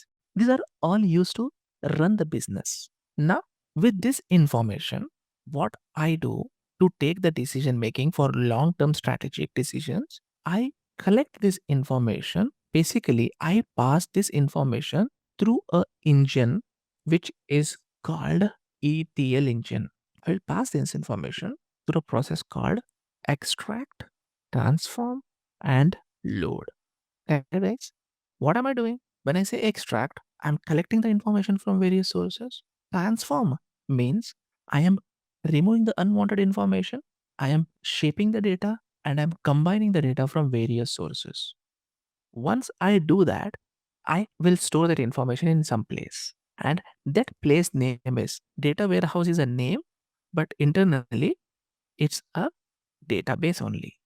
And some people call it as a data cloud or data lake, which is having capability to store huge amount of data. Correct? Database. It's a database only. Database on local machine, on-premises database on the cloud like AWS, Azure, Google Cloud, many other cloud providers are there. If you are storing there, then it is cloud-based. And then what are the tools which are used here? Which are the popular tools which do ETL? Talent, Informatica, Python, SQL, many other tools are there in the industry. Many other tools are there in the industry which does specific ETL operations, whose job is to pull the data from operational systems, combine, transform, clean, and then store that into a place called data warehouse. Once you have the data stored in the data warehouse, then how will you read that? How will you show that to the management? You help analysis with the help of visualization. And when I say visualization, it be Power BI, it could be Tableau, it could be Click, it could be SQL, it could be Python. And then you will develop this dashboard and share that with your managers, stakeholders, especially the business experts who are deriving the business decisions. Did I change the diagram? Or I just gave a different perspective to the blocks? I just gave a different perspective to the block. That means business intelligence is not a rocket science. It's the process, it's a methodology that my ancestors are doing from hundreds and hundreds of years before. Businesses are using the same method to take their decisions also with the help of technology, with the help of tools, with the help of softwares. Can you help understand this with an example, very quick example, how these various steps are executed? That will give us more clarity. I am clear with the diagram, but a quick example would be helpful. Are you thinking that? How this is actually incorporated? Before that, I would like to draw three fundamental blocks here in this process. First block is from here to here. Second block is from here to here. Third block is from here to here. So what are you trying to do? Why you have drawn three diagrams breaking this entire process and the blocks are overlapping over each other. Are you seeing that? The blocks are overlapping over each other. So what are these? So these are the different people in this process involved to implement. The person who is having roles related to the pink box, he is a business analyst. The people who involved in the blue box, he is a data analyst. And the person who is involved in this brown box, he is a data engineer. Now, all these times, many of us were getting confused, right?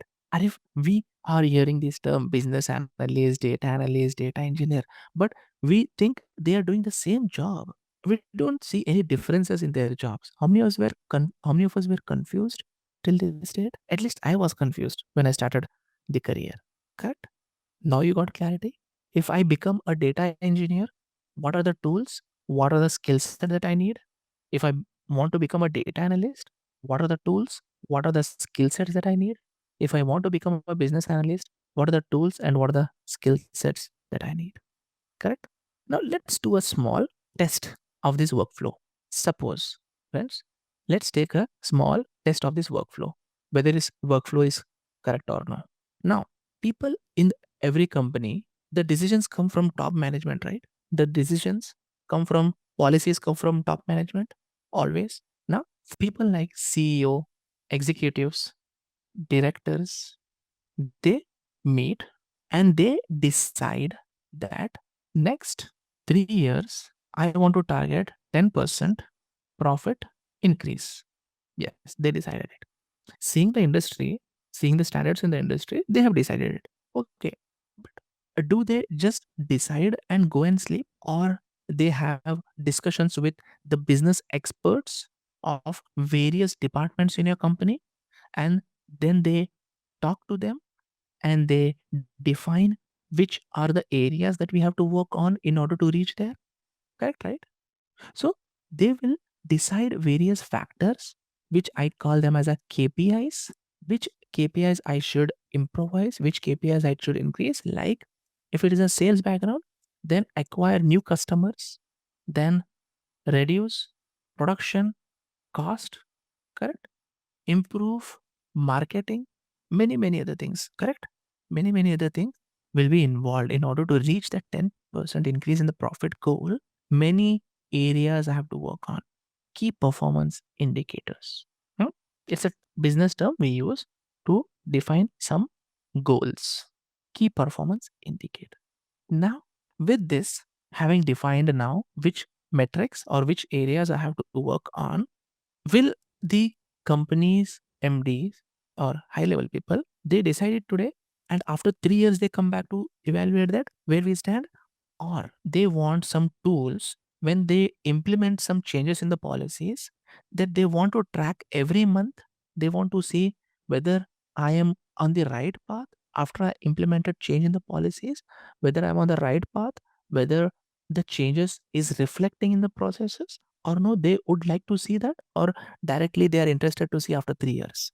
And it's a general basic common sense questions that whenever you take a big decision like constructing a home for which you are saving money, or you are started the construction, every if even if you have given to an engineer, every 2 days once, 3 days once, you'll go and check the progress. Similarly, whenever like these policies are implemented, they go people want to go back and check whether after doing some implement changes in the policies, business processes, am I seeing any change in these any metrics, in any of these metrics? Now, how they can see that? With the help of some analysis based on the data. So whatever changes that they are doing here in the policies, don't you think operational system will capture those changes? Definitely it will capture. Definitely it will capture that changes here. Now this information is getting stored where? After this information is captured, this information is getting in data warehouse. So the people called business analyst, they come with the requirements to data analyst. First step, they talk to data analyst, they explain data analyst that these are the metrics that I want to monitor, track on a daily basis, weekly basis, or a monthly basis, then the data analyst is the person who will translate the non-technical words of a business analyst to technical words, and then he will go to the data warehouse. He will pull the relevant information from the data warehouse, then transform that into a nice attractive dashboards which my management can understand. Then he will deliver it to the business analyst who can read that and can explain to the management. That's how we get requirement, that's how we develop, and that's how we deliver in any domain, not only in data analytics, in every domain. Now suppose if some area of the information is not available in data warehouse, which is related to some improve marketing, I don't have the relevant information here. But if I don't have the relevant information here, definitely I may be capturing that somewhere, right? Definitely I may be capturing it somewhere. Then what data analyst will do? Data analyst will activate data engineer to bring that information from the OLTP systems to the data warehouse. And once the information is there, then again he will develop the dashboard and deliver it. That's how data engineer has its own responsibilities, data analyst has its own responsibilities, and business analyst has its own responsibilities in implementing business intelligence infrastructure for a company. Now, many people might have got a lot of clarity in what business intelligence is, what I work on a day to day basis. Correct? And Power BI is a tool which will help to fetch the information from various sources, transform that into attractive visuals, share that with the users. We don't care what business intelligence person is do, what is BI engineer. We want to know what data scientists do, because we know that he is the hot cake in the market currently. Correct? Everyone is interested to know what data scientists do, because I don't care what BI person do, what data engineer do. I want to directly hit data scientist. You'll see that.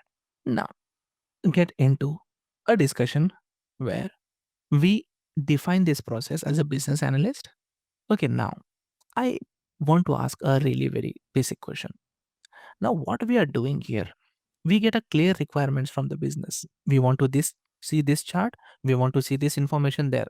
So we are not asked to give the choices until and unless you are having a big experience in the company, you have seen companies for more than a decade, you are not asked to give answers in there.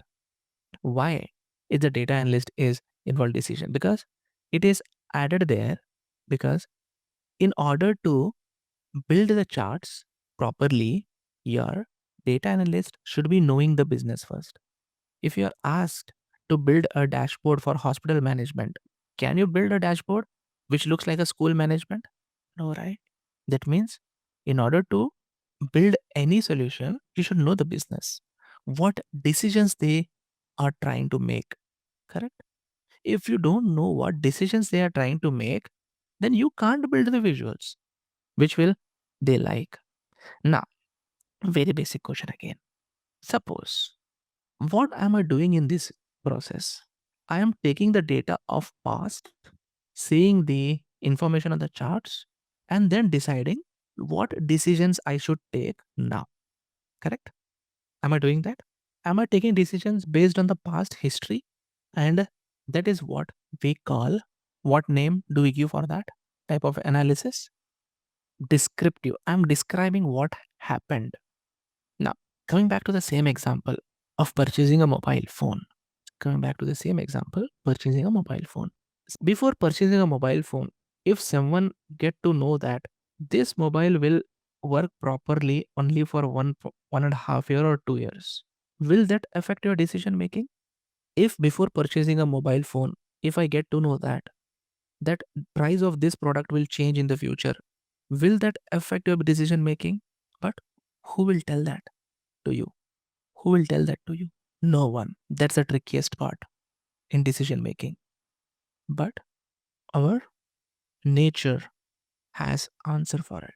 Everyone have learned algebra in the schools where we used to draw the diagrams where we have x-axis and y-axis, and x-axis represent time and this will say distance.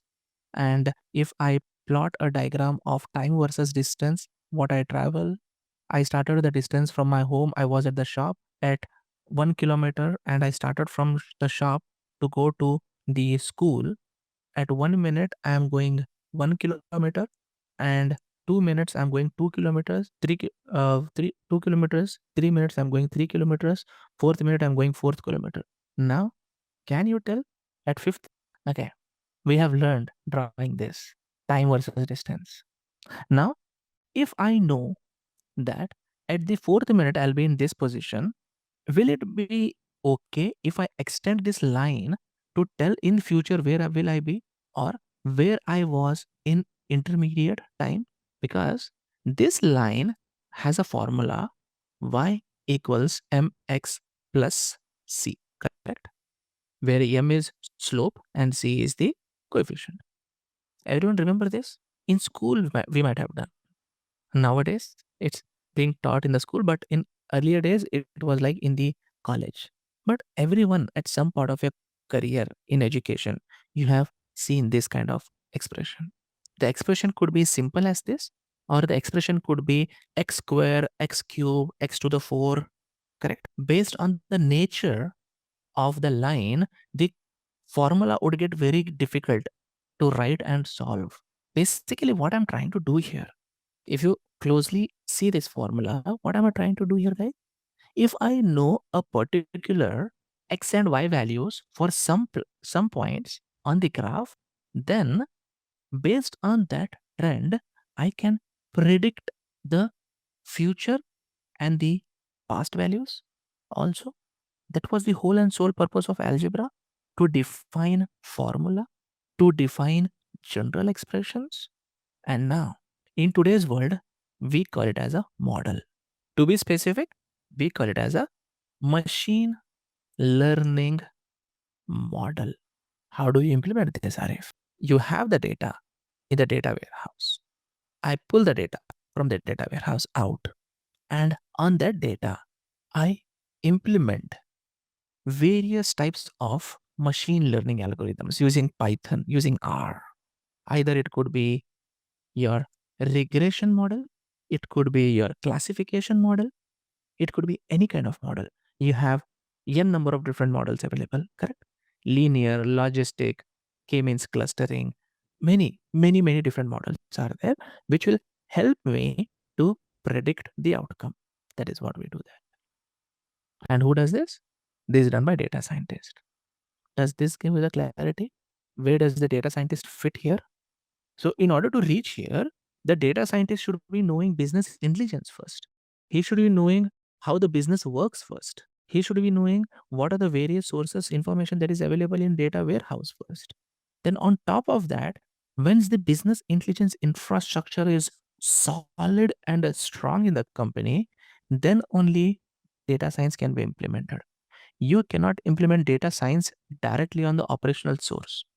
Now, people who have less experience in the industry, they may argue it, or if you can do it, but trust me, when you mature in the company, when you understand how your business works, then you'll realize that to reach data science, it's a journey where first you have to improvise your BI process, then only you can go to data science or generative AI kind of things. Friends, did that give you clarity again? Where does data scientist fit here? That is the reason we say data scientist is not just about Python. People think that it's just about Python. Data science is about SQL. Data science is about programming language. Data science is about databases. Data science is about visualization. There are many things. Correct. It is good, right? That you can see entire picture of a data analytics career just on the screen. Now that gives you a lot of clarity. Or if which tools are important. Now, many times you might have been told or you might have seen that learn Power BI, you'll become a data analyst. learn just Python, you'll become a data scientist. Is that really true in the industry? And also, that doesn't mean that you have to learn everything that you see here. Understand which role I want to get into. Okay. If I want to, I'm really passionate about data cleaning, I'm really passionate about integrations, that then SQL, Python is your part. In Python, also NumPy, Pandas. Then, if your job is a data analyst, then you should be knowing for sure SQL. You should be knowing Power BI. You should be knowing basics of Python. Because in case if you are asked to write some Python codes, if you want to become a data scientist, then in-depth knowledge of Python, in-depth knowledge of machine learning, SQL, and everything. So Power BI is just a stepping stone for you to get into data analytics world. Everyone, come to this browser, search for Power BI desktop download. That's it. Now, here is an option called download. You can click on advanced download options and hit download. It will ask you this 64-bit. Okay. Now, as you install any mobile application, just go ahead and install Power BI Desktop also. Once you install it, you should be able to see a screen like this that you'll see on my screen now. Okay. You should be seeing the screen like mine once you complete the installation. Here the examples that you see, that it will be blank for you, but the interface will look like this. Some people will say that I have installed Power BI 2 months back, 3 months back, 1 year back. Please upgrade it. Hmm? Those who have used Power BI before and you have older versions, then please upgrade, guys. It's good always to have the latest version of the software when you are learning it. Okay. Now, you know that in order to work on Power BI, we need data, right? Without data, we can't work on Power BI, correct? Okay. We have seen that in the BI infrastructure or architecture diagram, understanding the business is really very important for a data analyst, for a business analyst in order to work, correct? Understanding the business is very important. What is the end result you are expecting is very important, because without that, it's like shooting an arrow in the dark. Where it goes, where it hits, I don't know. Understanding the data is very, very important. So now, what is global superstore data? So global superstore data is a sales database, sales, which sells various products across multiple countries across the world.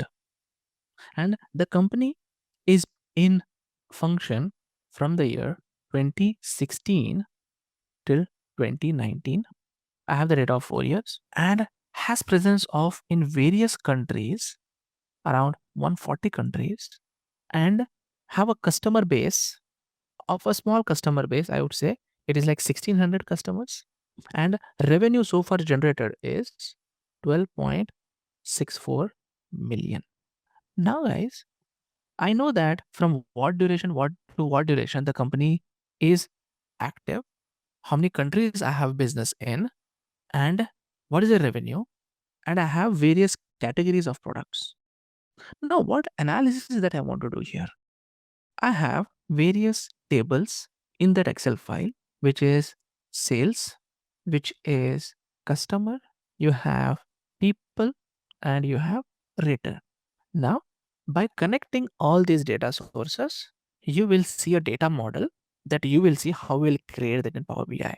Now, what are some analysis that you can do from this data set?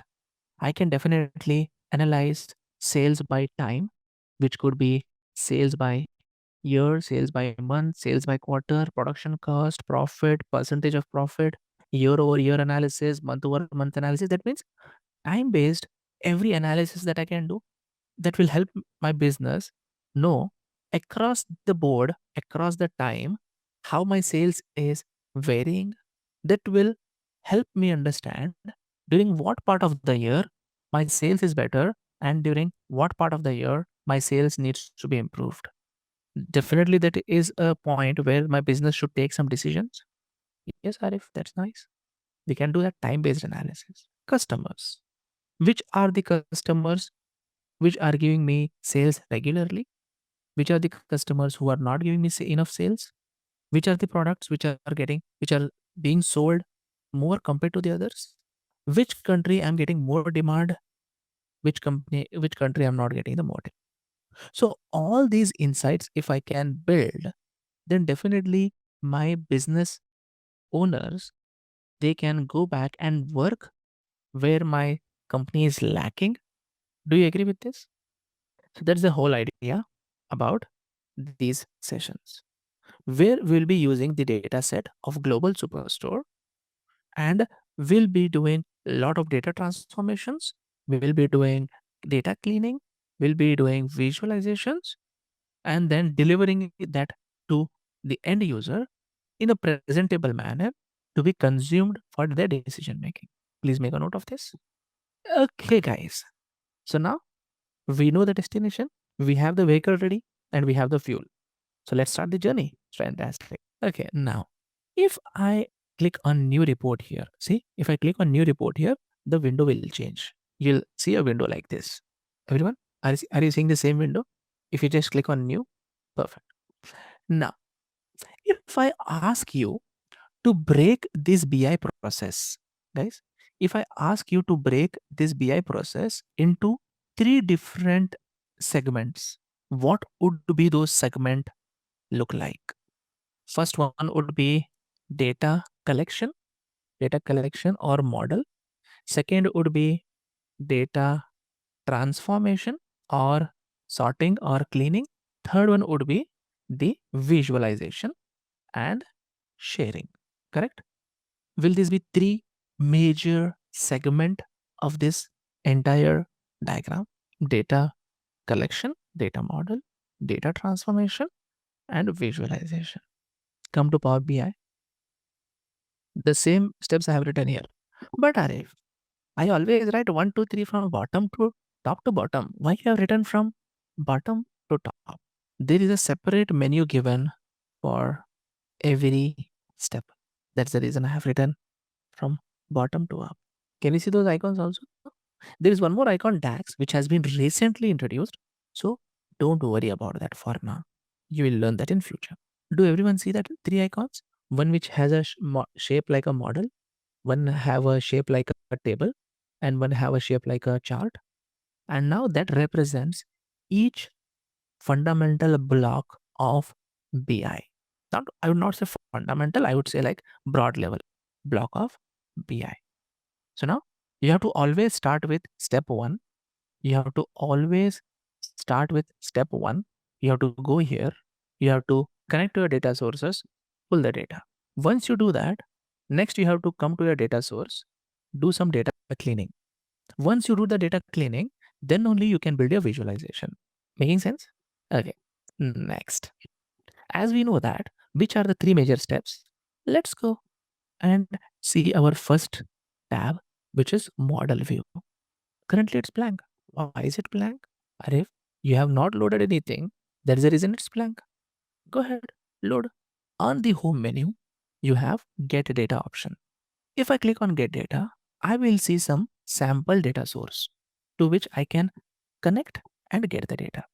But I'll click on more to show you the possibilities of Power BI. I'll show you the possibilities of Power BI. If you see here, I keep on scrolling down, down, down, down.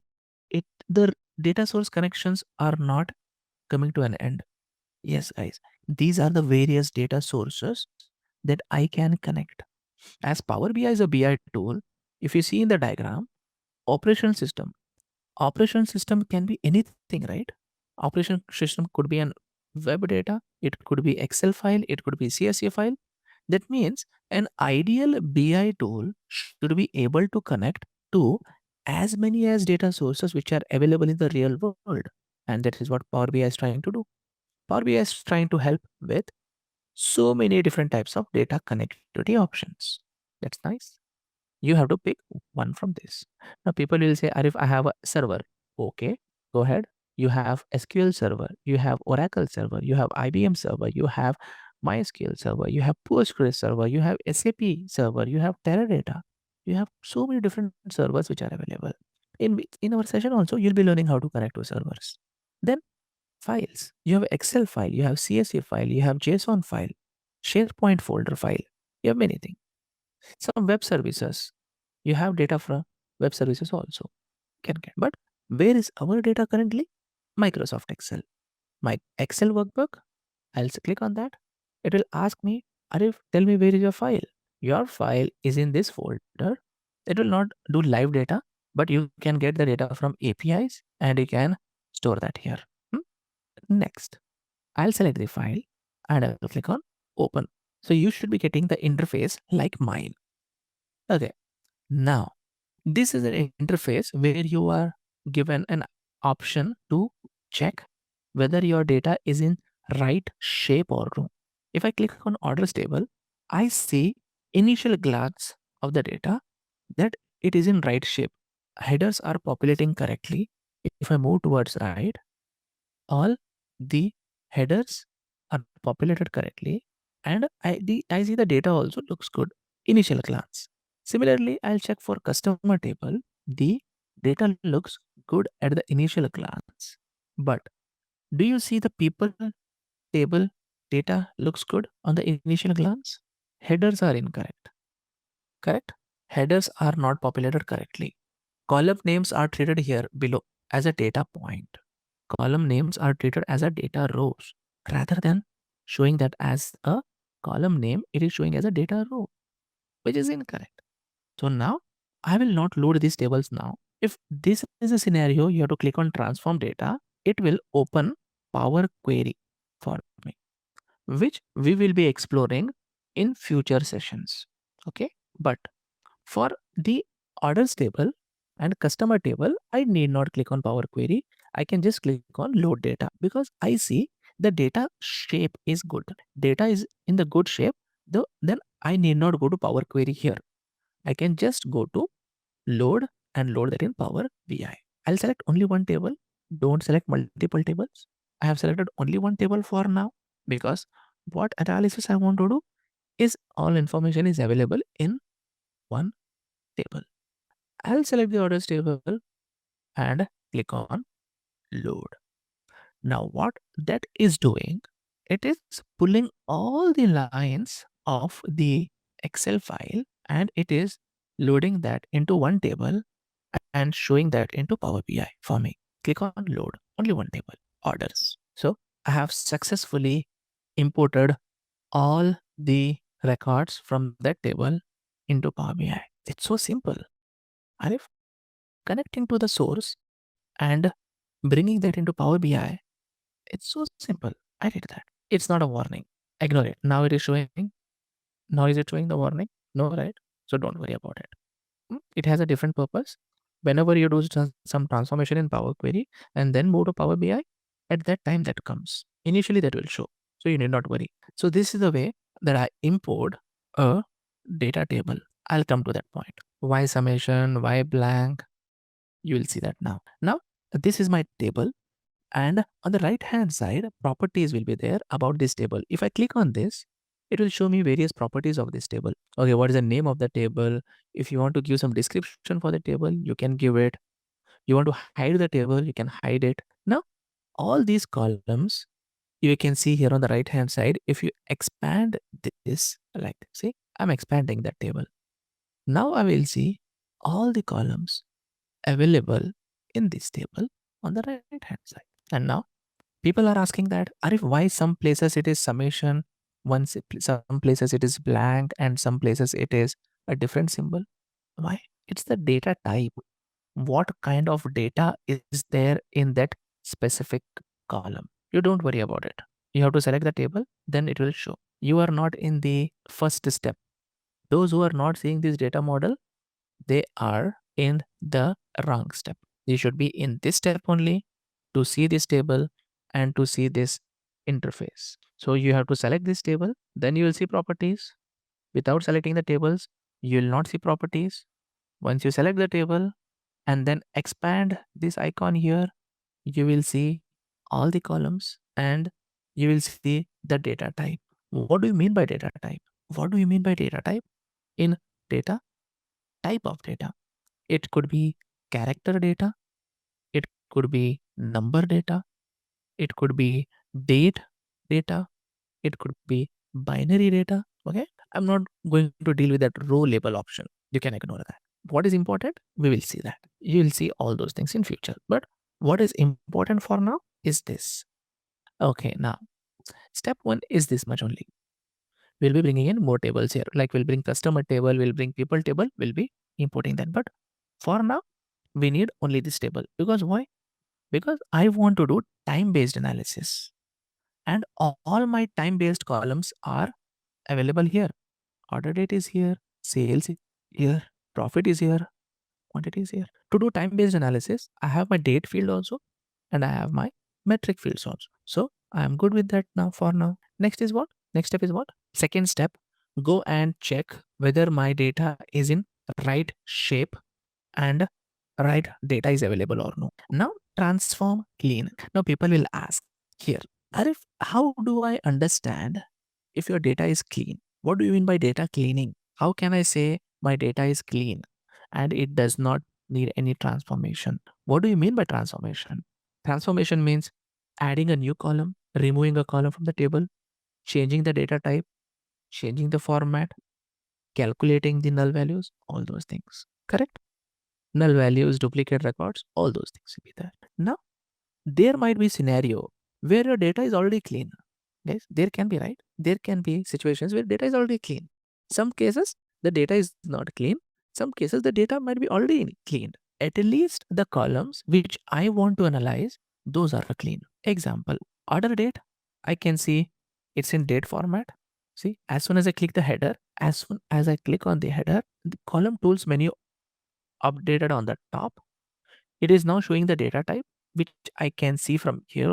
I can see the format, I can see the column name and other aspects of that particular column. I see this column is in right shape. Then I see my sales is in right shape. I see my quantity is in right shape. I can see my profit, discount, shipping cost is in right shape. Now people will say, Arif, your pin code, postal code. Arif, see, postal code is null. Some values are null and some values are not null. That is not in clean. But do I really care at this point of time? Do I really care about postal code at this point of time? Because I want to do time-based analysis. So that means data is never clean. Write a note of this. Data is never completely clean. Data is always just clean enough. Arif, does it make statement make sense? You might be thinking now. I'll repeat my statement one more time. Data is not completely clean, is never completely clean. It is just always clean enough to analyze required information. As per the need, we can clean whenever you want. For now, what I want to analyze, the information is already there. Then do I really need to worry about data cleaning at this point of time? If the information which I require is already there, but any point of time, I can come back and do data cleaning for sure. Hmm? So now there are two ways to do data cleaning. I'll tell you. One is using DAX, data analysis expressions, and another is Power Query. One is graphical method and one is a expression method, coding method. DAX is definitely a expression method, functional language it is, where you write your formulas by yourself. Power Query is where you can do graphical method. You can remove the columns. I'll show you that now. Hmm? How you can remove the columns and how you can add new columns, that will be seen. For example, some data which is not relevant to my analysis, then people will say, why should I keep that in my table? At that time, you can remove. So now, what initial checks you can do on your data set is, you can check your data type. For example, this row ID, it's a number now. If you think the row ID should be a character, select the column, drop down, and you can change this data type to any of these data type. It's whole number now. I can change it to text also. It has changed the data type. See, it has changed the data type. If people say that order date, I don't like the format. I like the format DD MM YYYY. I'll not change the data type. Data type, let it be same, but I will go and change the format from here. I'll select YYYYMMDD. So it will show me year first, month second, and date last, or the other way around. Some people say that Arif, postal code is not required. Right click on that column and you can delete it. These are all basic cleaning, right? These are all very basic cleaning, very basic cleaning that I do. So does delete the column will delete the column in the origin. Whatever you do in Power BI will not affect your original file. Whatever you do, adding a new column also will not affect. Deleting a column also will not affect. It will not affect in any manner. So these all basic cleaning. Arif, what if I have duplicate records? What if I have null values? What if I want to split the columns? What if I want to merge the columns? All those things we will learn. Now we will go through the third step. What is this? Third step, visualization. I still have the interface of the data section, which is carry forwarded from step 1, step 2, and step 3. Now, this is where I create my charts. What do we call this as? You can call this as a page or canvas. Now, how will you create the charts? You have big list of charts available here. You have horizontal bar chart, you have vertical bar chart, you have horizontal cluster chart, vertical cluster chart. Many different types of charts are available, and you have the data. So, how you create the chart is you select any chart, it will show up here. Once it show up there, then you have to bring right fields and add in the right areas. Step 1, step 2, then your chart will populate. Step 1 is just click on any of the chart, then bring the right fields and add in the right areas. That will populate your chart. Now, if I click on this chart here, it showed up here. See, observe. I clicked on the first chart here in the list, and then I can see this view here. Now, if I select this, I will see x-axis, y-axis, legend, everything, correct? I can see various areas which will help me to populate this chart. Let's build a chart for sales by year. And if you told that 16, 17, 18, 19 is the sales years that you have, okay, let's build a chart for sales by year. I want to see each year how much sales I'm doing. I will go into order date. It's a date field. Expand. Date hierarchy will be there. Further expand. You will see year. Bring this year and add it in the y-axis because horizontal chart, y-axis is my dimension and x-axis is my sales. I got my first Power BI chart created, simple as that. Okay. Now people will say that, if I don't like the horizontal bar chart, I want to create a vertical bar chart. So people will then delete the chart and they recreate the chart. Don't delete. Select this chart and click on the vertical chart. It will convert that to that kind of chart. Click on a line chart. It will convert it. Click on the pie chart. It will convert it. Click on the tree map. It will convert it. Click on the funnel chart. It will convert it. Click on the waterfall chart. It will convert it. Correct, guys? That means you always create a basic chart, either bar chart or a table. Then anytime you can check which is the best chart which is giving good look and feel. Correct? You can always do that. So you can change the chart type from one type to other type always. Are you able to see the chart getting converted from one type to other type? That's nice. And now people will say, I want to create a different chart, another chart. I want to fix this chart and I want to create another chart. Okay. You went into focus mode here. There will be a back to report option. You have to click on back to report. It will come there. Okay. I want to create new charts also. Okay. Click somewhere on the blank space. Now this time I want to see sales by quarter. I'll click on the pie chart. It showed up. I'll bring and keep it here. And I will add quarter in the legend and sales in the values. I got my pie chart also. Now you can clearly see that quarter 1 is giving 15% of the total sales. Quarter 2, I'm getting 22.7% of the total sales. Quarter 3, I'm getting 27% of the total sales. And in quarter 4, which is highest, I'm getting 34% of my total sales. So across the years also I can see, individual quarter also I can see. So just see the magic. If you want to see which year it is, click on that particular year. You will see the changes in your pie chart automatically. Isn't it nice? Charts are connected. In Power BI, charts are connected.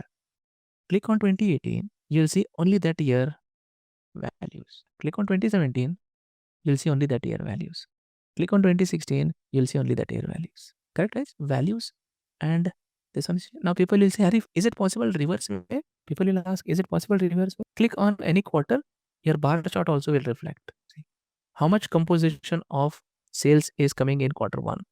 How much composition of sales is coming in each quarter of the year? See, I can see that. That means charts are connected to each other. Last chart I will create, which is line chart. I'll create a line chart. I'll keep this here and I will add month in the x-axis and sales in the y-axis.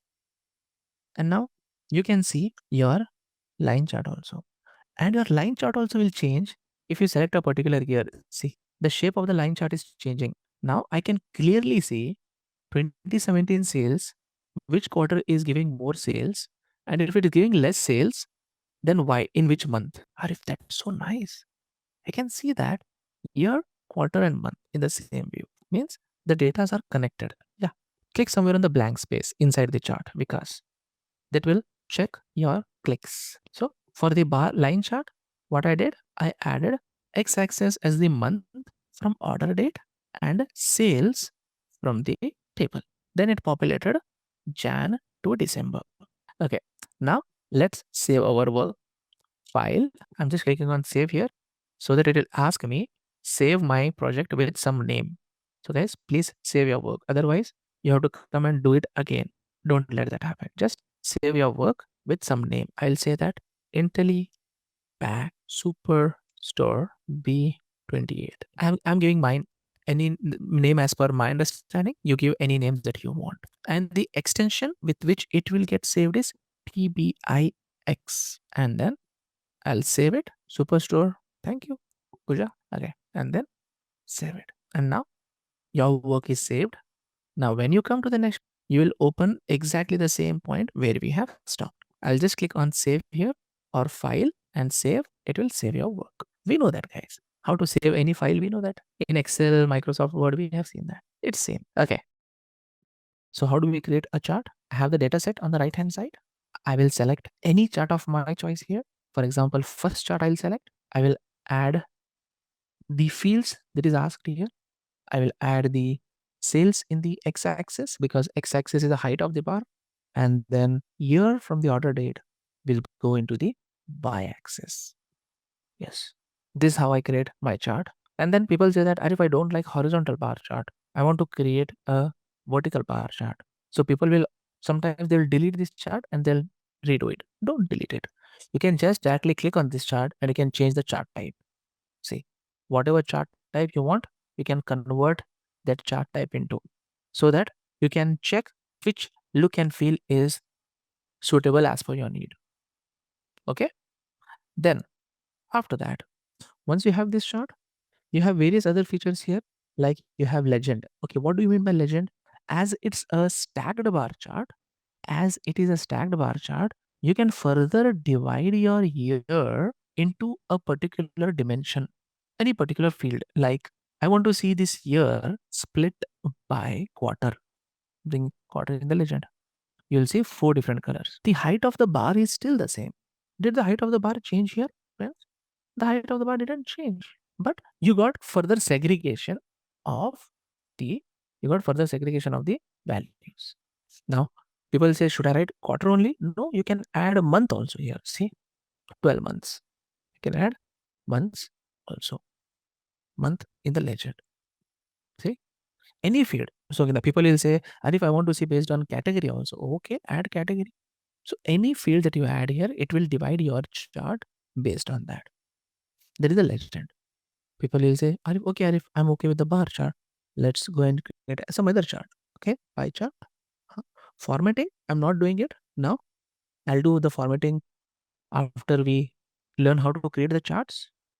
And now I'll add quarter in the legend for the pie chart and sales in the values. Numbers are showing here, but why numbers are not showing here? All that is doable. All that is doable that we will do in few minutes. Now, final chart is the line chart. Not final, we'll be creating one more. line chart. I want to see month in the x-axis and sales in the y-axis. Now line charts are very powerful. See, they have two other options.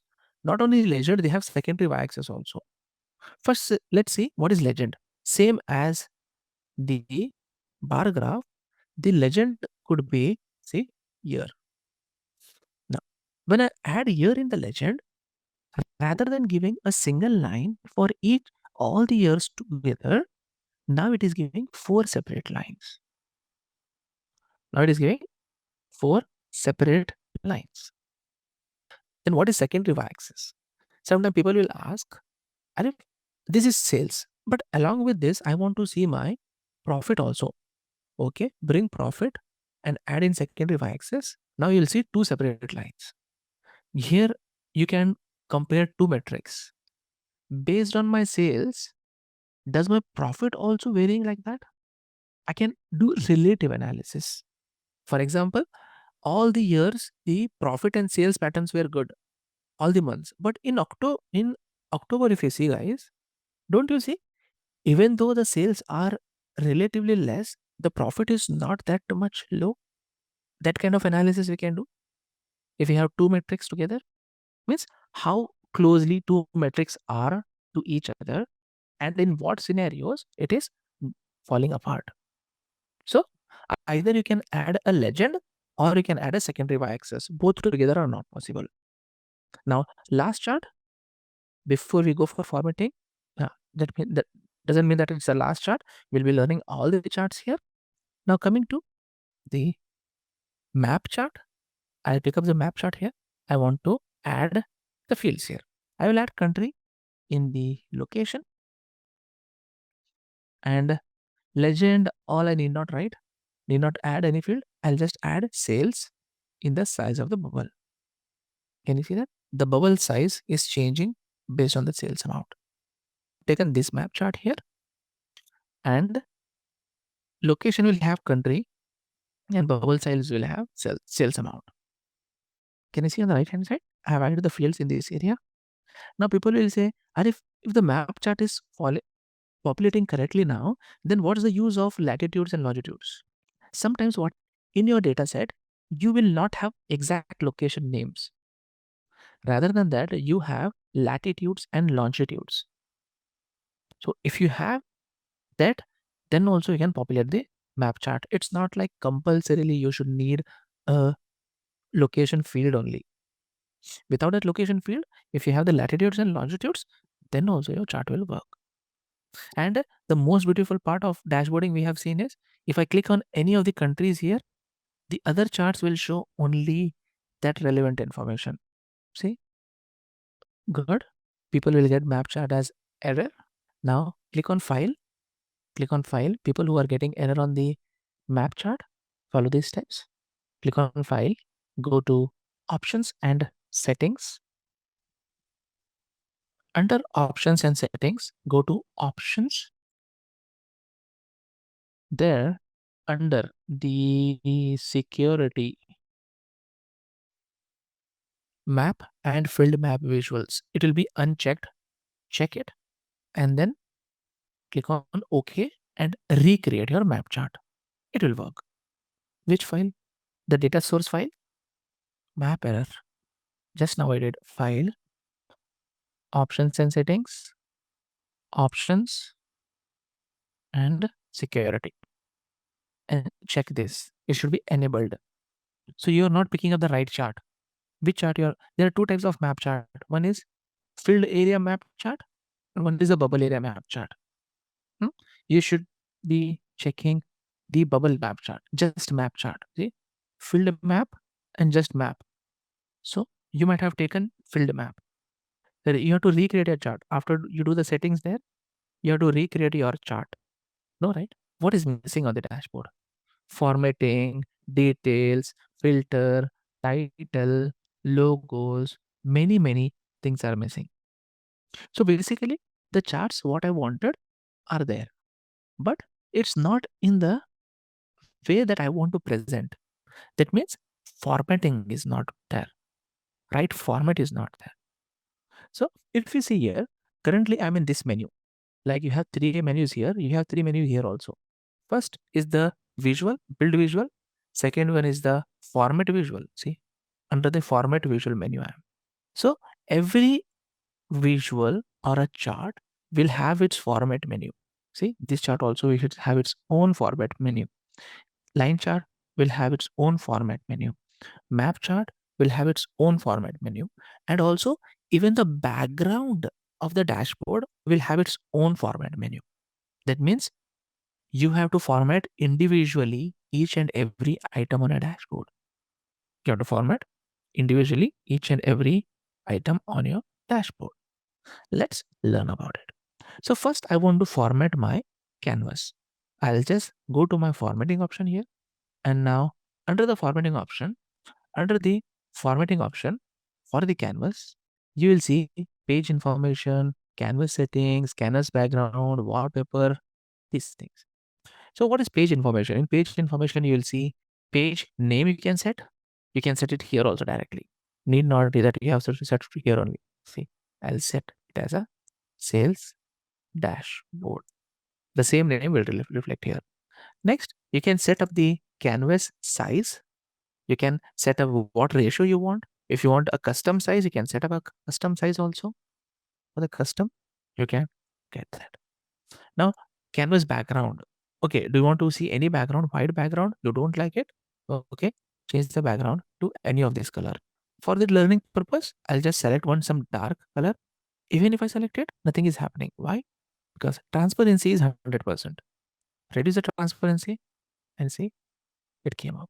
And now background is done. Similarly, you can go and add a wallpaper as an image. If you have a company background image, you can add that here. All that you can do for canvas. So basically, what is important in canvas formatting is size and background color. Apart from that, it's totally fine. So you can add image as well. Now, formatting of the visual is done. Here is a map chart. Map visual. Now, my canvas background is done. Now I have to format my individual charts also. What all options are there to format the individual charts?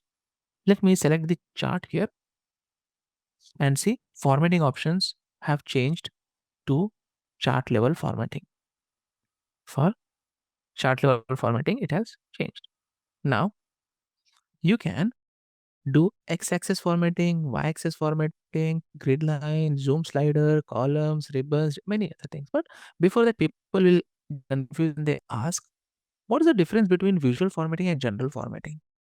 Both are same. I will both are same, but there is a difference. I'll tell you how to identify that. Where to go for formatting, whether it's general or visual. So now, is this my visual area in the chart? The one which I have highlighted, do you call it as a visual area? Anything outside that is general formatting. Anything inside that area is visual formatting. Outside means borders, title, shading, all those things. Internal, that means inside the visual is visual formatting. So it's like basically interior and exterior. Interior formatting is visual formatting. Exterior formatting is general formatting. Can we remember like this? Interior and exterior? It will be easy to remember. Parallelly doing with me. So whenever I am doing any concept, select the chart, select chart, format. And then general formatting, we can do exterior formatting here.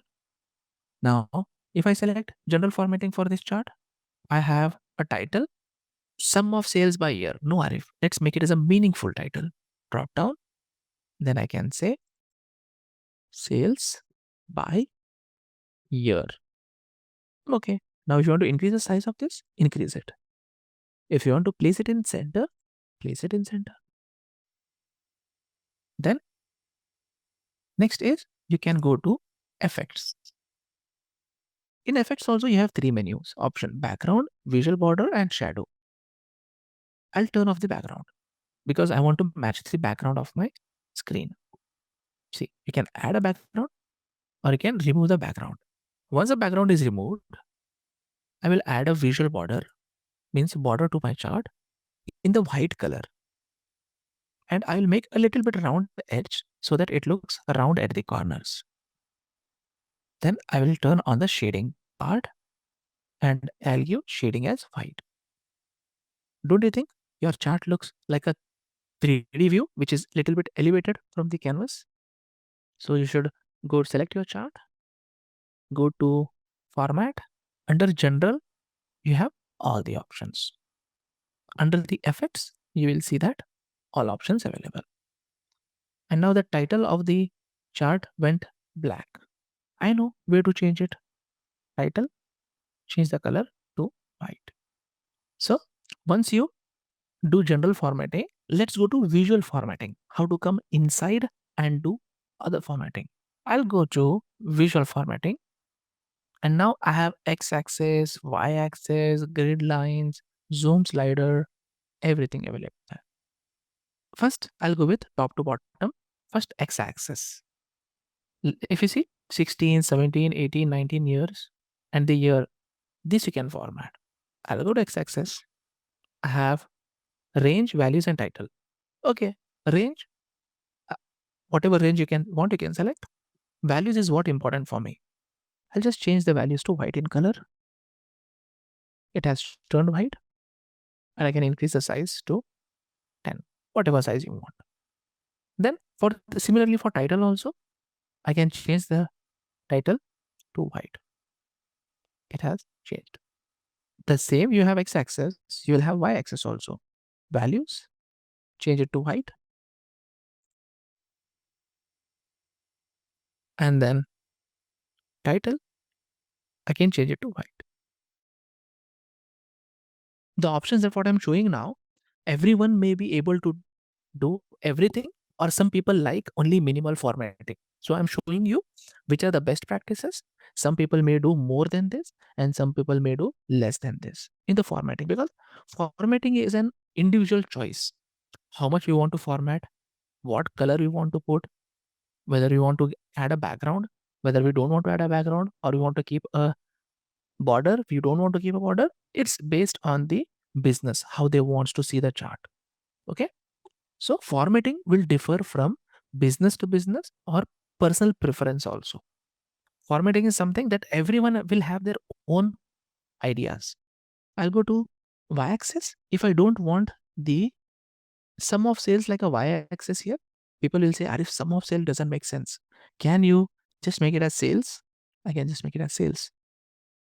You can add values and title also for the y-axis. Now y-axis is done. People will say, Arif, I don't like the grid lines. Which one you don't like? X-axis grid line or y-axis grid line? I don't like the y-axis grid line. Vertical. X-axis, let it be. It gives me a reference. Otherwise, it will be difficult for me to see which particular year has crossed what values mark. Okay. If you want to make it as a solid line, you can keep the pointer minimum to 1. That's about the grid lines.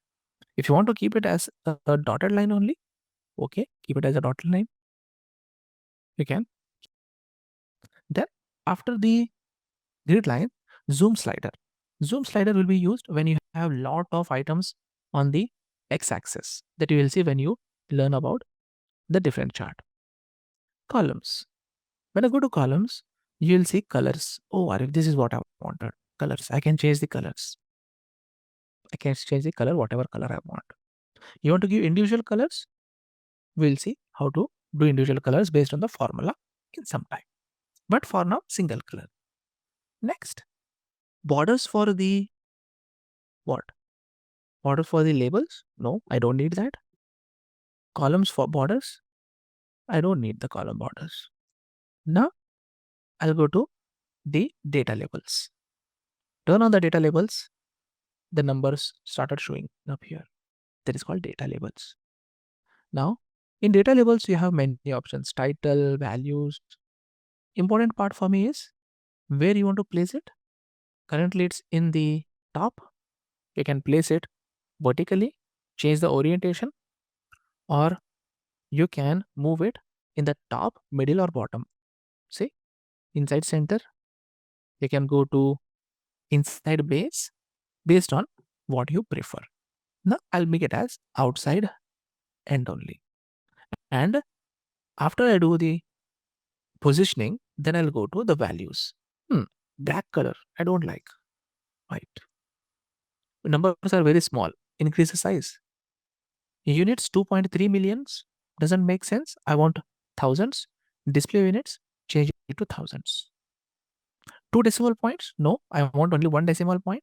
Reduce it to 1 decimal point or 0 decimal points. Once you complete this formatting of this chart, if I ask you to format the other charts also, you will think formatting one chart only took so much of time. If I ask you to format all the other charts also like that, you will think, okay, I can't do that because it's so much time consuming and I may end up formatting it differently also. Correct? Out of 10-15 options, one or two options definitely you may make mistakes and it will start showing differently. Have a look. I'll show some magic trick. Select this chart. Under home menu, format painter, select it. Icon got changed. Your cursor icon got changed. Drop it in the destination chart. Done. Select the chart. Under home menu, format painter, drop it on the destination chart. Done. This trick will save a lot of your time. First, create one chart based on what requirement is. Then you can just format paint the chart. Now, I can see almost everything got copied, just the title. Okay, title formatting got copied, but the title name will not get copied, right? Or if that makes sense, title name will not get copied. It's about only the formatting. Whichever options match between the two charts, that will get copied. Now, it's up to me. I have to go and change it under the home menu. Now, I'll go into the general and I'll change the title. Sales by quarter, sales by month, sales by country. When you're going to format menu, you have to select a chart, then you have to go to format menu. For every formatting option, you should select the chart, then you should go. And now people will say, Arif, in this chart, the legend is taking more space. Okay, go to this chart. Under the formatting, legend you turn off. But Arif, if I turn off the legend, which year for which quarter, how will I end over it? You'll get to know. But I want to display that. Okay, details label, you change it to all details. Now you'll see quarter also. So like this minor tweaking, you should learn. What if I do? What changes? It will reflect all those things. So the formatting got copied. 90% of the formatting got copied. 10% because of the chart differences, it will not get copied like color or other things. But that will save a lot of my time. First, I will format my first chart perfectly till the what we need. And then we will just format, copy paste. I know people will be trying to catch up the things, but yes, do it. Select your chart. Under the home menu, you will see format painter. Select it, drop it on the destination chart. See, the icon got changed, right? Parijat? Do you see my cursor icon got changed? Yes, that means I have copied the formatting. And then whichever chart you click, it will paste the formatting there. Select the chart, go to formatting, there will be legend option there.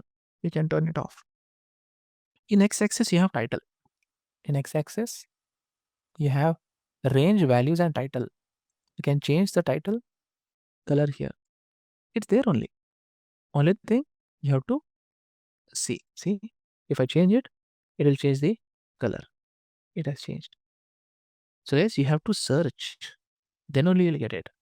That's the reason I'm giving you so much of time just for formatting, because it will consume some time to search the option. So now slowly my dashboard is taking shape now. If I add some titles, some logos, some slicers, some buttons, then my dashboard will be ready to go. So what is the next thing in my chart, in my dashboard? What is missing? Title. And if you don't have a title, you don't have a logo to display what dashboard it is, what information it is, you'll see that. You can change that title to dynamic. You'll see that in future. Based on what fields you add in the chart, you can dynamically change your title. Hmm? When you will learn DAX at that time, we will see that. What is FX? If I go into insert menu on the top, can you all see this elements, text, button, shape, image, button, shape, image? In order to add a title, which element I should take?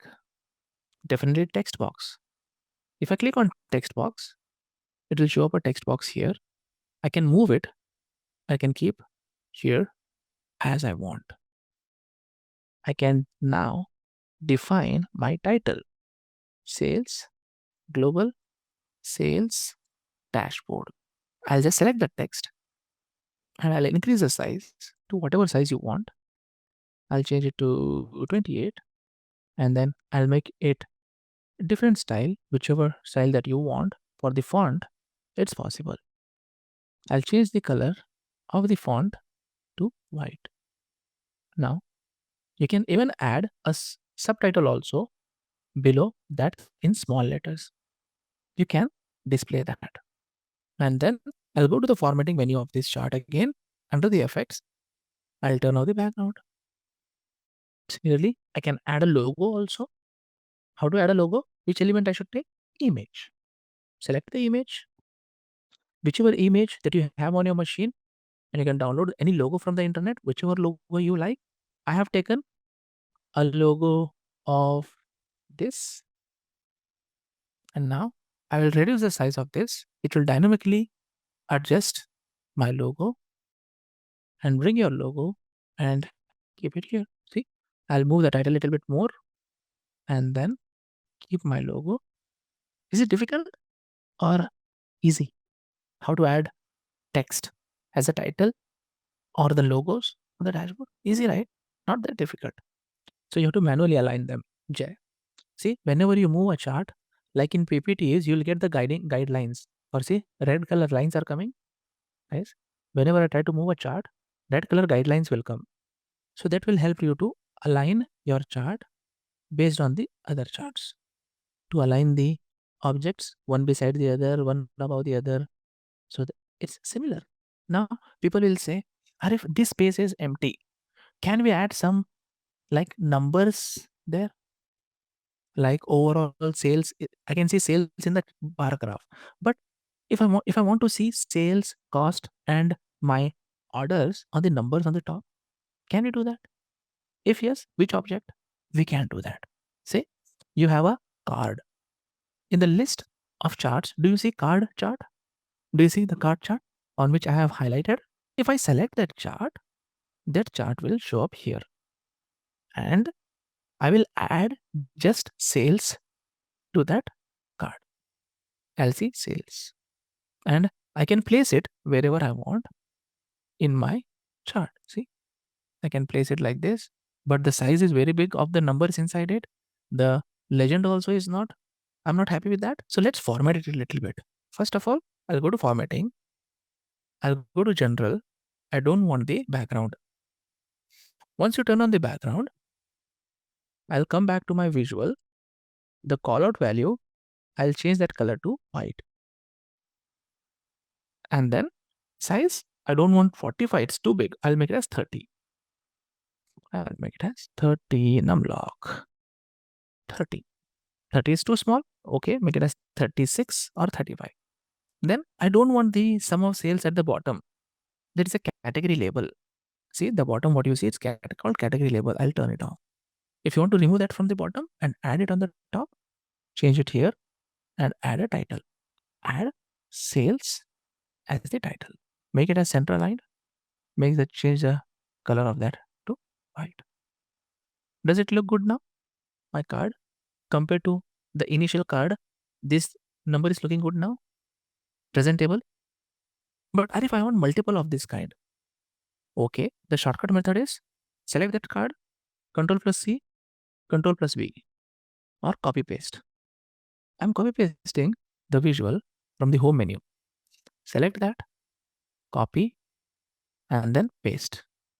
I created 3 different copies of my chart. Now this one, I'll change under formatting to, in the field, I'll remove this sales and I'll add a profit. Background you remove. And then title, you change it to profit. Similarly, for last one, remove the title, change it to quantity, and the field, you remove the sum of sales and add quantity. Isn't it nice? The people will say that if there are too close, okay, add borders. If you feel they are too close, then add borders. See, they are not even aligned. So you can just align them properly how you want. Example, I'll select this and I'll try to move it. So it will ask me, Arif, align it properly like this. And then I'll just move it. It will say properly aligned like this. When you move a chart, is it that the red lines helping you? Okay, how much offset I'm leaving from the other charts, up and down, right and left? Check that. That will be really of a great help to align your charts. Just compare to where we started with this dashboard, and now is it looking in a really good shape where I can share with my users? Some things I can still add that we'll be learning now, like filters, buttons, all those things we'll be adding now. But before that, reach till this point in the dashboard. You have to select the text before you resize the text in the header. See here in the title, you have to select the text before you change the size. Many time people what they do, they'll just click inside and they'll try to change the size. Which part of the text you want to change the size, you have to select it. If you have to delete the entire thing, just click on these three dots and then remove option will be there. You can remove it. Go to format. Everything related to background, title, everything on formatting. See, formatting you have it. Effects, background, everything is there. It should show. It might got have hidden between the charts. See, if I select this chart, the three dots will get hidden behind it. Sometimes that happens. You have to move the chart and just check where the three dots are there. It's just about layout and formatting. It's just about layout. What options I'm getting, even you also should get the same because we are using the latest version of Power BI. What options I'm getting, you also should get the same options on the dashboard. Select the card. Inside the card, you have to add sales first. Then you'll, so just type as done if you have reached till this point. The more the responses, it's better for us to move to the next step. Okay, so now, what else do we need on this dashboard? So now if someone comes and asks you, Arif, I want to see this dashboard for the categories, various categories. Okay, I want to see this dashboard only for particular segment. So now that I don't have anywhere in the chart, right? If someone asks me show this chart for a particular year, I'll select this. It will filter the entire dashboard. Okay, now I can see the values. Okay, if they ask for a particular country, I can click on this. But sometimes that we do analysis is not on the visuals. At that time, we have to take help of slicers. What do you mean by a slicer? These are interactive filters. Have a look. There is a slicer option here. If I click on this slicer, wide guard, delete, dashboard. Now, here is a slicer. And in this slicer, I can add my region. See, I'll select region and I'll add the region here. Now it will show all the 13 regions which are available. Now I can select any region and see your entire dashboard will filter only for that region. Isn't it a really nice way to analyze your data and slice and dice your information? The map chart also is getting filtered. The other information also is getting filtered. If I select Central Asia, I'll see. If I select East, I'll see these countries. EME, I'll see these countries. North, I'll see countries like that. Isn't it nice? I can use it to slice and dice information so that people can see what information they want. Now, if you want to select multiple items, you will not be able to select multiple items here. But how can you make it select multiple items? In the slicer settings, you will see selections. Currently, it's multi-select with control. Okay, that means control to select, multi-select. Okay, Arif, that's nice. But with control key, you want to select multiple values or you want to select without control key. You decide it. You want to select it with control key, enable this. If you don't want with control key, just disable this. Now you can select without the control key also. Sometimes some slicer, you want it to be a single select. Make it a single select. It will turn to be a radio button. Try whether the slicer is working or no. Okay. So this is a slicer. This is a slicer. Select that slicer. That slicer will come here. Slicer should have a field, whichever field you want to play with.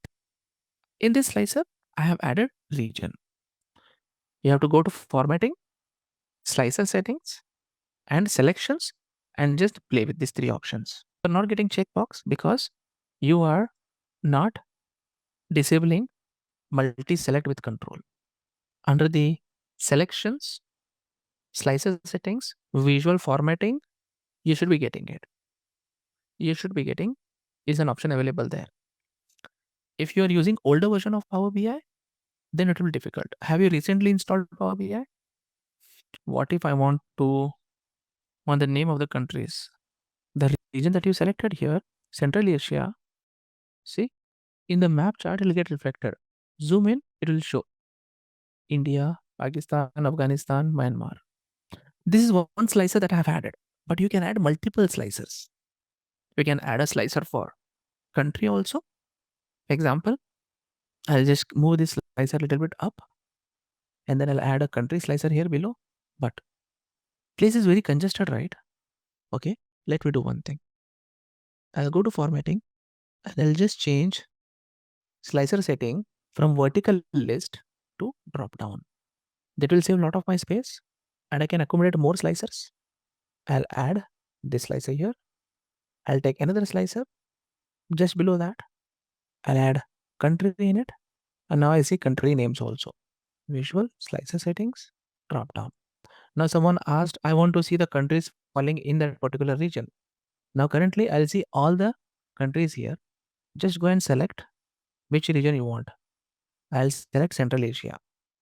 Now see, only those countries will be visible in the other slicers. So that means what?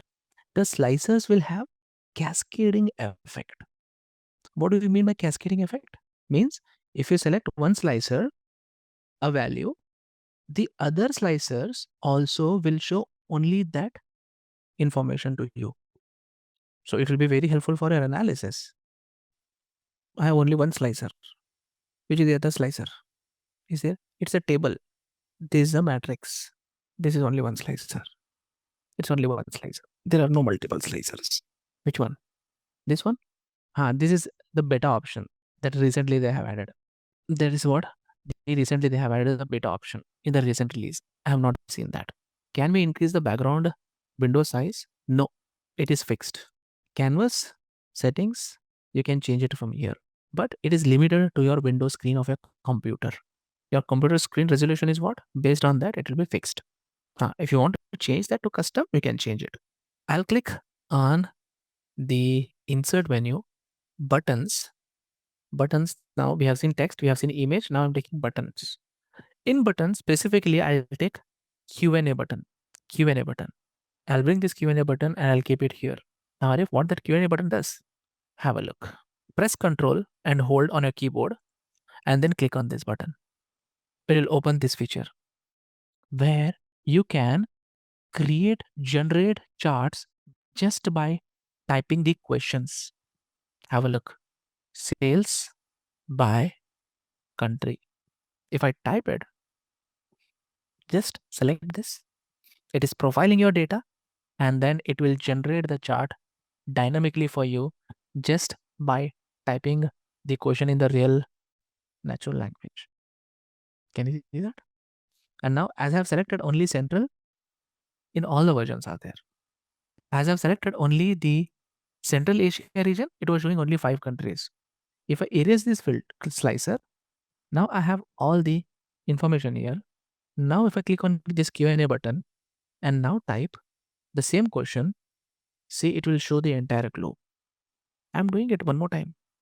Sales by country. It will generate the chart, and you can see that chart here.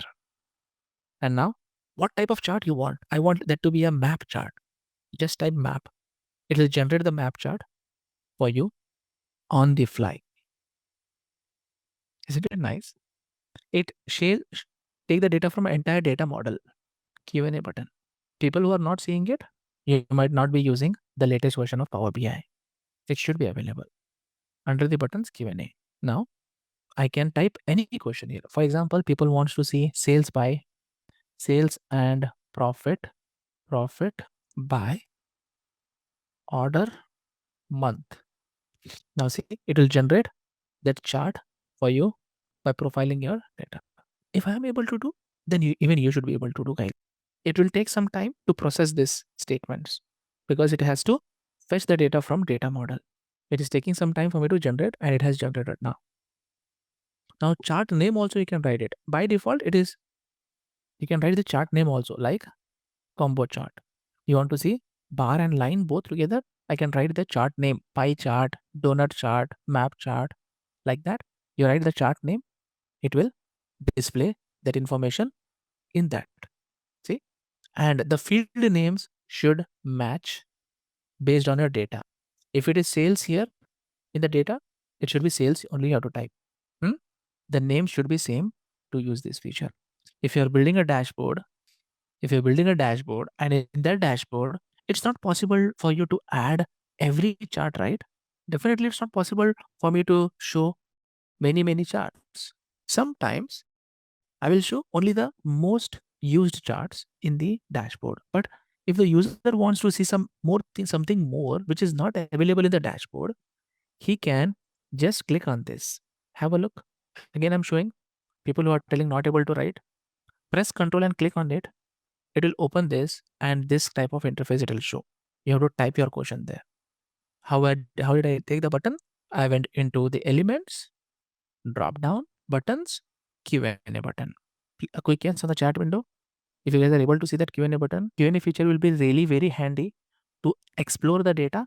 So you can use this in your dashboard if you want users to explore their data by themselves. Type the question correctly, it will show. Might be you're not typing the question correctly. See, SALE, yes, sales by country. Country also is there. I have sales by profit. Come on. What do you mean by sales by profit? What do you mean by sales by profit? That will show number. You want a measure and you want a dimension to show populate a chart. If you just type one metric or two metrics, it will show only that. By profit, they will categorize. No, that will not work. In order to populate any chart in Power BI, you should get a dimension and a measure.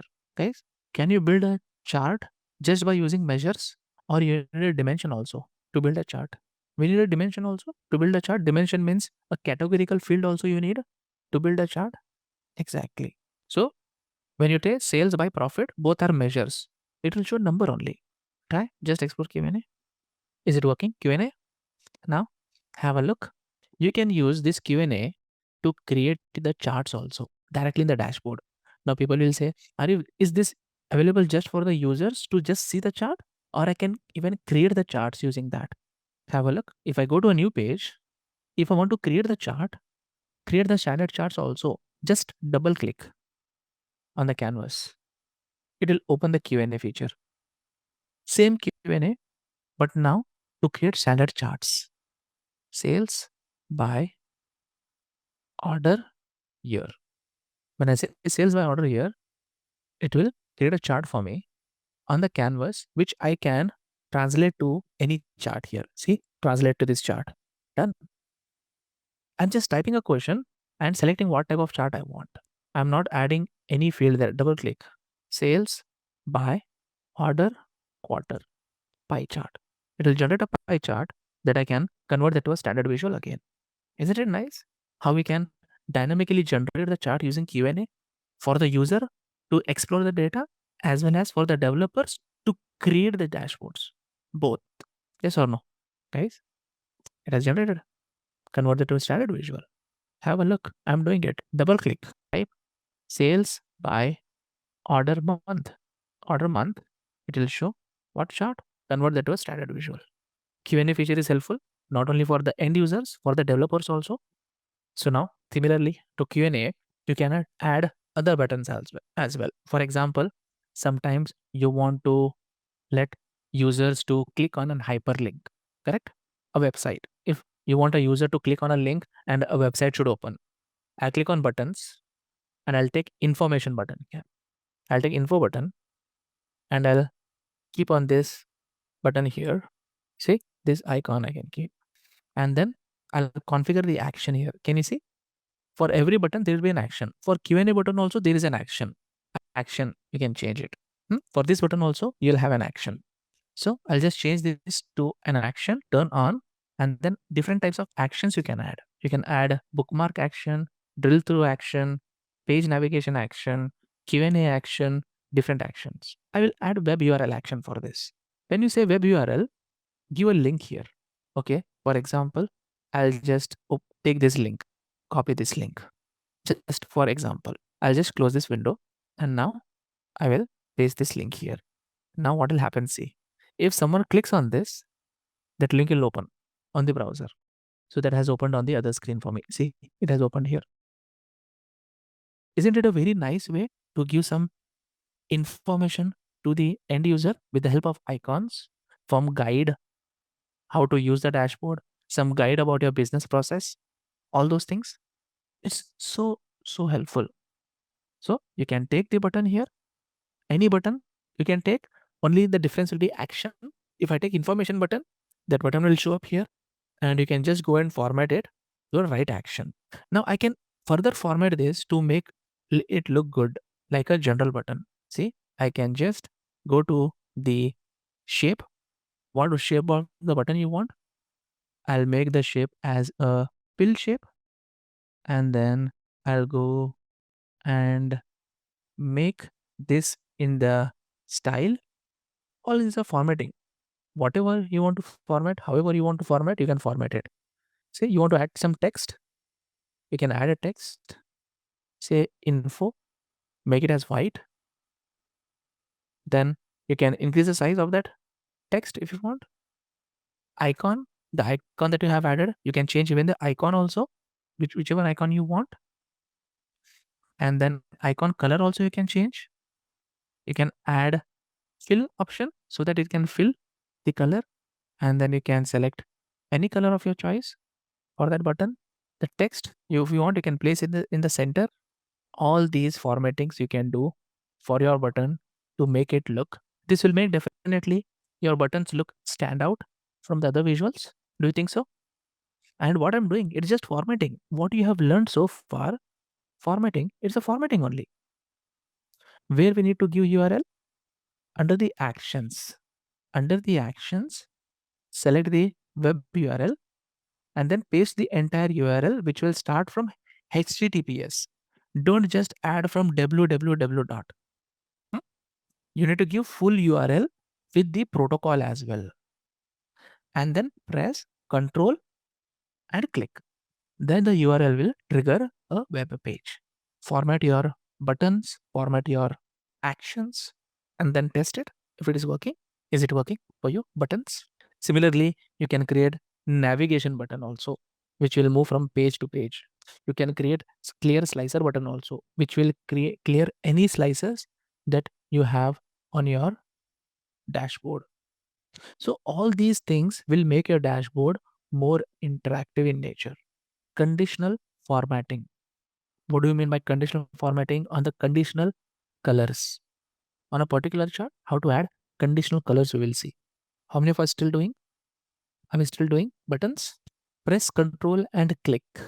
That just clicking will not work. Press Control and hold and then click. And ensure that your link is having the protocol of HTTPS also in front of it. Otherwise, it will not work. So first you open that link on the browser, then copy that entire link, then it will work. See, it's working now. So if you hover over that button, it will give you that message also.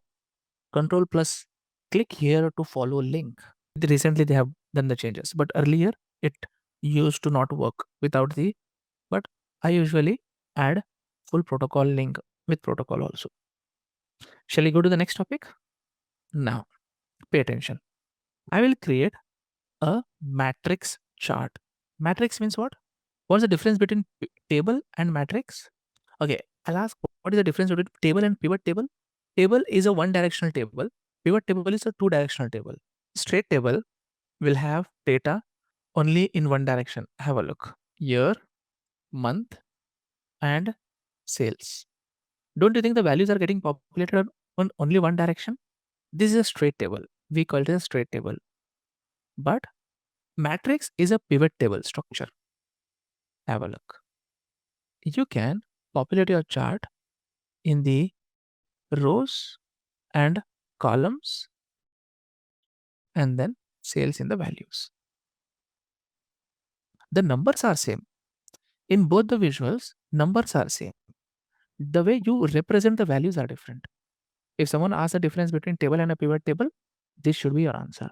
Straight table is a table in only one direction, and the matrix is nothing but a pivot table where the data values are stored in multiple columns, x and y axis both. Now, a question, guys. Can you tell from either of the charts, which year, which month has the highest sales and which year, which month has the lowest sales? Can you tell which year, which month has the highest sales and which year, which month has the lowest sales? But how much time it little difficult. Yes, I wanted to hear that. Little difficult. People say little difficult to read because this is a small table. Here only you are feeling difficulty. But think about if the table is bigger, correct? It will be difficult, right? To identify. Have a look. I'll go into formatting. Cell elements. I'll just click on this one. Now is it difficult to say which is highest and which is smallest? Conditional formatting. So I'll go into the formatting. So under the formatting, there are so many formatting options. I'll go to cell elements, and in that cell elements, I will turn on background color. That has changed my background color here. So guys, that's the best practice in the session to take notes. Both are separate chart. I didn't change it. This is a table. This is a chart. This is a table, and this is a matrix chart. Yes, you can do this in table also. You can do this in a chart also. That is what I will be showing now. Not only in table, you can do this in graphs and charts as well. Now people will say that, if blue color I don't like, I want to change the color. Okay, go to your cell elements on the FX. On the FX, if I click, it will give me an interface where you can control what color it should show, based on what value it should show, based on what style it should show. I'll make it as a gradient style currently, and it is based on the sum of sales. Drop down. For the minimum value, I'll select red, and for highest value, I'll select green. In between value, I'll select yellow. Do these settings, click OK, and tell me, does it look nice? So if I click on OK, just see how my chart will show up now. Isn't it a nice way to show the hotspots in your chart in the form of a table based on your conditions? Currently, it's a gradient style. You can change this based on the condition also. So I can clearly say that initial years, my sales was less, but as I moved from 16 to 19, in the upcoming years, my sales improved. And in every year, I can see the pattern there. The sales at the end of the year was higher. With the help of this chart, like this, we do data storytelling. Now people will say, and if I don't want the gradient style, I want that to be based on my rules. Rules means, Arif, I don't decide the color based on the gradient style, based on highest and lowest, but I have some set of rules. Based on that, the colors should change. Now I'll change the style from gradient to rules.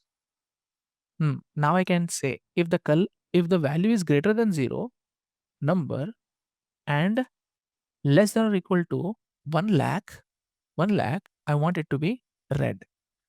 New rule, if the value is greater than or equal to 1 lakh, 1, 2, 3, 4, 5, which is number, I'll say till 3.5 lakh, I'll say it to be yellow.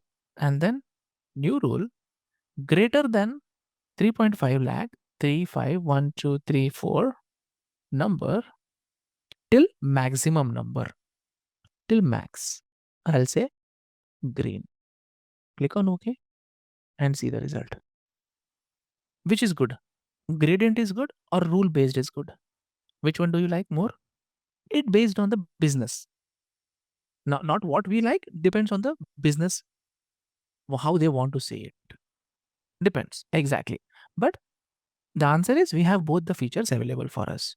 How to open the rules? Drop down here, drop down here. Currently it is gradient, change it to rules. Then you can define these rules. Not only based on the numbers, you can define your rule based on the percentage also. So now, where was the FX option? Can you see this? Under the cell elements, just below that, FX will be there. If you turn it on, FX will be editable. Now, not only the background colors, have a look. Not only the background colors, you can play the same option with the font color as well. With the font color also you can play. See, you can change the font color. You can even add data bars. Isn't it different ways to use that conditional formatting? Now, have a look. I'll go to my sales dashboard. I'll try to do the same thing on my bar chart and the map chart. How? I'll select my bar chart. I'll go to formatting, columns, and I'll click on this FX. I'll say gradient, red, and more colors, green. On the bar chart also, it's possible to show that colors. Now, and if it's showing incorrect, it should show green. Why? Just check what is the condition you have given. The condition is given based on count of date. Oh, it's correct. Is the coloring based on date is correct? Or it should be based on sales? It should be based on sales, right? Exactly. I'll just search for sales and I'll add based on sales. Click on OK. And you will see based on sales. Fantastic. It has changed. Now on the map chart also, I will try to do that. See, the same way, bubbles, colors, FX. There also you can do.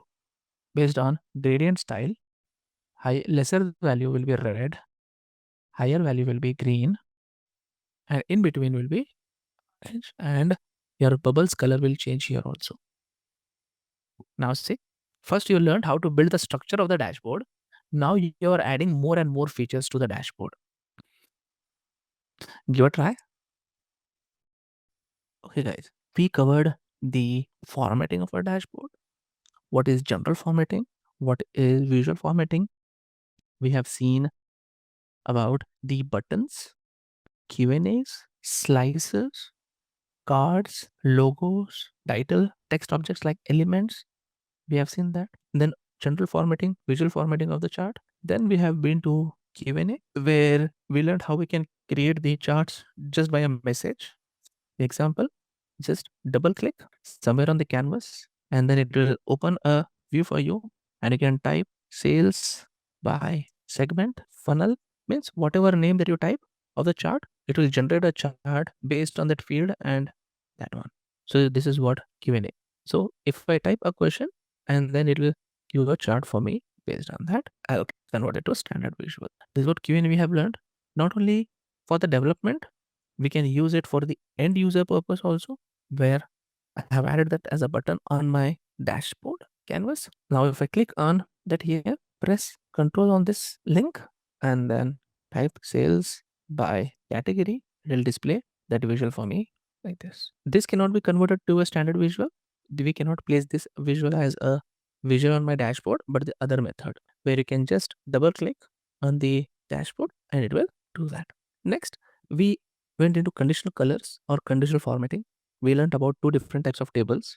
One is the standard straight table and another one is the pivot table or a matrix. Now we have seen how to do the conditional formatting on a particular chart based on the background color, based on the font, data bars, icons. We can show even icons also. See, we can show even icons also, and icons will change based on my rules are based on the gradient style. And we can do the same thing on this table as well. Cell elements is here also. And I can say background color. This will change the background color on my table here. But which field you did? You can control which field you want to do. You can select whichever field you want in this list, and you can do that formatting there as you want to whichever column you want. You have to select to sum of sales and then just say turn on. It will do the formatting based on that. And we have seen how we can do that in our dashboard for a bar chart, also for the map chart as well. This is the story so far. Okay, the next section that we will learn is, have a look.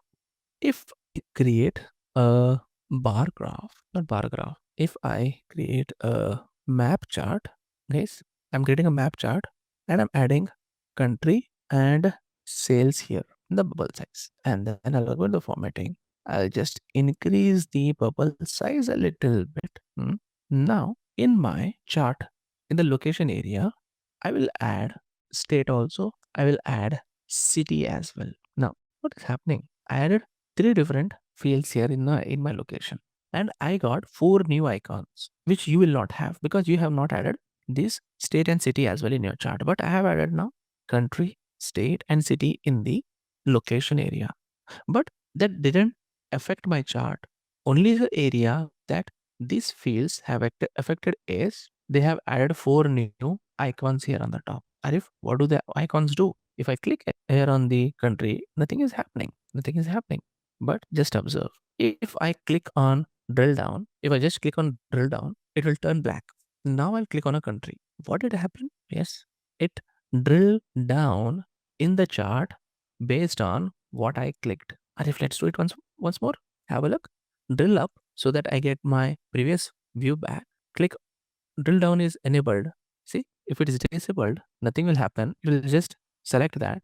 But when I click on drill down and then click on United States, it will drill it down and it will show only data for United States. Okay, I'm in Texas. If I click on Texas, it will further take down to the cities in Texas. Isn't it really cool? I can go more granular in the data, or I can see more aggregated value in the data if I have hierarchical nature of the fields. See, I can drill up. I'll see the states now. I can drill up now. Select on Australia. It will take down me to the states inside Australia. South Australia, click on it. It will take me down to the cities in Australia. So what is the usage of this feature? You need not create multiple charts. If the field has hierarchical nature, you need not create multiple charts for that particular fields, and you can move in and move up on the chart. I'll just click on India now. It will take me to the all states in India because the next hierarchical field was state. If I click on Maharashtra, it will take me inside Maharashtra to the cities because the next field is in states. But now if I still try to click something, is it taking me down? If not, why? Okay, have a look. I cannot go down further. Why? Because this is the last level in the hierarchy. Now, people will say, Arif, is it possible only on the map charts or we can do it on the other charts as well? I'll create a bar chart now. And now I will add sales in the y-axis and I will add year, quarter, month, I will add. And now the same icons are available for me here also, correct? Now I click on drill down. I can click on 2018. It will take me down. In that year, the 4 quarters. Further go down, click Q3. In that year, that quarter, 3 months. If you want to drill up, now what is the third icon doing, Arif? Click on the third icon. What it just did, it moved down one level down in the hierarchy. It moved one level down in the hierarchy, but the values are for which year? For 1 year, 2 years, or all the years? For all the years. If we click on third icon, the values will be for all the years. It is not applying any filter. It is just switching down in the hierarchy. See, if I click on this, because I'm not clicking on the bar, right?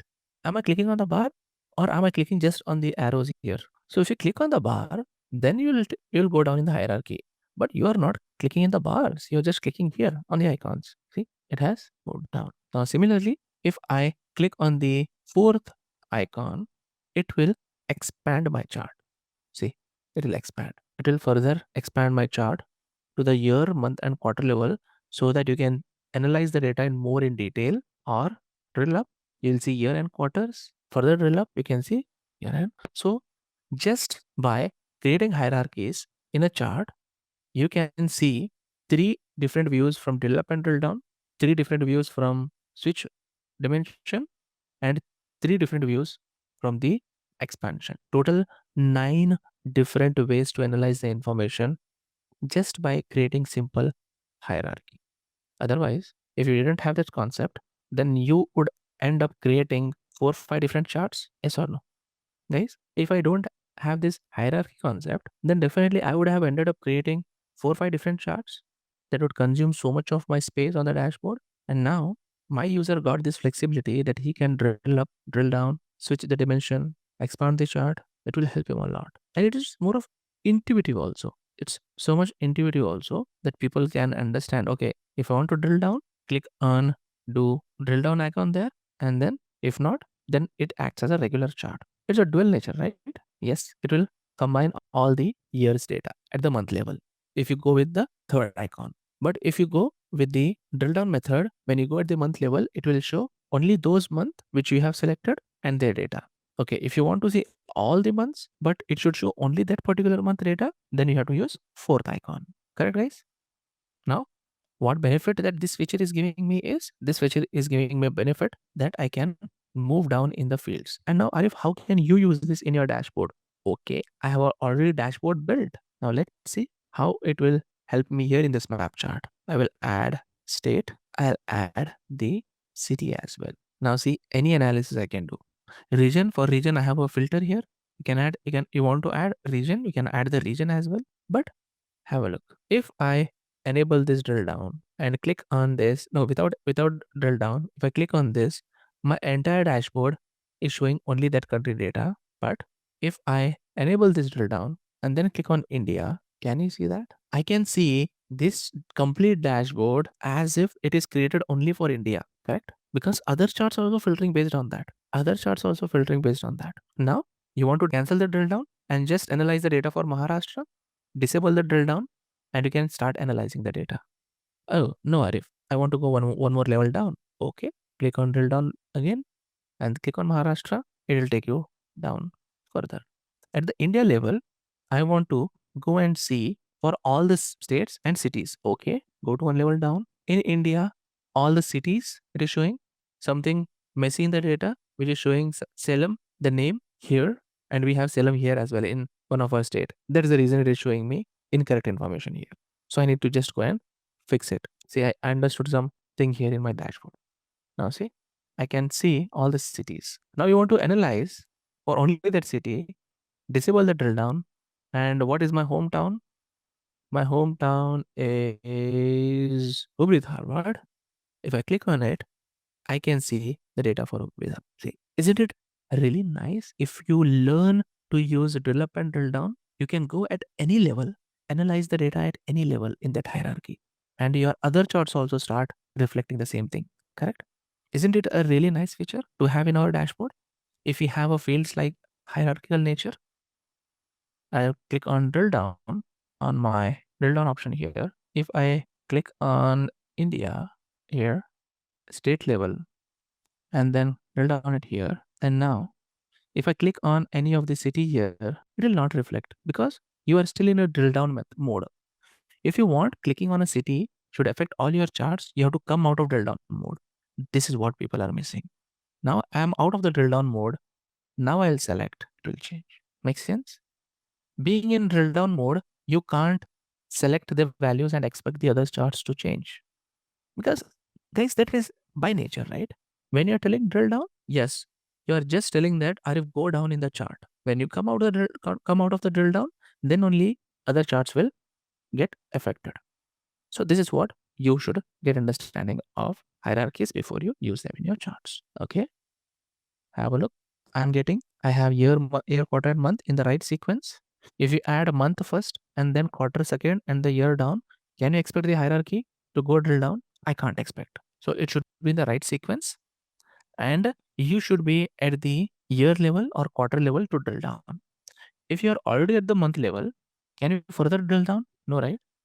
So these understanding you should have. So now see, I've enabled the drill down. Now I can click go down. Now I can further go down. And now if I click on this again, people will say, Arey, drill down is not working. Why? Why drill down is not working here? You can't do this. Why can't go further? Why? Because that is the last level in the hierarchy. It's the last level in the hierarchy, so it cannot go further down. So this understanding you have. Before using this feature, you have to have this understanding.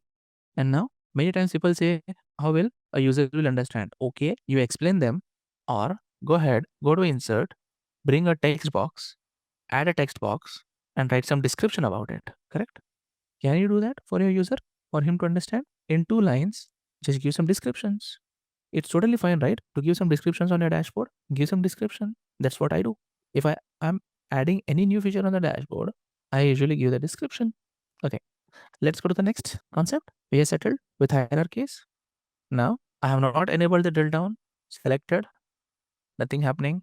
Why nothing is happening, friends? Why nothing is happening? Because drill down is not activated. Enable the drill down, click on a particular country, it will take you down. Perfect. Come up in the hierarchy. Yeah, good. Click the third icon back.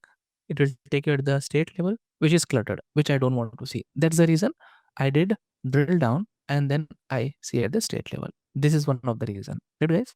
To use hierarchies, it is one of the reason. If you go one down, and if it is difficult to see the states, can I see only for a particular region or a particular country? Yes, you can do that. First drill down and then go to the next level. Now, I'll create a new page again and I'll go to my dashboard. Please pay attention. This is interesting. See, all the features what I'm showing you here will enhance the quality of a dashboard, correct? Either you change the colors, you make drill up and drill down. In the same area, you are improving the quality of a dashboard by adding more features to it. Now, whenever you see this black color box which is popping up, whenever you hover over any of the field on your chart, what is that called? What is that option? Tooltip. Yes, you are right. It's a tooltip. Now, what is the use of tooltip? What is the purpose of tooltip? What is the use of tooltip? Why do I need tooltips? To display some additional informations, correct? To display some text message or to display some additional values. Example, someone asked, if this is sales by year chart. If I want to see profit also, but my chart shouldn't get affected, but I want to show profit also. Okay, bring profit and add this in the tooltip area. Not only profit, bring quantity also, add it in tooltip area. Now go back over on the bar and see, is it nice? Without changing the effect of a chart, I can show additional information. And you have to do nothing, guys. Just bring that field and add it in the area. And it started showing up. I didn't enable anything. I just brought the profit and the quantity here in the tooltips area. That's it. And you can do that on any chart. You can do that on any chart. People say that, Arif, this is really very nice if I want to show some additional information. Now people will say, Arif, that's it. Is that all we have for tooltips? You want to see some really cool thing in Power BI now? How tooltips can create magic? Have a look. I'll create a new page. On this page, I will create a very simple chart, line chart for sales by month in the x-axis, sales in the y-axis. And I will enable the data labels for this. And purposely, I will add the labels in the thousands. Display units, I'll make it as thousands. Created, guys. On the page 1 that I have created, new page, create a line chart, sales by month, correct? Okay, I created a page now. I'll go to the canvas formatting. Guys, this is showing the chart formatting options.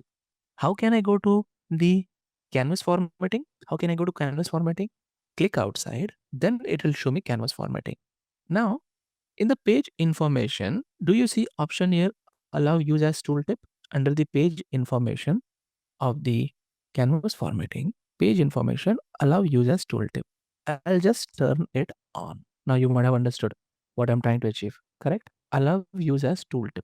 This entire canvas, I have enabled allow use as tooltip. Next what? I'll go to my sales dashboard. Select the bar graph. Select the bar graph. Under the field section, I'll remove these fields. If you want to keep it as is. I'll go to formatting of the bar graph. In general formatting, tool tips, report page, it was default. I'll change it to report page. Page, the one which you have enabled, allow use as tooltip, page 1. Now, see the magic. Can you see that? Isn't it a really nice option that you can see chart over chart and the values on the tooltip chart is only relevant to the information that you are hovering over. Correct, everyone? I'll go to my page 1. In the page 1, I enabled on the canvas page information allow users tooltip. This I have to do. Without this, it will not work. I have to enable this as a tooltip. Then I have to go to sales dashboard. I'll go to my bar graph wherever you want to see that. It's not only bar graph, wherever you want to see that. You just go to that, and then under the formatting of the chart, in general formatting, total tips, you do the setting and just hover over the bar graph. Correct? Now people will have one question. Arif, there is lot of blank space. Can we remove that blank space so that it looks small view because it's affecting the visibility of other charts? Okay, nice. Go to your page and then go to canvas settings. Canvas settings, make it as a custom size. Custom size, height, you select whatever is the choice. I'll select 300 as a height. See, it has fit inside that. Now I'll say 800 as a width. Now it's showing the chart is going out. Okay, select the chart, reduce the size of the chart, reduce the size of the chart, and keep it exactly how much you want. Keep it exactly in the center. Good guys, I can keep exactly in the center like this by reducing the canvas size. That's not a difficult task for us to do. I can say canvas size to 300 and 800, and then I'll place my chart here in between. Now I'll go to the dashboard. Now the canvas size of the tooltip page is smaller. And now see, is this view better compared to that full screen that was showing earlier? So like this, you can create any chart and you can place it over any chart as a, you have not done the settings here. On this page, in the general formatting, in the tooltips area, you have not done the settings. In the general formatting of that bar chart, you have to enable that as a report page and you have to say page 1. Then only it will appear, or page 1, or whatever page you have used for your line chart. Because I will not see in the tooltip list, page list, other pages. Why? Because I have not enabled allow use as tooltip for the other charts. Correct? That's the reason I don't see any other pages here. Correct? Can we enable multiple pages as tooltip on the same chart? How can you do that? Does it make sense? Multiple tooltips on the same chart? No, right? You can add the same tooltip for multiple charts, but one chart will have only one tooltip, right? People will say, Arif, I want to see two charts, not one chart as a part of tooltip. Okay, I'll help you with that. Go to page 1, create some space, add a pie chart, add quarter and sales. I don't need the legend, turn off the legend, and details label, make it as all details because I can see quarter also in the list. Now you have it. Go to a sales dashboard. Now witness. Can you see that? This is much cooler than one chart. You can have two visuals. But in the real world, do we use tooltip for two, which is having two charts? Correct, right? It's a little bit confusing. So it's only one chart we use it. The feature is available, but we usually go for one chart. But the concept is there. You can add it. Only one tooltip is possible. In that you can add two charts. Now that's the reason what I gave you a solution. Someone asked, can we do that? Yes. If it can be done, I will show that method is there. You can do it. If any alternative method is there, I'll show that. If none of the methods are available, then I'll tell that no, that is still not supported. So for that question, this is one solution. So now see, the dashboard is no more a simple dashboard, correct? You have hierarchies to drill up and drill down. You have dynamic colors. You have slicers, and now you have tooltips as well. So many features added on a dashboard now. Which part? From start. Which topic? So you can change the design of a dashboard by going into, see, you have themes you can set up for your dashboard, but I don't use that. You can explore that here. But Power BI's view black color, no, you don't have that. Okay. I'll create a page. I'll quickly walk you through.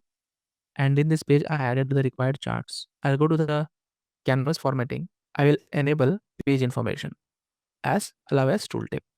Done. New page, create charts, format, general, allow users tooltip. That's it. This much only you have to write. New page, new chart, canvas formatting, general, then allow users tooltip. Come to the page 1, select the chart, go to general, tooltip, enable the tooltip. Now we will see you have to change the size of a canvas itself in the canvas setting. I have decreased the size and I have split the charts inside that area. Okay. Now, let's learn about filters. What do we mean by filters? Slicers we have seen. What do we mean by filters? This is a very nice way to analyze your information. This will open up new ways to analyze the data. Filters on this visual, which I have selected, filters on this page, filters on all pages. Three different types of filtering options are available in Power BI. Either you can go for filters on this visual, that means any filter that you apply in that area, by the name, it will filter only that chart and it will not affect the other charts. And again, as the name says, filter on this page, which charts will get affected? If I apply any filter there, all the charts in that page. Now, if I say filters on all pages, it will affect all the pages. So that's a nice way to analyze the information. Let's see one by one. I'll select the filter on this visual. Now I have year and sales, two fields already added because it's a filter on this visual. The visual has year and sales already added to the place. So I will have default field year and sales. Now I will go inside the year. See, I'm just expanding the year filter, collapse, expand. Now filter type is there, advanced, basic, top N. Let's say basic. Now it will give a list like a slicer. The list is like a slicer now. Now you select whichever year you want. It will affect only that chart. It will affect only that chart. Now people will say, Arif, how can you know that it is affecting only this chart, not the other charts? How can the user will see that? Because this filters will get hidden if you wanted. If you click on this hide, then it will get hidden. Then how will user understand that this entire dashboard have more data than what bar chart has? Hover over the funnel on every chart. See, every chart will have that funnel icon. Every chart will have the funnel icon. Do you see funnel representing anything else on the other chart except the bar chart? So what I can infer from that? Because that filter is affecting only that chart. That's how you can filter your visual. Now people will say that, okay, Arif, I don't want the basic filtering. Okay, I'll clear it. Let's do some advanced filtering. I'll collapse this here. I'll go to sum of sales. And now I want the chart should reflect only the bars where the sales is greater than 3 lakhs. I'll say is greater than or equal to 3 lakhs. Apply filter. What happened? It's 3 lakh or 3 million? 3 million. 10 less. Apply. Now, basic filtering you can do in slicers. But this advanced filtering, can you do that in slicers? No, right? So that means that will give you your answer if someone asks you, tell me the difference between slicer and a filter. Yes or no? Definitely. The next question people would ask me, and if slicers are there, why you are using filters? Because of this nice feature in filters where you can filter your data by conditions also, like advanced filtering. You can do based on the sales also and based on the year also. You can make an advanced filtering and you can say is year now. It's not sales, it's year greater than 2017. Apply filter. See, it's nice. Basic means like a slicer, advanced means like a condition. And these two options are affecting only one chart. Now, if I want to filter something else on this chart, not based on the sales, but on the profit, I don't have profit here because you are not using profit here. There is a reason you don't have profit here. Bring profit and add it in these fields. See, under the filter on this visual section, add it here. Now you can filter based on the profit also. It's not limited only to the fields that you have in your chart. You can add any field which is not there in your chart also. So that will open up new ways to filter your data. Yes, Arif, that's nice. So that is filters on this page. Now people will say, Arif, what is filters? Sorry, filters on this visual. What is filters on this page? Same way, like you have filters on this visual, the same way you can apply a filter on this page. Now I'll bring product name. Where is my product name? Product name filter on this page. And now someone comes and say, Arif, I want to see this dashboard only for the Apple products. Drop down, select advanced, product name contains Apple. apply. Done. This is the Apple product sales across the globe, which in case of slicer would be very difficult, right, to achieve. Everyone agree with that? With filters, what I did just now, I can see filter showing product name contains Apple, and now the trend also looks very nice. Correct, guys? In the month of September and August time, the purchase will be high. Can you tell why? September, October, after that the sales will be high. Can you tell why? Apple products? Because the launch happened in the month of September. Yes, I can understand that. Correct? And more craze for Apple products in India. Guys, filters are helping us to understand like this information. And if yes, that's nice. We can do this kind of analysis. Correct? Just a quick info, guys. Intellipaat offers a business analytics course in collaboration with iHub IIT Roorkee. Through this course, you will master tools and techniques in time series forecasting, risk analytics, data visualization, and much more from the IIT faculty and industry experts.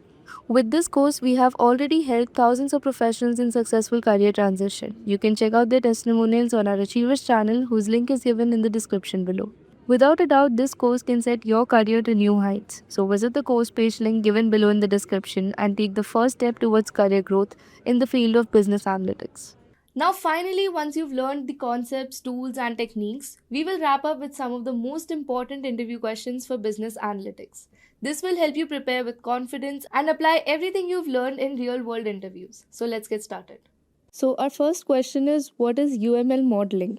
Right. So, in cases where you're working in on designing a really complex system, say it's a new software tool or an app, and you want to explain all the parts of the system. Again, this can get pretty messy, right? Because your system will have so many components. So, this is where UML comes in the picture. UML is basically Unified Modeling Language. So, this is like a blueprint for your system. Right. So, what modeling language basically does is it helps you sketch out everything that connects in your system. It basically makes your work super easy when it comes to explanations. So, like we discussed, it helps in visualizing and specifying, constructing, documenting all the software system designs. It is a visual language. It basically identifies the errors or the gaps that are present in the design phase, so that later on in the development phase there are no errors, and they can be identified in the early stages itself. It is basically like creating a visual map to help all your stakeholders develop a better understanding of the system. So basically it uses diagrams to show how all the components are laid out and how they interact with each other, creating a nice flow for all the stakeholders involved to get a better idea of it, right? Whether they have a technical understanding or not, they can be on the same page. So, UML basically focuses on making these complex ideas simple enough to be explained, which in turn ensures clear communication, and it basically gives a plan that's scalable and reliable for the future, right? So, our second question is, what do you understand by feasibility study? Now, feasibility study is a detailed study or a detailed analysis that considers all the critical aspects of a project in order to understand or in order to determine the likelihood of its success, right? So, whenever we start with a project, we need to know whether it has the possibility or there is a chance of it being a success. So, this is where feasibility study comes in the picture. So let's take an example. Say you have a project idea which is really amazing, and whoever you tell the idea to, they instantly get excited about it. But before you start working on this idea and you invest financially and invest your time, there is one question that you need to answer, right? Can it actually be done? Will it give the output that you have in mind? This is why you need feasibility study. You basically study, you try to analyze all the aspects, be it technical or non-technical, and you gather a basic idea or a basic understanding of the top, right? Will it smoothly fit into how business works today? Or will it create chaos? You need to answer questions like this. You need to answer basic questions like, does it align with the business idea present currently? Will the users like something like this coming in the market? Now, the other factor you need to consider is economic, right? Is there the economic feasibility present in your project idea? As the term suggests, you need to consider the financial aspects. Is it worth the investment? Will you get the desired ROI that you had in mind? Basically, in simple terms, it should make sense money wise, right? So, feasibility study is basically an assessment that evaluates the viability of your project or solution. And by viability, we mean the success rate of your project, right? It basically uncovers the strengths and weaknesses of an existing business or proposed venture, and it identifies the risks early on, right? So, our third question is, what is invest? Now, invest is not the regular term over here, but rather it is an abbreviation for independent, negotiable, valuable, estimable, small, and testable. Now, what do these terms mean? First, let's understand the invest framework, right? So, the invest framework acts as a checklist. Now, whenever we have a lot of things on our mind, we need a checklist to ensure that we do not miss out on anything, right? So, this invest framework is a checklist in business terms. It helps us to make sure that the user stories are good to go. Now, you must be wondering what's a user story. So, user story is basically an informal or general explanation of a software feature by the end user or customer. So, that is what is called a user story in business terms. So, now that we know what invest is, like we have a basic idea, let's understand what these terms mean over here, right? So, the first one is independent. Now, stories can be developed separately without dependencies. Now, stories being our user features or our user communicated features, they should be able to be developed separately. That is, they shouldn't have any sort of dependency on each other. That is, they shouldn't have any sort of dependency on each other, right? Every feature, every user story should be able to stand on its own without relying too much on the other stories. This makes things very easy to manage and to maintain later on, right? The next one is negotiable. Now, negotiable basically means that stories should be flexible and they should be able to evolve over time or maybe even during a discussion, right? No user feature should be super rigid that it is not able to flow with the current trend, right? So it should be able to change as the team talks it through, right? The next one, what we have is valuable. So each story delivers clear value to the customer or the business, right? Every story should deliver something useful to the customer or the business. If it's not adding value, then why even do it, right? That's the first question that arises. So the next one what we have is estimable. Now, the team can estimate the effort required to complete the story. The team needs to be able to guess how much effort it will take. So it needs to have some sort of estimate value. It needs this particular time frame to be able to complete it, right? If a team takes up a task that is non-estimable, that is, they're not able to guess a particular time frame for it or not able to guess the amount of effort it will be required, it gets really difficult to manage the tasks, right? So every user story needs to have some sort of estimate. That is, it needs to be estimable. Then the next one what we have is small. Story should be able to be broken down into manageable, bite-sized tasks, right? Something that the team can handle within a short time frame. Then the last one what we have is testable. They are the clear acceptance criteria to verify the story's completion. You need to clear acceptance criteria so that you know when a story is done and it is working as expected. So this is a very important criteria whenever you're building something. You need to know the end point of it, right? So if we were to summarize the invest framework, it would be all about making sure your user stories or your user suggested features are clear, valuable, and doable, which helps keep the project flowing smoothly, right? So, moving on to our next question. So, our fourth question is, why should one prefer Kano analysis? So, now in order to answer this question, first let's understand what is Kano analysis, and we'll do this with the help of an example. So, say you have an idea for an application and your mind is basically overflowing with the number of features that that application can have. But now the problem here is you cannot sit and add every feature in your application, especially in the very first phase or the very first cycle of your production, mainly for two reasons. Firstly, it would consume a lot of time, and secondly, you cannot afford to invest a lot in the initial phase itself. And by invest, I mean your time, money, and energy, right? So now the important question is which feature to add.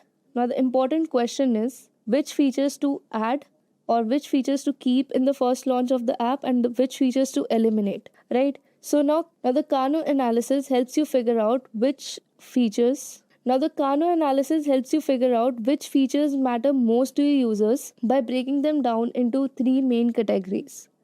The first one is the basic needs, second one is the performance needs, and lastly we have our delighter features. Right. So let's look at them in detail.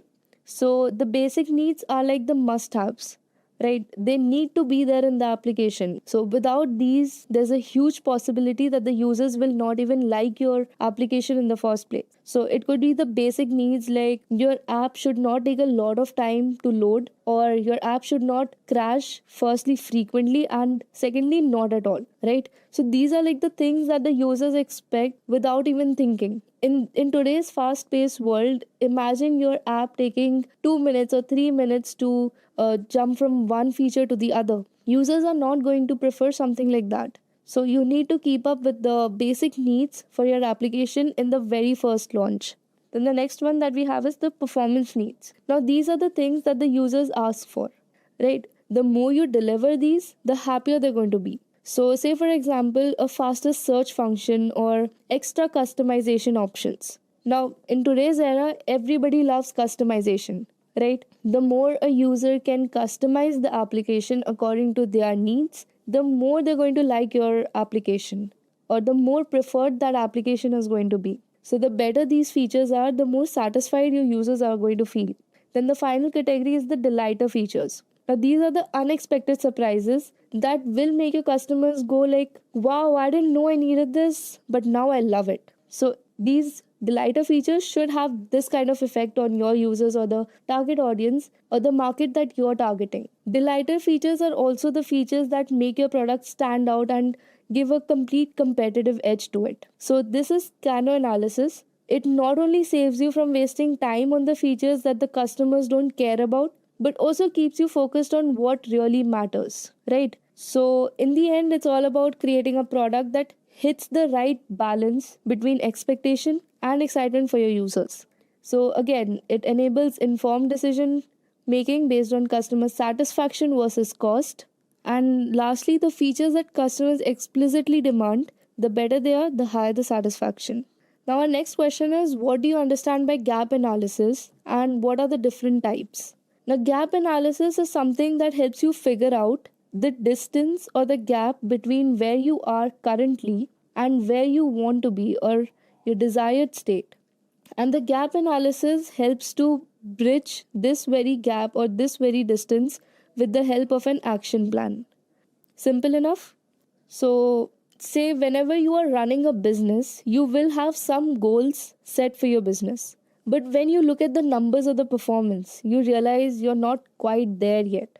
That is where gap analysis comes in the picture, right? It will help you figure out what's missing and how to get where you want to be. So it gets super easy for you to bridge this gap between your current state and your desired state or your future state of a process, product, or system. It also helps you identify the key areas of improvement and determine the steps needed to bridge this gap. That is basically the action plan that we talked about.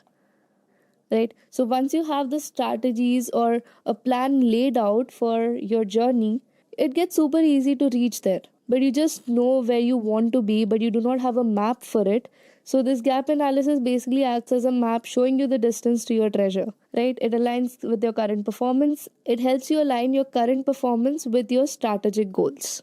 Then the next part of your question is, what are the different types? So the types of gap analysis are performance, product, market, compliance, and strategic, right? So performance gap is basically when your actual performance is falling short of what you expected. Then there's your product gap, where your offerings or your products aren't quite keeping up with what the market wants or what your competitors are doing. Then there is market gap. So this is when your customer needs are not being met, or there is an opportunity in the market that your competitors haven't tapped into yet. Then there is compliance gap. This happens when you're not meeting certain regulations or certain standards for your product or services. And then lastly, we have the strategic gap analysis. So this basically aims to determine what specific steps a company can take to achieve a particular goal, right?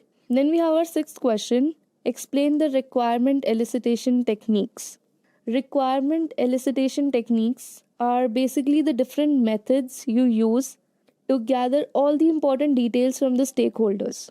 So, when you're starting a new project, one of the most important things to do first is to figure out exactly what everyone needs from the system or the product. That is, what are the views and the demands of the various stakeholders involved, right? So, the main objective is to gather the requirements from the stakeholders for a project or a system. It ensures a comprehensive understanding of the stakeholder needs. Now, there are going to be several stakeholders involved whenever you're starting a new project, right? And all these stakeholders involved are going to have different views and different opinions about every idea or every feature of your project. Now, to ensure that you understand and you understand it correctly, you require these methods in order to reduce the risk of misunderstandings or missed requirements, right? Basically, as the number of stakeholders involved increases, so does the difficulty of managing them.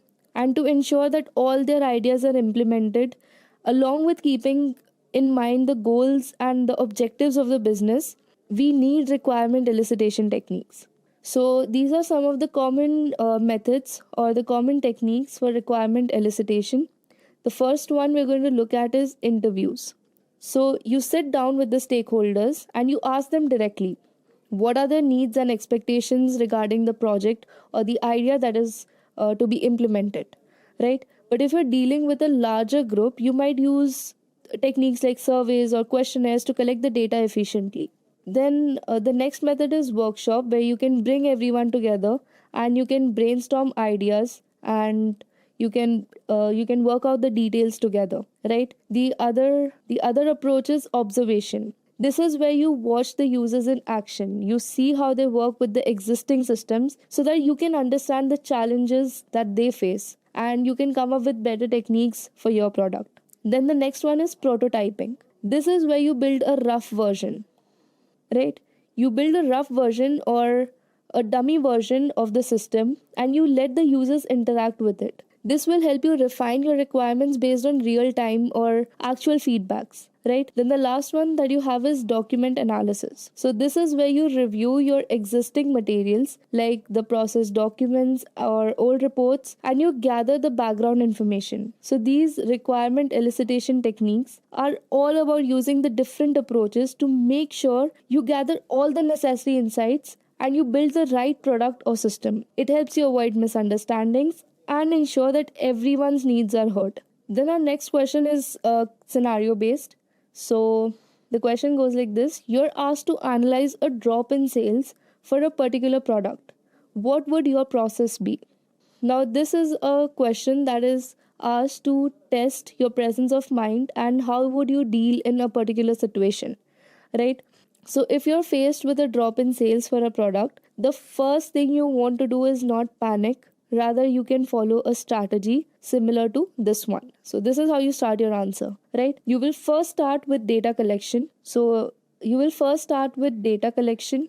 That is, you need to gather all the sales data you can. You will have to look at the older records. You will have to see how the product had been selling all this time, right? You have to check the graphs. You need to see how the product changed its course. You need to check how the product changed its selling course over the time. You also have to hear from customers. Are they leaving reviews? Are they leaving any complaints? Or are they providing any feedback? And do not forget to check what the competition is doing. How are they performing in the market? This will give you a more clear understanding of the entire picture or the bigger picture, right? The next thing you can do is conduct an internal analysis. Now, internal analysis will help you focus on analyzing whether there is something that's changed with the product itself. Maybe there's been a shift in pricing or the marketing isn't as effective as before. You also want to look at how promotions and discounts have been handled. It's all about finding out if anything that you did internally could have triggered the drop, right? So,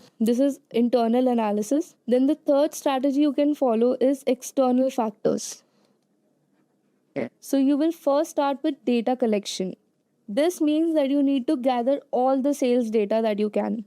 You have to look at the historical sales data, that is basically the older records of how your product had been performing in the past and how it changed over time, right? You need to also hear from the customers. You need to check whether they're leaving any reviews or they're making complaints or are they providing any sort of feedback. And another important thing is to check what the competition is doing, right? You need to see how they are performing in the market as well. The next thing you can do is internal analysis. Now, internal analysis will completely focus on analyzing whether there is something that is changed with the product itself. Maybe there's been a shift in pricing, or maybe the marketing isn't as effective as before, or you would also want to look at how promotions and the discounts have been changed. It's all about finding out whether there is any internal analysis. It's all about finding out if anything you did internally could have triggered the drop, right? It could even be reviewing the product quality, the features, or the availability, and assessing marketing strategies and their effectiveness, which again comes under promotions. And the next way we can analyze is through the external factors. Now, the external factors are basically the bigger market trends happening or the customer preferences changing, right? There could be some kind of shift in the customer behavior or their preferences, or there could be a new competitor in the market, or it could even be the economic conditions that are making your customers spend less, right? Then the next technique is customer analysis. Now you need to specify a group of customers who are no longer buying your product. What is changed with them? This is basically segmenting the customer base. You need to identify whether they are switching to other product. You need to figure out whether they are switching to another product, or is their buying behavior shifting in some way, right? There could even be a possibility of some eco-friendly product being launched and your customer base or the segment that shifting towards these kind of product. Then the next one is hypothesis and testing. So once you have come up with all this information, you can come up with some sort of hypothesis. Like maybe the price is too high or the product isn't meeting customer needs anymore. Then you would test these hypotheses using the data you've collected in the very first step, right? And then finally you have an action plan. Based on all the above steps, based on everything, you come up with an action plan. This could mean n number of things depending on your situation. But the most common ones are adjusting the price. Maybe you need to rework your marketing strategy, or it could even mean improving the product itself. It could be the product quality or the product features, n number of things, right? Whatever steps are taken, it is very crucial to monitor the results and make sure that the changes are having the desired effect, right? So let's move on to our eighth question, which is again a scenario based question. A project is midway through execution and the budget is being cut by 20%. How would you adjust the project plan? Now, let's understand the scenario first. So, you are working on a project basically. Your company has assigned you some sort of project, and when you're midway through it, that is only 50% of the project has been completed, and now you get to know that your budget has been cut by 20%, right? So, whatever you had in mind about the project, whatever you had planned for the budget, your finances have to be readjusted now.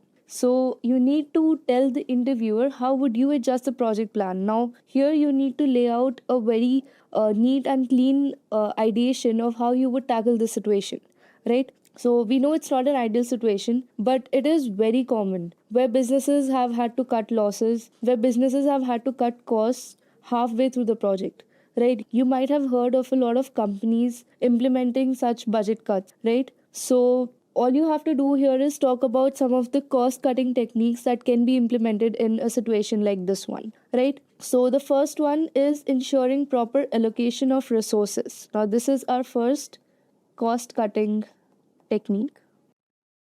Okay, so whenever you start any project, resource planning is one of the most important steps. It is not just about making sure you have the people and the tools you need, it's more about doing it before the work starts, right?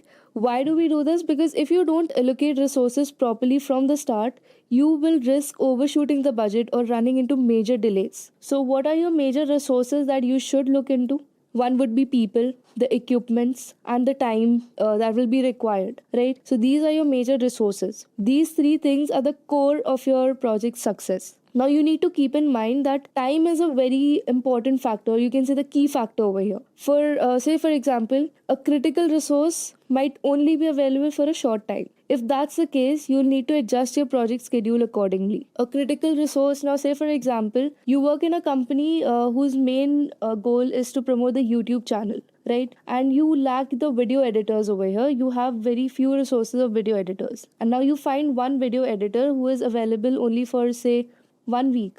It could be some sort of freelancing, right?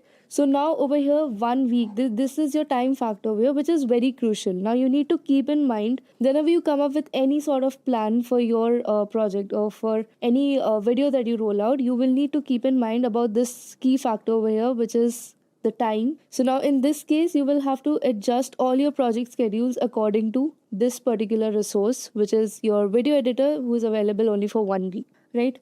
Or maybe there could be a situation where your resource is not available until later, which means you will have to extend the project timeline to according to the availability of that particular resource, right? So moving on to our next cost cutting factor, which is mentor and retrain your team. So it is important to avoid hiring last minute resources or last minute employees. Firstly, it is expensive, and secondly, you will have to make them accustomed to the business goals and the ideas of your organization, right? And that is again going to consume a lot of time. So instead, you should focus on mentoring and retraining the existing team.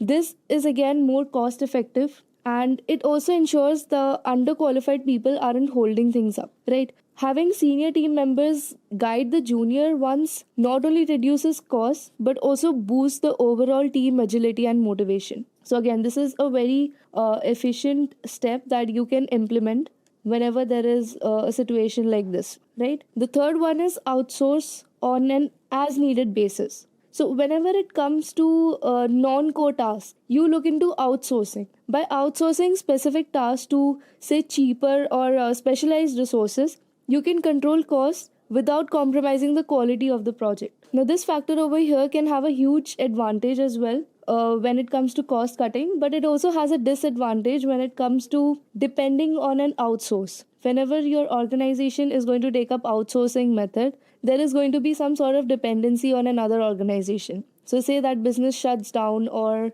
raises the cost all of a sudden. So it is again going to create a problem for your organization. So you need to keep these factors in mind. And if you have some sort of plan for handling the disadvantages, then outsourcing can be a really good option when it comes to cost cutting. Then our fourth one is account for hidden and unexpected costs. So we know whenever we're working on some project, it never goes exactly as you planned it or exactly how you ideated it to be. You need to make sure that you reserve some sort of budget for the unexpected costs. Now, these unexpected costs could be the last minute expenses, or they could be the unexpected delays. And having a bit of a financial cushion, you can say, can keep the project running smoothly, especially if we come across a situation like this, right? So, moving on to the next technique, that is reducing the project scope. Now, if after all this, the project is still over budget, right? Now, say you implemented all the above factors and the project is still over budget. In this case, you need to revisit the scope. Are there any low priority tasks that can be postponed or eliminated altogether? You need to consider factors like this. Now, you need to make your project more efficient financially, right? You need to negotiate with stakeholders to find a way to reduce the scope while still delivering the core project goals.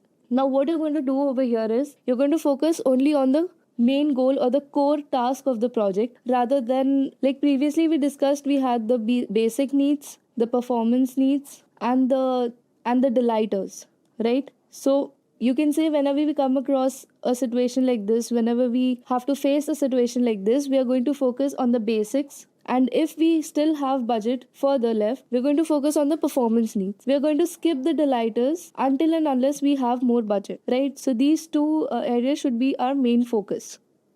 Then our next technique is to seek process improvements. Now, can we standardize certain tasks to save time and money?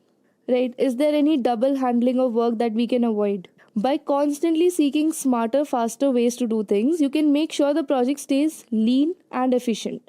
So this is basically what the process improvement techniques are. Then the last one, what we have is analyzing variances between forecasted and actual spending. So throughout the project, it is crucial to keep a close eye on actual spending versus the forecasted cost. Forecasted costs are nothing but our predicted or estimated cost, right? So, whenever you start a project, you will have some sort of amount in mind that you have to complete the project in this particular cost, right? So, this is your forecasted spending, or you can say predicted or estimated cost, right? But what actual expenditures are happening while you are proceeding with your project, those are your actual spending. So, you need to always keep an eye, you always need to monitor the variances between your forecasted and your actual spending. If you notice any deviations from the budget early, you can make adjustments on the go, right? Which will help you prevent major cost overruns. So, if you keep analyzing this continuously, there is a very high probability that you do not come across a situation like this. You're going to have a detailed analysis of where you are spending more or where the major expenditure is happening, right? So, these are some of the cost cutting techniques that you can implement when dealing with a budget cut. It's all about getting creative, keeping things efficient, and ensuring the most important parts of the project stay on track. So, moving on to our next question. This is again a scenario based question,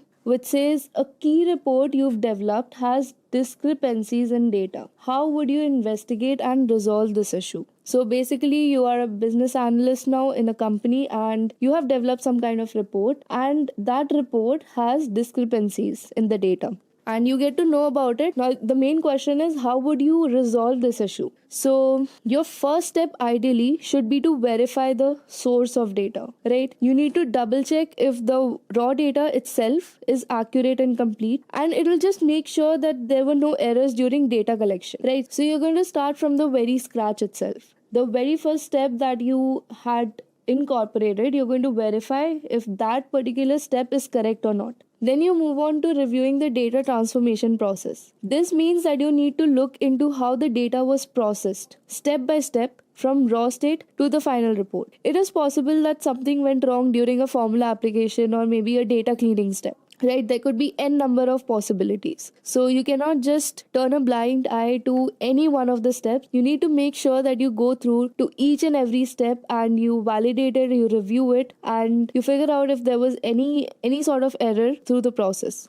Then the next step is to check for missing or duplicate entries. Whenever your data has some sort of missing or duplicate entries, it could skew the results, right? It's common for small errors like missing data points to cause big problems in the final report. So, this needs to be checked thoroughly. Again, you can emphasize on how you would check for missing values, like you would use pandas or maybe the particular query you would use for checking the missing value. You can elaborate on that if asked by the interviewer. So, once you check for the missing values, now the next step you can do is check for the calculations or the formulas in the report.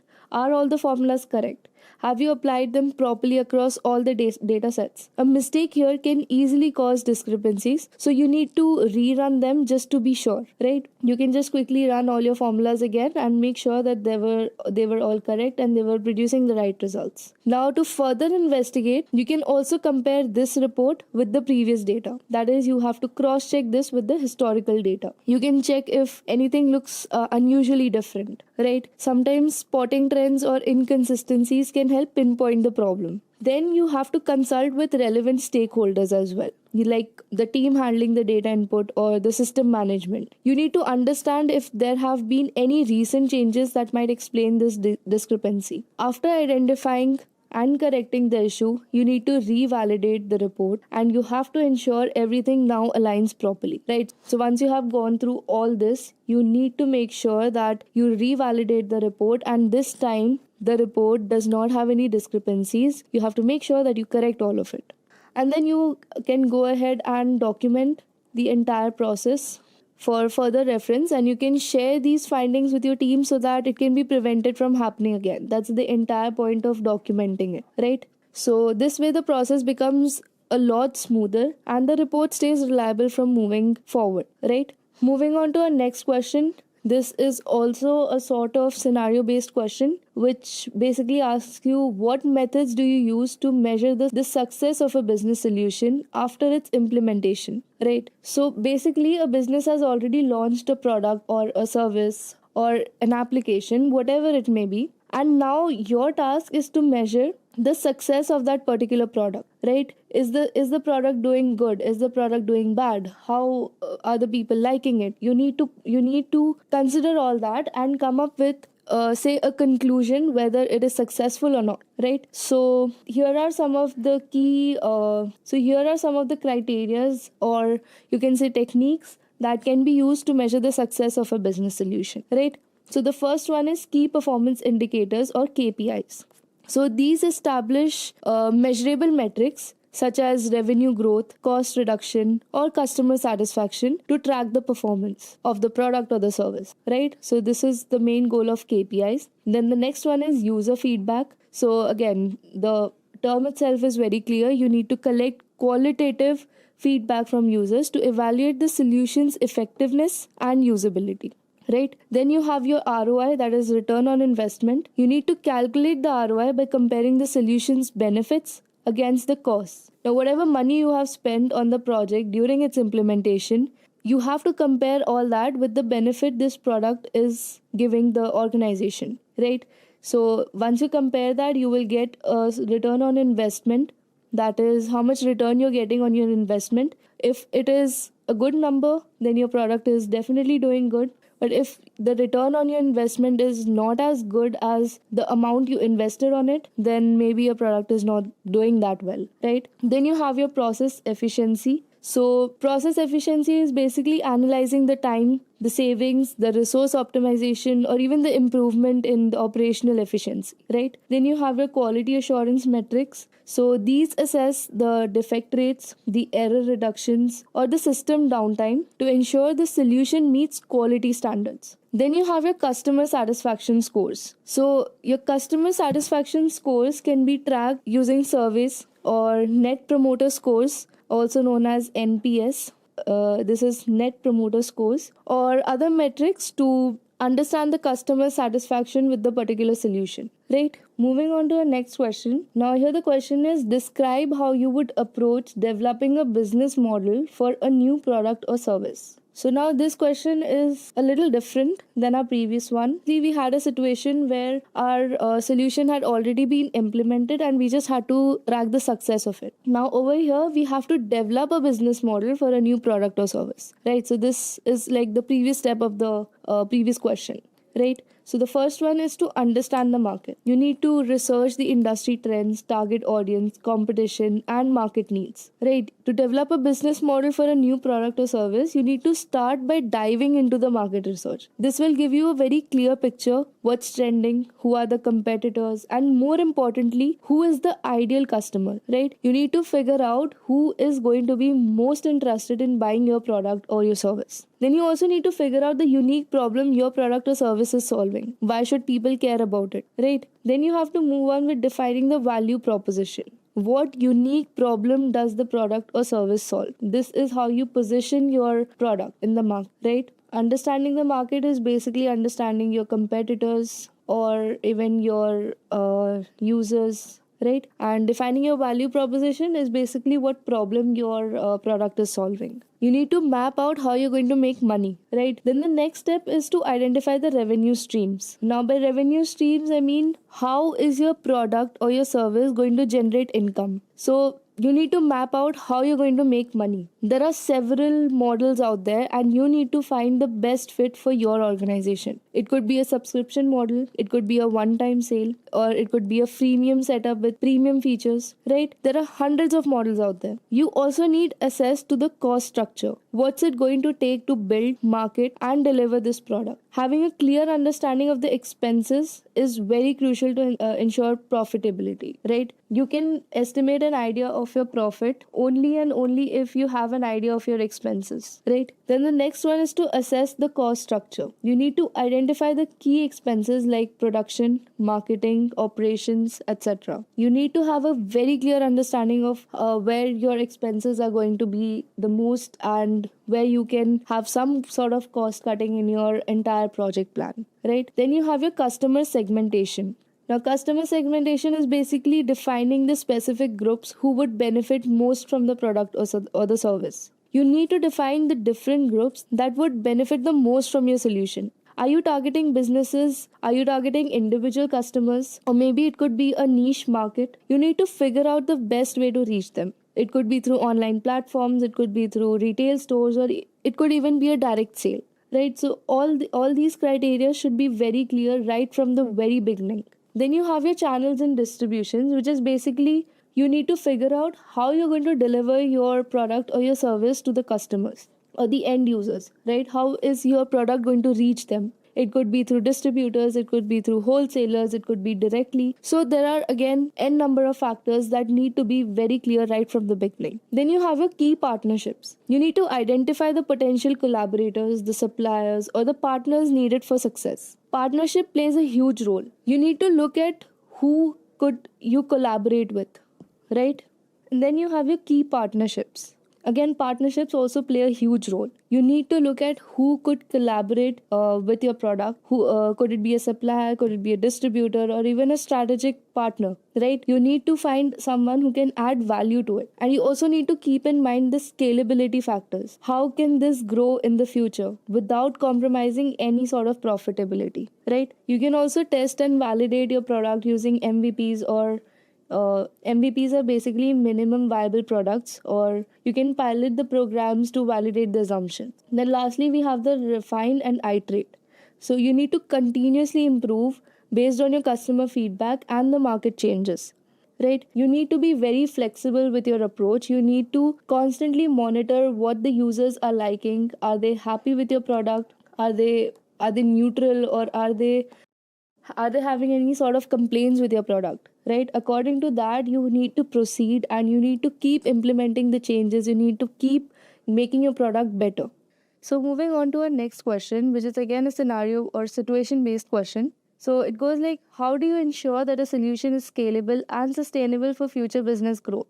So now what we're focusing here is basically our organization or our business has already launched a product or service, and now we want to ensure that that particular solution or that particular product is scalable and sustainable, and our business can have a future growth for that particular product, right?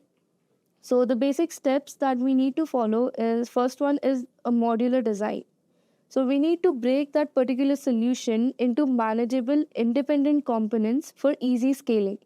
And by scaling here, we mean growth, right? So scalability basically means the ability to change size or the scale of a product, right? So when it comes to making sure that a product is both scalable and sustainable, you need to start by thinking in the long term from the very beginning. You need to look at the bigger picture. You need to ensure that the solution is modular in design, and you can do that by breaking the solution down into smaller independent pieces so that as the business grows, you can easily expand the system without having to rebuild everything from scratch. Next thing you need to focus on is automation. Now, automation is basically the process of automating the repetitive tasks so that the system can handle more work without requiring a lot of additional manual effort. So, one example of automation is the 24 into 7 customer support that is available on so many e commerce websites today. For example, consider Myntra or Flipkart. Whenever you want to raise a complaint and you need assistance for that, you do not have to wait for a person to guide you through it. You can just go to the chat option and it is done through the automation process, right? So, it reduces the manual effort required. Next, we have cloud based infrastructure. Now, as we discussed, that we would like a solution that is both scalable and sustainable. So, this becomes very easy with a cloud based infrastructure. If a solution is cloud based, we can easily scale up the resources or scale down the resources based on demand, and this can be done automatically also. So, both our requirements are met over here. Where the cloud based infrastructure can automatically scale our resources up or down based on the demand, which helps in managing the workload efficiently. Next is choosing future proof technologies. Now, future proof technologies basically means that choosing the right technology which does not go out of demand or it does not get outdated very soon, right? You need to find the tools and platforms that are adaptable to new trends or innovation. You don't want to invest in something that will be outdated in a few years, right? Then the next step is to continuously test for performance. You need to regularly test to identify performance limit, right? So that's where the testing comes in the picture. Then you need to monitor and continuously optimize your solution. You need to implement real time optimizations or improvements to your solution so that you can easily identify any potential issues before they become bigger problems. Right? Continuous optimization is a key over here. It makes small improvements over time to keep things running smoothly. Then comes the planning or plan for growth stage. Develop a long term strategy aligned with business growth plans.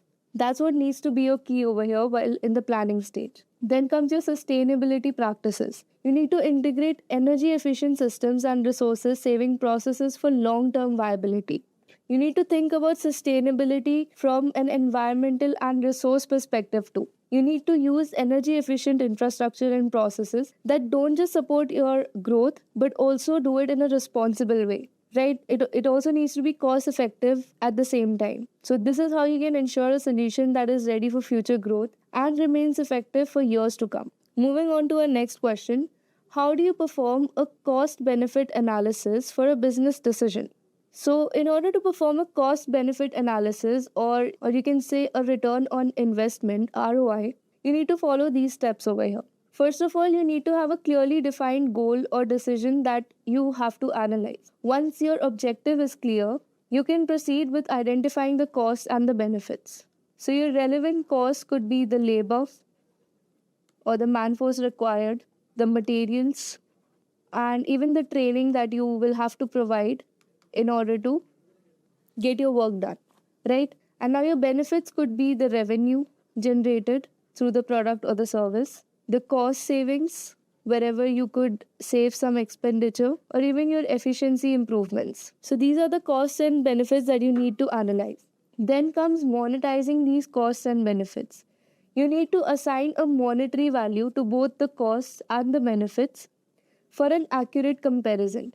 Now, whatever factors we just discussed while we were identifying our costs and benefits, you need to give an estimate value to both these factors. So, this will help you to further compare your cost and benefits for a better analysis. The next step is to set a time frame. You need to determine the period over which the costs and benefits will increase over time. So you need to have some sort of time frames criteria set, right? Then comes a net present value or NPV. You need to calculate your NPV by discounting future cash flows. Don't worry, we'll look into it in detail. Then comes your break even analysis. This identifies when the benefits will surpass the cost. That is your ROI is really good over here, right? You have a great return on investment, that is also known as break even analysis. Then comes your sensitivity analysis. This tests the different scenarios and their impacts on the results. Then comes your decision recommendation.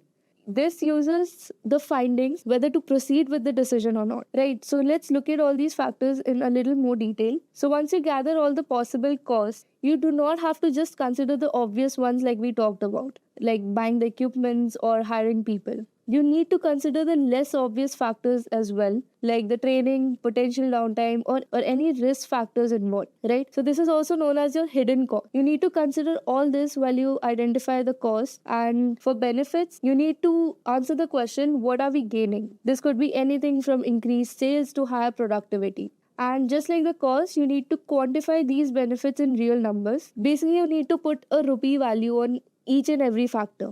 So once you have all these gathered, you need to compare them. It's not just about looking at the present picture, but you need to think long term, or you need to look at the bigger picture over here. So the basic question you need to answer is, how will these costs and benefits play out over the next year or even 5 years, right? So this is the bigger picture we're looking at. 5 years, this value could go up to 10 years as well, right? You need to make sure you've covered everything. You need to imagine different scenarios, like what happens if the costs are higher than expected, or what if the benefits take longer to materialize. This comes under sensitivity analysis, right? And then finally, based on all this data, you make a solid recommendation. You need to recommend whether the benefits outweigh the cost and if this decision is truly worth pursuing. This is where you give a conclusion or your final statement or understanding from all the cost benefit analysis that you've performed. So, this is even how you make sure whether you're on track for smart and strategic business moves, right? So, this was all about your cost and benefit analysis. Moving on to the next question. What role does data analysis play in your approach to problem solving as a business analyst? So, now the main question over here is how do you integrate data analysis in your day to day job as a business analyst, right? Or how does data analysis help you in the problem solving approach as a business analyst? That's what the question means over here, right? So you need to follow these few pointers to answer this question in a detailed manner. So the first one is data driven insight. So data analysis, so basically we're talking about how data analysis helps us as a business analyst, right? So you need to mention that data analysis provides objective insights or informed decision making, which would otherwise not be as easy or as possible, right? The next step is to identify the root cause of the problem. So you need to analyze the patterns and the trends to identify the underlying causes of the issues. Next comes forecasting. So forecasting is basically predicting the future outcomes based on the historical data. This helps us to prepare for the challenges, right? Then we have performance measurements like the KPIs and the other factors that we discussed previously in our previous question. So we need to keep track of all these performance measurements to monitor the impact of our implemented solution. Then whatever solution we've implemented, we also need to keep optimizing it, right? We need to refine and optimize solutions by evaluating data for continuous improvement. So we need to keep a close eye or we need to keep monitoring our data so that we can optimize our solutions more efficiently. Then comes risk mitigation. This helps us to assess the data to uncover potential risks and helps us in creating mitigation strategies, right? Then we have our stakeholder communication, which basically helps in clear communication with the stakeholders. So when you provide a clear data backed insight and when you present it to anybody, even your stakeholders, the communication becomes more effective, right? So that's basically the goal over here. So you can say that data analysis plays a huge role in how problem solving can be approached as a business analyst. You can think of it as a roadmap, and without it, you wouldn't have a proper navigation, right? That's how data science helps business analysts. So you can even consider or you can even give an example of a drop in sales scenario. So rather than guessing, you can look at the numbers to find the root cause. So instead of making blind guesses like it could be the marketing or it could be the product, you can actually look at the real numbers. You can actually find the root cause over there. It could be a pricing issue or it could be a seasonal trend or it could be n number of things, right? So data will help you see all these patterns and uncover what's really going on. And the truth is, it does not stop at just identifying the problem, right? So data analysis does not just stop at identifying the problem, it also helps in predicting what might happen next. So this is done by using the historical data as we just discussed. It can analyze the past trends and it can predict the future outcomes. It could help in preparing for an increase in demand or avoiding potential pitfalls, right? So it works both ways. So we can say predicting, and the fact that you can also rely on data to measure how well a solution is working, right? When you continuously monitor the data, you can also measure the performance metrics like the KPIs and understand whether your implemented solution is working or not. If it is not, you can tweak your strategy, you can implement some change, you can optimize your solution for better results. So data not only helps in approaching problems methodically, but it also gives the fact needed to make decisions, optimize solutions, and communicate effectively with the stakeholders. So this should be a basic approach to answering these kind of questions, right? Moving on to the next question, how would you use SWOT analysis to assess a new business initiative? So SWOT basically stands for strengths, weaknesses, opportunities, and threats, right? So how would you use this strategy to identify or to analyze a new business initiative? So strengths basically identifies the internal advantages of the new initiative, like the unique capabilities or the resources. The weaknesses analyze the internal limitations that may hinder success, like lack of experience or resource gap. Then we have our opportunities, which explore the external factors that can be leveraged. It could be market trends or untapped customer segments or untapped market opportunities. Then we have a threat. These assess the external factors that can negatively impact impact the initiative. It could be the competition or the regulatory changes.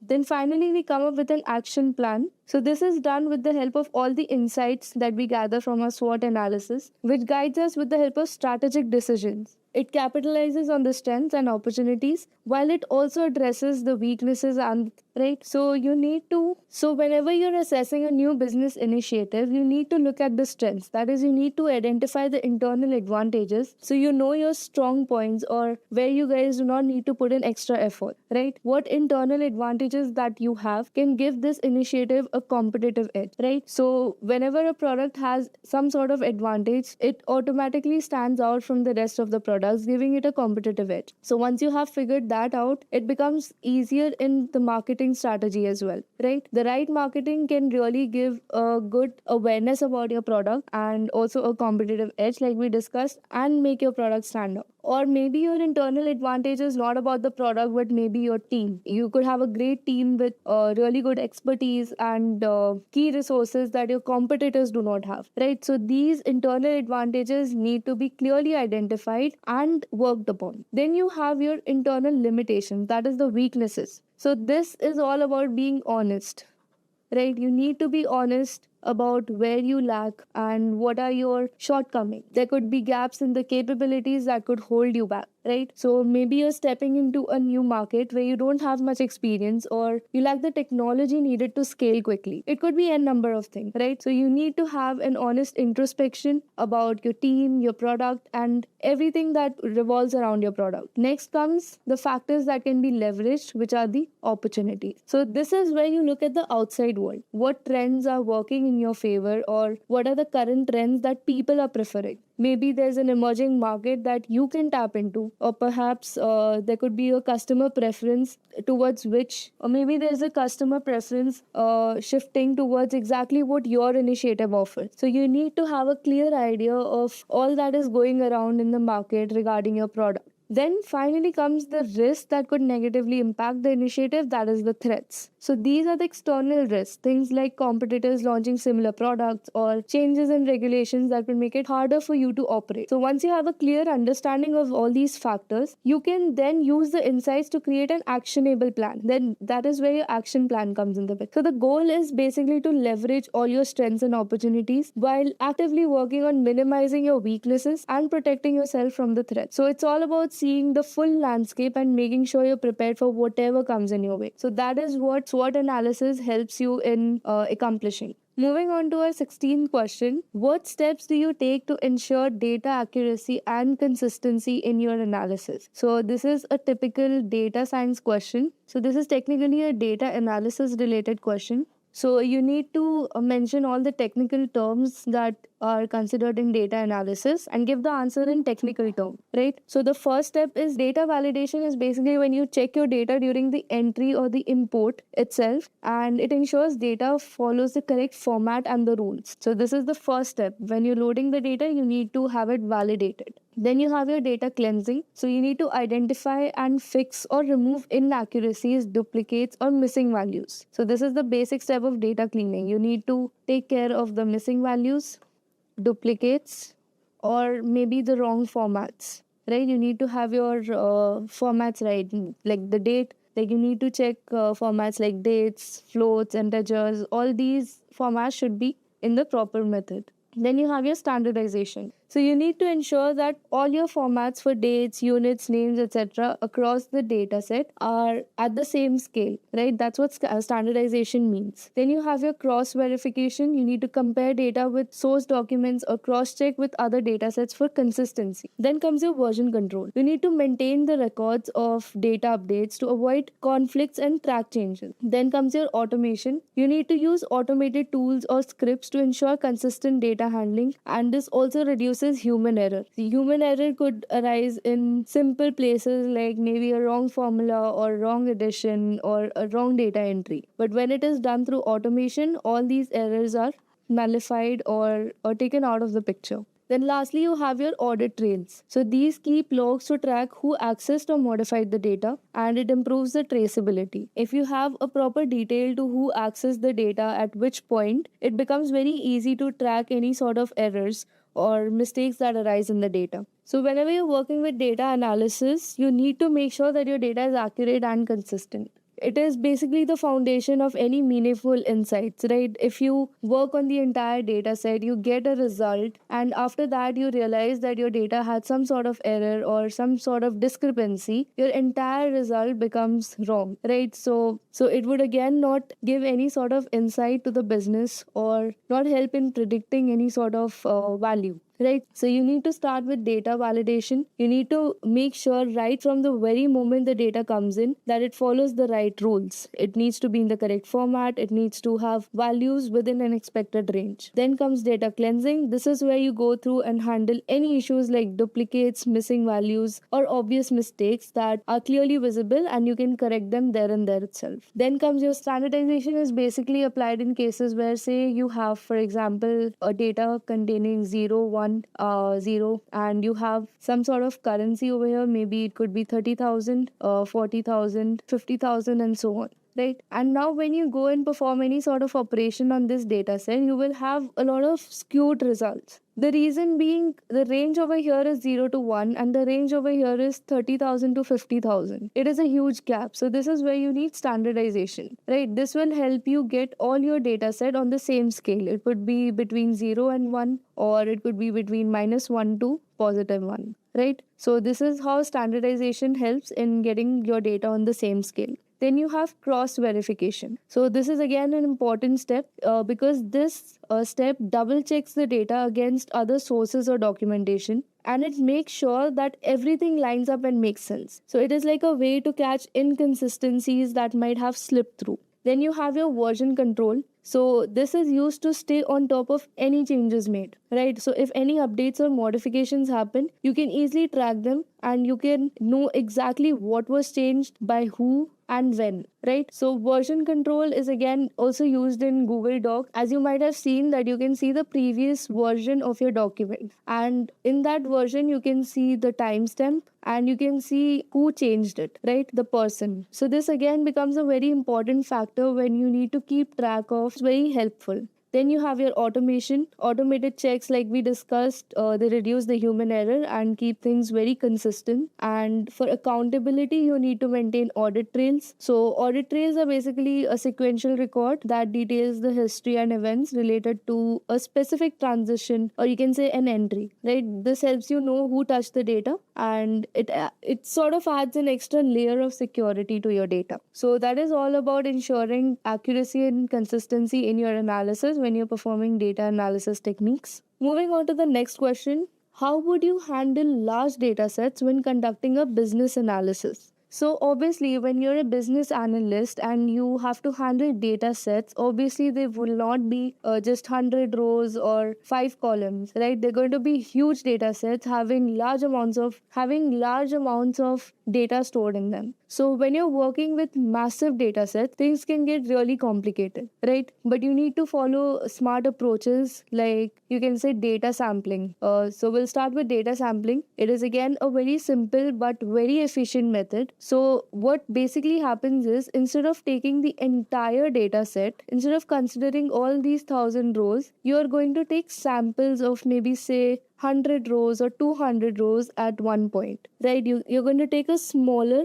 but a representative sample. So this will help you test hypothesis quickly without being affected by size. So this is again a very efficient technique, and I personally prefer using data sampling. Then you have your ETL processes. So ETL basically stands for extract, transform, and load. So this is a cleaning and organizing technique. So before you dive into any analysis, you need to work with what you really need, right? So this is done by ETL. You can extract, you can transform, and then you load only what is needed, right? So moving on to the next step. So when your data is really huge and you need to break it down into simpler or smaller chunks, you will also have to aggregate your data later on. That's where data aggregation comes in the picture. So you need to summarize or group your data to identify the trends and patterns, and this will reduce the amount of data you have to sift through. Sift as in, like, you have to go through, right? Then you need efficient tools. So of course, having the right tools can be a real game changer. You need to rely on high performance analytics tools like SQL, Python, Hadoop, right? So these are the efficient tools that you can use in the process of data analysis. These tools will make it easier to process the large amounts of data without slowing down the process. Now, if you're dealing with large data sets on a daily basis, another efficient technique would be to use cloud solutions. As we already discussed, cloud solutions or the cloud infrastructure is very helpful when you automatically want to scale the resources up or down, right? These solutions will give you scalable storage and processing power, which means you can handle even bigger volumes without having to worry any hardware limitation, right? Then lastly comes your data visualization. So once you have your data cleaned and processed, you can visualize the data using tools like Tableau, Power BI. There are even some libraries in Python like Matplotlib and Seaborn which you can use for visualizing your data. So these tools will help you make sense of the data, giving you clear visuals that are easy to analyze and share. So by using these methods, even the large data sets can be tackled very effectively and still give you the clear insights that you need to derive for the business decisions. Moving on to the next question, what is the Moscow method, right? So the M over here stands for must have, the S over here stands for should have, C over here stands for could have, and W over here will stand for will not have. Right, so this is the Moscow method basically. So now that we've broken down, let's look at each abbreviation in detail. So must have are the non-negotiables, the absolute essentials. So these are the most important tasks that you cannot live without, right? Without these, the project simply cannot go live. You can think of them as the foundation, right? So the must have is like the foundation. Then you have your should have. So these tasks are important, but they're not essential, right? They're not critical. If you can't fit them in right now, it won't break the project, right? But it could cause some pain points or workarounds in the future. So, right, if you do not implement these, there could be some pain points or you can say some sort of trouble. But again, they're not critical or it won't severely affect your project, but there could be some sort of repercussion. Then you have your could haves. So these are nice to have items, right? If you have the time or the budget left over, they are totally worth adding. But leaving them out won't cause much impact, right? So not much impact, but they are nice to have, right? Lastly, you have the will not have. So these tasks do not provide any value, right? So these are the things you agree to put on hold for now. Maybe they'll make sense in the future, but in the current timeline or in the current situation, they are not necessary. Now we're talking all these in product or service term, right? So the Moscow method is clear, I hope. And moving on to the next question. What is COTS in terms of business metrics? So COTS basically stands for commercial off the shelf products, right? So these are the products, it could be hardware or software that have already been developed and are ready for you to use, right? They are ready for, you can say ready made or available for purchase and use. So your business does not need to spend time or money in building something from scratch or in customizing it, right? It reduces the cost, time and effort required to build custom stuff. So it is designed to meet the general needs of many organizations. Commercial off-the-shelf products are basically designed to meet the general needs of the general audience. It could be large organizations or even the general public. It's basically like buying a pre-built house instead of constructing one for yourself, right? So COTS solutions are designed to address general business needs that many companies share. Like for example, you can consider the payroll software. Let me just write it down. You can consider the payroll software or even the customer relationship management system or CRM. So these applications need not be modified or customized according to companies as such, right? They are going to fulfill the basic role that they're designed for. The payroll software is basically to manage the salaries of the employees or maybe even the paycheck, right? So it will not need a lot of customization. The only thing that's going to change is the data inside each software. So these are a perfect example of commercial off-the-shelf products. So having these products makes them very cost effective, and because you do not have to invest in custom development and they can be deployed much faster since they're already built and tested, right? So that is why they are much faster. So but like we discussed, yes, but as we know, every coin has two sides, and same is the scenario with this COTS solution. There are trade-offs, or you can say cons associated with it. So while these solutions save time and money, they often come with a limited flexibility, right? You may not be able to tweak or customize the product to exactly fit your company's requirements. Plus, there's the integration challenge. Now, what is this integration challenge? You need to get these off the shelf products to work with your existing systems. Now, this can be something tricky, right? You need to integrate everything according to your organization, and these products are completely general based. And in terms of maintenance, the good news is the vendor handles the updates, the bug fixes, and the upgrades, which takes a lot of pressure off your team. But on the other hand, you are dependent on the vendor now. Which means if they stop supporting the product or go out of business, you're again in a tough spot. So in the business world, COTS solutions or COTS product can be a go-to for companies which are looking to save time and money. But again, it is very important to weigh the benefits against the limitations, right? So another question that could be framed around COTS could be maybe a scenario based question, and the interviewer could ask you whether you would prefer a COT solution in this case or not. So you need to analyze everything, you need to give all the metrics and then come up with a conclusion, right? Then comes our next question: explain the RACI matrix or RACI matrix. So RACI matrix is basically a tool that is used to clarify the roles and responsibilities in a project or a process. So RACI basically stands for responsible, accountable, consulted, and informed. Now, responsible is basically the person who does the work to complete the task, answering your question, who is responsible for executing the task. Accountable is basically someone who is accountable for the completion of the task, or the person who is ultimately answerable for the completion of the task. Then we have consulted, people whose input is sought before a decision or an action, right? You would need a senior, or you would need somebody higher than you who needs to be consulted before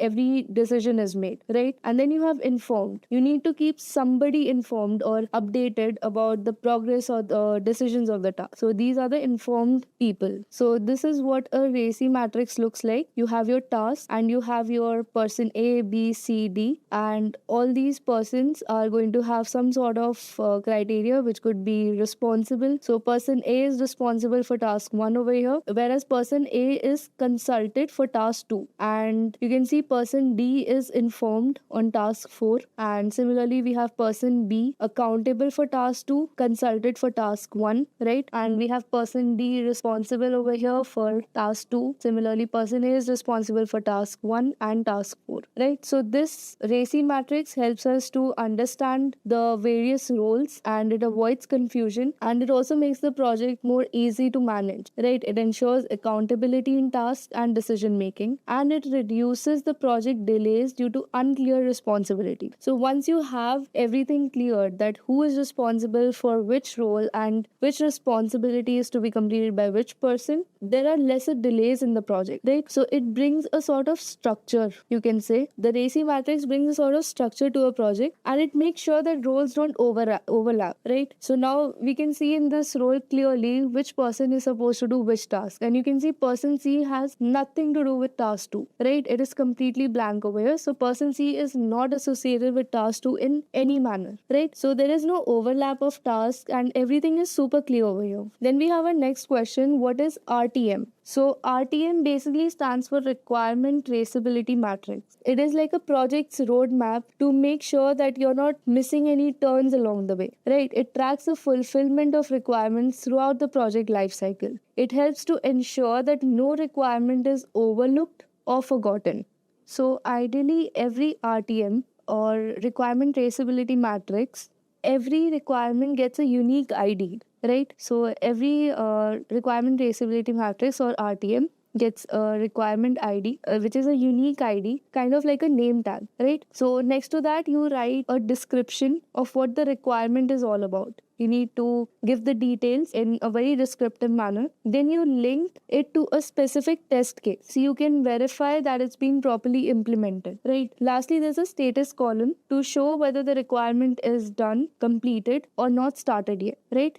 So these are the basic components of a requirement traceability matrix. Let's look at an example. So as you can see over here, here is the requirement ID or the unique ID. and here is the description. So it is a landing page, it's a login page, and it's an email unsubscribe button. Then you have your test case ID. Justification is optional over here. You can add these details in the description itself. And then you have your test case ID, and then you have your status, which is also called as test results. And again, these notes are optional, right? So the main components are clear, and so let's summarize our requirement traceability matrix quickly. So the RTM helps you to track all the requirements from the moment they're written down all the way through testing, ensuring that every single one is addressed, right? So that's the basic functionality of RTM, or requirement traceability matrix. Then your next question is, what is stakeholder matrix? So stakeholder matrix is also known as stakeholder mapping or stakeholder analysis matrix. So it is basically a tool to categorize the stakeholders by the interest and influence in a project, right? So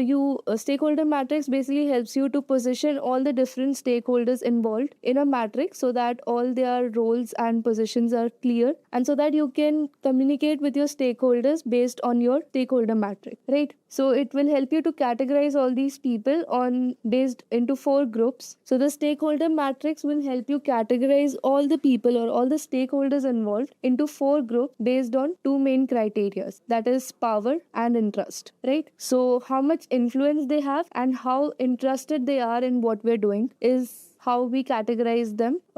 Influence is power, and their interest, or how much interested they are, is their interest level, right? So someone with a high influence and a high interest is somebody who's going to manage the team closely, right? They could be the key decision makers or the sponsors. They're going to be actively managing the team. So according to the matrix, if a stakeholder has high influence or high power and also has high interest, then they are someone who is going to manage you closely or your team closely. They're going to actively manage you and also be really close to every decision that is made, right? They could be your key decision makers or sponsors.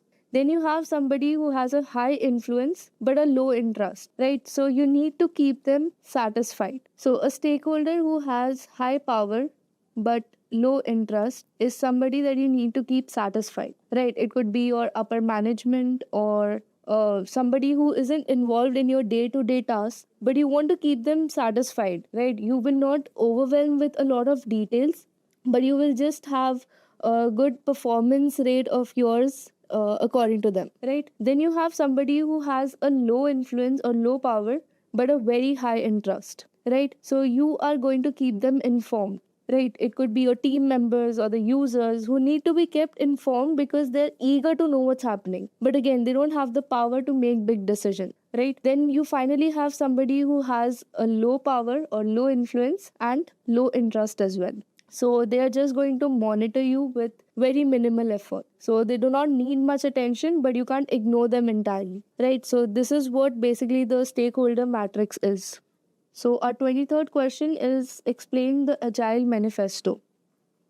So the Agile Manifesto is basically a set of principles that guides the software development towards flexibility, collaboration, and customer-focused delivery. So customer satisfaction through early and continuous delivery is the main motive of Agile Manifesto. The goal is to create efficient, adaptive, customer-centric development processes. So the Agile Manifesto basically has 4 core values that help shift our focus to what really matters, right? It puts people and interactions above just following the rigid processes or using fancy tools, right? At the end of the day, it's all about teamwork and communication. The next one is a working software rather than comprehensive documentation. So instead of spending tons of time on documentation that may never get used, the Agile Manifesto focuses on working software. The idea is to build something that works first, right? Then we have cooperation or collaboration with the customers rather than contract negotiation. So collaboration with customers is prioritized over sticking to contract. Instead of arguing over what's written down, you work together to solve problems as they come up. Then finally, it emphasizes on responding to change rather than following a plan. So there needs to be some sort of flexibility. If the situation changes, you adjust, because in reality, things rarely go as expected or as planned. right? So the manifesto has 12 guiding principles, and these help the teams to work in a way that keeps the customers happy. It encourages teamwork and also allows to quickly adapt to the changes, right? So these are the four core values, and you can look up the rest and maybe explain in the interview in more detailed manner, but this is the overview of what the agile manifesto basically means. So at the very core, agile is all about delivering value faster, improving continuously, and making sure that we're building something that meets the customer's real needs, right? Moving on to our 24th question. What do you mean by velocity in agile methodology? So, velocity in agile measures the amount of work a team completes during a sprint, typically calculated in story points or hours. Right, so velocity in agile methodology basically provides a historical view of team performance, and it is like a speedometer for the team. It helps to track how much work it is usually measured in story points or hours, right? So you can think of it like a team's productivity score, which will give you an idea of the capacity over time, right? So basically, how it works is at the end of a sprint, you look at the total story points that you have finished and add them up, right? So this will give you the velocity. It is basically the total story points, right? So, say for example, if a team completes 30 story points, then 30 becomes the velocity score. So, this is all what velocity means in agile methodology. Now, why does this matter? Why do we need this metrics in the first place? So, velocity will help you set more accurate goals for future sprints so that you're not overcommitting or underutilizing your time. It's like a tool for realistic planning, right? You can look at the previous sprints to predict how much you can take on the next one, and you can also make sure that you're delivering value without burning out the resources. So, overall, velocity isn't just about competition or pushing harder, it's more about understanding your pace and adjusting plans to match what you can sustainably achieve. So, with every sprint, you refine your velocity score and use it to get better at planning and delivering, right? Then we have our last question for this particular video, which is explain sprint burn down chart. Now, a sprint burn down chart basically visualizes the remaining work across a sprint, which helps the teams to monitor progress, right? It promotes transparency, accountability. It identifies the bottlenecks early. Bottlenecks are basically the pain points or the errors, the potential errors that can arise, right? And it also supports data driven decision making. So, a sprint burn down chart is basically like a visual roadmap of your sprint. It shows you how much work is left to complete and if you're on track to finish on time. So, imagine a chart where the x axis is the number of days in the sprint and the y-axis. So just let me use my pen. So over here, the x-axis is the number of days in sprint, and the y-axis over here, this is our x-axis, this is our y-axis. It is the amount of work left in story points or hours, right? So we're calculating our work in story points over here. So the chart has two main lines over here. The ideal line is the straight line. This is our ideal line, the yellow one, which is showing us where we would like to be at any given point if everything goes perfectly, right? So, this is our ideal line or how our work should flow in a project. Now, the actual line is our red line. So, this is showing our actual progress, how much work is actually being completed each day, right? So, if we are on track, we are matching with our yellow line. If we are behind schedule, we go above the yellow line, and if we are ahead of schedule, we go below the yellow line, right? So, this is basically how the sprint burn down chart is visualized. So every day you update the chart with the amount of work remaining. If the line dips below the ideal, it's a sign that you're ahead, and if it is above, it might mean that you're falling behind. So this way the chart makes it very easy to see whether you're on track or if you need to adjust. So now why does this chart matter?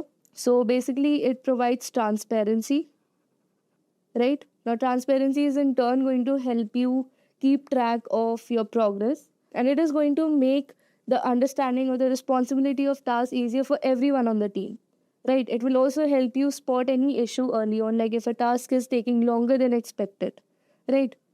It will also keep you accountable and aligned, helping you stay focused on your goals throughout the sprint.